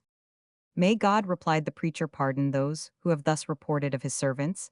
I will not offend thee, my son, by being instant out of season thou speakest. But as thou art taught it sure, I trust that so goodly a youth will be still rescued, like a brand from the burning. While he thus spoke, the verge of the morass was attained, and their path lay on the declivity. Greensward it was, and viewed from a distance, checkered with its narrow and verdant line, the dark brown heath, which it traversed, though the distinction was not so easily traced when they were walking on it. Footnote: this sort of path, visible when looked at from a distance, but not to be seen when you are upon it, is called on the border by the significant name of a blind road. The old man pursued his journey with comparative ease, and unwilling again to awaken the jealous zeal of his young companion for the Roman faith, he discoursed on other matters. The tone of his conversation was still grave, moral, and instructive. He had traveled much and knew both the language and manners of other countries, concerning which Halbert Glendinning, already anticipating the possibility of being obliged to leave Scotland for the deed he had done, was naturally and anxiously desirous of information. By degrees, he was more attracted by the charms of the stranger's conversation than repelled by the dread of his dangerous character. As a heretic, and Halbert had called him father more than once, ere the turrets of Avenel Castle came in view. The situation of this ancient fortress was remarkable. It occupied a small rocky islet in a mountain lake or tarn, as such a piece of water is called in Westmoreland. The lake might be about a mile in circumference, surrounded by hills of considerable height, which, except where old trees and brushwood occupied the ravines that divided them from each other, were bare and heathy. The surprise of the spectator was chiefly excited by finding a piece of water situated in that high and mountainous region, and the landscape around had features which might rather be termed wild than either romantic or sublime. Yet the scene was not without its charms. Under the burning sun of summer, the clear azure of the deep unruffled lake refreshed the eye, and impressed the mind with a pleasing feeling of deep solitude. In winter, when the snow lay on the mountains around, these dazzling masses appeared to ascend far beyond their wonted and natural height, while the lake which stretched beneath and filled their bosom with all its frozen waves lay like the surface of a darkened and broken mirror around the black and rocky islet and the walls of the grey castle with which it was crowned. As the castle occupied, either with its principal buildings or with its flanking and outward walls, every projecting point of rock, which served as its site, it seemed as completely surrounded by water as the nest of a wild swan, save where a narrow causeway extended betwixt the islet and the shore. But the fortress was larger in appearance than in reality, and of the buildings which it actually contained, many had become ruinous and uninhabitable in the times of the grandeur of the Avenel family. These had been occupied by a considerable garrison of followers and retainers, but they were now in a great measure deserted, and Julian Avenel would probably have fixed his habitation in a residence better suited to his diminished fortunes, had it not been for the great security which the situation of the old castle afforded to a man of his precarious and perilous mode of life. Indeed, in this respect, the spot could scarce have been more happily chosen, for it could be rendered almost completely inaccessible at the pleasure of the inhabitant. The distance betwixt the nearest shore and the islet was not indeed above 100 yards, but then the causeway which connected them was extremely narrow and completely divided by two cuts, one in the midway between the islet and shore, and another close under the outward gate of the castle. These formed a formidable and almost insurmountable interruption to any hostile approach. Each was defended by a drawbridge, one of which, being that nearest to the castle, was regularly raised at all times during the day, and both were lifted at night. Footnote: it is in vain to search near Melrose for any such castle, as is here described. The lakes at the head of the Yarrow, and those at the rise of the water of Ale, present no object of the kind, but in Vetham lock a romantic sheet of water in the dry march, as it is called. There are the remains of a fortress called Lochside Tower, which, like the supposed castle of Avenel, is built upon an island, and connected with the land by a causeway. It is much smaller than the castle of Avenel, is described, consisting only of a single tower. The situation of Julian Avenel, engaged in a variety of feuds, and a party to almost every dark and mysterious transaction which was on foot in that wild and military frontier, required all these precautions for his security. His own ambiguous and doubtful course of policy had increased these dangers, for as he made professions to both parties in the state, and occasionally united more actively with either the one or the other as chanced best to serve his immediate purpose, he could not be said to have either firm allies and protectors or determined enemies. His life was a life of expedience and of peril, and while in pursuit of his interest, he made all the doubles which he thought necessary to attain his object. He often overran his prey, and missed that which he might have gained by observing a straighter course. Them. Original. Chapter the 24th. I'll walk on tiptoe, arm my eye with caution, my heart with courage, and my hand with weapon, like him who ventures on a lion's den. Bold play.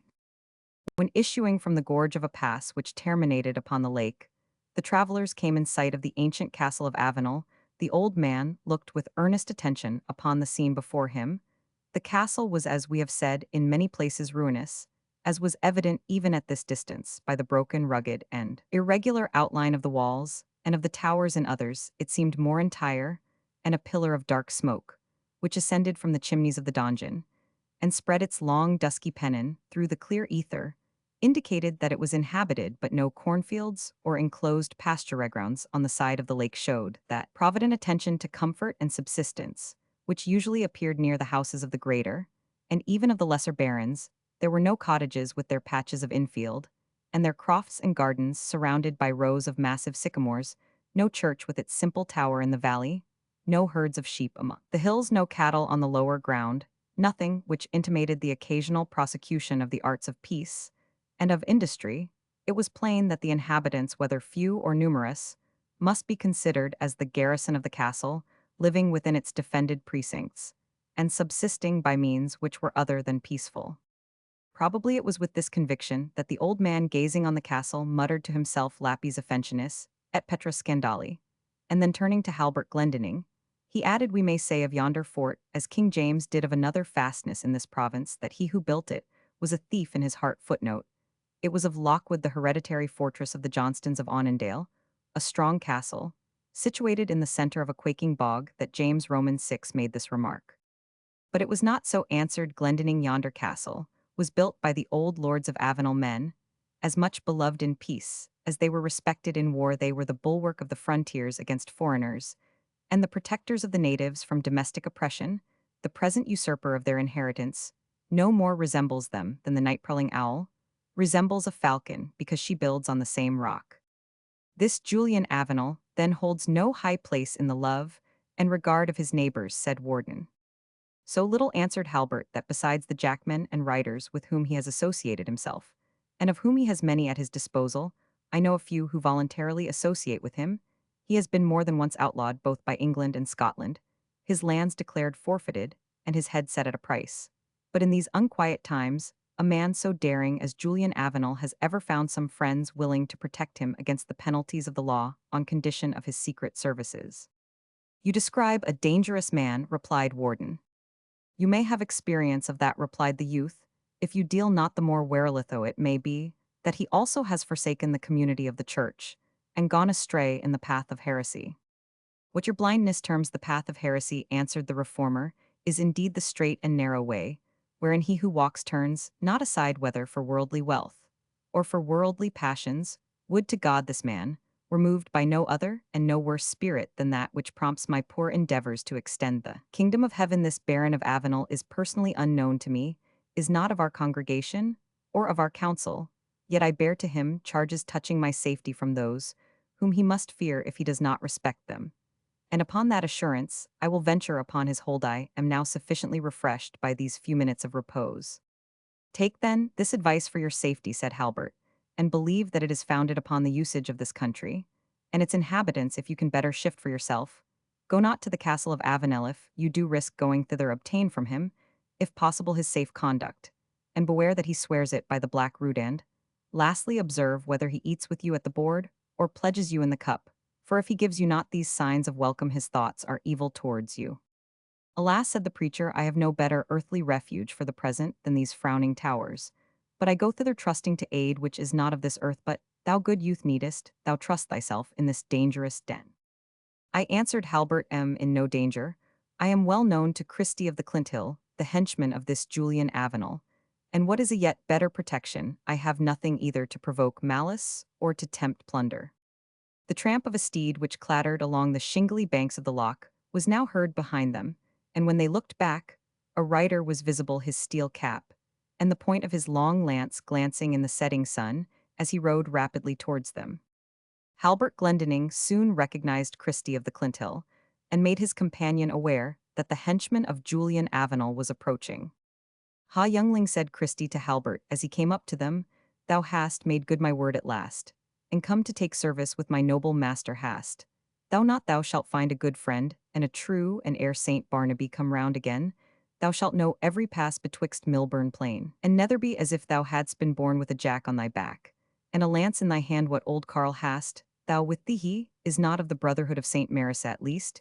He has not the buist footnote, buist the brand or mark, set upon sheep or cattle, by their owners of these black cattle.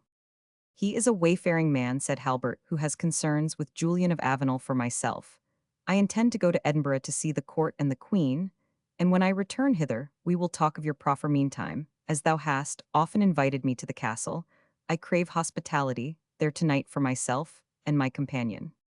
For thyself and welcome, young comrade, replied Christie, but we harbor no pilgrims nor aught that looks like a pilgrim. So please you, said Warden, I have letters of commendation to thy master, from a sure friend, whom he will right willingly oblige in higher matters, than in affording me a brief protection. And I am no pilgrim, but renounce the same with all its superstitious observances. He offered his letters to the horseman, who shook his head. These, he said, are matters for my master, and it will be well if he can read them himself. For me, sword and lance are my book and psalter, and have been since I was 12 years old, but I will guide you to the castle, and the Baron of Avenel will himself judge of your errand. By this time, the party had reached the causeway, along which Christie advanced at a trot, intimating his presence to the warders within the castle. By a shrill and peculiar whistle at this signal, the farther drawbridge was lowered, the horseman passed it, and disappeared under the gloomy portal which was beyond it. Glendinning and his companion, advancing more leisurely along the rugged causeway, stood at length under the same gateway over which frowned in dark red freestone the ancient armorial bearings of the House of Avenel, which represented a female figure, shrouded and muffled, which occupied the whole field. The cause of their assuming so singular a device was uncertain, but the figure was generally supposed to represent the mysterious being called the White Lady of Avenel. Footnote: there is an ancient English family, I believe, which bears, or did bear, a ghost or spirit. Passant sable in a field argent. This seems to have been a device of a punning or canting herald. The sight of this mouldering shield awakened in the mind of Halbert the strange circumstances which had connected his fate with that of Mary Avenel, and with the doings of the spiritual being, who was attached to her house, and whom he saw here represented in stone, as he had before seen her effigy upon the sealring of Walter Avenel, which with other trinkets formerly mentioned had been saved from pillage, and brought to Glendearg, when Mary's mother was driven from her habitation. Them original. You sigh, my son, said the old man, observing the impression made on his youthful companion's countenance, but mistaking the cause. If you fear to enter, we may yet return. That can ye not, said Christie of the Clinthill, who emerged at that instant from the side door, under the archway. Look yonder. and choose whether you will return skimming the water like a wild duck or winging the air like a plover. They looked and saw that the drawbridge which they had just crossed was again raised, and now interposed its planks betwixt the setting sun and the portal of the castle, deepening the gloom of the arch under which they stood. Christie laughed, and bid them follow him, saying by way of encouragement in Halbert's ear, "Answer boldly and readily to whatever the Baron asks you, never stop to pick your words, and above all show no fear of him. The devil is not so black as he is painted." As he spoke thus, he introduced them into the large stone hall, at the upper end of which blazed a huge fire of wood. The long oaken table, which as usual occupied the midst of the apartment, was covered with rude preparations for the evening meal of the Baron and his chief domestics, 5 or 6 of whom strong, athletic, savage-looking men paced up and down the lower end of the hall, which rang to the jarring clang of their long swords that clashed as they moved, and to the heavy tramp of their high-heeled jack-boots. Iron jacks, or coats of buff, formed the principal part of their dress, and steel bonnets, or large slouched hats with Spanish plumes drooping backwards, were their head attire. The Baron of Avenel was one of those tall, muscular, martial figures, which are the favorite subjects of Salvator Rosa. He wore a cloak which had been once gaily trimmed, but which by long wear and frequent exposure to the weather was now faded in its colors. Thrown negligently about his tall person, it partly hid, and partly showed a short doublet of buff, under which was in some places visible that light shirt of mail which was called a secret, because worn instead of more ostensible armor to protect against private assassination. A leathern belt sustained a large and heavy sword on one side, and on the other that gay poniard, which had once called Sir Piercy Shafton Master, of which the hatchments and gildings were already much defaced either by rough usage or neglect. Notwithstanding the rudeness of his apparel, Julian Avenel's manner and countenance had far more elevation than those of the attendants who surrounded him. He might be 50 or upwards, for his dark hair was mingled with grey, but age had neither tamed the fire of his eye nor the enterprise of his disposition.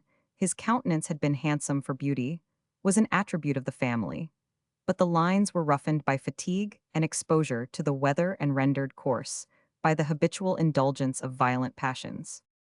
He seemed in deep and moody reflection, and was pacing at a distance from his dependents along the upper end of the hall, sometimes stopping from time to time to caress and feed a goshawk, which sat upon his wrist with its jesses, Roman 1e, the leathern straps fixed to its legs wrapped around his hand. The bird, which seemed not insensible to its master's attention, answered his caresses by ruffling forward its feathers and pecking playfully at his finger. At such intervals the Baron smiled, but instantly resumed the darksome air of sullen meditation.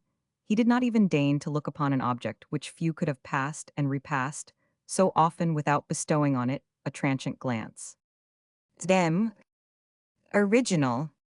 This was a woman of exceeding beauty, rather gaily than richly attired, who sat on a low seat close by the huge hall chimney, the gold chains round her neck, an arm's gay gown of green, which swept the floor, the silver-embroidered girdle with its bunch of keys depending in housewifely pride by a silver-chained yellow silken Kuvashev's Scottish kerch, which was disposed around her head, and partly concealed her dark profusion of hair above. All the circumstance so delicately touched in the old ballad that the girdle was too short, the gown of green all too straight for the wearer's present shape, would have intimated the Baron's lady.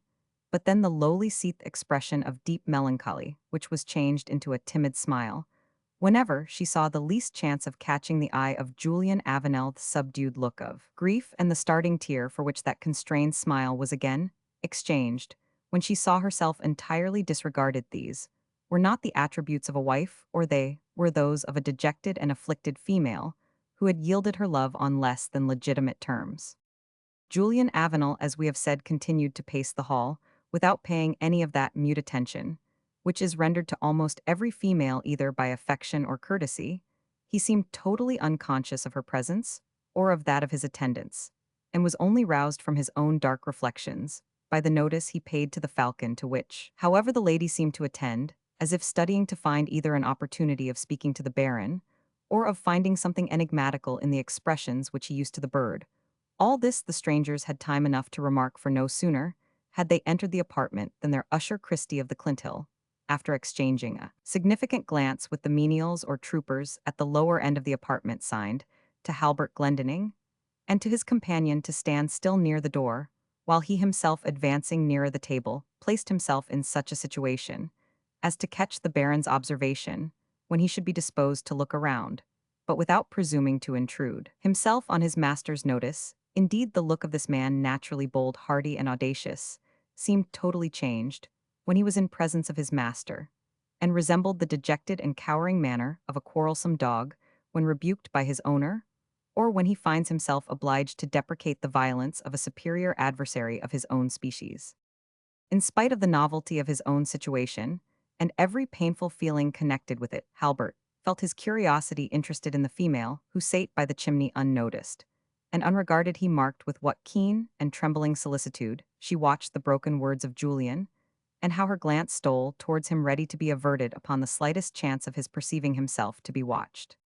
Meantime he went on with his dalliance with his feathered favorite now, giving now withholding the morsel with which he was about to feed the bird, and so exciting its appetite and gratifying it, by turns. What more yet, thou foul kite, thou wouldst never have done give thee part, thou wilt have all I prune thy feathers and prink. Thyself gay much thou wilt make of it no dust, think I know thee not dust, think I see, not that all that ruffling and pluming of wing and feathers is not for thy master, but to try what thou canst make of him.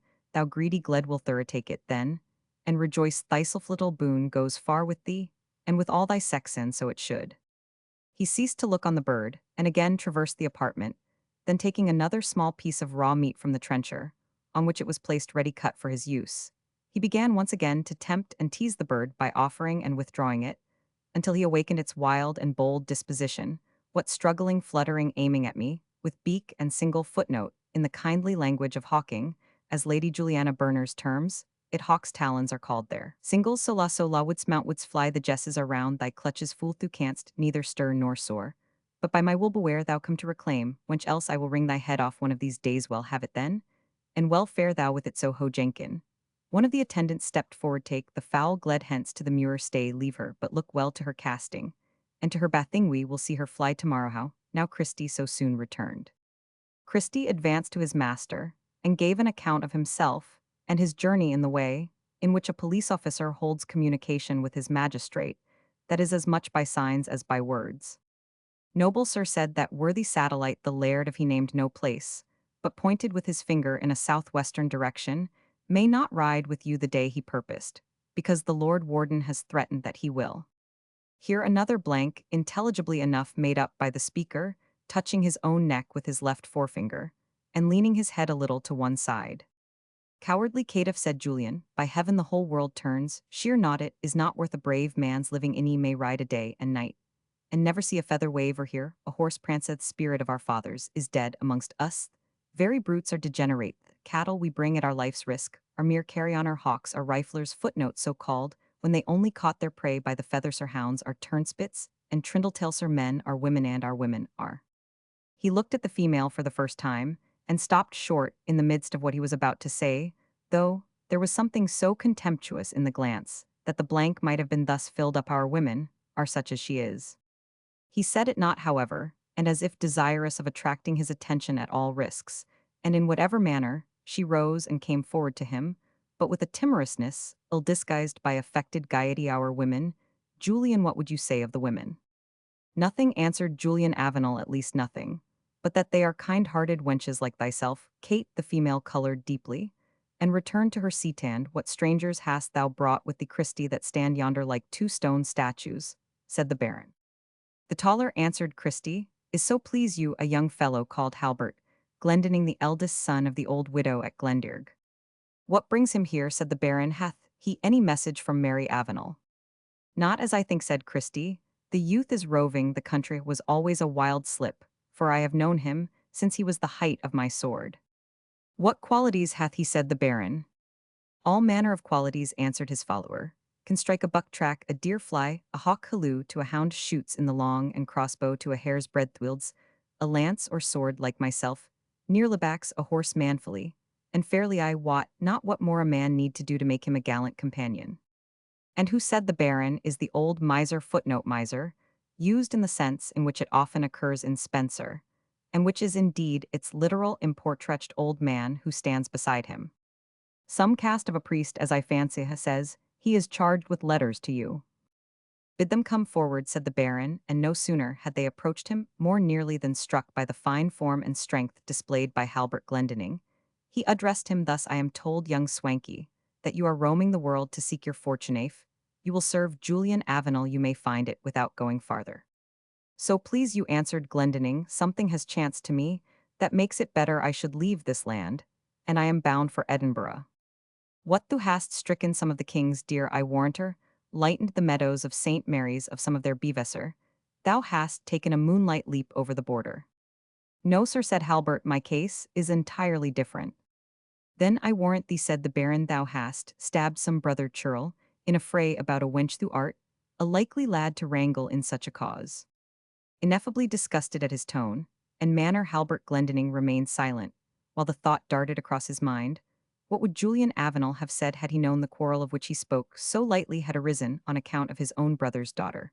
But be thy cause of flight what it will, said Julian in continuation, dost thou think the law or its emissaries can follow thee into this island, or arrest thee under the standard of Avenel? Look at the depth of the lake, the strength of the walls, the length of the cost. Look at my men, and think if they are likely to see a comrade injured, or if I their master am a man to desert a faithful follower in good or evil. I tell thee it shall be an eternal day of truce betwixt thee and justice, as they call it, from the instant thou hast put my colours into thy cap. Thou shalt ride by the warden's nose, as thou wouldst pass an old market woman, and near a cur which follows him shall dare to bay at thee. I thank you for your offers, noble sir, replied Halbert, but I must answer in brief that I cannot profit by themi fortunes lead me elsewhere. Thou art a self-willed fool for thy pains, said Julian, turning from him, and signing Christie to approach, he whispered in his ear, there is promise in that young fellow's looks, Christie, and we want men of limbs and sinews, so compacted those thou hast brought to me of late are the mere refuse of mankind, wretches scarce worth the arrow that ends them. This youngster is limbed. Like St. George, ply him with wine, and wassail the wenches weave their meshes about him like spiders. Thou understandest. Christie gave a sagacious nod of intelligence, and fell back to a respectful distance from his master. And, thou old man, said the baron, turning to the elder traveller, hast thou been roaming the world after fortune? To it seems not she has fallen into thy way. So please you, replied Warden, I were perhaps more to be pitied than I am now, had I indeed met with that fortune, which like others I have sought in my greener days. Nay, understand me, friend, said the baron, if thou art satisfied with thy buckram gown and long staff, I also am well content thou shouldst be as poor and contemptible as is good for the health of thy body and soul. All I care to know of thee is the cause which hath brought thee to my castle, where few crows of thy kind care to settle. Thou art, I warrant thee, some ejected monk of a suppressed convent, paying in his old days the price of the luxurious idleness in which he spent his youth. I, or it may be some pilgrim, with a budget of lies from St. James of Compostela, or Our Lady of Loreto, or thou mayest be some pardoner with his budget of relics from Rome, forgiving sins at a penny a dozen. And one to the tale, I guess why I find thee in this boy's company, and doubtless thou wouldst have such a strapping lad as he to carry thy wallet and relieve thy lazy shoulders. But by the mass I will cross thy cunning, I make my vow to sun and moon, I will not see a proper lad so misleared as to run the country with an old knave like Simi and his brother. Footnote 2 Questionarii, or begging friars, whose accoutrements and roguery make the subject of an old Scottish satirical poem. Away with thee, he added, rising in wrath and speaking so fast as to give no opportunity of answer, being probably determined to terrify the elder guest into an abrupt flight. Away with thee with thy clouded coat, scrip, and scallop shell, or by the name of Avenel, I will have them loose the hounds on thee.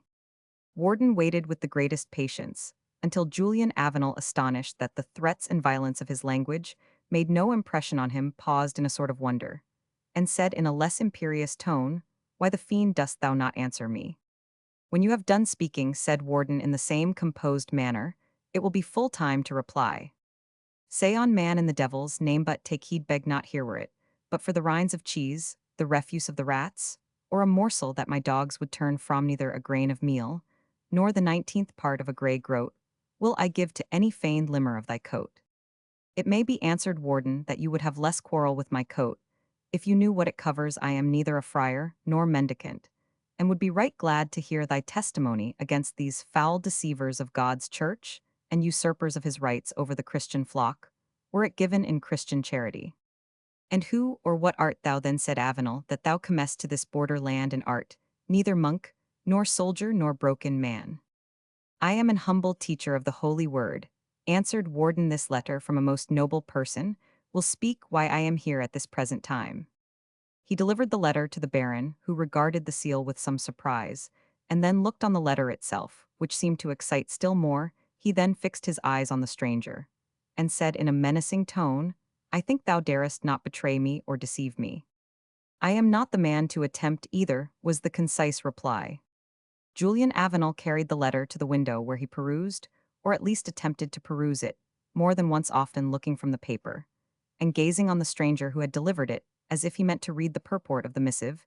In the face of the messenger Julian at length called to the female Catherine, "Bestir thee, and fetch me presently that letter which I bade thee keep ready at hand in thy casket, having no sure lockfast place of my own." Catherine went with the readiness of one willing to be employed, and as she walked the situation which requires a wider gown and a longer girdle, and in which woman claims from man a double portion of the most anxious care, was still more visible than before. She soon returned with the paper, and was rewarded with a cold "I thank thee, wench, thou art a careful secretary." This second paper he also perused and reperused more than once, and still, as he read it, bent from time to time a wary and observant eye upon Henry Warden. This examination and re-examination, though both the man and the place were dangerous, the preacher endured with the most composed and steady countenance, seeming under the eagle, or rather the vulture eye of the baron, as unmoved as under the gaze of an ordinary and peaceful peasant. At length Julian Avenel folded both papers, and having put them into the pocket of his cloak, cleared his brow, and coming forward addressed his female companion. "Catherine," said he, "I have done this good man injustice, when I mistook him for one of the drones of Rome. He is a preacher, Catherine, a preacher, of the new doctrine of the lords of the congregation. The doctrine of the blessed scriptures," said the preacher, "purified from the devices of men." "Sayest thou," said Julian Avenel, "well, thou mayest call it what thou lists. But to me it is recommended because it flings off all those sottish dreams about saints and angels and devils, and unhorses lazy monks that have ridden us so long, and spurgled us so hard. No more masses and corpse gifts, no more tithes and offerings to make men poor, no more prayers or psalms to make men cowards, no more christenings and penances and confessions and marriages. So please you," said Henry Warden, "it is against the corruptions, not against the fundamental doctrines of the church, which we desire to renovate and not to abolish." "Prithee peace, man," said the baron, "we of the laity care not what you set up, so you pull merrily down what stands in our way. Specially, it suits well with us of the Southland fells, for it is our profession to turn the world upside down, and we live ever the blithest life when the downer side is uppermost." Warden would have replied, but the baron allowed him not time, striking the table with the hilt of his dagger, and crying out, "Ha, you loitering knaves, bring our supermeal quickly, see you not this holy man is exhausted for lack of food. Heard ye ever of priest or preacher that devoured not his 5 meals a day?" The attendants bustled to and fro, and speedily brought in several large smoking platters, filled with huge pieces of beef boiled and roasted, but without any variety whatsoever, without vegetables, and almost without bread, though there was at the upper end a few oatcakes in a basket. Julian Avenel made a sort of apology to Warden. "You have been commended to our care, Sir Preacher, since that is your style, by a person whom we highly honor." "I am assured," said Warden, "that the most noble lord—" "Prithee peace, man," said Avenel, "what need of naming names, so we understand each other? I meant but to speak in reference to your safety and comfort, of which he desires us to be chary. Now, for your safety, look at my walls and water. But touching your comfort, we have no corn of our own, and the mealgurnals of the south are less easily transported than their beeves, seeing they have no legs to walk upon. But what though a stoup of wine thou shalt have, and of the best thou shalt sit betwixt Catherine and me at the board end. And Christy, do thou look to the young Springald, and call to the cellarer for a flagon of the best." The baron took his wonted place at the upper end of the board. His Catherine sate down, and courteously pointed to a seat betwixt them for their reverend guest. But notwithstanding the influence both of hunger and fatigue, Henry Warden retained his standing posture. Chapter the 25th. When lovely woman stoops to folly, and finds too late that men betray. Julian Avenel saw with surprise the demeanor of the reverend stranger. "Beshrew me," he said, "these new-fashioned religioners have fast days. I warrant meth old ones used to confer these blessings chiefly on the laity." "We acknowledge no such rule," said the preacher. "We hold that our faith consists not in using or abstaining from special meats on special days, and in fasting we rend our hearts and not our garments." The better for yourselves, and the worse for Tom Taylor," said the baron. "But come, sit down, Or if thou needs, must e'en give us a cast of thy office mutter thy charm. Sir Baron, said the preacher, I am in a strange land, where neither mine office nor my doctrine are known, and where it would seem both are greatly misunderstood. It is my duty so to bear me that in my person, however unworthy my master's dignity may be respected, and that sin may take not confidence from relaxation of the bonds of discipline. Hola halt there, said the Baron, thou wert sent hither for thy safety, but not I think to preach to me or control me. What is it thou wouldst have, Sir Preacher? Remember thou speakest to one somewhat short of patience, who loves a short health and a long draught. In a word, then, said Henry Warden, that lady. How, said the Baron, starting, what of her? What hast thou to say of that dame? Is she thy house dame? Said the preacher, after a moment's pause, in which he seemed to seek for the best mode of expressing what he had to say. Is she, in brief, thy wife? The unfortunate young woman pressed both her hands on her face, as if to hide it, but the deep blush which crimsoned her brow and neck showed that her cheeks were also glowing, and the bursting tears which found their way betwixt her slender fingers bore witness to her sorrow, as well as to her shame. Now by my father's ashes, said the Baron, rising and spurning from him his footstool with such violence that it hit the wall on the opposite side of the apartment, then, instantly constraining himself, he muttered, what need to run myself into trouble for a fool's word? Then resuming his seat, he answered coldly and scornfully, no, Sir Priest, or Sir Preacher, Catherine, is not my wife. Cease thy whimpering, thou foolish wench, is not my wife, but she is handfasted with me, and that makes her as honest a woman.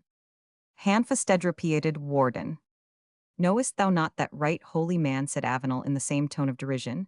Then I will tell thee we bordermen are more wary than your inland clowns of Fife and Lothiano jump in the dark, for us no clenching the fetters around our wrists, till we know how they will wear with us. We take our wives like our horses upon trial. When we are handfasted, as we term it, we are man and wife for a year, and date that space gone by each may choose another mate, or at their pleasure, may call the priest to marry them for life end. This we call handfasting. Footnote, this custom of handfasting actually prevailed in the upland days. It arose partly from the want of priests. While the convents subsisted, monks were detached on regular circuits through the wilder districts to marry those who had lived in this species of connection. A practice of the same kind existed in the Isle of Portland.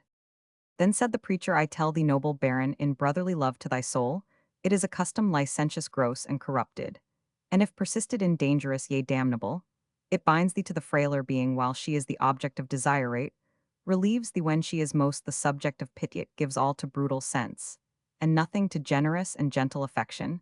I say to thee that he who can meditate the breach of such an engagement, abandoning the deluded woman and the helpless offspring, is worse than the birds of prey, for of them the males remain with their mates, until the nestlings can take wing. Above all, I say, it is contrary to the pure Christian doctrine, which assigns woman to man as the partner of his labor, the soother of his evil, his helpmate in peril, his friend in affliction, not as the toy of his looser hours, or as a flower which once cropped he may throw aside at pleasure.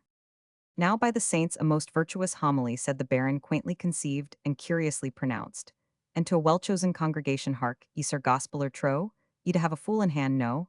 I not that your sect rose by bluff Harry Tudor, merely because he aided him to change his Kate, and wherefore should I not use the same Christian liberty with mine tush man, bless the good food and metal, not with what concerns thee not. Thou hast no gull in Julian Avenel.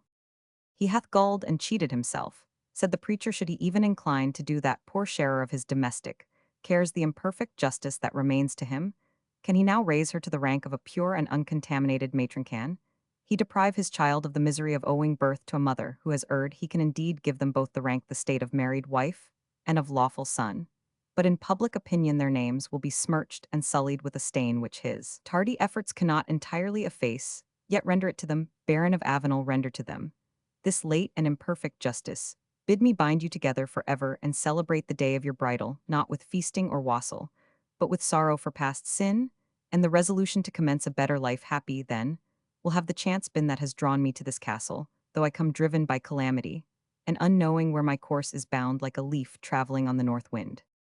The plain and even coarse features of the zealous speaker were warmed at once, and ennobled by the dignity of his enthusiasm, and the wild Baron, lawless as he was, and accustomed to spurn at the control, whether of religious or moral law, felt for the first time perhaps in his life that he was under subjection to a mind superior to his own. He sat mute and suspended in his deliberations, hesitating betwixt anger and shame, yet borne down by the weight of the just rebuke thus boldly fulminated against him. The unfortunate young woman, conceiving hopes from her tyrant's silence and apparent indecision, forgot both her fear and shame in her timid expectation that Avenel would relent, and fixing upon him her anxious and beseeching eyes, gradually drew near and nearer to his seat, till at length, laying a trembling hand on his cloak, she ventured to utter, "O noble Julian, listen to the good man." The speech and the motion were ill-timed and wrought on that proud and wayward spirit the reverse of her wishes. The fierce baron started up in a fury, exclaiming, "What, thou foolish callet, art thou confederate with this strolling vagabond, whom thou hast seen beard me in my own hall hence with thee, and think that I on a proof both to male and female hypocrisy?" The poor girl started back, astounded at his voice of thunder, and looks of fury, and turning pale, as death endeavored to obey his orders, and tottered towards the door. Her limbs failed in the attempt, and she fell on the stone floor in a manner which her situation might have rendered fatal. The blood gushed from her face. Halbert Glendinning brooked not a sight so brutal, but uttering a deep imprecation started from his seat, and laid his hand on his sword, under the strong impulse of passing it through the body of the cruel and hard-hearted ruffian. But Christie of the Clinthill, guessing his intention, threw his arms around him, and prevented him from stirring to execute his purpose. The impulse to such an act of violence was indeed but momentary, as it instantly appeared that Avenel himself, shocked at the effects of his violence, was lifting up, and endeavoring to soothe in his own way, the terrified Catherine. "Peace," he said, "prithee peace, thou silly minion. We Kate, though I listen not to this tramping preacher. I said not what might happen, and thou dost bear me a stout boy their thuriddry. Thy tears call, thy women so how her be these queans Christie. Rowley Hutchin drag them hither by the hair of the head." A half-dozen of startled, wild-looking females rushed into the room and bore out her, who might be either termed their mistress or their companion. She showed little sign of life, except by groaning faintly and keeping her hand on her side. No sooner had this luckless female been conveyed from the apartment than the baron, advancing to the table, filled and drank a deep goblet of wine. Then, putting an obvious restraint on his passions, turned to the preacher, who stood horror-struck at the scene he had witnessed, and said, "You have borne too hard on us, Sir Preacher, but coming with the commendations which you have brought me, I doubt not but your meaning was good, but we are a wilder folk than you inland men of Fife and Lothian. Be advised, therefore, by me spur, not an unbroken horse-put, not your plowshare too deep into new land. Preach to us spiritual liberty, and we will hearken to you, but we will give no way to spiritual bondage. Sit therefore down, and pledge me an old sack, and we will talk over these matters." "It is from spiritual bondage," said the preacher, in the same tone of admonitory reproof, "that I came to deliver you. It is from a bondage more fearful than that of the heaviest earthly gyves. It is from your own evil passions." "Sit down," said Avenel fiercely, "sit down, while the play is good, else by my father's crest and my mother's honor." Now, whispered Christie of the Clinthill to Halbert, if he refused to sit down, I would not give a grey groat for his head. "Lord Baron," said Warden, "thou hast placed me in extremity, but if the question be whether I am to hide the light which I am commanded to show forth, or to lose the light of this world, my choice is made. I say to thee, like the holy Baptist to Herod, it is not lawful for thee to have this woman. And I say it though bonds and death be the consequence, counting my life as nothing in comparison of the ministry to which I am called." Julian Avenel, enraged at the firmness of this reply, flung from his right hand the cup in which he was about to drink to his guest, and from the other cast off the hawk, which flew wildly through the apartment. His first motion was to lay hand upon his dagger, but, changing his resolution, he exclaimed to the dungeon with this insolent strollery, "Will hear no man speak a word for him. Look to the falcon, Christie. Thou fool, an she escape, I will dispatch you after her, every man away with that hypocritical dreamer. Drag him hence if he resist." He was obeyed in both points. Christie of the Clinthill arrested the hawk's flight by putting his foot on her jesses, and so holding her fast, while Henry Warden was led off, without having shown the slightest symptoms of terror, by two of the baron's satellites. Julian Avenel walked the apartment for a short time in sullen silence, and dispatching one of his attendants with a whispered message, which probably related to the health of the unfortunate Catherine, he said aloud, "These rash and meddling priests, by heaven, they make us worse than we would be without them." Footnote: if it were necessary to name a prototype for this brutal, licentious, and cruel border chief, in an age which showed but too many such, the Laird of Black Ormiston might be selected for that purpose. He was a friend and confidant of Bothwell, and an agent in Henry Darnley's murder. At his last stage, He was like other great offenders, a seeming penitent, and as his confession bears, divers gentlemen and servants being in the chamber, he said, For God's sake sit down and pray for me, for I have been a great sinner otherwise, that is besides his share in Darnley's death, for the which God is this day punishing me, for of all men on the earth, I have been one of the proudest and most high-minded and most unclean of my body, but specially I have shed the innocent blood of one Michael Hunter, with my own hands, alas, therefore, because the said Michael, having me lying on my back, having a fork in his hand, might have slain me if he had pleased. And did it not, which of all things grieves me most in conscience, also in a rage, I hanged a poor man for a horsewhip. Many other wicked deeds for whilk I ask my God mercy. It is not marvel I have been wicked, considering the wicked company that ever I have been in, but specially within the 7 years bypast, in which I never saw 2 good men, or 1 good deed, but all kind of wickedness. And yet God would not suffer me to be lost. See the whole confession in the state trials. Another worthy of the borders, called Geordie, born of somewhat subordinate rank, was a similar picture of profligacy. He had fallen into the hands of Sir Robert Carey, then warden of the English East Marches, who gives the following account of his prisoner's confession. When all things were quiet, and the watch set at night after supper about 10 of the clock, I took one of my men's liveries and put it about me, and took 2 other of my servants with me in their liveries. And we 3, as the warden's men came to the provost marshal's where Bourne was, and were let into his chamber, we sate down by him, and told him that we were desirous to see him, because we heard he was stout and valiant and true to his friend, and that we were sorry our master could not be moved to save his life, he voluntarily of himself said that he had lived long enough to do so many villainies as he had done, and withal told us that he had lain with above 40 men's wives, what in England, what in Scotland, and that he had killed 7 Englishmen, with his own hands, cruelly murdering them, and that he had spent his whole time in whoring, drinking, stealing, and taking deep revenge for slight offenses. He seemed to be very penitent, and much desired a minister for the comfort of his soul. We promised him to let our master know his desire, who we knew would promptly grant it. We took leave of him, and presently I took order that Mr. Selby, a very honest preacher, should go to him, and not stir from him, till his execution the next morning, for after I had heard his own confession, I was resolved no conditions should save his life, and so took order that at the gates opening the next morning, he should be carried to execution, which accordingly was performed. Memoirs of Sir Robert Carey, Earl of Monmouth. The answer which he presently received seemed somewhat to pacify his angry mood, and he took his place at the board, commanding his retinue to the like. All sat down in silence, and began the repast. During the meal, Christie in vain attempted to engage his youthful companion in carousal, or at least in conversation. Halbert Glendinning pleaded fatigue, and expressed himself unwilling to take any liquor stronger than the heather ale, which was at that time frequently used at meals. Thus every effort at jovialty died away, until the Baron, striking his hand against the table, as if impatient of the long unbroken silence, cried out aloud, What ho, my master, sare ye border riders, and sit as mute over your meal as a mess of monks.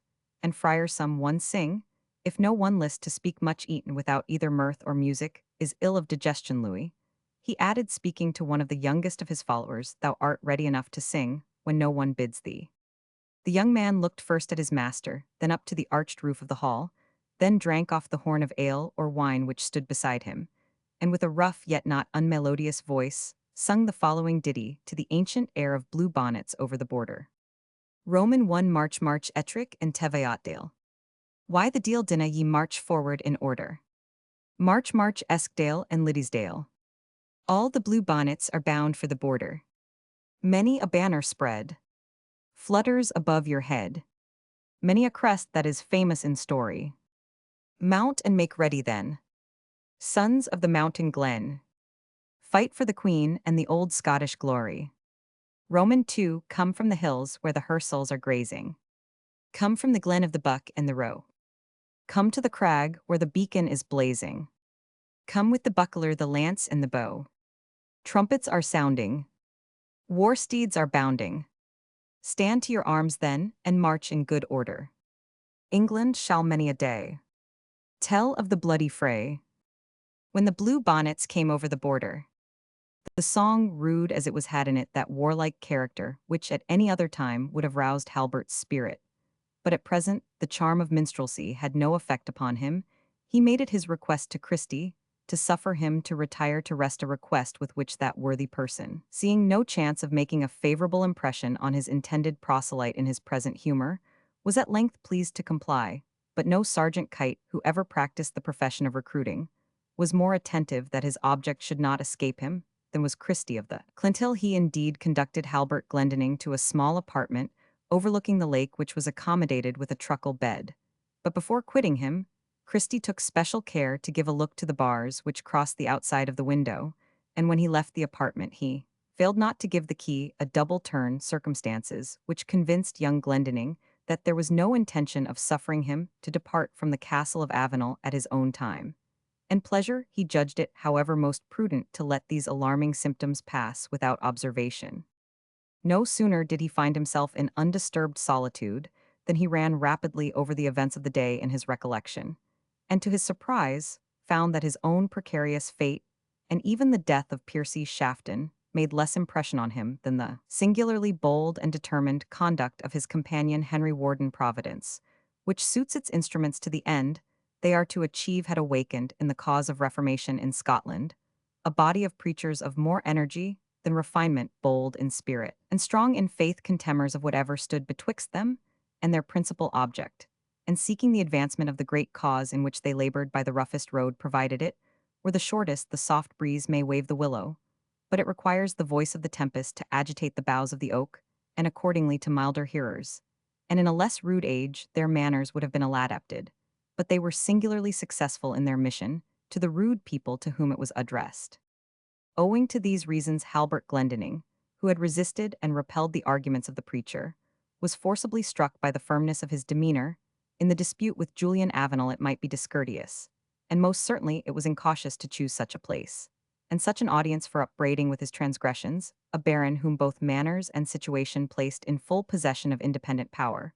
But the conduct of the preacher was uncompromising, firm, manly, and obviously grounded upon the deepest conviction which duty and principle could afford, and Glendinning, who had viewed the conduct of Avenel with the deepest abhorrence, was proportionally interested in the brave old man who had ventured life, rather than withhold the censure due to guilt. This pitch of virtue seemed to him to be, in religion, what was demanded by chivalry of her votaries, in war an absolute surrender of all selfish feelings, and a combination of every energy proper to the human mind to discharge the task which duty demanded.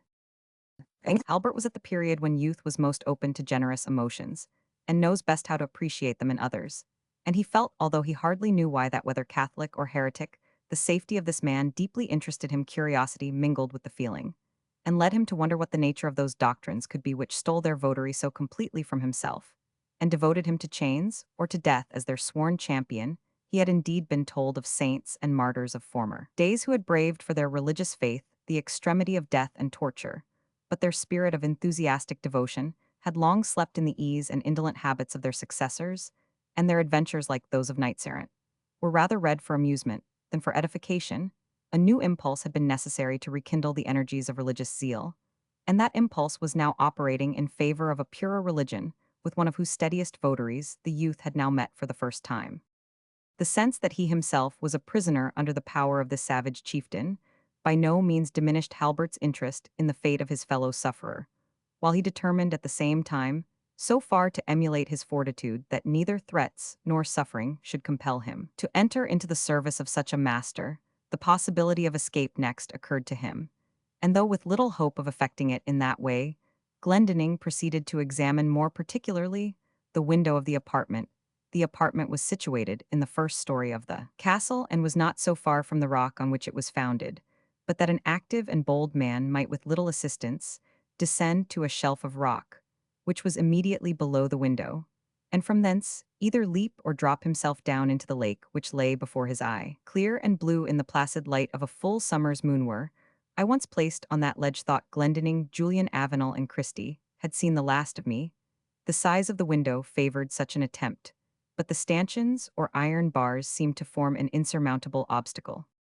Them original.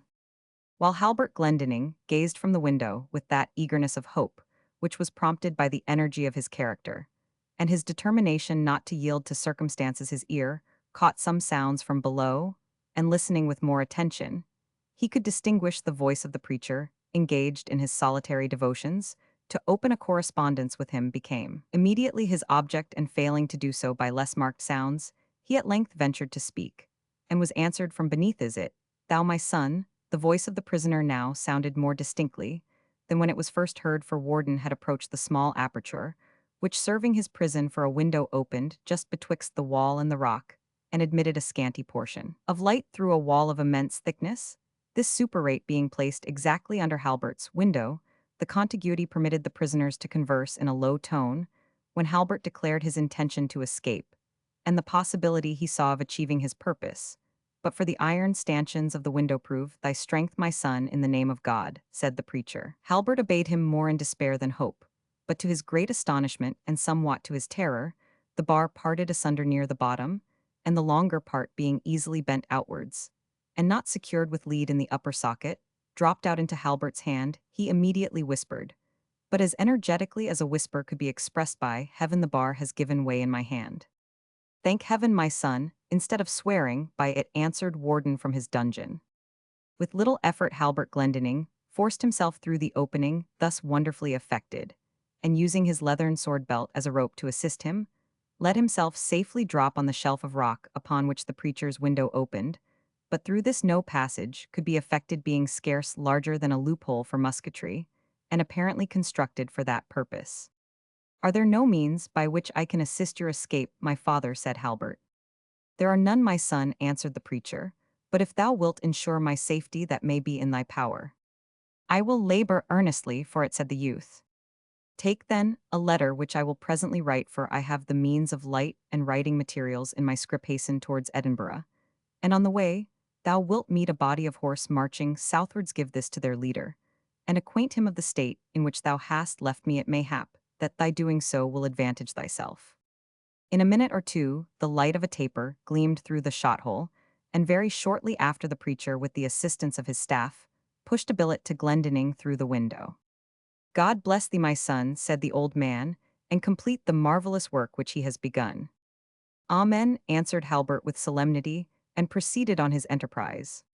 He hesitated a moment whether he should attempt to descend to the edge of the water, but the steepness of the rock and darkness of the night rendered the enterprise too dangerous. He clasped his hands above his head, and boldly sprung from the precipice, shooting himself forward into the air as far as he could for fear of sunken rocks, and alighted on the lake head foremost with such force as sunk him for a minute below the surface. But strong, long-breathed, and accustomed to such exercise, Halbert, even though encumbered with his sword, dived and rose like a seafowl, and swam across the lake in the northern direction.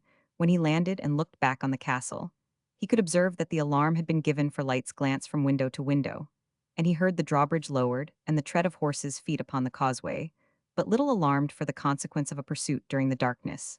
He wrung the water from his dress, and plunging into the moors, directed his course to the northeast by the assistance of the polar star. Chapter the 26th. Why, what an intricate impeach is this! I think you all have drank of Circe's cup. If here you housed him, here he would have been. If he were mad, he would not plead so coldly. Comedy of errors. The course of our story, leaving for the present Halbert Glendinning to the guidance of his courage, and his fortune returns to the Tower of Glendearg, where matters in the meanwhile fell out with which it is most fitting that the reader should be acquainted. The meal was prepared at noontide with all the care which Elspeth and Tib, assisted by the various accommodations which had been supplied from the monastery, could bestow on it. Their dialogue ran on as usual in the intervals of their labor, partly as between mistress and servant, partly as maintained by gossips of nearly equal quality. Look to the minced meat, Tib, said Elspeth, and turn the broach, even thou good-for-nothing Simothy. Wits are harrying birds' nests, child. Will, Tib, this is a fascious job, this Sir Piercy lying leaguer with us up here, and walk hens for how lang. A fascious job indeed, answered her faithful attendant, and little good did the name ever bring to fair Scotland. Ye may have your hands fuller of them, than they are yet money a sair heart have the Piercies given to Scott's wife and bairns. With their pricking on the borders, there was Hotspur, and many more of that bloody kindred have sate in our skirts, since Malcolm's time, as Martin says.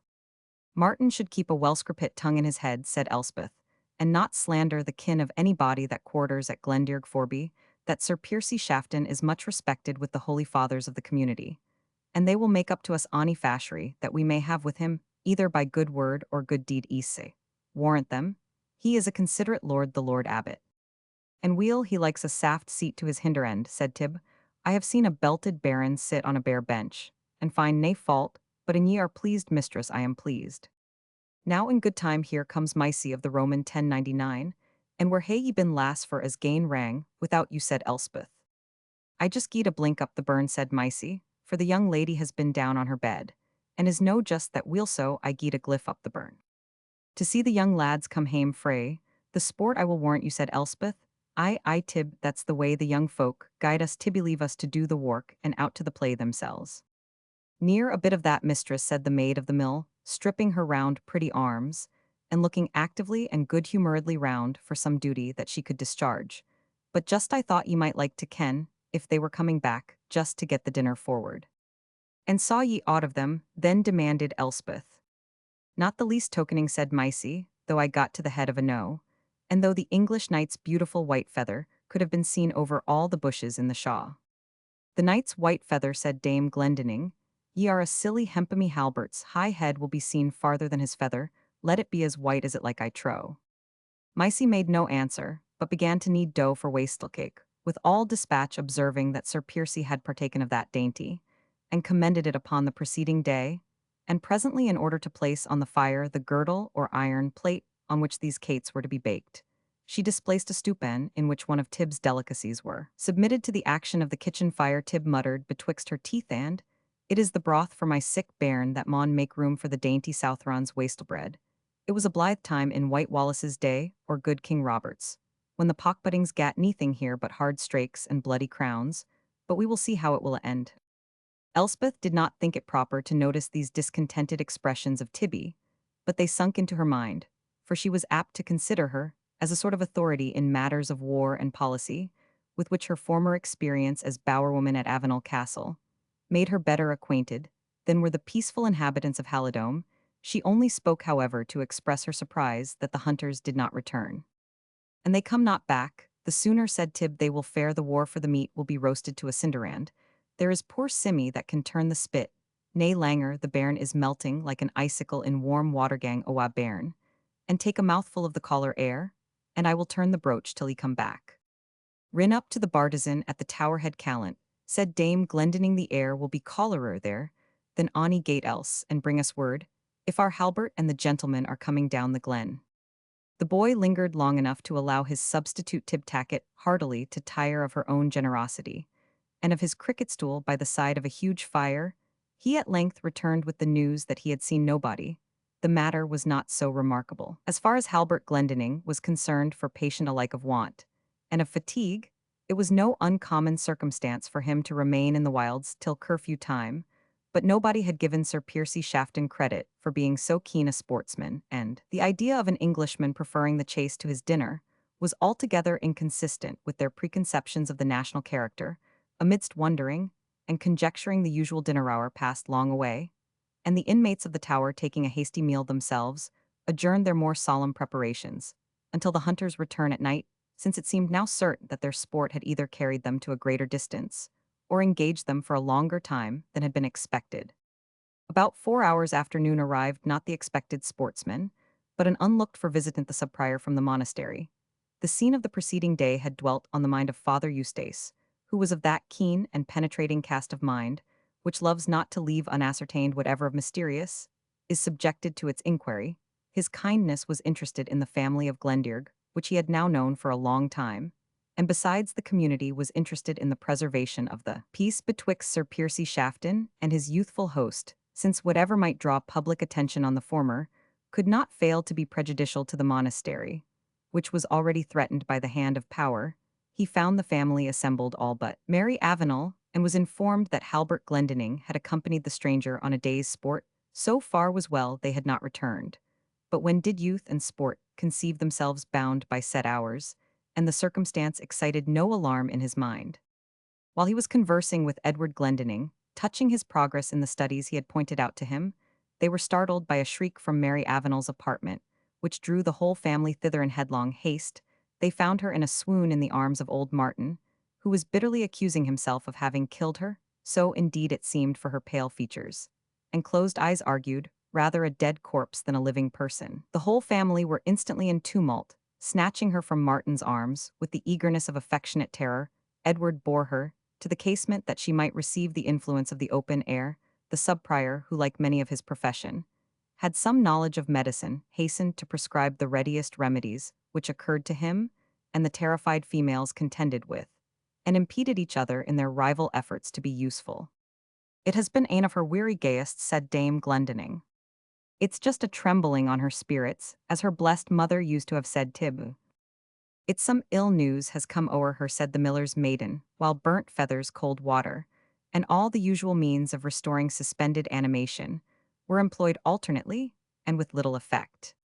At length a new assistant who had joined the group, unobserved, tendered his aid in the following terms: How is this my most fair discretion? What cause hath moved the ruby current of life to rush back to the citadel of the heart, leaving pale those features in which it should have delighted to meander for ever? Let me approach her, he said, with this sovereign essence, distilled by the fair hands of the divine Urania, and powerful to recall fugitive life, even if it were trembling on the verge of departure.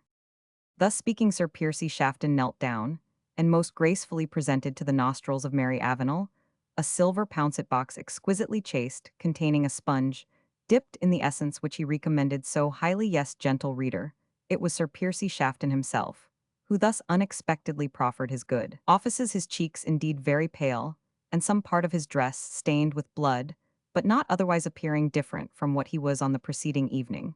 But no sooner had Mary Avenel opened her eyes, and fixed them on the figure of the officious courtier, than she screamed faintly and exclaimed, Secure the murderer.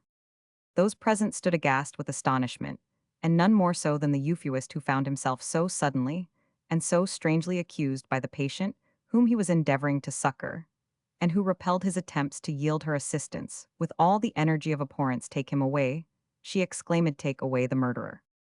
Now by my knighthood, answered Sir Piercy, your lovely faculties, either of mind or body, are, oh, my most fair discretion, obnubilated by some strange hallucination, for either your eyes do not discern that it is Piercy Shafton, your most devoted affability, who now stands before you, or else your eyes discerning truly, your mind hath most erroneously concluded that he hath been guilty of some delict or violence, to which his hand is a stranger, no murder, O most scornful discretion hath been this day done saving, but that which your angry glances are now performing on your most devoted captive. He was here interrupted by the sub-prior, who had in the meantime been speaking with Martin apart, and had received from him an account of the circumstances which, suddenly communicated to Mary Avenel, had thrown her into this state. Sir Knight, said the sub-prior in a very solemn tone, yet with some hesitation, circumstances have been communicated to us of a nature so extraordinary that, reluctant as I am to exercise such authority over a guest of our venerable community, I am constrained to request from you an explanation of them. You left this tower early in the morning, accompanied by a youth Halbert, Glendinning, the eldest son of this good dame, and you return hither without him. Where and at what hour did you part company from him? The English knight paused for a moment, and then replied, I marvel that your reverence employs so grave a tone to enforce so light a question. I parted with the villagio, whom you call Halbert Glendinning, some hour or twain after sunrise. And at what place, I pray you? Said the monk. In a deep ravine, where a fountain rises at the base of a huge rock, an earthborn Titan which heaveth up its grey head, even as. Spare us farther description, said the sub-prior, we know the spot, but that youth hath not since been heard of, and it will fall on you to account for him. My bairn, exclaimed Dame Glendinning, yes, holy father, make the villain account for my bairn. I swear, good woman, by bread and by water, which are the props of our life. Swear by wine and wastelbread, for these are the props of thy life, thou greedy Southron, said Dame Glendinninga, base belligod, to come here to eat the best and practice on our lives that give it to him. I tell thee, woman, said Sir Piercy Shafton, I did, but go with thy son to the hunting. A black hunting it has been to him, poor bairn, replied Tib, and sae I said it wad prove, since I first saw the false Southron snout of the little good, comes of a Piercy's hunting from Chevy Chase till now. Be silent, woman, said the sub-prior, and rail not upon the English knight. We do not yet know of anything beyond suspicion. We will have his heart's blood, said Dame Glendinning, and seconded by the faithful Tibby, she made such a sudden onslaught on the unlucky euphuist as must have terminated in something serious. Had not the monk, aided by Micey Happer, interposed to protect him from their fury, Edward had left the apartment the instant the disturbance broke out, and now entered sword in hand, followed by Martin, and Jasper, the one having a hunting spear in his hand, the other a crossbow. Keep the door, he said to his two attendants, shoot him or stab him without mercy. Should he attempt to break forth, if he offers an escape, by heaven he shall die. How now, Edward, said the sub-prior, how is this that you so far forget yourself, meditating violence to a guest, and in my presence who represent your liege lord? Edward stepped forward with his drawn sword in his hand. Pardon me, reverend father, he said. But in this matter, the voice of nature speaks louder and stronger than yours. I turn my sword's point against this proud man, and I demand of him the blood of my brother, the blood of my fathers, Sonaf, the heir of our name. If he denies to give me a true account of him, he shall not deny me vengeance. Embarrassed as he was, Sir Piercy Shafton showed no personal fear. Put up thy sword, he said. Young man, not in the same day does Piercy Shafton contend with two peasants. Hear him, he confesses the deed. Holy father, said Edward. Be patient, my son, said the sub-prior, endeavoring to soothe the feelings which he could not otherwise control. Be patient, thou wilt attain the ends of justice. Better through my means than thine own violence. And you women, be silent. Tib, remove your mistress and marry Avenel. While Tib, with the assistance of the other females of the household, bore the poor mother and Mary Avenel into separate apartments, and while Edward, still keeping his sword in his hand, hastily traversed the room, as if to prevent the possibility of Sir Piercy Shafton's escape, the sub-prior insisted upon knowing from the perplexed knight the particulars which he knew respecting Halbert Glendinning. His situation became extremely embarrassing, for what he might with safety have told of the issue of their combat was so revolting to his pride that he could not bring himself to enter into the detail, and of Halbert's actual fate he knew, as the reader is well aware, absolutely nothing. The father in the meanwhile pressed him with remonstrances, and prayed him to observe he would greatly prejudice himself by declining to give a full account of the transactions of the day. You cannot deny, he said, that yesterday you seemed to take the most violent offense at this unfortunate youth, and that you suppressed your resentment so suddenly as to impress us all with surprise. Last night you proposed to him this day's hunting party, and you set out together by break of day. You parted, you said, at the fountain near the rock, about an hour or twain after sunrise, and it appears that before you parted you had been at strife together. I said not so, replied the knight. Here is a coil, indeed, about the absence of a rustical bondsman, who I dare say hath gone off, if he be gone, to join the next rascally band of freebooters. Ye ask me, a knight of the Piercy's lineage, to account for such an insignificant fugitive, and I answer, let me know the price of his head, and I will pay it to your convent treasurer. You admit then that you have slain my brother, said Edward, interfering. Once more I will presently show you at what price we Scots rate the lives of our friends. Peace, Edward, peace, I entreat, I command thee, said the sub-prior, and you, sir knight, think better of us than to suppose you may spend Scottish blood and reckon for it. As for wine spilt in a drunken revel, this youth was no bondsman. Thou well knowest that in thine own land thou hadst not dared to lift thy sword against the meanest subject of England, but her laws would have called thee to answer for the deed. Do not hope it will be otherwise here, for you will but deceive yourself. You drive me beyond my patience, said the euphuist, even as the overdriven ox is urged into madness. What can I tell you of a young fellow whom I have not seen since the second hour after sunrise? But can you explain in what circumstances you parted with him, said the monk. What are the circumstances, in the devil's name, which you desire should be explained for? Although I protest against this constraint, as alike unworthy and inhospitable, yet would I willingly end this fray, provided that by words it may be ended, said the knight. If these end it not, said Edward, blows shall, and that full speedily.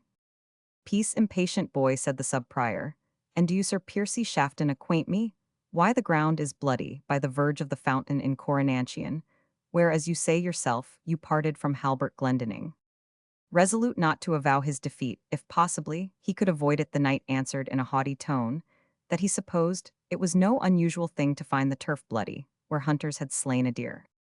And did you bury your game as well as kill it, said the monk. We must know from you, who is the tenant of that grave, that newly made grave beside the very fountain, whose margin is so deeply crimsoned with blood? Thou seest thou canst not evade me, therefore be ingenuous, and tell us the fate of this unhappy youth, whose body is doubtless lying under that bloody turf.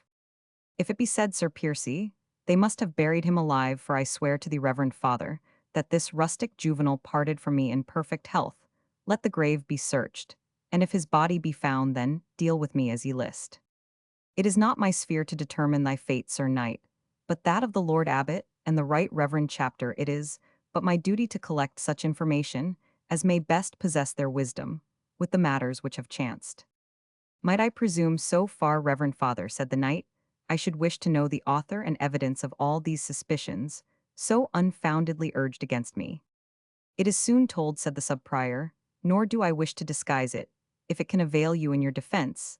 This maiden Mary Avenel, apprehending that you nourished malice against her foster-brother, under a friendly brow, did advisedly send up the old man Martin Tacket to follow your footsteps, and to prevent mischief, but it seems that your evil passions had outrun precaution, for when he came to the spot guided by your footsteps upon the dew he found, but the bloody turf, and the new-covered grave, and after long and vain search through the wilds after Halbert and yourself, he brought back the sorrowful news to her who had sent him. Saw he not my doublet, I pray you, said Sir Piercy, for when I came to myself, I found that I was wrapped in my cloak, but without my undergarment, as your reverence may observe. So saying, he opened his cloak, forgetting with his characteristical inconsistency that he showed his shirt stained with blood. How cruel man, said the monk, when he observed this confirmation of his suspicions, wilt thou deny the guilt, even while thou bearest on thy person the blood thou hast shed, wilt thou longer deny that thy rash hand has robbed a mother of a son, our community of a vassal, the Queen of Scotland of a liege subject? And what canst thou expect? But that at the least we deliver thee up to England as undeserving our farther protection. By the saints, said the knight, now driven to extremity, if this blood be the witness against me, it is but rebel blood, since this morning at sunrise it flowed within my own veins.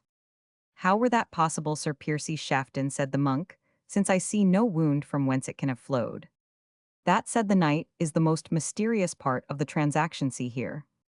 So saying, he undid his shirt collar, and opening his bosom showed the spot through which Halbert's sword had passed, but already cicatrized and bearing the appearance of a wound lately healed. This exhausts my patience, Sir Knight, said the sub-prior, and is adding insult to violence and injury.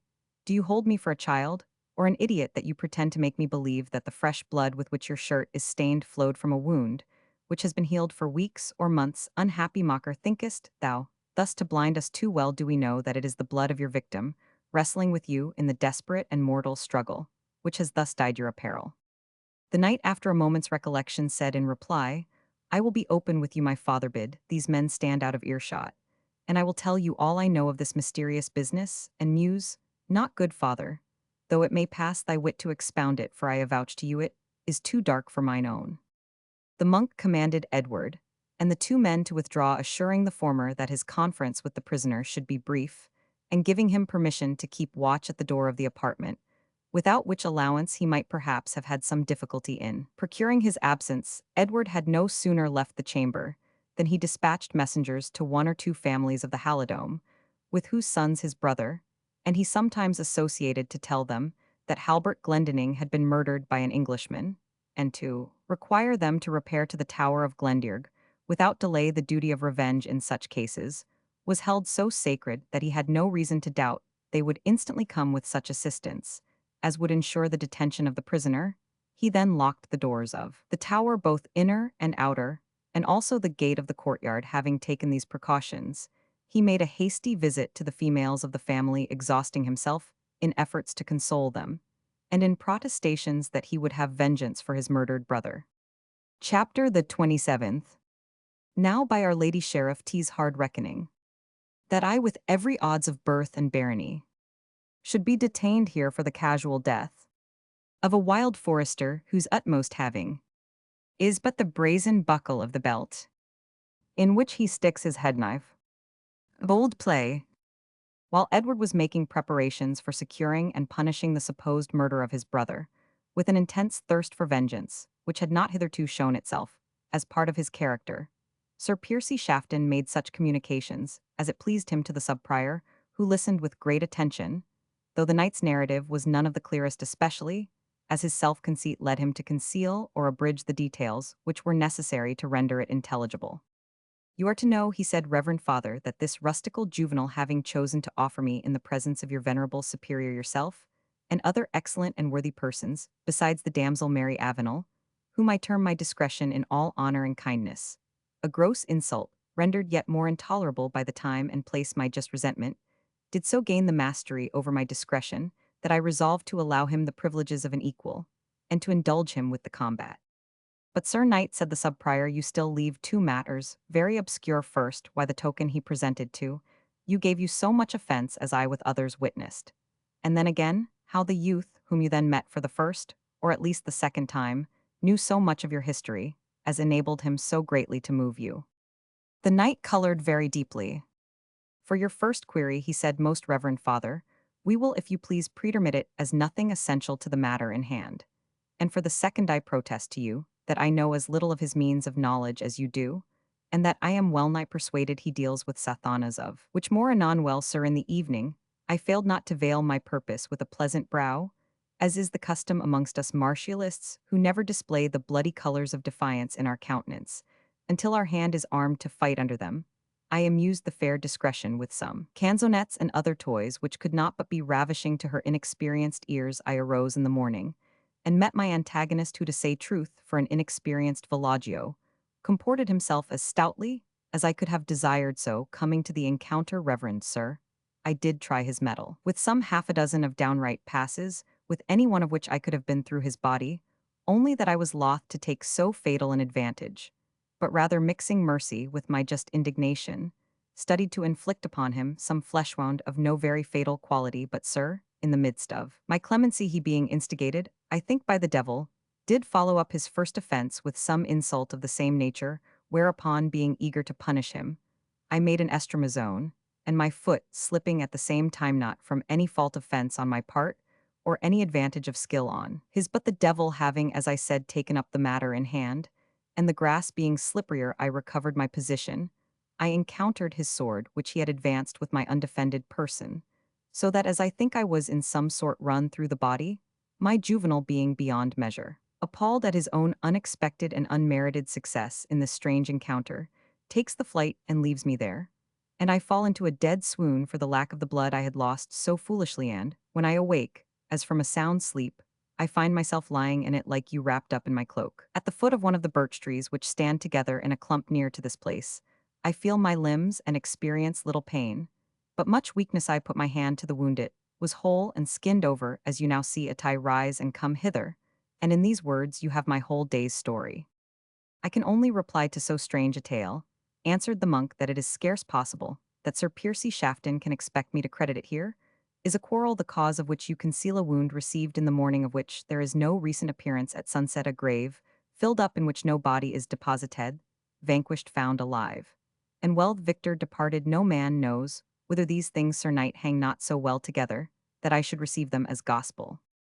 Reverend Father, answered Sir Piercy Shafton, I pray you in the first place to observe that if I offer peaceful and civil justification of that which I have already averred to be true, I do so only in devout deference to your dress, and to your order, protesting that to any other opposite, saving a man of religion, a lady, or my liege prince, I would not deign to support that which I had once attested otherwise than with the point of my good sword. And so much being premised, I have to add that I can but gauge my honor as a gentleman, and my faith as a Catholic Christian, that the things which I have described to you have happened to me as I have described them, and not otherwise. It is a deep assertion, Sir Knight, answered the sub-prior, yet bethink you it is only an assertion, and that no reason can be alleged why things should be believed, which are so contrary to reason. Let me pray you to say, whether the grave which has been seen at your place of combat was open or closed when your encounter took place. Reverend Father, said the knight, I will veil from you nothing, but show you each secret of my bosom, even as the pure fountain revealeth the smallest pebble which graces the sand at the bottom of its crystal mirror, and as speak in plain terms, for the love of heaven, said the monk, these holiday phrases belong not to solemn affairs. Was the grave open when the conflict began? It was, answered the knight, I acknowledge it, even as he that acknowledge it. Nay, I pray you, fair son, forbear these similitudes, and observe me on yesterday, at even no grave was found in that place, for old Martin chanced contrary to his wont to go thither in quest of a strayed sheep at break of day. By your own confession, a grave was opened in that spot, and there a combat was fought. Only one of the combatants appears, and he is covered with blood, and to all appearance woundless here. The knight made a gesture of impatience. Nay, fair son, hear me, but one moment. Grave is closed and covered by the sod. What can we believe, but that it conceals the bloody corpse of the fallen duelist? By heaven it cannot, said the knight, unless the juvenile hath slain himself, and buried himself in order to place me in the predicament of his murderer. The grave shall doubtless be explored, and that by tomorrow's dawn, said the monk, I will see it done with mine own eyes. But, said the prisoner, I protest against all evidence which may arise from its contents, and do insist beforehand that whatever may be found in that grave shall not prejudice me in my defense. I have been so haunted by diabolical deceptions in this matter, that what do I know, but that the devil may assume the form of this rustical juvenile in order to procure me farther vexation. I protest to you, holy father, it is my very thought that there is witchcraft in all that hath befallen me, since I entered into this northern land, in which men say that sorceries do abound. I, who am held in awe and regard even by the prime gallants in the court of Felicina, have been here bearded and taunted by a clod-treading clown. I, whom Vincentio Savala termed his nimblest and most agile disciple, was to speak briefly foiled by a cowboy who knew no more of fence than is used at every country wake. I am run, as it seemed to me, through the body with a very sufficient staccata, and faint on the spot. And yet when I recover I find myself without either wem or wound, and lacking nothing of my apparel, saving my murrey-colored doublet, slashed with satin, which I will pray may be inquired, after lest the devil who transported me should have dropped it in his passage among some of the trees, or bushes, it being a choice and most fanciful piece of raiment, which I wore for the first time at the Queen's pageant in Southwark. Sir Knight, said the monk, you do again go astray from this matter. I inquire of you respecting that which concerns the life of another man, and it may be touches your own also, and you answer me with the tale of an old doublet. Old, exclaimed the knight, now by the gods and saints, if there be a gallant at the British court, more fancifully considerate, and more considerately fanciful, but quaintly curious, and more curiously quaint in frequent changes of all rich articles of vesture, becoming one, who may be accounted point device, a courtier, I will give you leave to term me a slave and a liar. The monk thought, but did not say, that he had already acquired right to doubt the veracity of the euphuist, considering the marvelous tale which he had told, yet his own strange adventure, and that of Father Philip rushed on his mind, and forbade his coming to any conclusion. He contented himself, therefore, with observing that these were certainly strange incidents, and requested to know if Sir Piercy Shafton had any other reason for suspecting himself to be in a manner so particularly selected for the sport of sorcery and witchcraft. Sir Subprior, said the euphuist, the most extraordinary circumstance remains, behind which alone, had I neither been bearded in dispute, nor foiled in combat, nor wounded and cured in the space of a few hours, would nevertheless of itself, and without any other corroborative, have compelled me to believe myself the subject of some malevolent fascination. Reverend sir, it is not to your ears that men should tell tales of love and gallantry, nor is Sir Piercy Shafton one, who to any ears whatsoever is wont to boast of his fair acceptance with the choice and prime beauties of the court, insomuch that a lady none of the least resplendent constellations, which revolve in that hemisphere of honor, pleasure, and beauty, but whose name I here pretermit, was wont to call me her taciturnity. Nevertheless truth must be spoken, and I cannot but allow, as the general report of the court allowed in camps, and echoed back by city and country, that in the alacrity of the accost, the tender delicacy of the regard, the facetiousness of the address, the adopting and pursuing of the fancy, the solemn close, and the graceful fall-off Piercy Shafton, was accounted the only gallant of the time, and so well accepted among the choicer beauties of the age, that no silk-hosed reveller of the present sechamber, or plumed jouster of the tilt-yard, approached him by a bow's length, in the ladies' regard being the mark, at which every well-born and generous juvenile aimeth his shaft. Nevertheless, reverend sir, having found in this rude place something which by blood and birth might be termed a lady, and being desirous to keep my gallant humor in exercise, as well as to show my sworn devotion to the sex in general, I did shoot off some arrows of compliment at this merry Avenel, terming her my discretion with other quaint and well-imagined courtesies, rather bestowed out of my bounty, than warranted by her merit, or perchance like unto the boyish fowler, who rather than not exercise his birdpiece will shoot at crows or magpies for lack of better game. Mary Avenel is much obliged by your notice, answered the monk, but to what does all this detail of past and present gallantry conduct us? Mary, to this conclusion, answered the knight, that either this my discretion, or I myself, am little less than bewitched, for instead of receiving my accost, with a gratifying bow answering my regard with a suppressed smile accompanying, my falling off or departure with a slight sigh hunters with which I protest to you. The noblest dancers and proudest beauties in Felicina have graced my poor service, hath paid me as little, and as cold regard as if I had been some hobnailed clown of these bleak mountains, nay, this very day, while I was in the act of kneeling at her feet, to render her the succors of this pungent quintessence of purest spirit distilled by the fairest hands of the court of Felicina, she pushed me from her with looks which savored of repugnance, and as I think thrust at me with her foot as if to spurn me from her presence. These things, reverend father, are strange, portentous, unnatural, and befall not in the current of mortal affairs, but are symptomatic of sorcery and fascination, so that having given to your reverence a perfect, simple, and plain account of all that I know concerning this matter, I leave it to your wisdom to solve what may be found soluble, in the same it being my purpose tomorrow, with the peep of dawn, to set forward towards Edinburgh. I grieve to be an interruption to your designs, Sir Knight, said the monk, but that purpose of thine may hardly be fulfilled. How, reverend father, said the knight with an air of the utmost surprise, if what you say respects my departure, understand that it must be, for I have so resolved it. Sir Knight, reiterated the sub-prior, I must once more repeat this cannot be, until the abbot's pleasure be known in the matter. Reverend sir, said the knight, drawing himself up with great dignity, I desire my hearty and thankful commendations to the abbot, but in this matter, I have nothing to do with his reverend pleasure, designing only to consult my own. Pardon me, said the sub-prior, the Lord Abbot hath in this matter a voice potential. Sir Piercy Shafton's colour began to rise. I marvel, he said, to hear your reverence talk. Thus what will you, for the imagined death of a rude, low-born frampler and wrangler venture, to impinge upon the liberty of the kinsman of the house of Piercy? Sir Knight, returned the sub-prior civilly, your high lineage, and your kindling anger will avail you nothing in this matter. You shall not come here to seek a shelter, and then spill our blood as if it were water. I tell you, said the knight once more, as I have told you already, that there was no blood spilled but mine own. That remains to be proved, replied the sub-prior. We of the community of St. Mary's of Kennaquhair use not to take fairy tales in exchange for the lives of our liege vassals. We of the house of Piercy, answered Shafton Brooke, neither threats nor restraint I say I will travel tomorrow happen what may. And I, answered the sub-prior in the same tone of determination, say that I will break your journey come what may. Who shall gainsay me, said the knight, if I make my way by force? You will judge wisely to think ere you make such an attempt, answered the monk with composure. There are men enough in the Halidome to vindicate its rights over those who dare infringe them. My cousin of Northumberland will know how to revenge this usage to a beloved kinsman, so near to his blood, said the Englishman.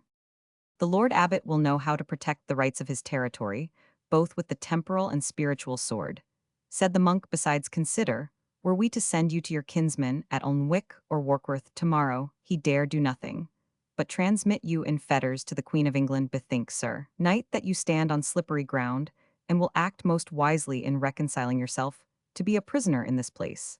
Until the abbot shall decide the matter, there are armed men e'en to countervail all your efforts at escape. Let patience and resignation therefore arm you to a necessary submission. Them original. So saying, he clapped his hands, and called aloud. Edward entered, accompanied by two young men who had already joined him, and were well armed. Edward, said the sub-prior, you will supply the English knight here in this spence, with suitable food and accommodation, for the knight treating him with as much kindness, as if nothing had happened between you, but you will place a sufficient guard, and look carefully that he make not his escape should he attempt to break forth. Resist him to the death, but in no other case harm a hair of his head, as you shall be answerable. Edward Glendinning replied that, I may obey your commands, reverend sir. I will not again offer myself to this person's presence, for shame it were to me to break the peace of the Halidome, but not less shame to leave my brother's death unavenged.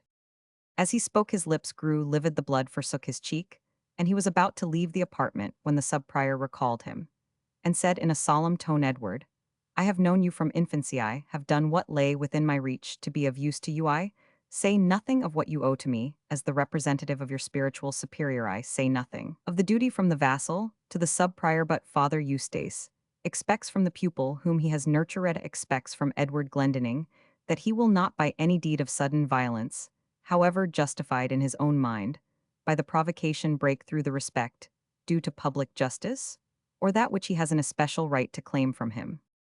Fear nothing, my reverend father, for so in 100 senses. May I well term you, said the young man, fear? Not, I would say, that I will in anything diminish the respect I owe to the venerable community, by whom we have so long been protected, far less, that I will do aught which can be personally less than respectful to you. But the blood of my brother must not cry for vengeance, in vain your reverence knows our border creed. Vengeance is mine, saith the Lord, and I will requite it, answered the monk. The heathenish custom of deadly feud, which prevails in this land, through which each man seeks vengeance at his own hand, when the death of a friend or kinsman has chanced, hath already deluged our vales with the blood of Scottish men, spilled by the hands of countrymen and kindred. It were endless to count up the fatal results on the eastern border. The Homes are at feud with the Swintons and Cockburns in our middle marches. The Scots and Cares have spilled as much brave blood in domestic feud as might have fought a pitched field in England. Could they have but forgiven and forgotten a casual rencounter that placed their names in opposition to each other on the west frontier? The Johnstons are at war with the Maxwells, the Jardines with the Bells drawing with them, the flower of the country which should place their breasts as a bulwark against England into private and bloody warfare, of which it is the only end to waste and impair the forces of the country, already divided in itself. Do not, my dear son, Edward, permit this bloody prejudice to master your mind. I cannot ask you to think of the crimes supposed as if the blood spilled had been less dear to you. Alas, I know that is impossible. But I do require you, in proportion to your interest in the supposed sufferer, for as yet the whole is matter of supposition, to bear on your mind the evidence on which the guilt of the accused person must be tried. He hath spoken with me, and I confess his tale is so extraordinary that I should have, without a moment's hesitation, rejected it as incredible, but that an affair which chanced to myself in this very Glenmore, of that another. Time suffice it for the present to say that from what I have myself experienced, I deem it possible that, extraordinary as Sir Piercy Shafton's story may seem, I hold it not utterly impossible. Father, said Edward Glendinning, when he saw that his preceptor paused, unwilling farther to explain upon what grounds he was inclined to give a certain degree of credit to Sir Piercy Shafton's story, while he admitted it as improbable. Father, to me, you have been in every sense, you know, that my hand grasped more readily to the book than to the sword, and that I lacked utterly the ready and bold spirit which distinguished. Here his voice faltered, and he paused for a moment, and then went on with resolution and rapidity. I would say that I was unequal to Halbert in promptitude of heart and of hand, but Halbert is gone, and I stand his representative, and that of my father his successor in all his rights. While he said this, his eyes shot fire, and bound to assert and maintain them, as he would have done. Therefore I am a changed man, increased in courage, as in my rights and pretensions, and reverend father, respectfully, but plainly and firmly do I say, his blood, if it has been shed by this man, shall be atoned. Halbert shall not sleep neglected in his lonely grave, as if with him the spirit of my father had ceased forever. His blood flows in my veins, and while his has been poured forth unrequited, mine will permit me no rest. My poverty and meanness of rank shall not avail the lordly murderer. My calm nature and peaceful studies shall not be his protection. Even the obligations, holy father, which I acknowledge to you, shall not be his protection. I wait with patience the judgment of the abbot and chapter for the slaughter of one of their most anciently descended vassals. If they do right to my brother's memory, it is well, but mark me, father, if they shall fail in rendering me that justice, I bear a heart and a hand which, though I love not such extremities, are capable of remedying such an error. He who takes up my brother's succession must avenge his death. The monk perceived with surprise that Edward, with his extreme diffidence, humility, and obedient assiduity, for such were his general characteristics, had still boiling in his veins the wild principles of those from whom he was descended, and by whom he was surrounded. His eyes sparkled, his frame was agitated, and the extremity of his desire for vengeance seemed to give a vehemence to his manner, resembling the restlessness of joy. May God help us, said Father Eustace, for frail wretches, as we are, we cannot help ourselves under sudden and strong temptation. Edward, I will rely on your word that you do nothing rashly. That will I not, said Edward, that my better than father. I surely will not, but the blood of my brother, the tears of my mother Ranand, and of Mary Avenel, shall not be shed in vain. I will not deceive you, father, if this Piercy Shafton hath slain my brother, he dies, if the whole blood of the whole house of Piercy were in his veins. There was a deep and solemn determination in the utterance of Edward Glendinning, expressive of a rooted resolution. The sub-prior sighed deeply, and for the moment yielded to circumstances, and urged the acquiescence of his pupil no farther. He commanded lights to be placed in the lower chamber, which for a time he paced in silence. 1,000 ideas and even differing principles debated with each other in his bosom. He greatly doubted the English knight's account of the duel, and of what had followed it, yet the extraordinary and supernatural circumstances, which had befallen the sacristan and himself, in that very glen prevented him from being absolutely incredulous on the score of the wonderful wound and recovery of Sir Piercy Shafton, and prevented him from at once condemning as impossible that which was altogether improbable. Then he was at a loss how to control the fraternal affections of Edward, with respect to whom he felt something like the keeper of a wild animal, a lion's whelp or tiger's cub, which he has held under his command from infancy, but which, when grown to maturity on some sudden provocation, displays his fangs and talons, erects his crest, resumes his savage nature, and bids defiance at once to his keeper, and to all mankind. How to restrain and mitigate an ire which the universal example of the times rendered deadly and inveterate was sufficient cause of anxiety to Father Eustace, but he had also to consider the situation of his community dishonored and degraded by submitting to suffer the slaughter of a vassal, to pass, unavenged a circumstance, which of itself might in those times have afforded pretext for a revolt among their wavering adherents, or, on the other hand, exposed the community to imminent danger, should they proceed against a subject of England of high degree, connected with the house of Northumberland, and other northern families of high rank, who, as they possessed the means, could not be supposed to lack inclination to wreak upon the patrimony of St. Mary of Kennaquhair any violence which might be offered to their kinsmen. In either case, the subprior well knew that the ostensible cause of feud insurrection or incursion being once afforded the case, would not be ruled either by reason or by evidence, and he groaned in spirit when, upon counting up the chances which arose in this ambiguous dilemma, he found he had only a choice of difficulties. He was a monk, but he felt also as a man indignant at the supposed slaughter of young Glendinning by one skillful in all the practice of arms, in which the vassal of the monastery was most likely to be deficient, and to aid the resentment which he felt for the loss of a youth whom he had known from infancy, came in full force the sense of dishonor arising to his community from passing over so gross an insult unavenged, then the light in which it might be viewed by those who at present presided in the stormy court of Scotland, attached as they were to the Reformation, and allied by common faith and common interest with Queen Elizabeth, was a formidable subject of apprehension. The subprior well knew how they lusted after the revenues of the church, to express it in the ordinary phrase of the religious of the time, and how readily they would grasp at such a pretext for encroaching on those of St. Mary's, as would be afforded by the suffering to pass, unpunished, the death of a native Scottishman by a Catholic Englishman, a rebel to Queen Elizabeth.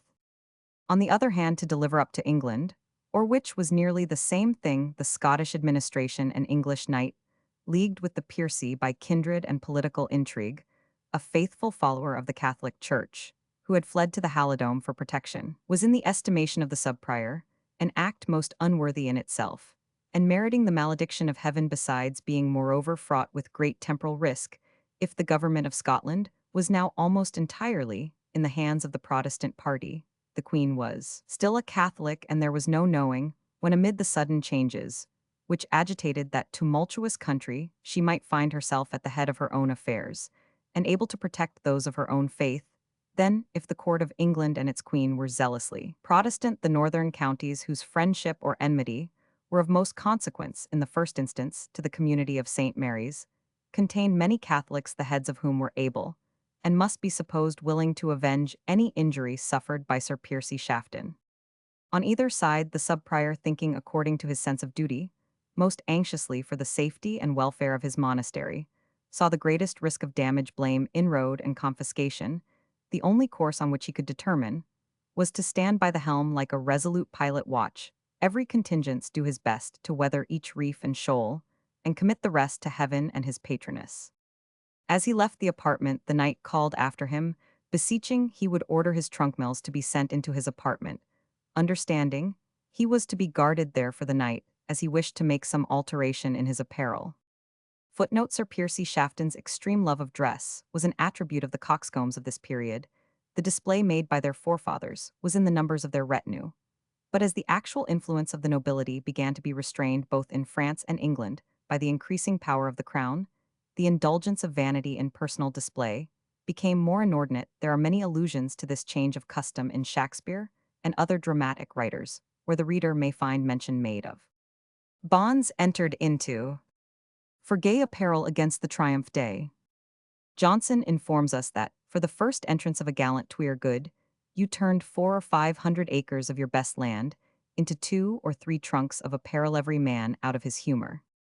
In the memory of the Somerville family, a curious instance occurs of this fashionable species of extravagance in the year 1537, when James Roman V brought over his short-lived bride from France. The Lord Somerville of the day was so profuse in the expense of his apparel that the money which he borrowed on the occasion was compensated by a perpetual annuity of £60, Scottish payable out of the barony of Carnworth, till doomsday, which was assigned by the creditor to St. Magdalen's Chapel. By this deep expense, the Lord Somerville had rendered himself so glorious in apparel that the king who saw so brave a gallant enter the gate of Holyrood, followed by only 2 pages, called upon several of the courtiers to ascertain who it could be who was so richly dressed and so slightly attended, and he was not recognized until he entered the presence chamber. "You are very brave, my lord," said the king, as he received his homage, "but where are all your men and attendants?" The Lord Somerville readily answered, "If it please your majesty, here they are," pointing to the lace that was on his own, and his page's clothes, whereat the king laughed heartily, and having surveyed the finery, more nearly bade him have away with it all, and let him have his stout band of spears again. There is a scene in Johnson's Every Man Out of His Humor Act, Roman 4 Scene 6, in which a euphuist of the time gives an account of the effects of a duel on the clothes of himself and his opponent, and never departs a syllable from the catalogue of his wardrobe.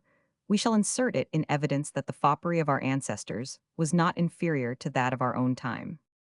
Fastidious good faith Signor, now you speak of a quarrel ill, acquaint you with a difference that happened between a gallant and myself, Sir Puntarvolo, you know him, if I should name him Signor Luculento. Punt Luculento, what inauspicious chance interposed itself to your 2 lives? Fast faith, sir, the same that sundered Agamemnon and great Thetis' son. But let the cause escape, sir. He sent me a challenge mixed with some few braves which I restored. And in fine, we met now indeed, sir. I must tell you he did offer at first very desperately, but without judgment, for look you, sir, I cast myself into this figure now. He came violently on, and withal advancing his rapier to strike, I thought to have took his arm, for he had left his body to my election.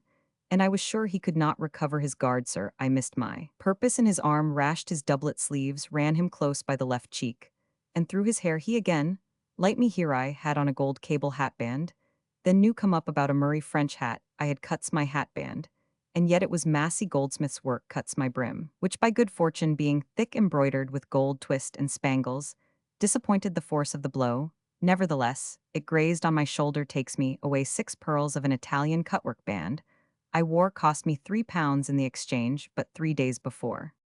Punt, this was a strange encounter. Fast nay, you shall hear, sir. With this we both fell out, and breathed now upon the second sign of his assault.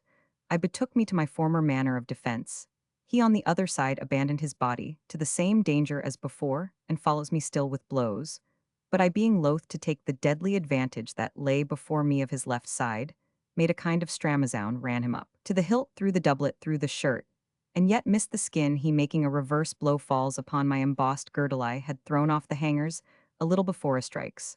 Off a skirt of a thick-lace satin doublet I had lined with 4 taffetas, cuts off 2 panes embroidered with pearl wrens through the drawings out of tissue, enters the linings and spicks the flesh. Car, I wonder he speaks not of his wrought shirt. Fast here in the opinion of mutual damage we paused, but ere I proceed I must tell you, Signor, that in the last encounter, not having leisure to put off my silver spurs, one of the rowels catched hold of the ruffles of my boot, and being Spanish leather and subject to tear, overthrows me, rends me 2 pair of silk stockings that I put on, being somewhat of a raw morning, a peach color, and another, and strikes me some half-inch deep into the side of the calf. He, seeing the blood come, presently takes horse, and away I, having bound up my wound with a piece of my wrought shirt. Car, oh, comes it in there. Fast ride after him, and lighting at the court gate, both together embraced, and marched hand in hand up into the presence. Was not this business well carried? Mass, I well, yes, and by this we can guess what apparel the gentleman wore. Punt, for valor, it was a designment begun with much resolution, maintained with as much prowess, and ended with more humanity. I said the monk, muttering as he went up the winding stair, carry him his trumpery with all dispatch. Alas, that man with so many noble objects of pursuit will amuse himself like a jackanape, with a lace jerkin, and a cap and bell's eye must now to the melancholy work of consoling, that which is well-nigh inconsolable, a mother weeping for her firstborn.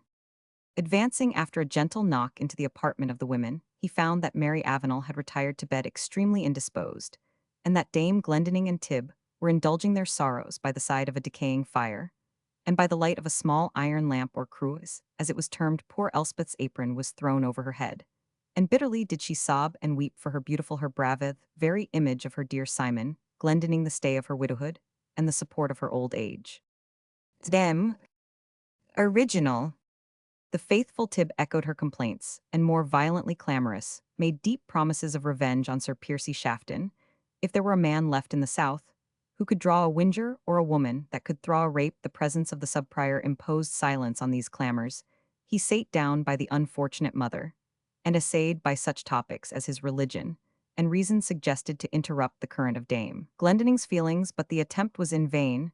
She listened indeed with some little interest while he pledged his word, and his influence with the abbot that the family which had lost their eldest born, by means of a guest received at his command, should experience particular protection at the hands of the community, and that the fief which belonged to Simon Glendinning should, with extended bounds and added privileges, be conferred on Edward. But it was only for a very brief space that the mother's sobs were apparently softer, and her grief more Roman. 1449. She soon blamed herself for casting a moment's thought upon world's gear, while poor Halbert was lying stretched in his bloody shirt. The sub-prior was not more fortunate when he promised that Halbert's body should be removed to hallowed ground, and his soul secured by the prayers of the church in his behalf. Grief would have its natural course, and the voice of the Comforter was wasted in vain. Chapter the 28th. He is at liberty, I have ventured for him. If the law find and condemn me for't, some living wenches, some honest-hearted maids will sing my dirge, and tell to memory my death was noble, dying almost a martyr. The two noble kinsmen. The sub-prior of St. Mary's, in taking his departure from the Spence which Sir Piercy Shafton was confined, and in which some preparations were made for his passing the night, as the room, which might be most conveniently guarded, left more than one perplexed person behind him, there was connected with this chamber, and opening into it, a small outshot, or projecting part of the building, occupied by a sleeping apartment, which upon ordinary occasions was that of Mary Avenel, and which in the unusual number of guests who had come to the tower on the former evening, had also accommodated Missy Happer the miller's daughter. For anciently as well as in the present day, a Scottish house was always rather too narrow and limited for the extent of the owner's hospitality, and some shift and contrivance was necessary, upon any unusual occasion, to ensure the accommodation of all the guests. The fatal news of Halbert Glendinning's death had thrown all former arrangements into confusion. Mary Avenel, whose case required immediate attention, had been transported into the apartment hitherto occupied by Halbert and his brother, as the latter proposed to watch all night in order to prevent the escape of the prisoner. Poor Missy had been altogether overlooked, and had naturally enough betaken herself to the little apartment which she had hitherto occupied, ignorant that the Spence through which lay the only access to it was to be the sleeping chamber of Sir Piercy Shafton. The measures taken for securing him there had been so sudden that she was not aware of it until she found that the other females had been removed from the Spence by the sub-prior's direction, and having once missed the opportunity of retreating along with them, bashfulness, and the high respect which she was taught to bear to the monks, prevented her venturing forth alone, and intruding herself on the presence of Father Eustace, while in secret conference with the Southron. There appeared no remedy but to wait till their interview was over, and as the door was thin and did not shut very closely, she could hear every word that passed betwixt them. It thus happened that, without any intended intrusion on her part, she became privy to the whole conversation of the sub-prior and the English knight, and could also observe from the window of her little retreat that more than one of the young men summoned by Edward arrived successively at the tower. These circumstances led her to entertain most serious apprehension that the life of Sir Piercy Shafton was in great and instant peril. Woman is naturally compassionate, and not less willingly so when youth and fair features are on the side of him who claims her sympathy. The handsome presence, elaborate dress, and address of Sir Piercy Shafton which had failed to make any favorable impression on the grave and lofty character of Mary Avenel, had completely dazzled and bewildered the poor maid of the Roman 1099. The knight had perceived this result, and flattered by seeing that his merit was not universally underrated, he had bestowed on Misty a good deal more of his courtesy than in his opinion her rank warranted. It was not cast away, but received with a devout sense of his condescension, and with gratitude for his personal notice, which joined to her fears for his safety, and the natural tenderness of her disposition, began to make wild work in her heart. To be sure, it was very wrong in him to slay Halbert Glendinning. It was thus she argued the case with herself. But then he was a gentleman born, and a soldier, and so gentle and courteous withal that she was sure the quarrel had been all of young Glendinning's own seeking, for it was well known that both these lads were so taken up with that Mary Avenel that they never looked at another lass in the Halidome more than if they were of a different degree, and then Halbert's dress was as clownish as his manners were haughty.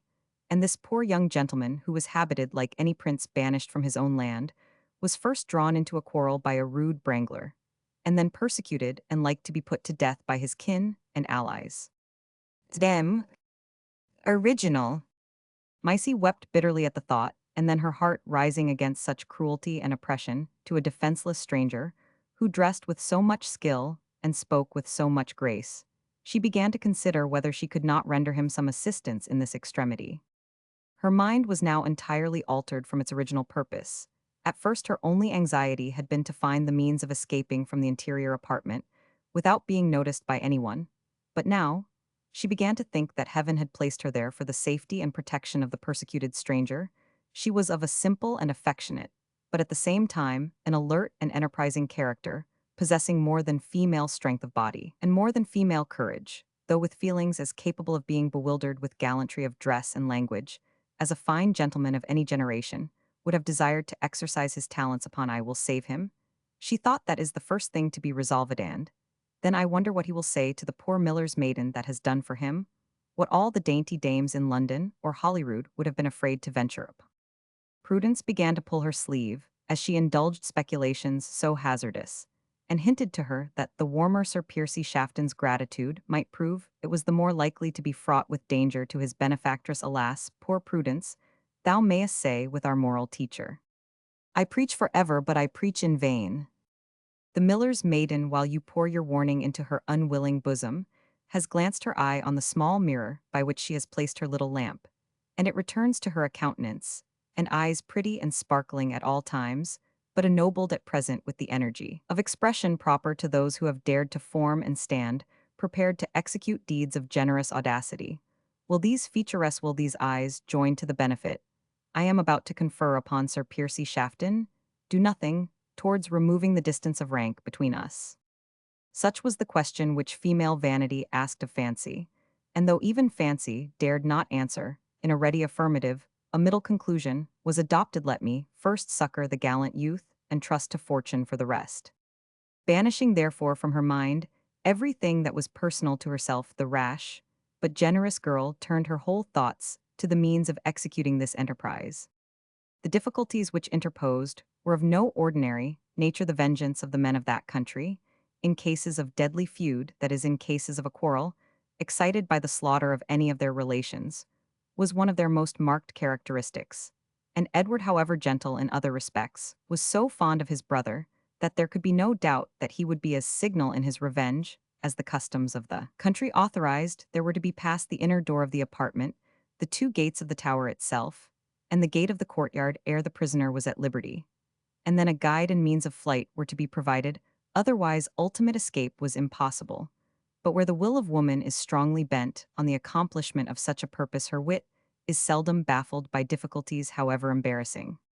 The sub-prior had not long left the apartment ere Maisie had devised a scheme for Sir Piercy Shafton's freedom, daring, indeed, but likely to be successful. If dexterously conducted, it was necessary, however, that she should remain where she was till so late an hour that all in the tower should have betaken themselves to repose, excepting those whose duty made them watchers. The interval she employed in observing the movements of the person in whose service she was thus boldly a volunteer.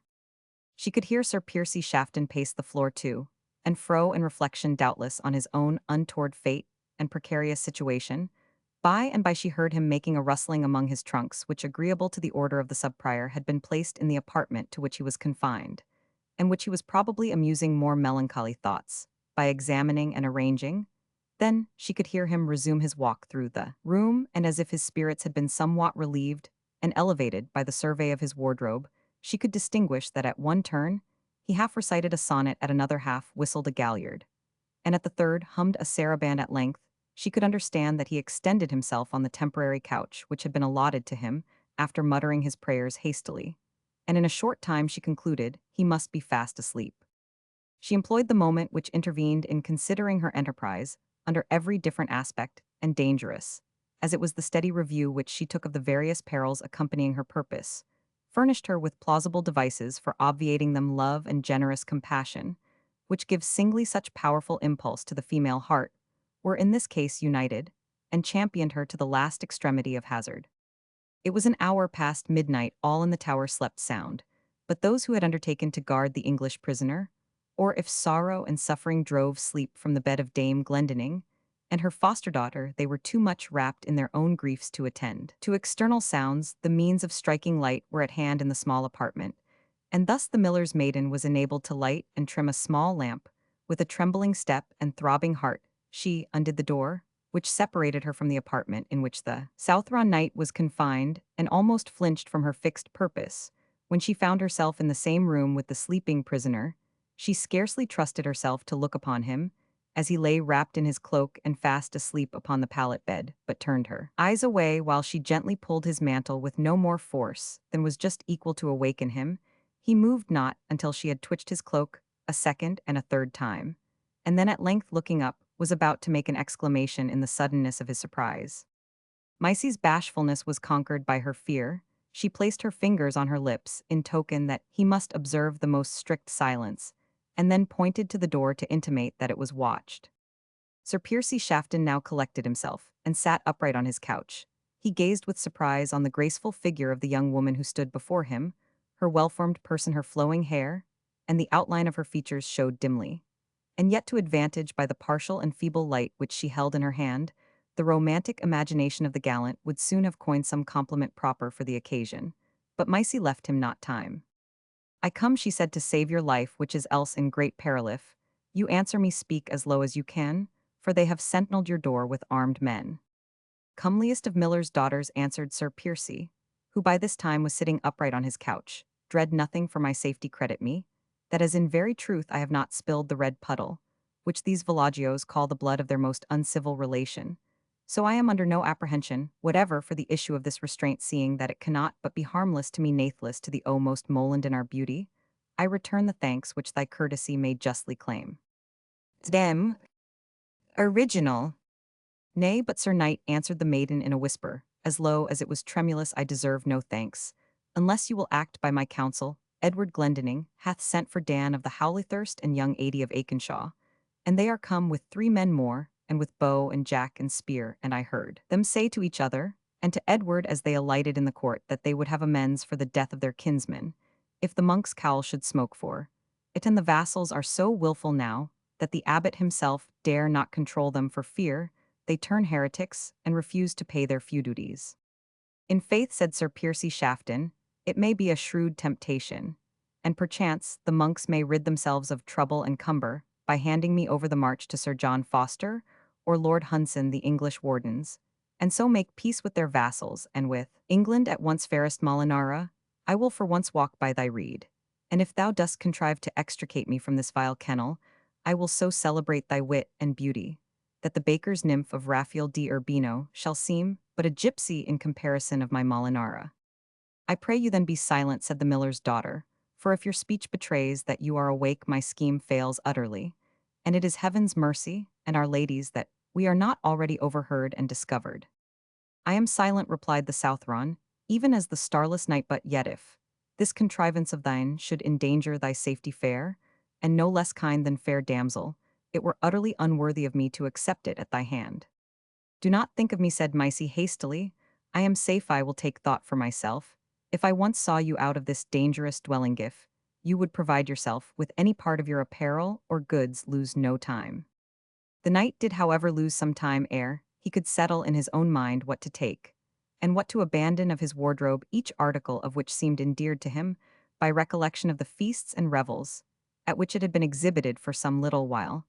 Maisie left him to make his selections at leisure, for she herself had also some preparations to make for flight. But when returning from the chamber into which she had retired with a small bundle in her hand, she found him still indecisive. She insisted, in plain terms, that he should either make up his baggage for the enterprise, or give it up entirely. Thus urged, the disconsolate knight hastily made up a few clothes into a bundle, regarded his trunk mills with a mute expression of parting sorrow, and intimated his readiness to wait upon his kind guide.